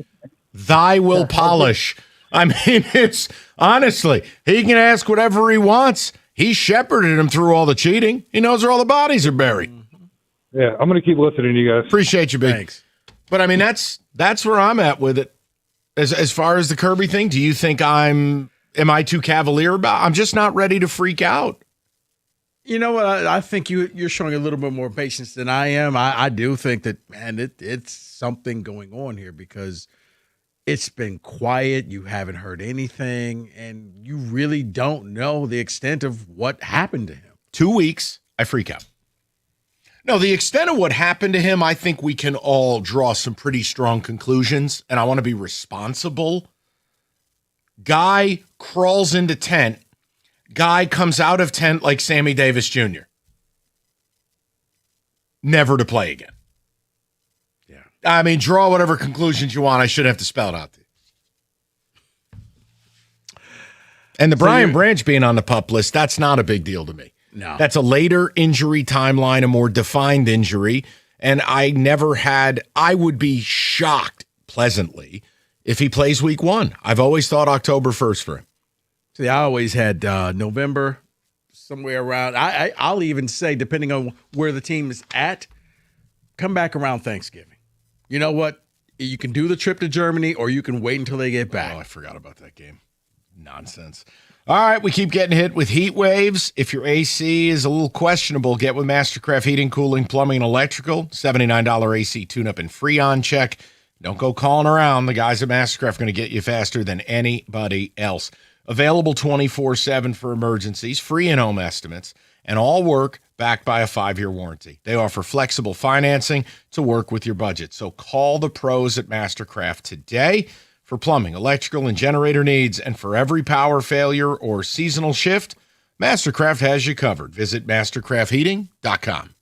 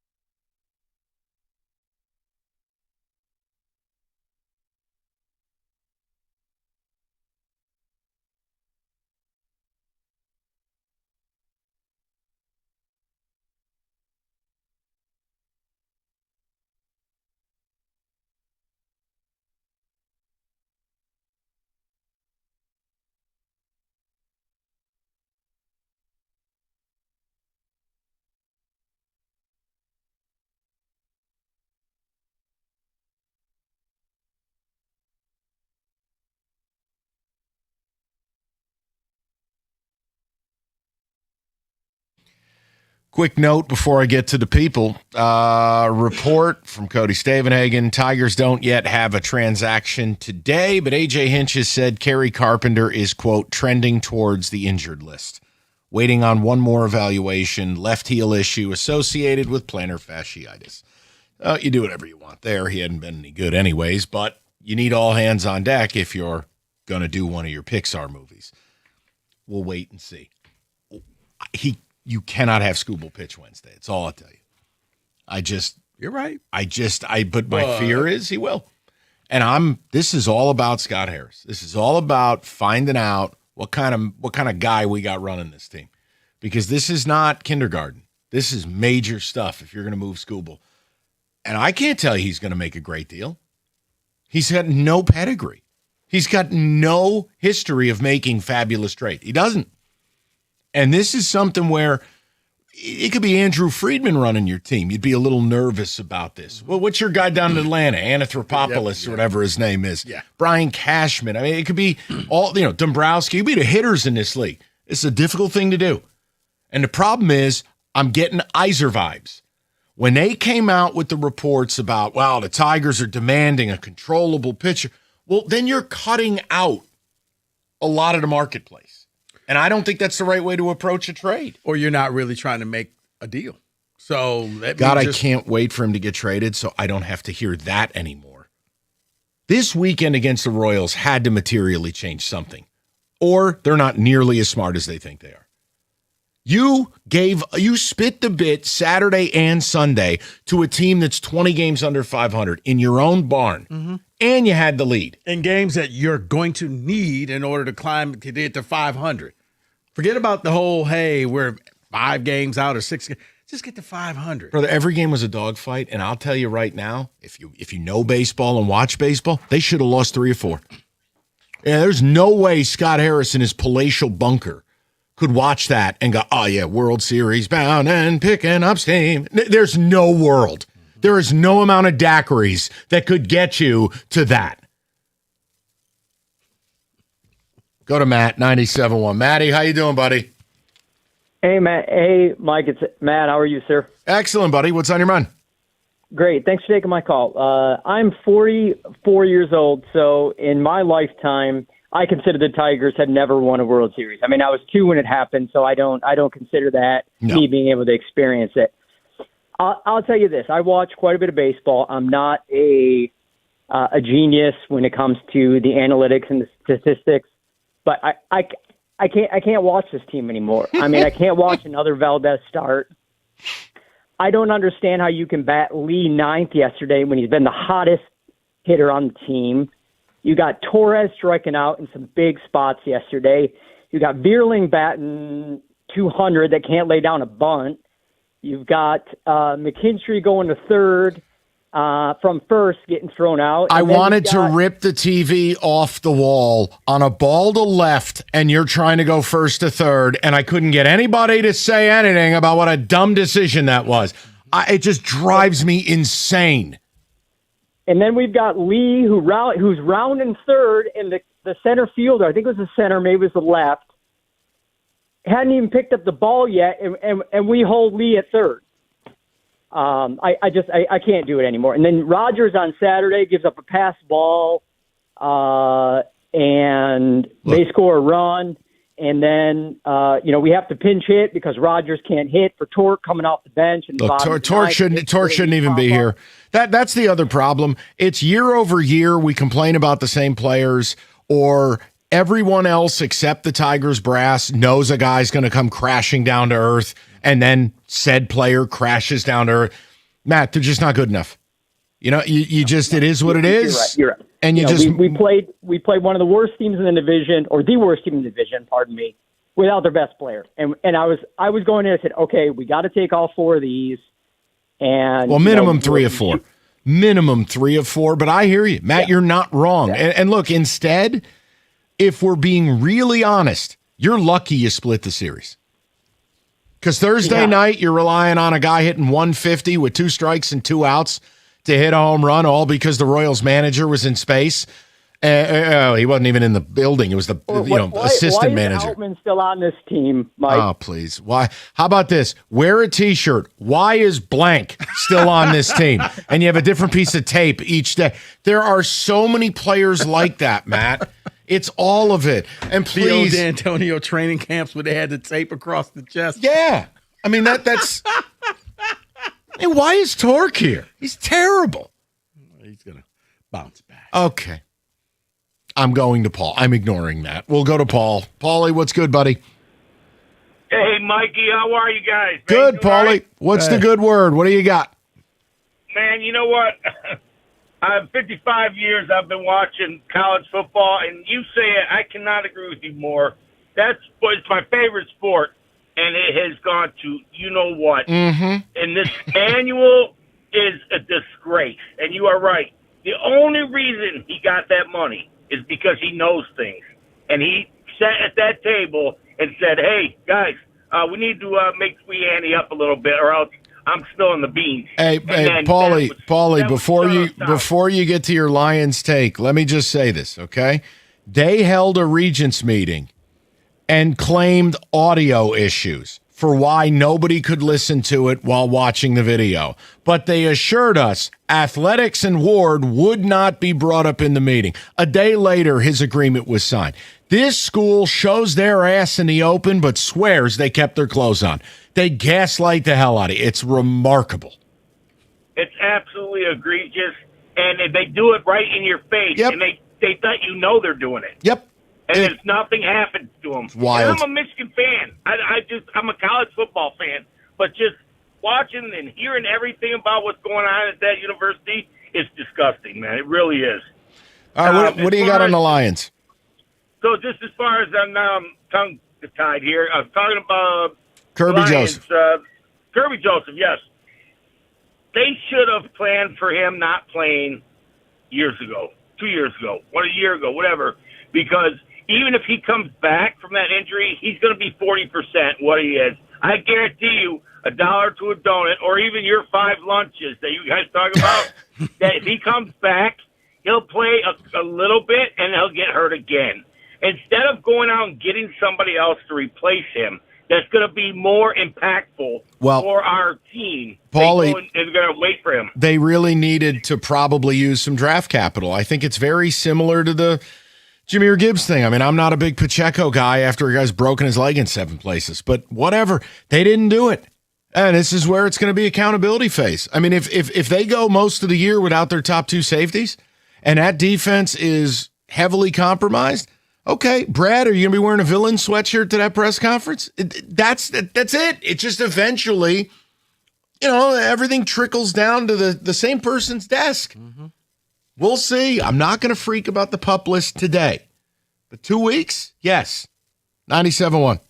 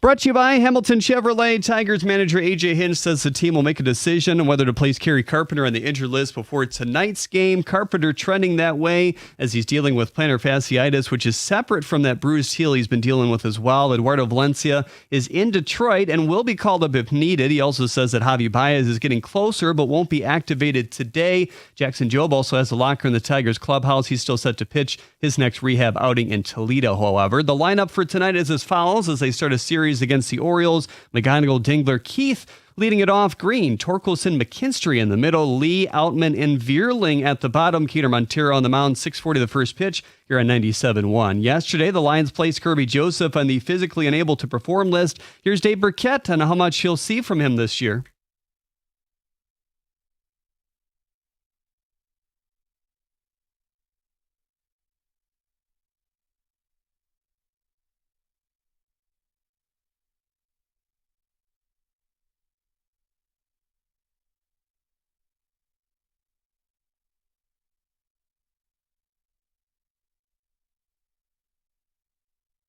The Lions signed 31-year-old linebacker Troy Reeder. He spent most of his 7-year career in 2 stints with the Rams, with a season as a Charger in between as well. At the Corwell Health Sports Desk, I'm Jeremy Otto. For more, go to 97.1 The Ticket or Odyssey.com.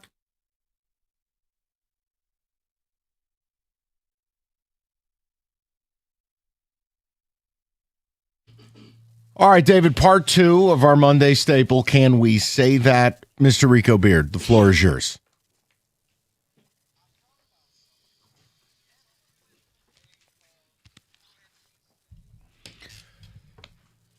Yes, Rico. All right, gentlemen. Can we say that Jacoby Brissett won? He got his contract out in Arizona. Yeah. He held out and he beat the man. Can we do a more interesting one? Because the answer is yes to that. There are more. No, I want to give you an Arizona one that's more interesting. Oh, okay. Can we say that Marvin Harrison's a bust? The footage coming out of basically, again, dropping everything thrown his way. Have the Cardinals destroyed Marvin Harrison Jr.? No, you know what? You know how sometimes a mediocre, bad player goes to good team and they get better. Marvin was a great player who went to bad team, couldn't motivate him, and yeah, he needs to be traded. He needs to go to a coach who will not here's the thing, put him on the Chargers. Harbaugh's not going to let him lollygag and loaf and drop passes. He's going to yell at him and call him off the field, send him out to Philly. You put him at some place where the coach is not putting up with this, he'll get better. So he's a bust if he's in Arizona, not a bust with a change of scenery. Yes. Okay, I can live with it. No, with a real coach. Chrysanthemum. Yes. Concrete, actually. I don't want to say he's a bust, but to Mike's point, the footage is pretty bad. It's yikes. It's not good. But I am in belief. Put him on a good team. Maybe there's something. No, I'm not with that belief. I think he is a bust because he's dropping balls again and then he limps off the field. And no, I think he's a bust. He can't be recovered. I think he can, David.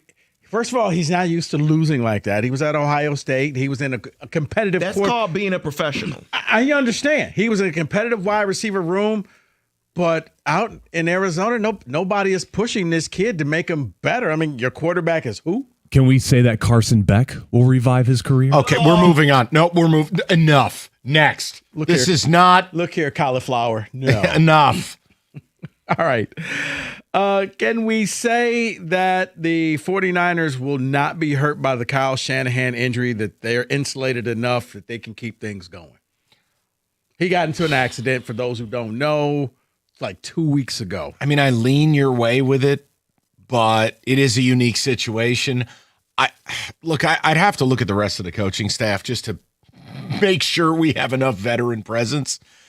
I just get a little leery that he's going to play a limited role. I know he showed up at practice. Right. Very serious car accident, but I'll lean no. Because you look at Raheem on running the defense, who's had some head coaching. Oh, yeah. Has he? Yes. Raheem Morris is the Brady Hoke of the NFL. Brace! No. I think the Niners are going to be fine at the end of the day. They, as much as I don't like them, it pains me to say this, but they are a world-class organization. It seems like even if Shanahan's out, someone will fill in that role properly. What I don't understand with this, I think the 49ers will be fine. What I don't understand is how this didn't get out for 2 weeks. That's what I'm confused with. It's out. It happens. The reporter should see it. It should be on the log for the police report on it. See, I wonder if it didn't get out because it was just an accident. Like there was no drunk driving. There was no, something hilarious. It was just, you know what? 2 cars hit each other and there it is. So on that note, can we say that the Chiefs will probably have to get a new offensive coordinator, at least for this year, with some horrific news coming from the Bieniemy camp? Yeah, I'll say yes to that. There's just too much off field, too much in the personal life. It would be shocking to me. So I'll say yes. Yeah, I agree with that. I think that this is something of extreme magnitude to where even if he were to be like, no, it's, football. No, family comes first. Yeah, he has to step away and take care of his family. So, yes, I think they're going to have to look for a new OC. Guys, can we say that the Philadelphia 76ers have become the team to beat in the NBA in the East? Yeah, is the Pope Catholic? Yes. There's also the defending champion in the East. Nah. You acquired Jaylen Brown and LeBron in the same offseason. Oh, by the way, do you see the reports LeBron's not going to live in Philly? He's going to fly to Philly for games. You wonder why the NBA's got a likability problem. How could he afford that? He's only making $4 million a year. The best part, I bet you the team's paying for it. Yeah, on the owner's plane. No, he's going to be taking a helicopter every day from New York City. That's the rumor. Is he's going to live in New York, take the chopper over to Philly for all the home games. Gotcha.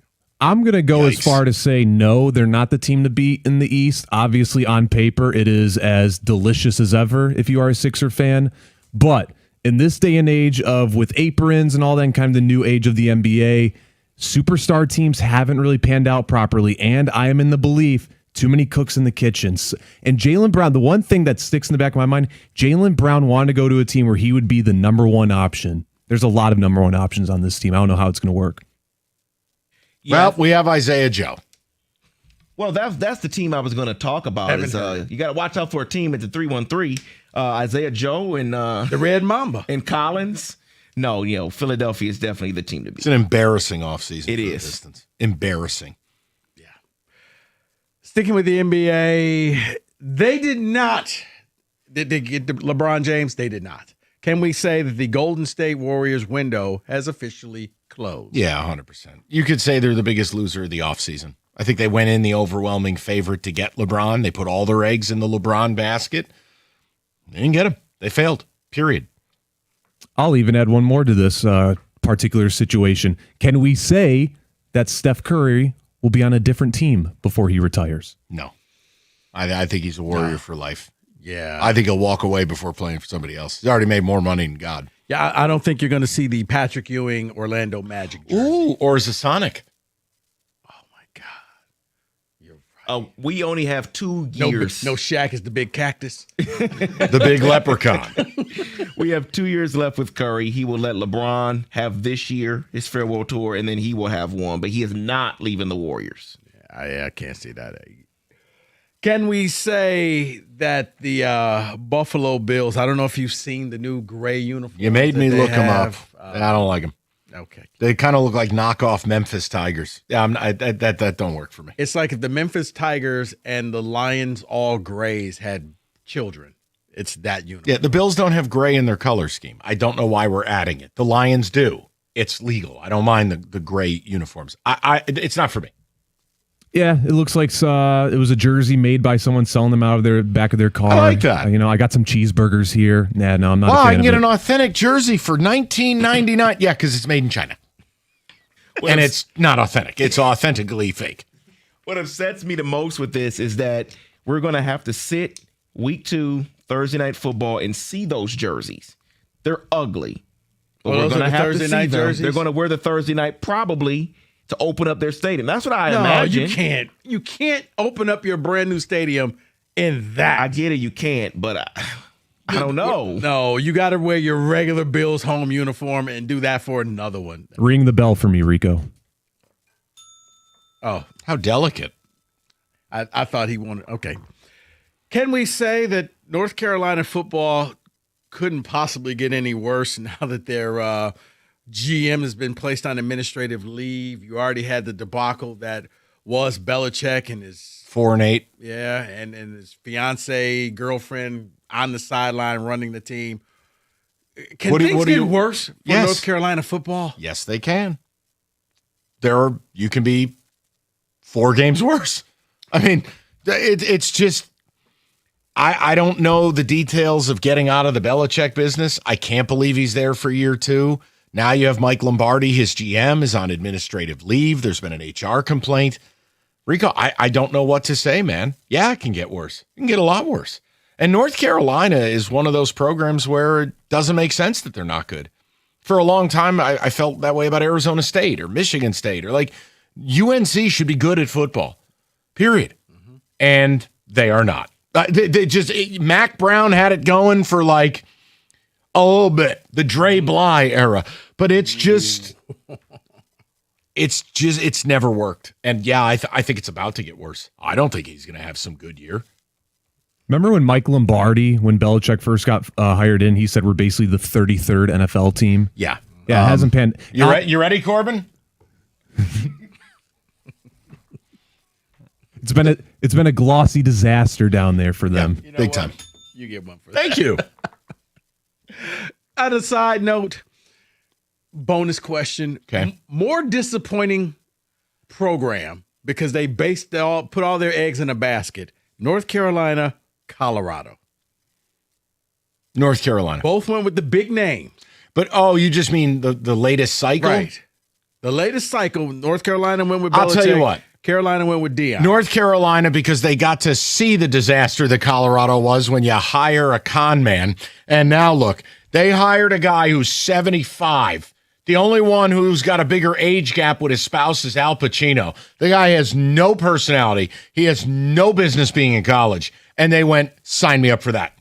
And we're going to give her a field pass. At least with Colorado, they tried something. I'm in the interesting business. Okay, it worked at Jackson State. Here's Coach Prime. It didn't work, but they tried something unique. Okay. But when you see the building burning down the street and then you do the same thing, I'm going to go ahead and say you're the problem. Yeah, Colorado was fun. It was a nice little, drama-filled moment. Here they are. They're going to try to revive the program. They got the new billboard or the Jumbotron. Yeah, UNC, like I said, it's been a glossy disaster.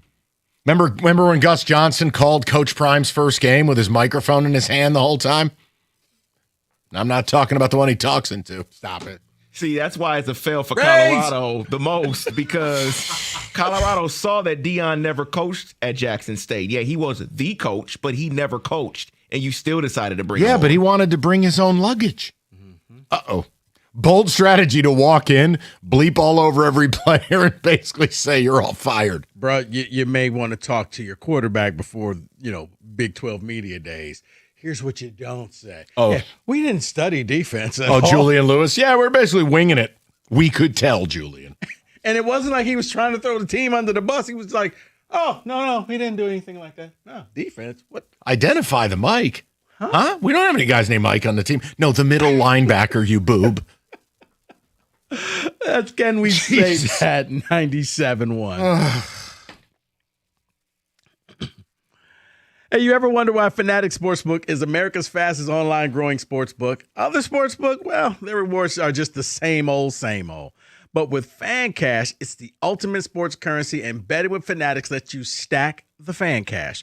With Fanatics Sportsbooks, you can get up to 10% Fan Cash back on your wagers, win or lose. You can use that Fan Cash to unlock the world of Fanatics with the unlimited profit boost, exclusive merch, collectibles, and so much more. If you want value for your bets, Fanatics will always have your back. And don't forget about that Fan Cash draws either. It's simple. Choose your draw and enter the Fan Cash for a shot at no sweat bets, casino credits, premium sports experience, tickets, and more. Extraordinary prizes await. Did I also mention they're giving away millions in Fan Cash this year with games like Fan Cash Drops? Tap in every Friday and see what all the fuss is about. Switch to the sportsbook that will always give you more to play with. Download the Fanatics Sportsbook app today. Winning hits different here. You got to be 21 or older. Gambling problem? Call 1-800-GAMBLER or 1-800-MY-RESET.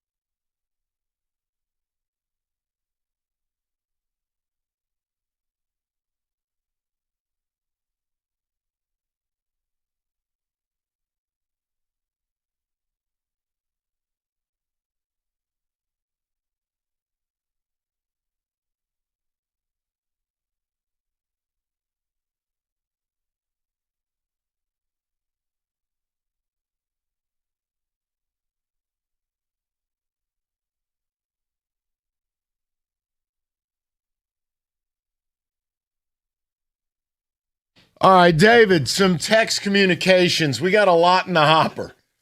Talking Skubal. I mean, again, did the weekend change your perspective? Do you believe they need to sell? He can't be on the mound Wednesday. But Rico's probably right. He will be. I mean, hell, if your opinion is they just don't want to suffer ticket sale losses, they'll keep him. Be self-confident about a comp pick. I don't know. Maybe they keep him, buy, and say F the comp pick. Bottom line is you got to rebuild the whole bullpen if you're going to go for it. This bullpen stinks. They have blown 24 late-game leads. They lead the league in blown saves. I mean, you intend on making the playoffs? Do you really think you're going to make the playoffs blowing 4 or 5 more saves down the stretch?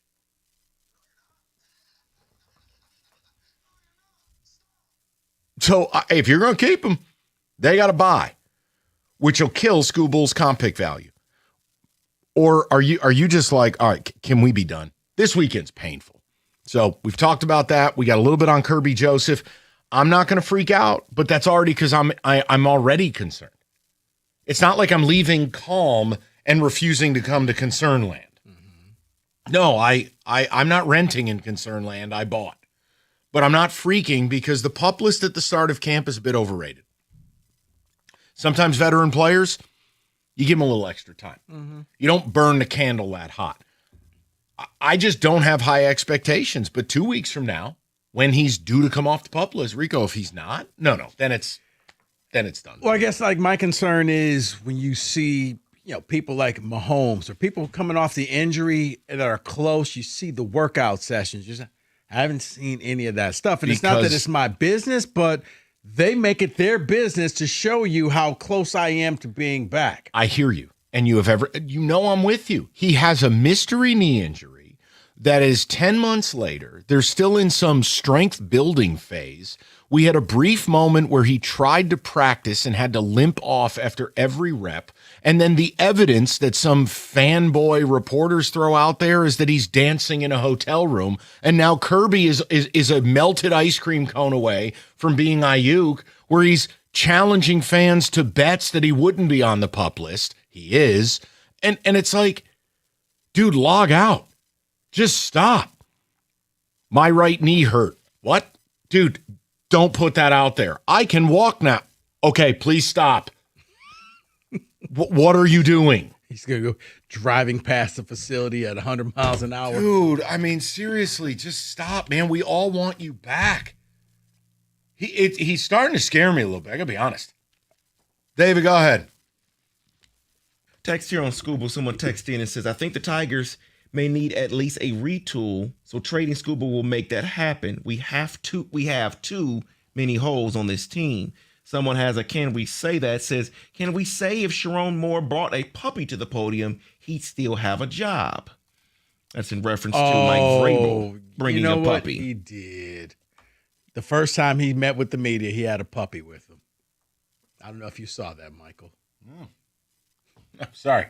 Just savoring in that Sharon podium. Oh, boy. All righty then. You know what? I'm not even going to say what I was going to say. David, go ahead. Better you don't. Someone says in regards to... He chose the right animal.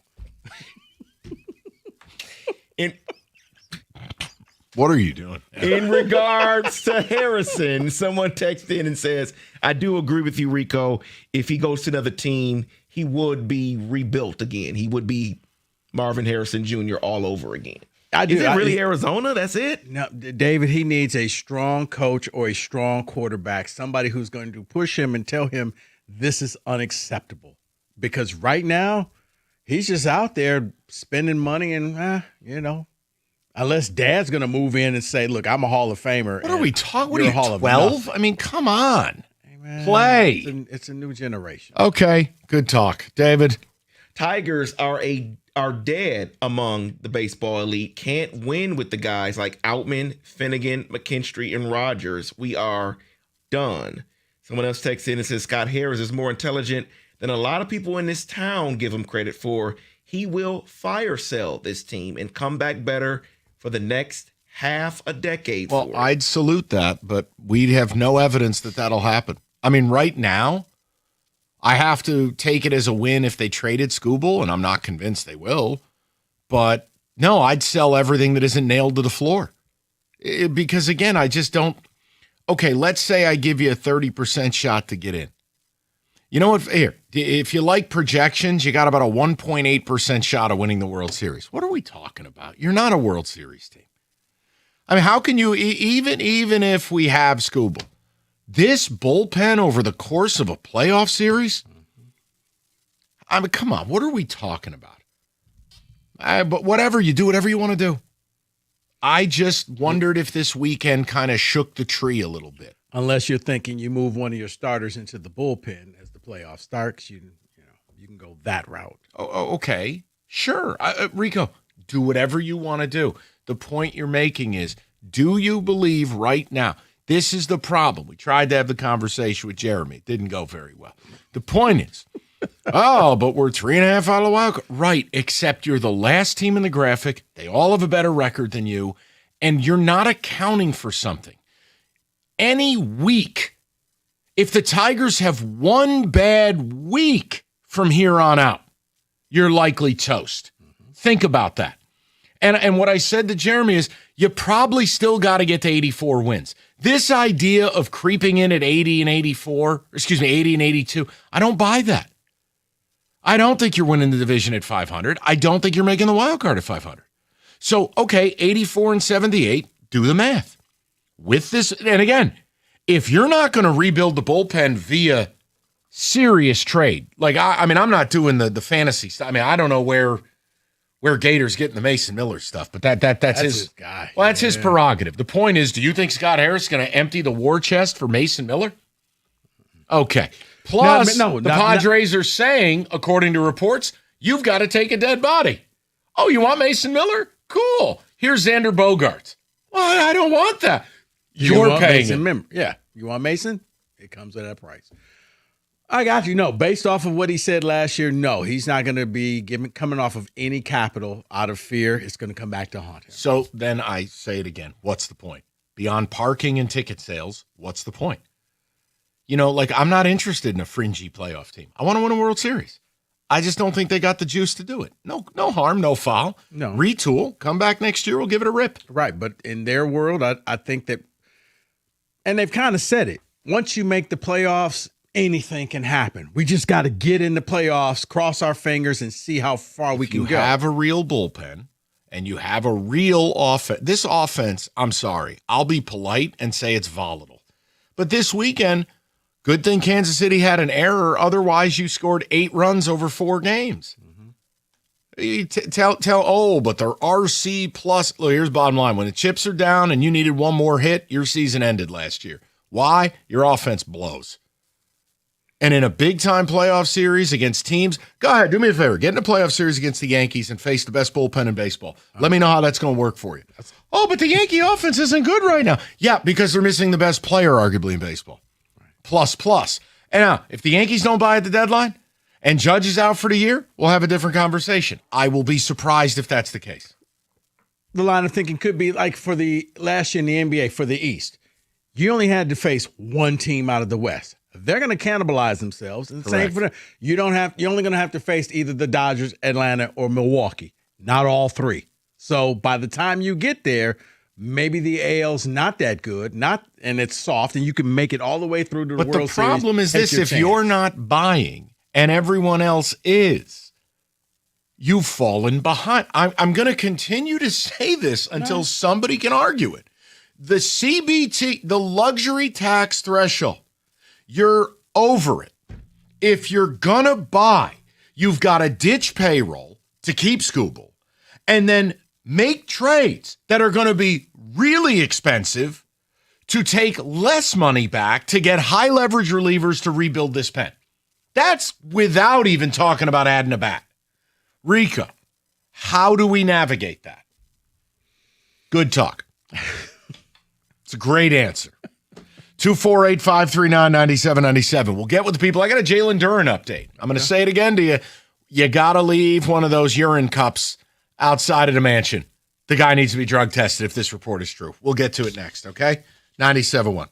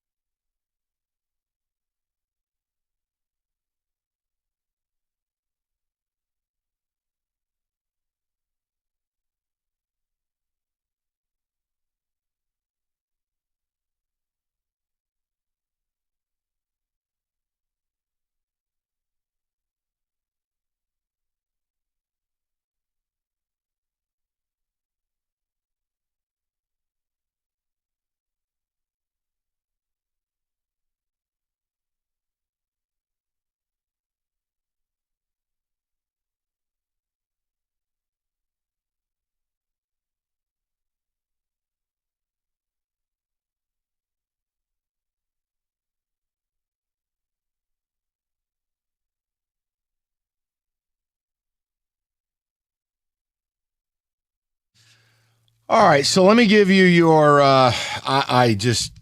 you need to be drug tested update of the day. And if you believe it, great. If you want to throw it in the garbage, that's fine too. Mark Stein, NBA insider, with a paywalled article, of course. But Jalen Duren, quote, has been weighing the unappealing prospect of playing out the 26-27 season on the qualifying offer with the intent to become an unrestricted free agent next summer. Close quote. That qualifying offer is $9.5 million. Here's all I can tell you. If Jalen Duren is willing to leave $141-ish million on the table because he truly believes he's worth $280 million, that is telling you just how bad he wants out of here. And that is not someone that I want here. Now, the problem is your team thought they had the leverage, just like Yzerman thought he had it on Larkin. And in fact, maybe you didn't. Because what did we hear from Jump Street? The Pistons are not interested in a sign and trade. Well, the offseason went on without you. You didn't land any of your big targets. And maybe a chance to get something was doing one of these 3-4 team wild trades, and Duren's a centerpiece. But you didn't. And now you're sitting here where you have a value on what he is. Cool. And I think the team is right, by the way. But this player is delusional. Even the reports last week, he was still interested in 5 at 287. He's not even on this planet. No, he's drawn a line in the sand. He's not going to budge. The Pistons have drawn their line. They're not going to budge as well. So in his world, it's the old, I'm going to bet on myself. I'm going to go out here and I'm going to just do everything I can. And when the playoffs roll around again, I'm going to have a much better playoff. And then everybody's going to come beating a path to my door and I'm going to get paid. Well, You're right. You're going to leave money on the table. You'll never recuperate. Well, let me say this. If he chooses the qualifying offer, that's the nuke. He will have nuked your rebuild because you will have valued him so much you didn't want to get rid of him. He will have basically said, F you, now I'm leaving. Mm-hmm. And you had this empty offseason anyways. Make no mistake, the Pistons will be worse. Here's the other part. Unless the Pistons are the team that ponies up the money. If it works out. That's even a worse thing to do. The whole idea is if he is so entrenched and he is so bitter at the franchise that he is going to do a qualifying offer. Look, did you see what Ramona Shelburne had to say? No. She said the timeline she's heard, and again, you do what you want. Ramona Shelburne spent a lot of time covering the Lakers. She's been covering the league for a long time. Deep into August, like Labor Day. What are we doing? What is materially going to change here? Can you imagine? Sadly, I can, Mike. Different player, different sport, but same town. It's just what happens here. So this it was to the point where I did think that the Pistons were going to try to move him, but they are like, no, we're not. And it sounds like other teams have said, yeah, the Pistons aren't serious about moving him. They're just waiting for him to come down and on that offer and accept what they have. But you're right. If you do this, I don't see how the team gets better either way. Either he walks and you got nothing for him, or you have to end up overpaying him, and there's probably going to still be some resentment there of you should have just paid me last year. So your two ways out are the team loses all control of Jalen Duren and he leaves for nothing as an unrestricted free agent, right? Or he comes back with a massive chip on his shoulder. Upset, bitter, doesn't trust the organization. Yeah, the third option is the Pistons lose their damn minds and cave to his demands. And at that point, I got nothing for you. Look, none of these are good outcomes. No. And once again, you're watching a very young general manager have a terrible offseason. Trajan got played. Oh, will he try? This ain't try. This is do. And if you're going to play the leverage game on a player, you better be right.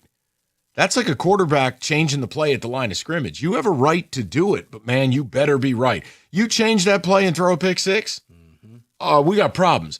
You thought you had leverage on Duren, and Duren is pulling a Larkin right now as we sit here today. It's already the ninth inning. the idea that he's not signed, maybe Mark Stein is right. Maybe this guy is just a huckleberry to sign the qualifying offer and completely demolish this franchise. I don't know. But see, I think he'd be insane. No, he would be insane, Mike, but at least you know he would be dialed in and focused. Even if it was out of spite, I have to show the league that what I did in the playoffs is not applicable to who I really am. So therefore, you're going to probably see the best Jalen Duren you can. He's not taking days off because he knows the second I make a mistake, everybody's going to say, see, I knew you weren't that guy. But in the end, you're not going to get anything for him. He's going to walk. And and now what's going to happen to your core players? And that's my point. Look, I'll say it again. Why they refused to think about a sign and trade, I'll never understand. Unless they believe they held all the cards. And as it sits here right now, it doesn't seem like it. Look, why wouldn't I trust Mark Stein? The guy's entire life has been covering the league. If that's actually in the Duren camp, the consideration, then you will have overplayed your hand. Because if you lose him for nothing, look, I may not love the player. I may not want to play him $30 million a year, but this is the same offseason you got rid of Beef Stew. Like, hey, if all you guys get all boned up over Paul Reed, I've got good news for you. Dissolve and evolve. You're going to be playing 40 minutes a night. He is.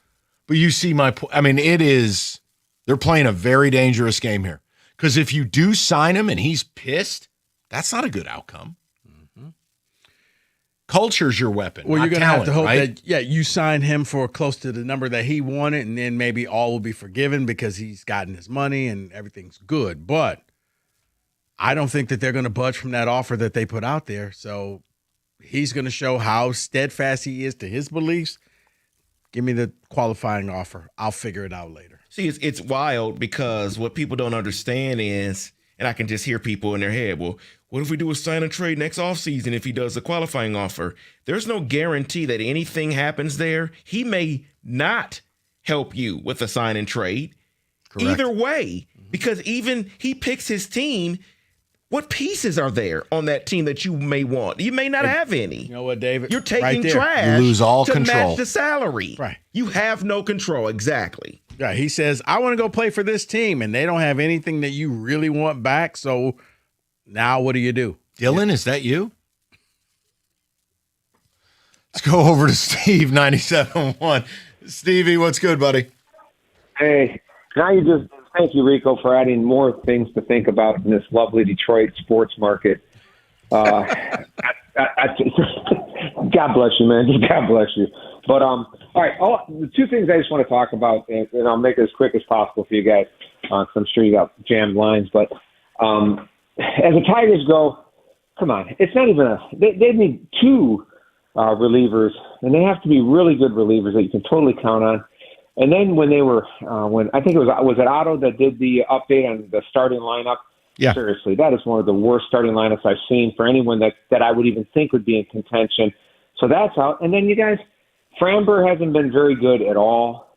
Then you got Flaherty is nothing. You don't know if Mize is going to even make it through the season. He's off and on. So we're counting on Jackson Jobe. We're counting on Milton. We're counting on Mandero. And obviously we're counting on Skubal if that's what they want to go. Guys, to me, it's a no-brainer. And I would actually do the two I would actually, unless we can get a bag of balls for Framber, I would basically go with probably Mize and Skubal and see what we can get, because I just don't see it right now, guys. And I agree with you, Mike.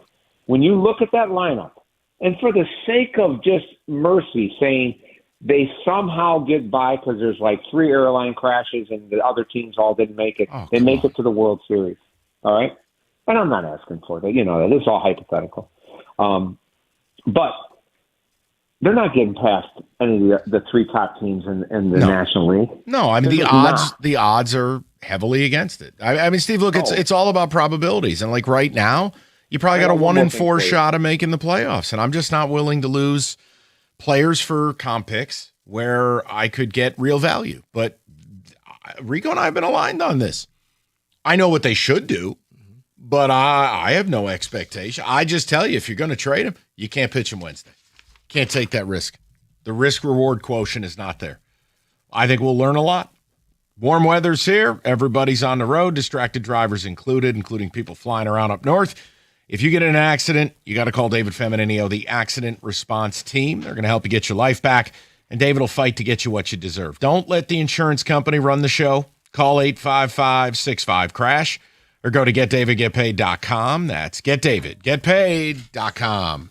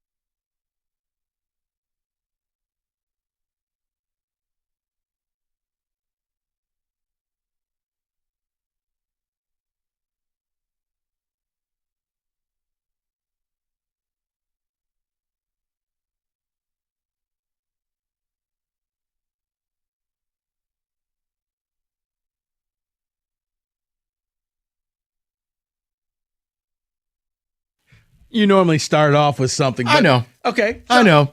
Personal growth. I'm just going to lean into something, and this isn't even what we're going to start with, but, Mike, can we say, and David and Corbin, feel free to join in, can we say the Tigers will neither buy nor sell? Not what you want, No. but what will happen?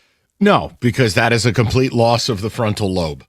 There's no world. They either keep Skubal, have to do a bunch of gobbledygook so they can buy and not destroy the compensatory pick, or do what smart teams and adults would do and you sell. But I do not accept your do nothing. No, we cannot say that. I hope they sell, but unfortunately, I feel like they're just going to get a little too nervous in the 11th hour and just stand where they are.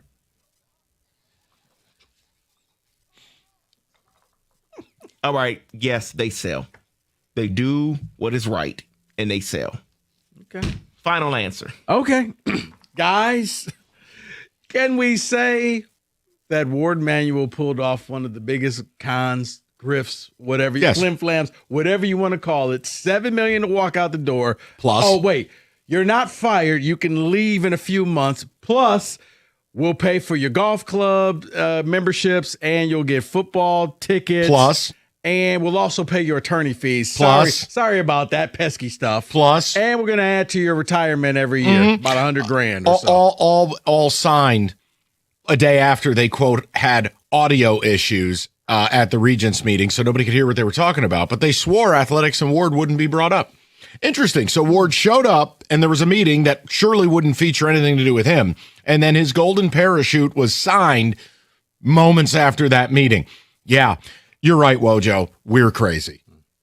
They are so blatant. Don't get him unhinged again. Nah, he should be unhinged. Tweeting at 1 o'clock in the morning. But come on, man. I mean, they just do it out in the open. It's crazy.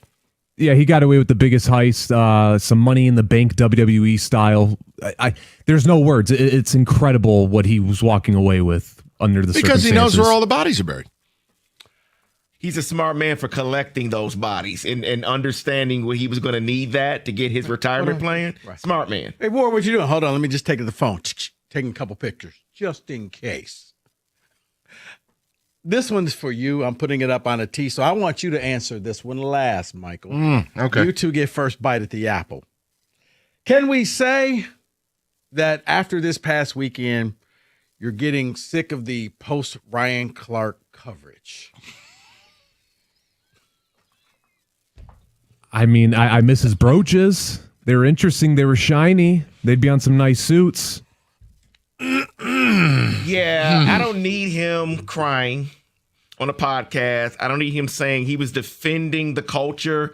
Who are you to defend the culture, dude? I'm done with him. He is a delusional, race-baiting loser. Okay? And he got. And he's doing exactly what we all knew he would do when he got let go.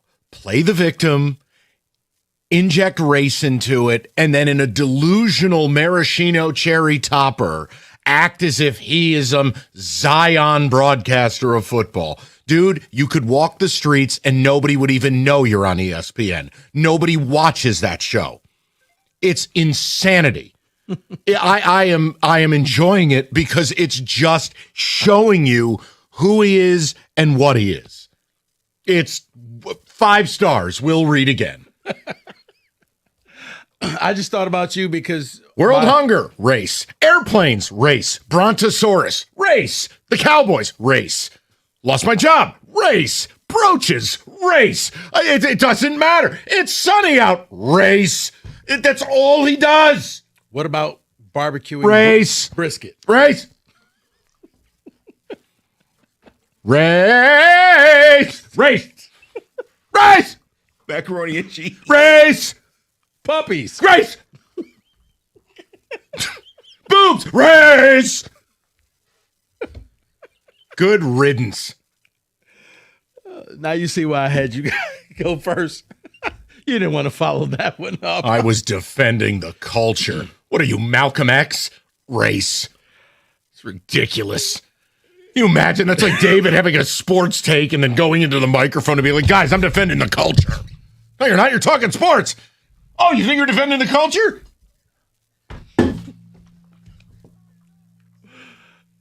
Yeah, he was on a lot of podcasts and did a lot of talking because he's got free time. over the weekend. And people who love playing the victim, wow, oh, sure, I'll come on your pod. Oh, you think you were the reason? Oh, you were defending the culture. Okay.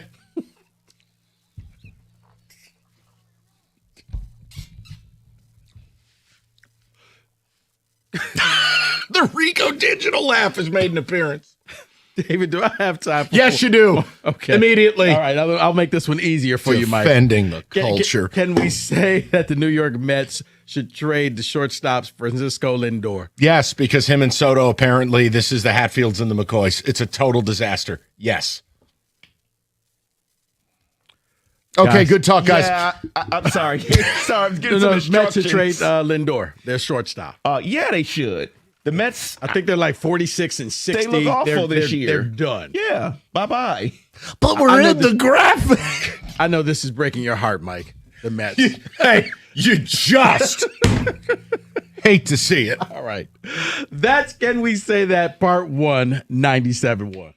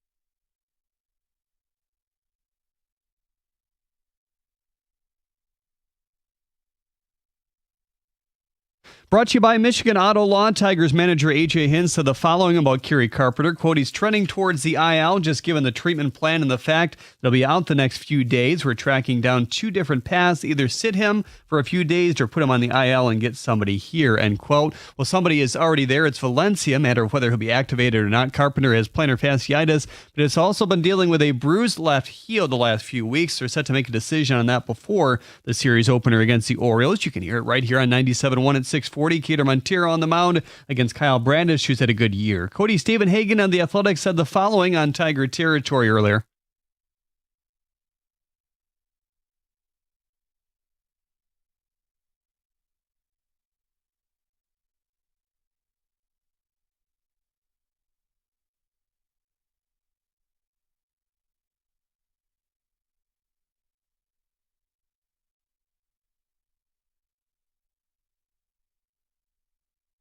The AP obtained further details of Michigan Athletic Director Ward Manuel's buyout upon exit on December 31st. He'll receive a $7 million sum. Michigan safety Rod Moore told Angelique Shingelis of the Detroit News he's fully healthy. Quote, I wake up every day, think about playing again because I finally feel like I'm able to play without second guessing anything, end quote. Moore said his goal is to get 5 picks this year. Micah Parsons was left off the Packers pup list at the Corwell Health Sports Desk. I'm Jeremy Otto.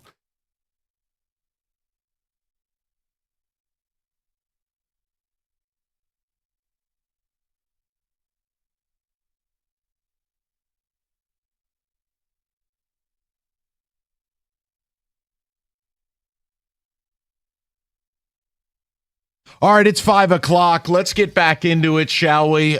No sad open, but I'm asking you the question. Did this weekend materially change how you feel about the Tigers? If you were already in the sell camp, no, of course it didn't change it. You're emboldened. But if you didn't want him to get rid of Skubal, like the 40,000 people in the park Friday night, giving him a standing ovation, and he was dominant against the Dogwater Royals, cool. But you blew the back half of the series. And the stat that really jumps out because of the way they blew Saturday and Sunday is 24 blown saves, 21 converted. If you believe they're a playoff team, I just want you to visualize something for me. The month of September, the hardest month to win games. Expanded rosters, pennant chase, pressure. This bullpen over the course of a baseball season is essentially going to blow 3 games a month. Go ahead and blow 3 games in September. Do you have that kind of margin? No. No. As you said, Mike, you have a bad week, and you could take yourself out of this. Sure. And a hole that you can't climb. The out. other angle is this. Look, Skubal's supposed to pitch Wednesday afternoon against Baltimore. If he pitches, I don't know what you're doing. Because right here, right now, you should be all systems go to move him. Now, I told you, I'm not emotionally invested in it because I am so tired of this. We could play his audio from Friday night, but we won't because it'll only upset me. But it's just this idea. What?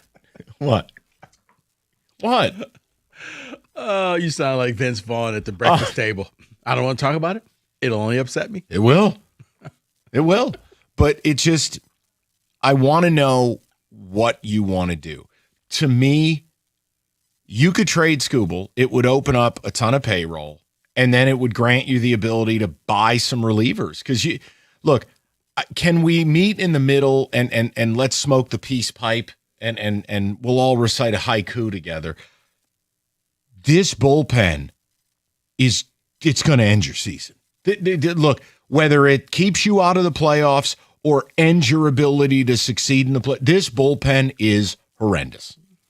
So there's no world you keep Skubal and stand pat. So I want to just know, did the Royals series mark the end? Now, I've said this for how many months now? A couple months. Yeah. Because I want to be wrong. We could buy a fathead of Scott Harris and put it in the studio if I'm wrong. I'm fine with it. I don't think he's got chops to pull this kind of deal. Because if you do, are you prepared to face the questions about how your owner spent, you had top 10 payroll, and it was a disaster? See, I think that's why the best we could hope for is they trade Skubal, try to do some small buying, thread the needle, still get you to pay for parking and tickets, and YOLO. Instead, what they should do is sell everything that's not bolted to the floor. If you're expiring, I'm trading you. That means Torres. That means Jansen. That means Mize. Hell, McKinstry could do something for a playoff team as a bench player. After what he did yesterday, first to third with a ball to left, that's hero ball. Yeah. I'd trade his ass in a heartbeat. Not his best moment. He's had several of those. And I you know what it is? And I know this grinds my gears. And I know this will be old man yelling at clouds. I hate when players do something stupid and they smile. It drives me nuts. Drives me out of my mind. Oh, you just got picked off? This ain't the comedy castle. Because I screwed up. So the best thing I can do is try to laugh it off. Guys, I tried. It's not funny. Yeah. But again, I want to know what people want to do. So that was issue 1 today. I'll throw the number out. You do whatever you want to do with it. There's no yelling, screaming. Hey, I'll get back from Saratoga and I'll either be very interested in Tiger baseball or I will pretend they don't exist. Those are the 2 outcomes. And I can't wait. Yeah, because when I look at this team, Mike, I just everything that you're saying is correct, but I don't think the Royal Series really meant anything to them because they're still in the same spot that they were pretty much at the beginning of the month, where you're in this thing, but you're probably not going to win, but you don't want to give up your place in line because the other people may end up leaving. So you're just going to hold out hope and hoping that you can, cash in on that 30% chance you make the playoffs. Why? Okay. Because we did this 2 years ago and it worked. So let's hold just tight. Highlighted it. And it's not your fault. You're right. This is not your fault that you're right. If I have to hear about 2024 again, I want to slam my head off a urinal. It is unbelievable how much 2024 has corrupted the brainstem of some fans and sadly, I think this organization. They actually believe that's some kind of a normal thing. No, it's not. So, look, you tell me. But yeah, I'm hopeful. I mean, obviously, if it gets them to sell, hope they lose tonight.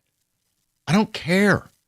Do whatever you want to do, but I want what's best for the organization long term, so that a year from now we're having a completely different conversation, and that baseball is back, and maybe you did get an exciting piece in a Skubal deal. Look, I know that maybe that doesn't get your gears going, but if you keep them and you don't make it, you're getting nothing because of the luxury tax and a 4th round comp versus 1st round. So the other issue we talked about, Kirby Joseph, and Rico can read you some of the details. I mean, he's kind of trending into Ayuk territory with this weird, unpredictable social media behavior thing, taunting fans and betting them that he wouldn't be on the PUP list. He is. I can walk now. Woke up one day, right knee swollen. It's kind of concerning. I'm going to be straight with you. Someone needs to get to him and be like, yo, are you okay? But here's the other thing. Rico and I are already in a place we don't think Kirby Joseph will ever be Kirby Joseph again and hope that we are wrong. I'm not going to panic about the PUP list because the PUP list is one of the most overrated things to start camp. It's July 27th. We do not have football for 6-7 weeks, whatever the hell it is.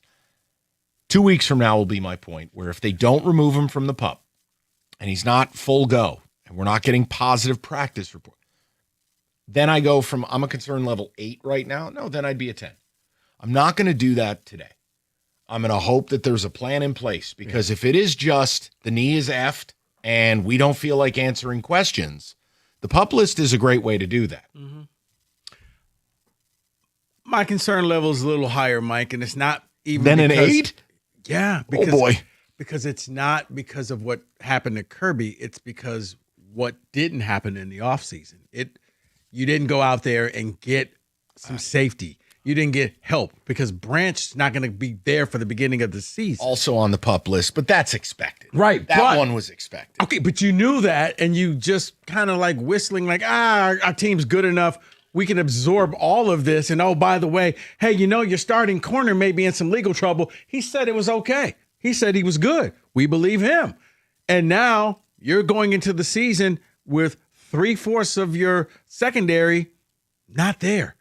That's the concern that I have. That's why it's higher for me, because the Lions didn't prepare for this. And it's not like it came all of a sudden. If a safety goes down in training camp, you couldn't prepare for Look, that. you already saw it. Like Carolina lost Nick Scorton, who had a nice rookie year, and now he just blew out non-contact ACL. Like, You're right. Nothing you can do. Right. At that point, you throw your hands up and you just say, that's life. You had the entire offseason, free agency, draft, trades. You did nothing but say, we're good.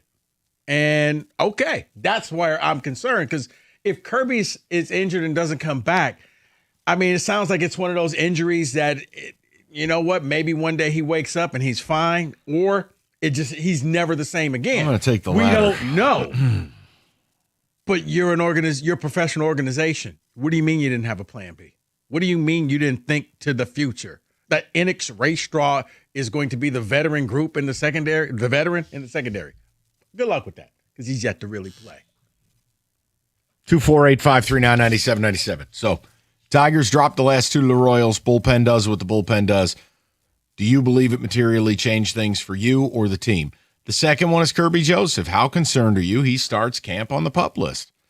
And I'm only including the social media stuff because I got to be honest. It's just it's not rational. It's weird. I don't, no, he's not standing there with a melting ice cream cone or an empty closet filled with money like Ayuk, but the behavior doesn't seem to be grounded. Very erratic. Erratic's the right word. Thank you. I'm sorry. No, it's just better word. Yeah, it's just like, okay, all of a sudden he's like, hey, pray for me. Then you're attacking people, and I'm going to bet everybody I won't be on the list. Kirby, you're already on the list. Oh, what are we betting? You're there already. When I first started looking at it, I had to see if it was actually him or if it was just some super fan. And people were like, no, that's actually him. I was like, oh, okay, well, good luck with that. 248-539-9797. David, some of the text, please, if you'd be so kind. What do we got? Guys, you have to trade Skubal, Mize, Torres, and Finnegan, and anyone else that you can get value for. Am I the only one who has a slight hope for Job to join the pen and Javi to replace Outman? I'm also personally over Torque. Okay, no, it's fine if that's your hope. But see, this is the problem. That's the old okie doke. Oh, our trade deadline was we got Javi and Job. No. Now, when the Dodgers get back Edwin Diaz, or when the Dodgers get back like Blake Snell, like the Dodgers are waiting on superstars. Javi Baez stinks. So, no. Job, that's not even fair to expect anything out of Job. Long term, I do. Of course I do. And I think he'll be a member of the rotation next year. But I do believe that Javi is going to be their trade. Great. We're going to add him to this lineup. He's going to be back. He's going to be healthy. He hit like 3 doubles in a row in the minors. He's against guys that sell hot dogs. The hell is the matter with you? Hey, I'm just giving you the news, okay? Javi hit his 3rd double of the day. Great. But they're expecting. That's what they're going to sell you is, well, look, we added Javi Baez, and he's back. He's going to help this team out immediately. It'll be the opposite of what happened 2 years ago when he left and they got good. He'll come back and they'll get good. Okay, can I just offer you something? Yes, sir. Javi Baez was dog water before he got hurt this year. He was injured. He was a negative WAR player. Now he's healthy. Oh, okay. I can't help this guy. This is going to be the old Madden game. He's going to come running from the hospital. I tried. I did everything I could. Okay.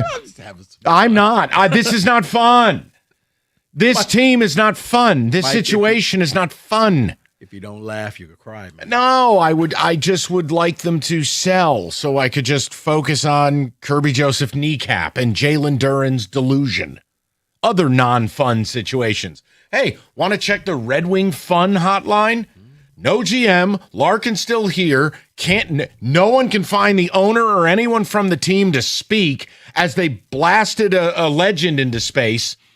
Like, And people think that's totally normal? No. They've opted out of the offseason. And in my opinion, the year. They have no hope this year. They're just going to show up, and if we win, we win. Whatever. But once again, fun. And that's not fun. I'm just saying. It's not fun. Moran Buick GMC. They could win it all. Sterling Heights. GM employee pricing for everyone on every light-duty GMC Sierra in stock, including Denali. So whether it's work, hauling your gear for road trips, or anything in between, Moran has the truck you're looking for. Employee pricing for everyone doesn't come around every day. So if a new Sierra's on the list, don't wait. Make the smart move. Get to Moran Buick GMC for an elite car buying experience. No games, no pressure, just value. It's Moran Buick GMC, Sterling Heights, where you always get the best price, period. You can visit them online anytime, MoranExpress.com, or stop by in person. Van Dyke, just south of 18 Mile. It's Moran Express. We are professional grade.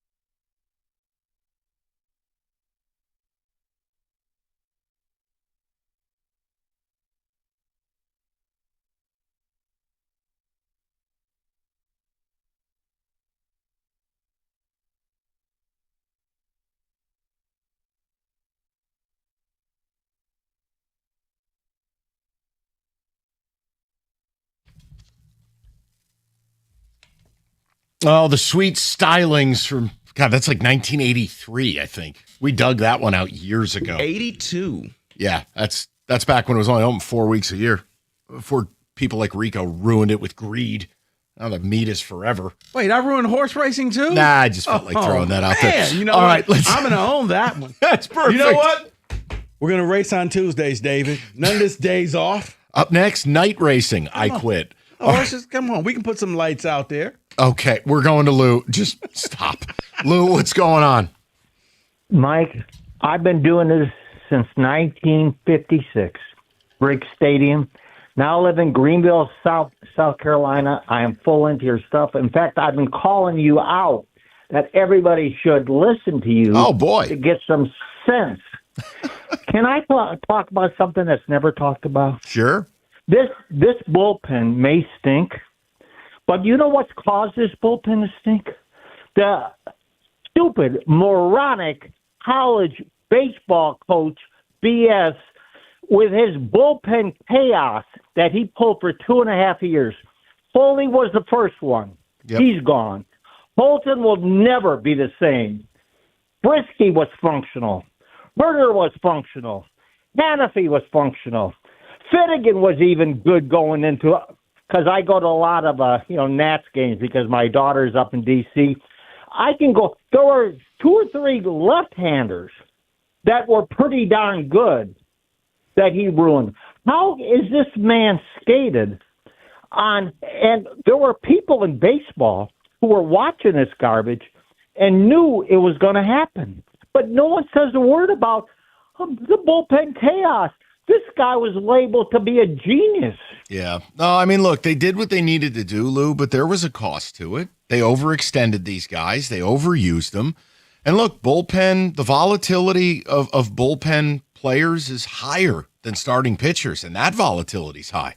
So, yeah, well, the thing I would say is, Lou, look, the volatility's already baked in, but when you try to do it with Home Depot employees, when you try to do this with tryhards and quad A players, then you're making a deal with the devil. And the problem is it did work in 24. And they thought they could just keep doing it. Now, look, the problem also, Lou, they made 2 big expenditures. They paid Finnegan and they paid Kenley Jansen. And both those guys stink. Yeah, that's also a big problem, too. Yeah. And could I just make a point about the social media? It's something about the Detroit fan base, and I label it capital fan, F-A-N, like, fanatic, where the word was derived from. Mm-hmm. These people, it's not a big market type mindset. No. These people, they believe if they follow their team and who are loyal, they're super fans. People in Boston, L.A., Chicago would be raising all kinds of hell. These people shout out people who say that this team's in trouble. They go after you for speaking the truth for the amount of time I've been listening to this station. That's okay. Look, it frustrates me too, but it's what I've said. I think it's a giant misnomer that this is a great baseball town. It is not, because there are no expectations. Great baseball towns, there's expectation. There's no expectations in this town, and there's no accountability. I mean, we're sitting here right now, and you still have people caping up for the team on July 27th, and they're 6 games under. I mean, what am I supposed to say to that? Okay, go live your life, do your thing, but I'm not going to be that way. Otto can hear you. No, that was not directed at him. But look, the team is going to, you give them an inch, they're going to take a mile. They can get away with it because where's the accountability? They know how to placate to their fans. They know how to say and do just enough to keep the interest there. And you're right. Here's the thing. You have a higher expectation than what they're actually peddling. Your World Series, and you're not wrong. I don't want you to feel like you're being gaslit, because the ultimate goal is to win the World Series, to hoist the trophy. Yes, to beat the Dodgers or to beat the Brewers or the Braves or whoever. But it doesn't seem like everybody's on the same page in this city, where it's more of a, hey, the postseason's pretty nice as well. We can go 3 years in a row, and that's good, right? Well, no. First year, the miraculous year of 2024. I know you hate hearing about it. That was fun because it wasn't expected, and it was just kind of like, sure, YOLO. Let's see I have what no happens. problem with that in that moment. But when you use that as a baseline, a rescue net, Well, no, last year was a disappointment because you had this big lead and then you lost it all and you barely made it in there and then you celebrated it instead of being angry of, I can't believe this happened. And then the whole game 5 against Seattle happens. And now this year, it's almost like, hey, what if we went to the playoffs for 3 straight years? Would that make us a contender? No, it wouldn't. It would just make you a team that made the playoffs for 3 years. I think that's my problem, though, because it's becoming pretty obvious if they decide they're going to hold on to Skubal, then, or if they just trade him, they don't buy, don't sell, they're telling you what this is. Tickets, parking, relevancy, and that's good enough. And it's like, no, do what's right for the organization, and let's try to come back and win the whole damn thing next year. It's just, I don't know. I find it hard to like get behind it. Now, again, when I get back, if they've kept Skubal, like, yeah, you may as well win. I can't worry about tomorrow's problems today. That doesn't mean I'll ever agree with it. He'd be gone today if I ran the team. Like after you lose the way you lost to the Royals two in a row, bullpen 24 blown saves.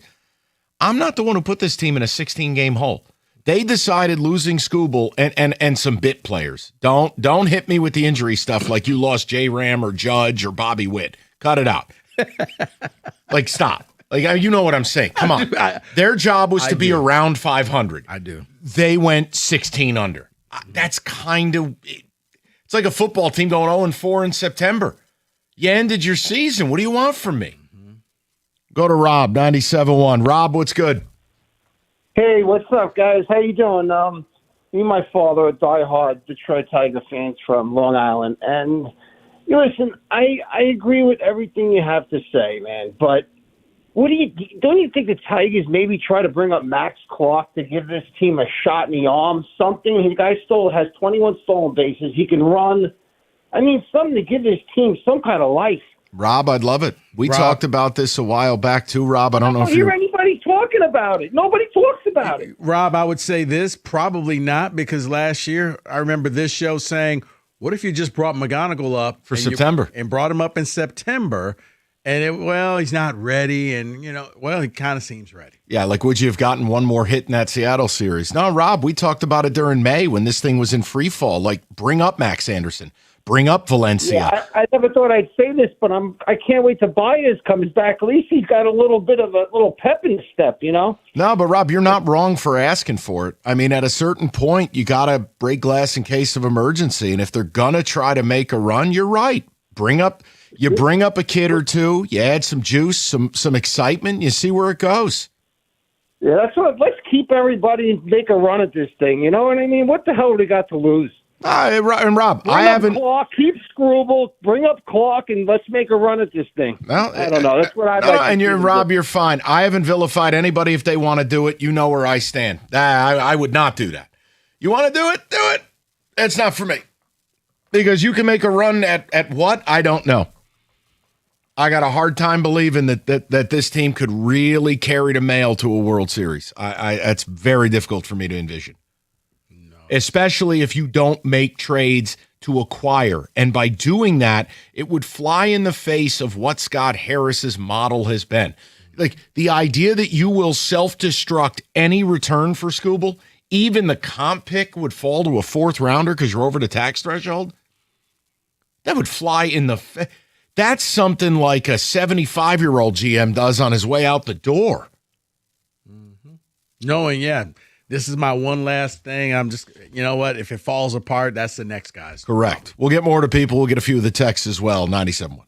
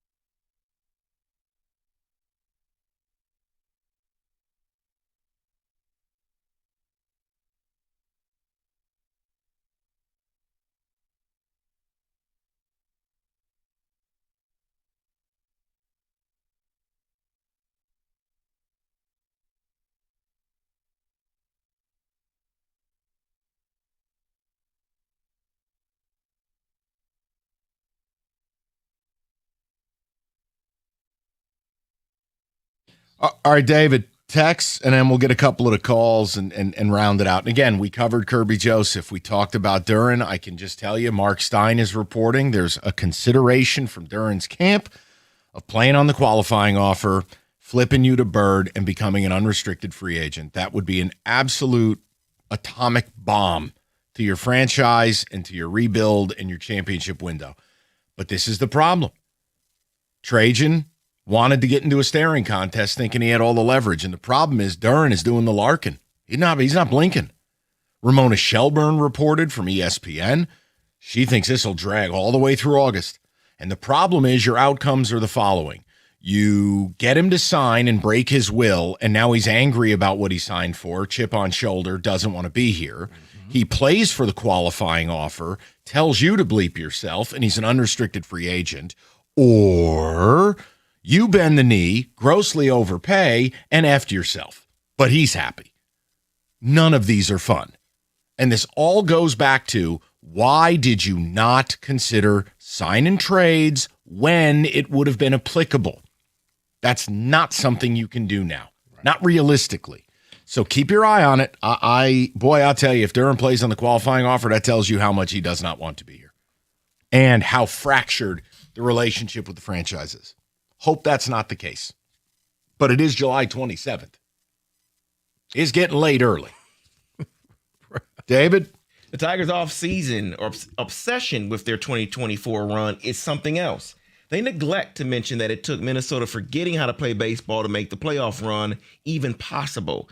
I'm mentally done with this team, and I want Skubal traded. Someone else texts in and says, the 1-3 is just to make the playoffs. Making it to the second round again is not success. This team isn't winning the pennant. If they pitch Skubal Wednesday, he's going to act like he tweaked something, so we can't trade him. I never pitch him. No. He is not that type of player. Don't put that on him. There's a lot of things I could say about him. That's not one of them. Look what he did Friday night. No. Don't do that. Just because a lot of the names look the same doesn't mean the team is the same. Scott Harris, you're right, Scott. The team is worse. That is Gary from Northville. Oh boy, I know there's certain comments you make as a GM or an owner or a coach, and they go on your headstone. That might be one of them. That and not wanting to be haunted when you had the best record in baseball at 59-38, and you did nothing at the deadline. Nothing. Someone apparently is rooting for radio. They say, I hope Skubal does pitch on Wednesday so Mike, Rico, and David can go off on Harris. No. I will not yell. I told you, they can do whatever they want to do. I'm just telling you what I would do. I'm paid for my opinion. I'll tell you my opinion. They can do whatever they want. I don't care. And when I get back, I'll either have a baseball team or I will not. And that is it. I will not give it a second thought. If they don't do anything, will you take like 5 minutes just to, you know what, guys, I need a minute. Let me just blow off some steam for a second because I can't believe this team did nothing. Or do you just take it in stride and laugh it off? Choice B. Okay. Yeah, don't let them ruin your vacation. No, because, David, I'm just worried about my buddy over here. No, none of it is that serious. Okay. I've made my position known, but if they do nothing, I'll flip the switch that while I do vehemently disagree with their decision, let's go win baseball games. I mean, what the hell am I supposed to do? Serve a poo-poo platter for all of August and September? I can't change it. Now, all off season? Oh, no. No.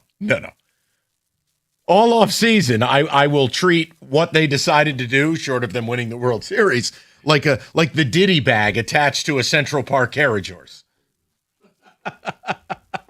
I can just hear you now, Mike. 15. No, that was a different topic. No, that wasn't it, David. I thought oh no. Oh yeah.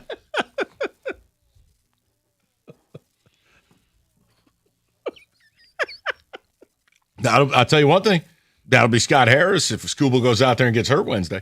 Oh, yeah. I would never risk it. He's too valuable. He means too much. But I think if he goes out there, he's not on the market. And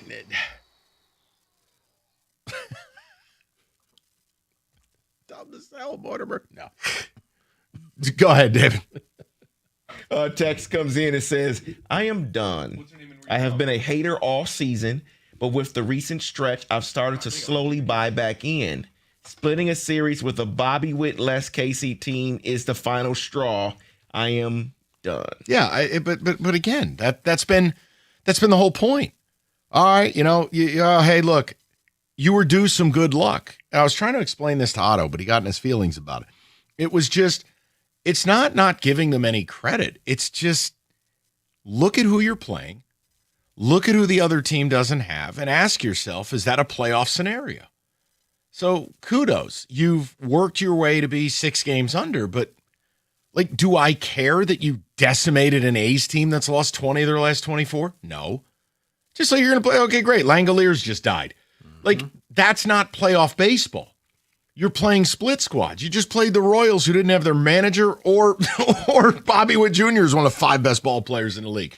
Look, and the Royals are 20 games under 500. They're a bad baseball team. You just split a series with them. So if you want all this credit when you win against crap, do I get to then say, hey, that's really bad to lose against it? But what are we giving them credit for? They were 16 under, giving them credit to now be 6 under? No, you give them credit when they win the World Series. That's it. Well, there's a middle ground there, but I hear what you're saying. I just never have a middle ground. You win it or not. I understand. We'll go to George, 97.1. George, how you doing, buddy? I'm doing well. Thank you for talking baseball. I had the best thing I heard is we have to think of next year. This year is done. May did it all. Okay, so we have weaknesses. We see them. We need to be a small market team like Milwaukee. We really do. I've heard you guys mention that too, or even St. Louis. We need to take some chances. I understand Harris not wanting to displease us fans. I'm still going to the ballpark if you'll take a chance. But if we stay pat, we're not a big market team anymore. We can't afford those players. But George, before you go down that road, let's be accurate. They have a top 10 payroll. Okay. No, I'm saying like they have a top 10 payroll. It's just the money is spent like crap. That's the problem. Okay. But you have the money. I see your point. I do see your point. They made some mistakes with that. You mentioned the players they did sign. But I don't know. I just think it can't get out of my mind we need to catch lightning in a bottle. I just can't help that. No, and George, you're right in this regard, is that the messaging they're sending to us is very mid to small market, which is, golly gee, let's just try to make the playoffs. Hey, let's see if we can creep in again. And it's frustrating because you have a 2-time Cy Young Award winner. You had I'll never be able to get over last year's deadline. That's the hard part, George. You were sitting at 59-38, and you did nothing. No. And it bit you in the ass. Yeah, I agree, and I just wonder because I do want to, when I go to the ballpark, I'm treated well by everybody that's there. I think the Tigers do a good job with that. Okay, so I don't want to be this basher guy, but I just wish Mr. Harris would take some chances. I guess. Yeah, George, you're not a bad guy to want more for your attention. Like, I don't even think it's a money thing. Like, whether you spend money on the team or not, you're a fan. They haven't won a World Series. How old were you in '84? I was in high school, so 15. Yeah, there you go. Rico's 70 now. I mean, it's been I'm just saying, like, it's time. I hate when I hear people say, well, we're not a big market team. You don't have to be a small. It's not like Detroit is, Cincinnati, out there. Right? It's like Pittsburgh. You could be if you chose to. It's just somehow or another, the owners and the GMs have convinced the city of Detroit, you're not a big market team. And the thing, and again, here's me being nice to the Tigers. They did spend. They did. It's just Scott Harris is terrible at free agency. That's just where we're arriving at. He's not good at that portion of his job. Yes, they went to the grocery store and bought, $200 worth of junk food. Nothing that could really help you, but okay. $63,000 on side dishes? That's me when I see what Scott Harris did with a top 10 payroll. That was the Pfizer client. Side dishes, Jordy? I mean, you spent what? $18 million on Kenley Jansen. David, where are we at? Nah, hey, they do whatever they want to do. David, where are we on time? We okay? Yeah, let me read a couple texts here real quick. From Sam, he says, I hope I'm wrong, but Harris doesn't have the chops to sell everybody that is expiring. If he doesn't, then Harris should be taken to the professional train station. No, but it won't. No, I'm telling you. You do work at the behest of ownership too. This is where you can't leave ownership blameless. Now, it's one thing to spend the money. What no one has reported on, and no one has the story yet. What marching orders does Scott Harris have? If any, let me be fair, if any. But if the owner says, listen, you can trade Skubal, you got to do what you got to do. Don't strip this down to the studs. I spent a lot of money on this team, and I want to sell more Dak. We don't know. Now, if you're all about winning and you have carte blanche, yeah, you sell everything that isn't bolted down and we try it again next year. It's all going to play out. And as I said, I come back, I either have a team or I don't. Woo! 248-539-9797. Warm weather is here. Everybody's on the road, including distracted drivers. Accidents do happen, but if and when they do, you need a team on your side. You got to call David Femininio, the accident response team, help you get your life back, and David will fight to get you what you deserve. Do not let the insurance company run the show. Call 855-65-CRASH or go to getdavidgetpaid.com. That's getdavidgetpaid.com.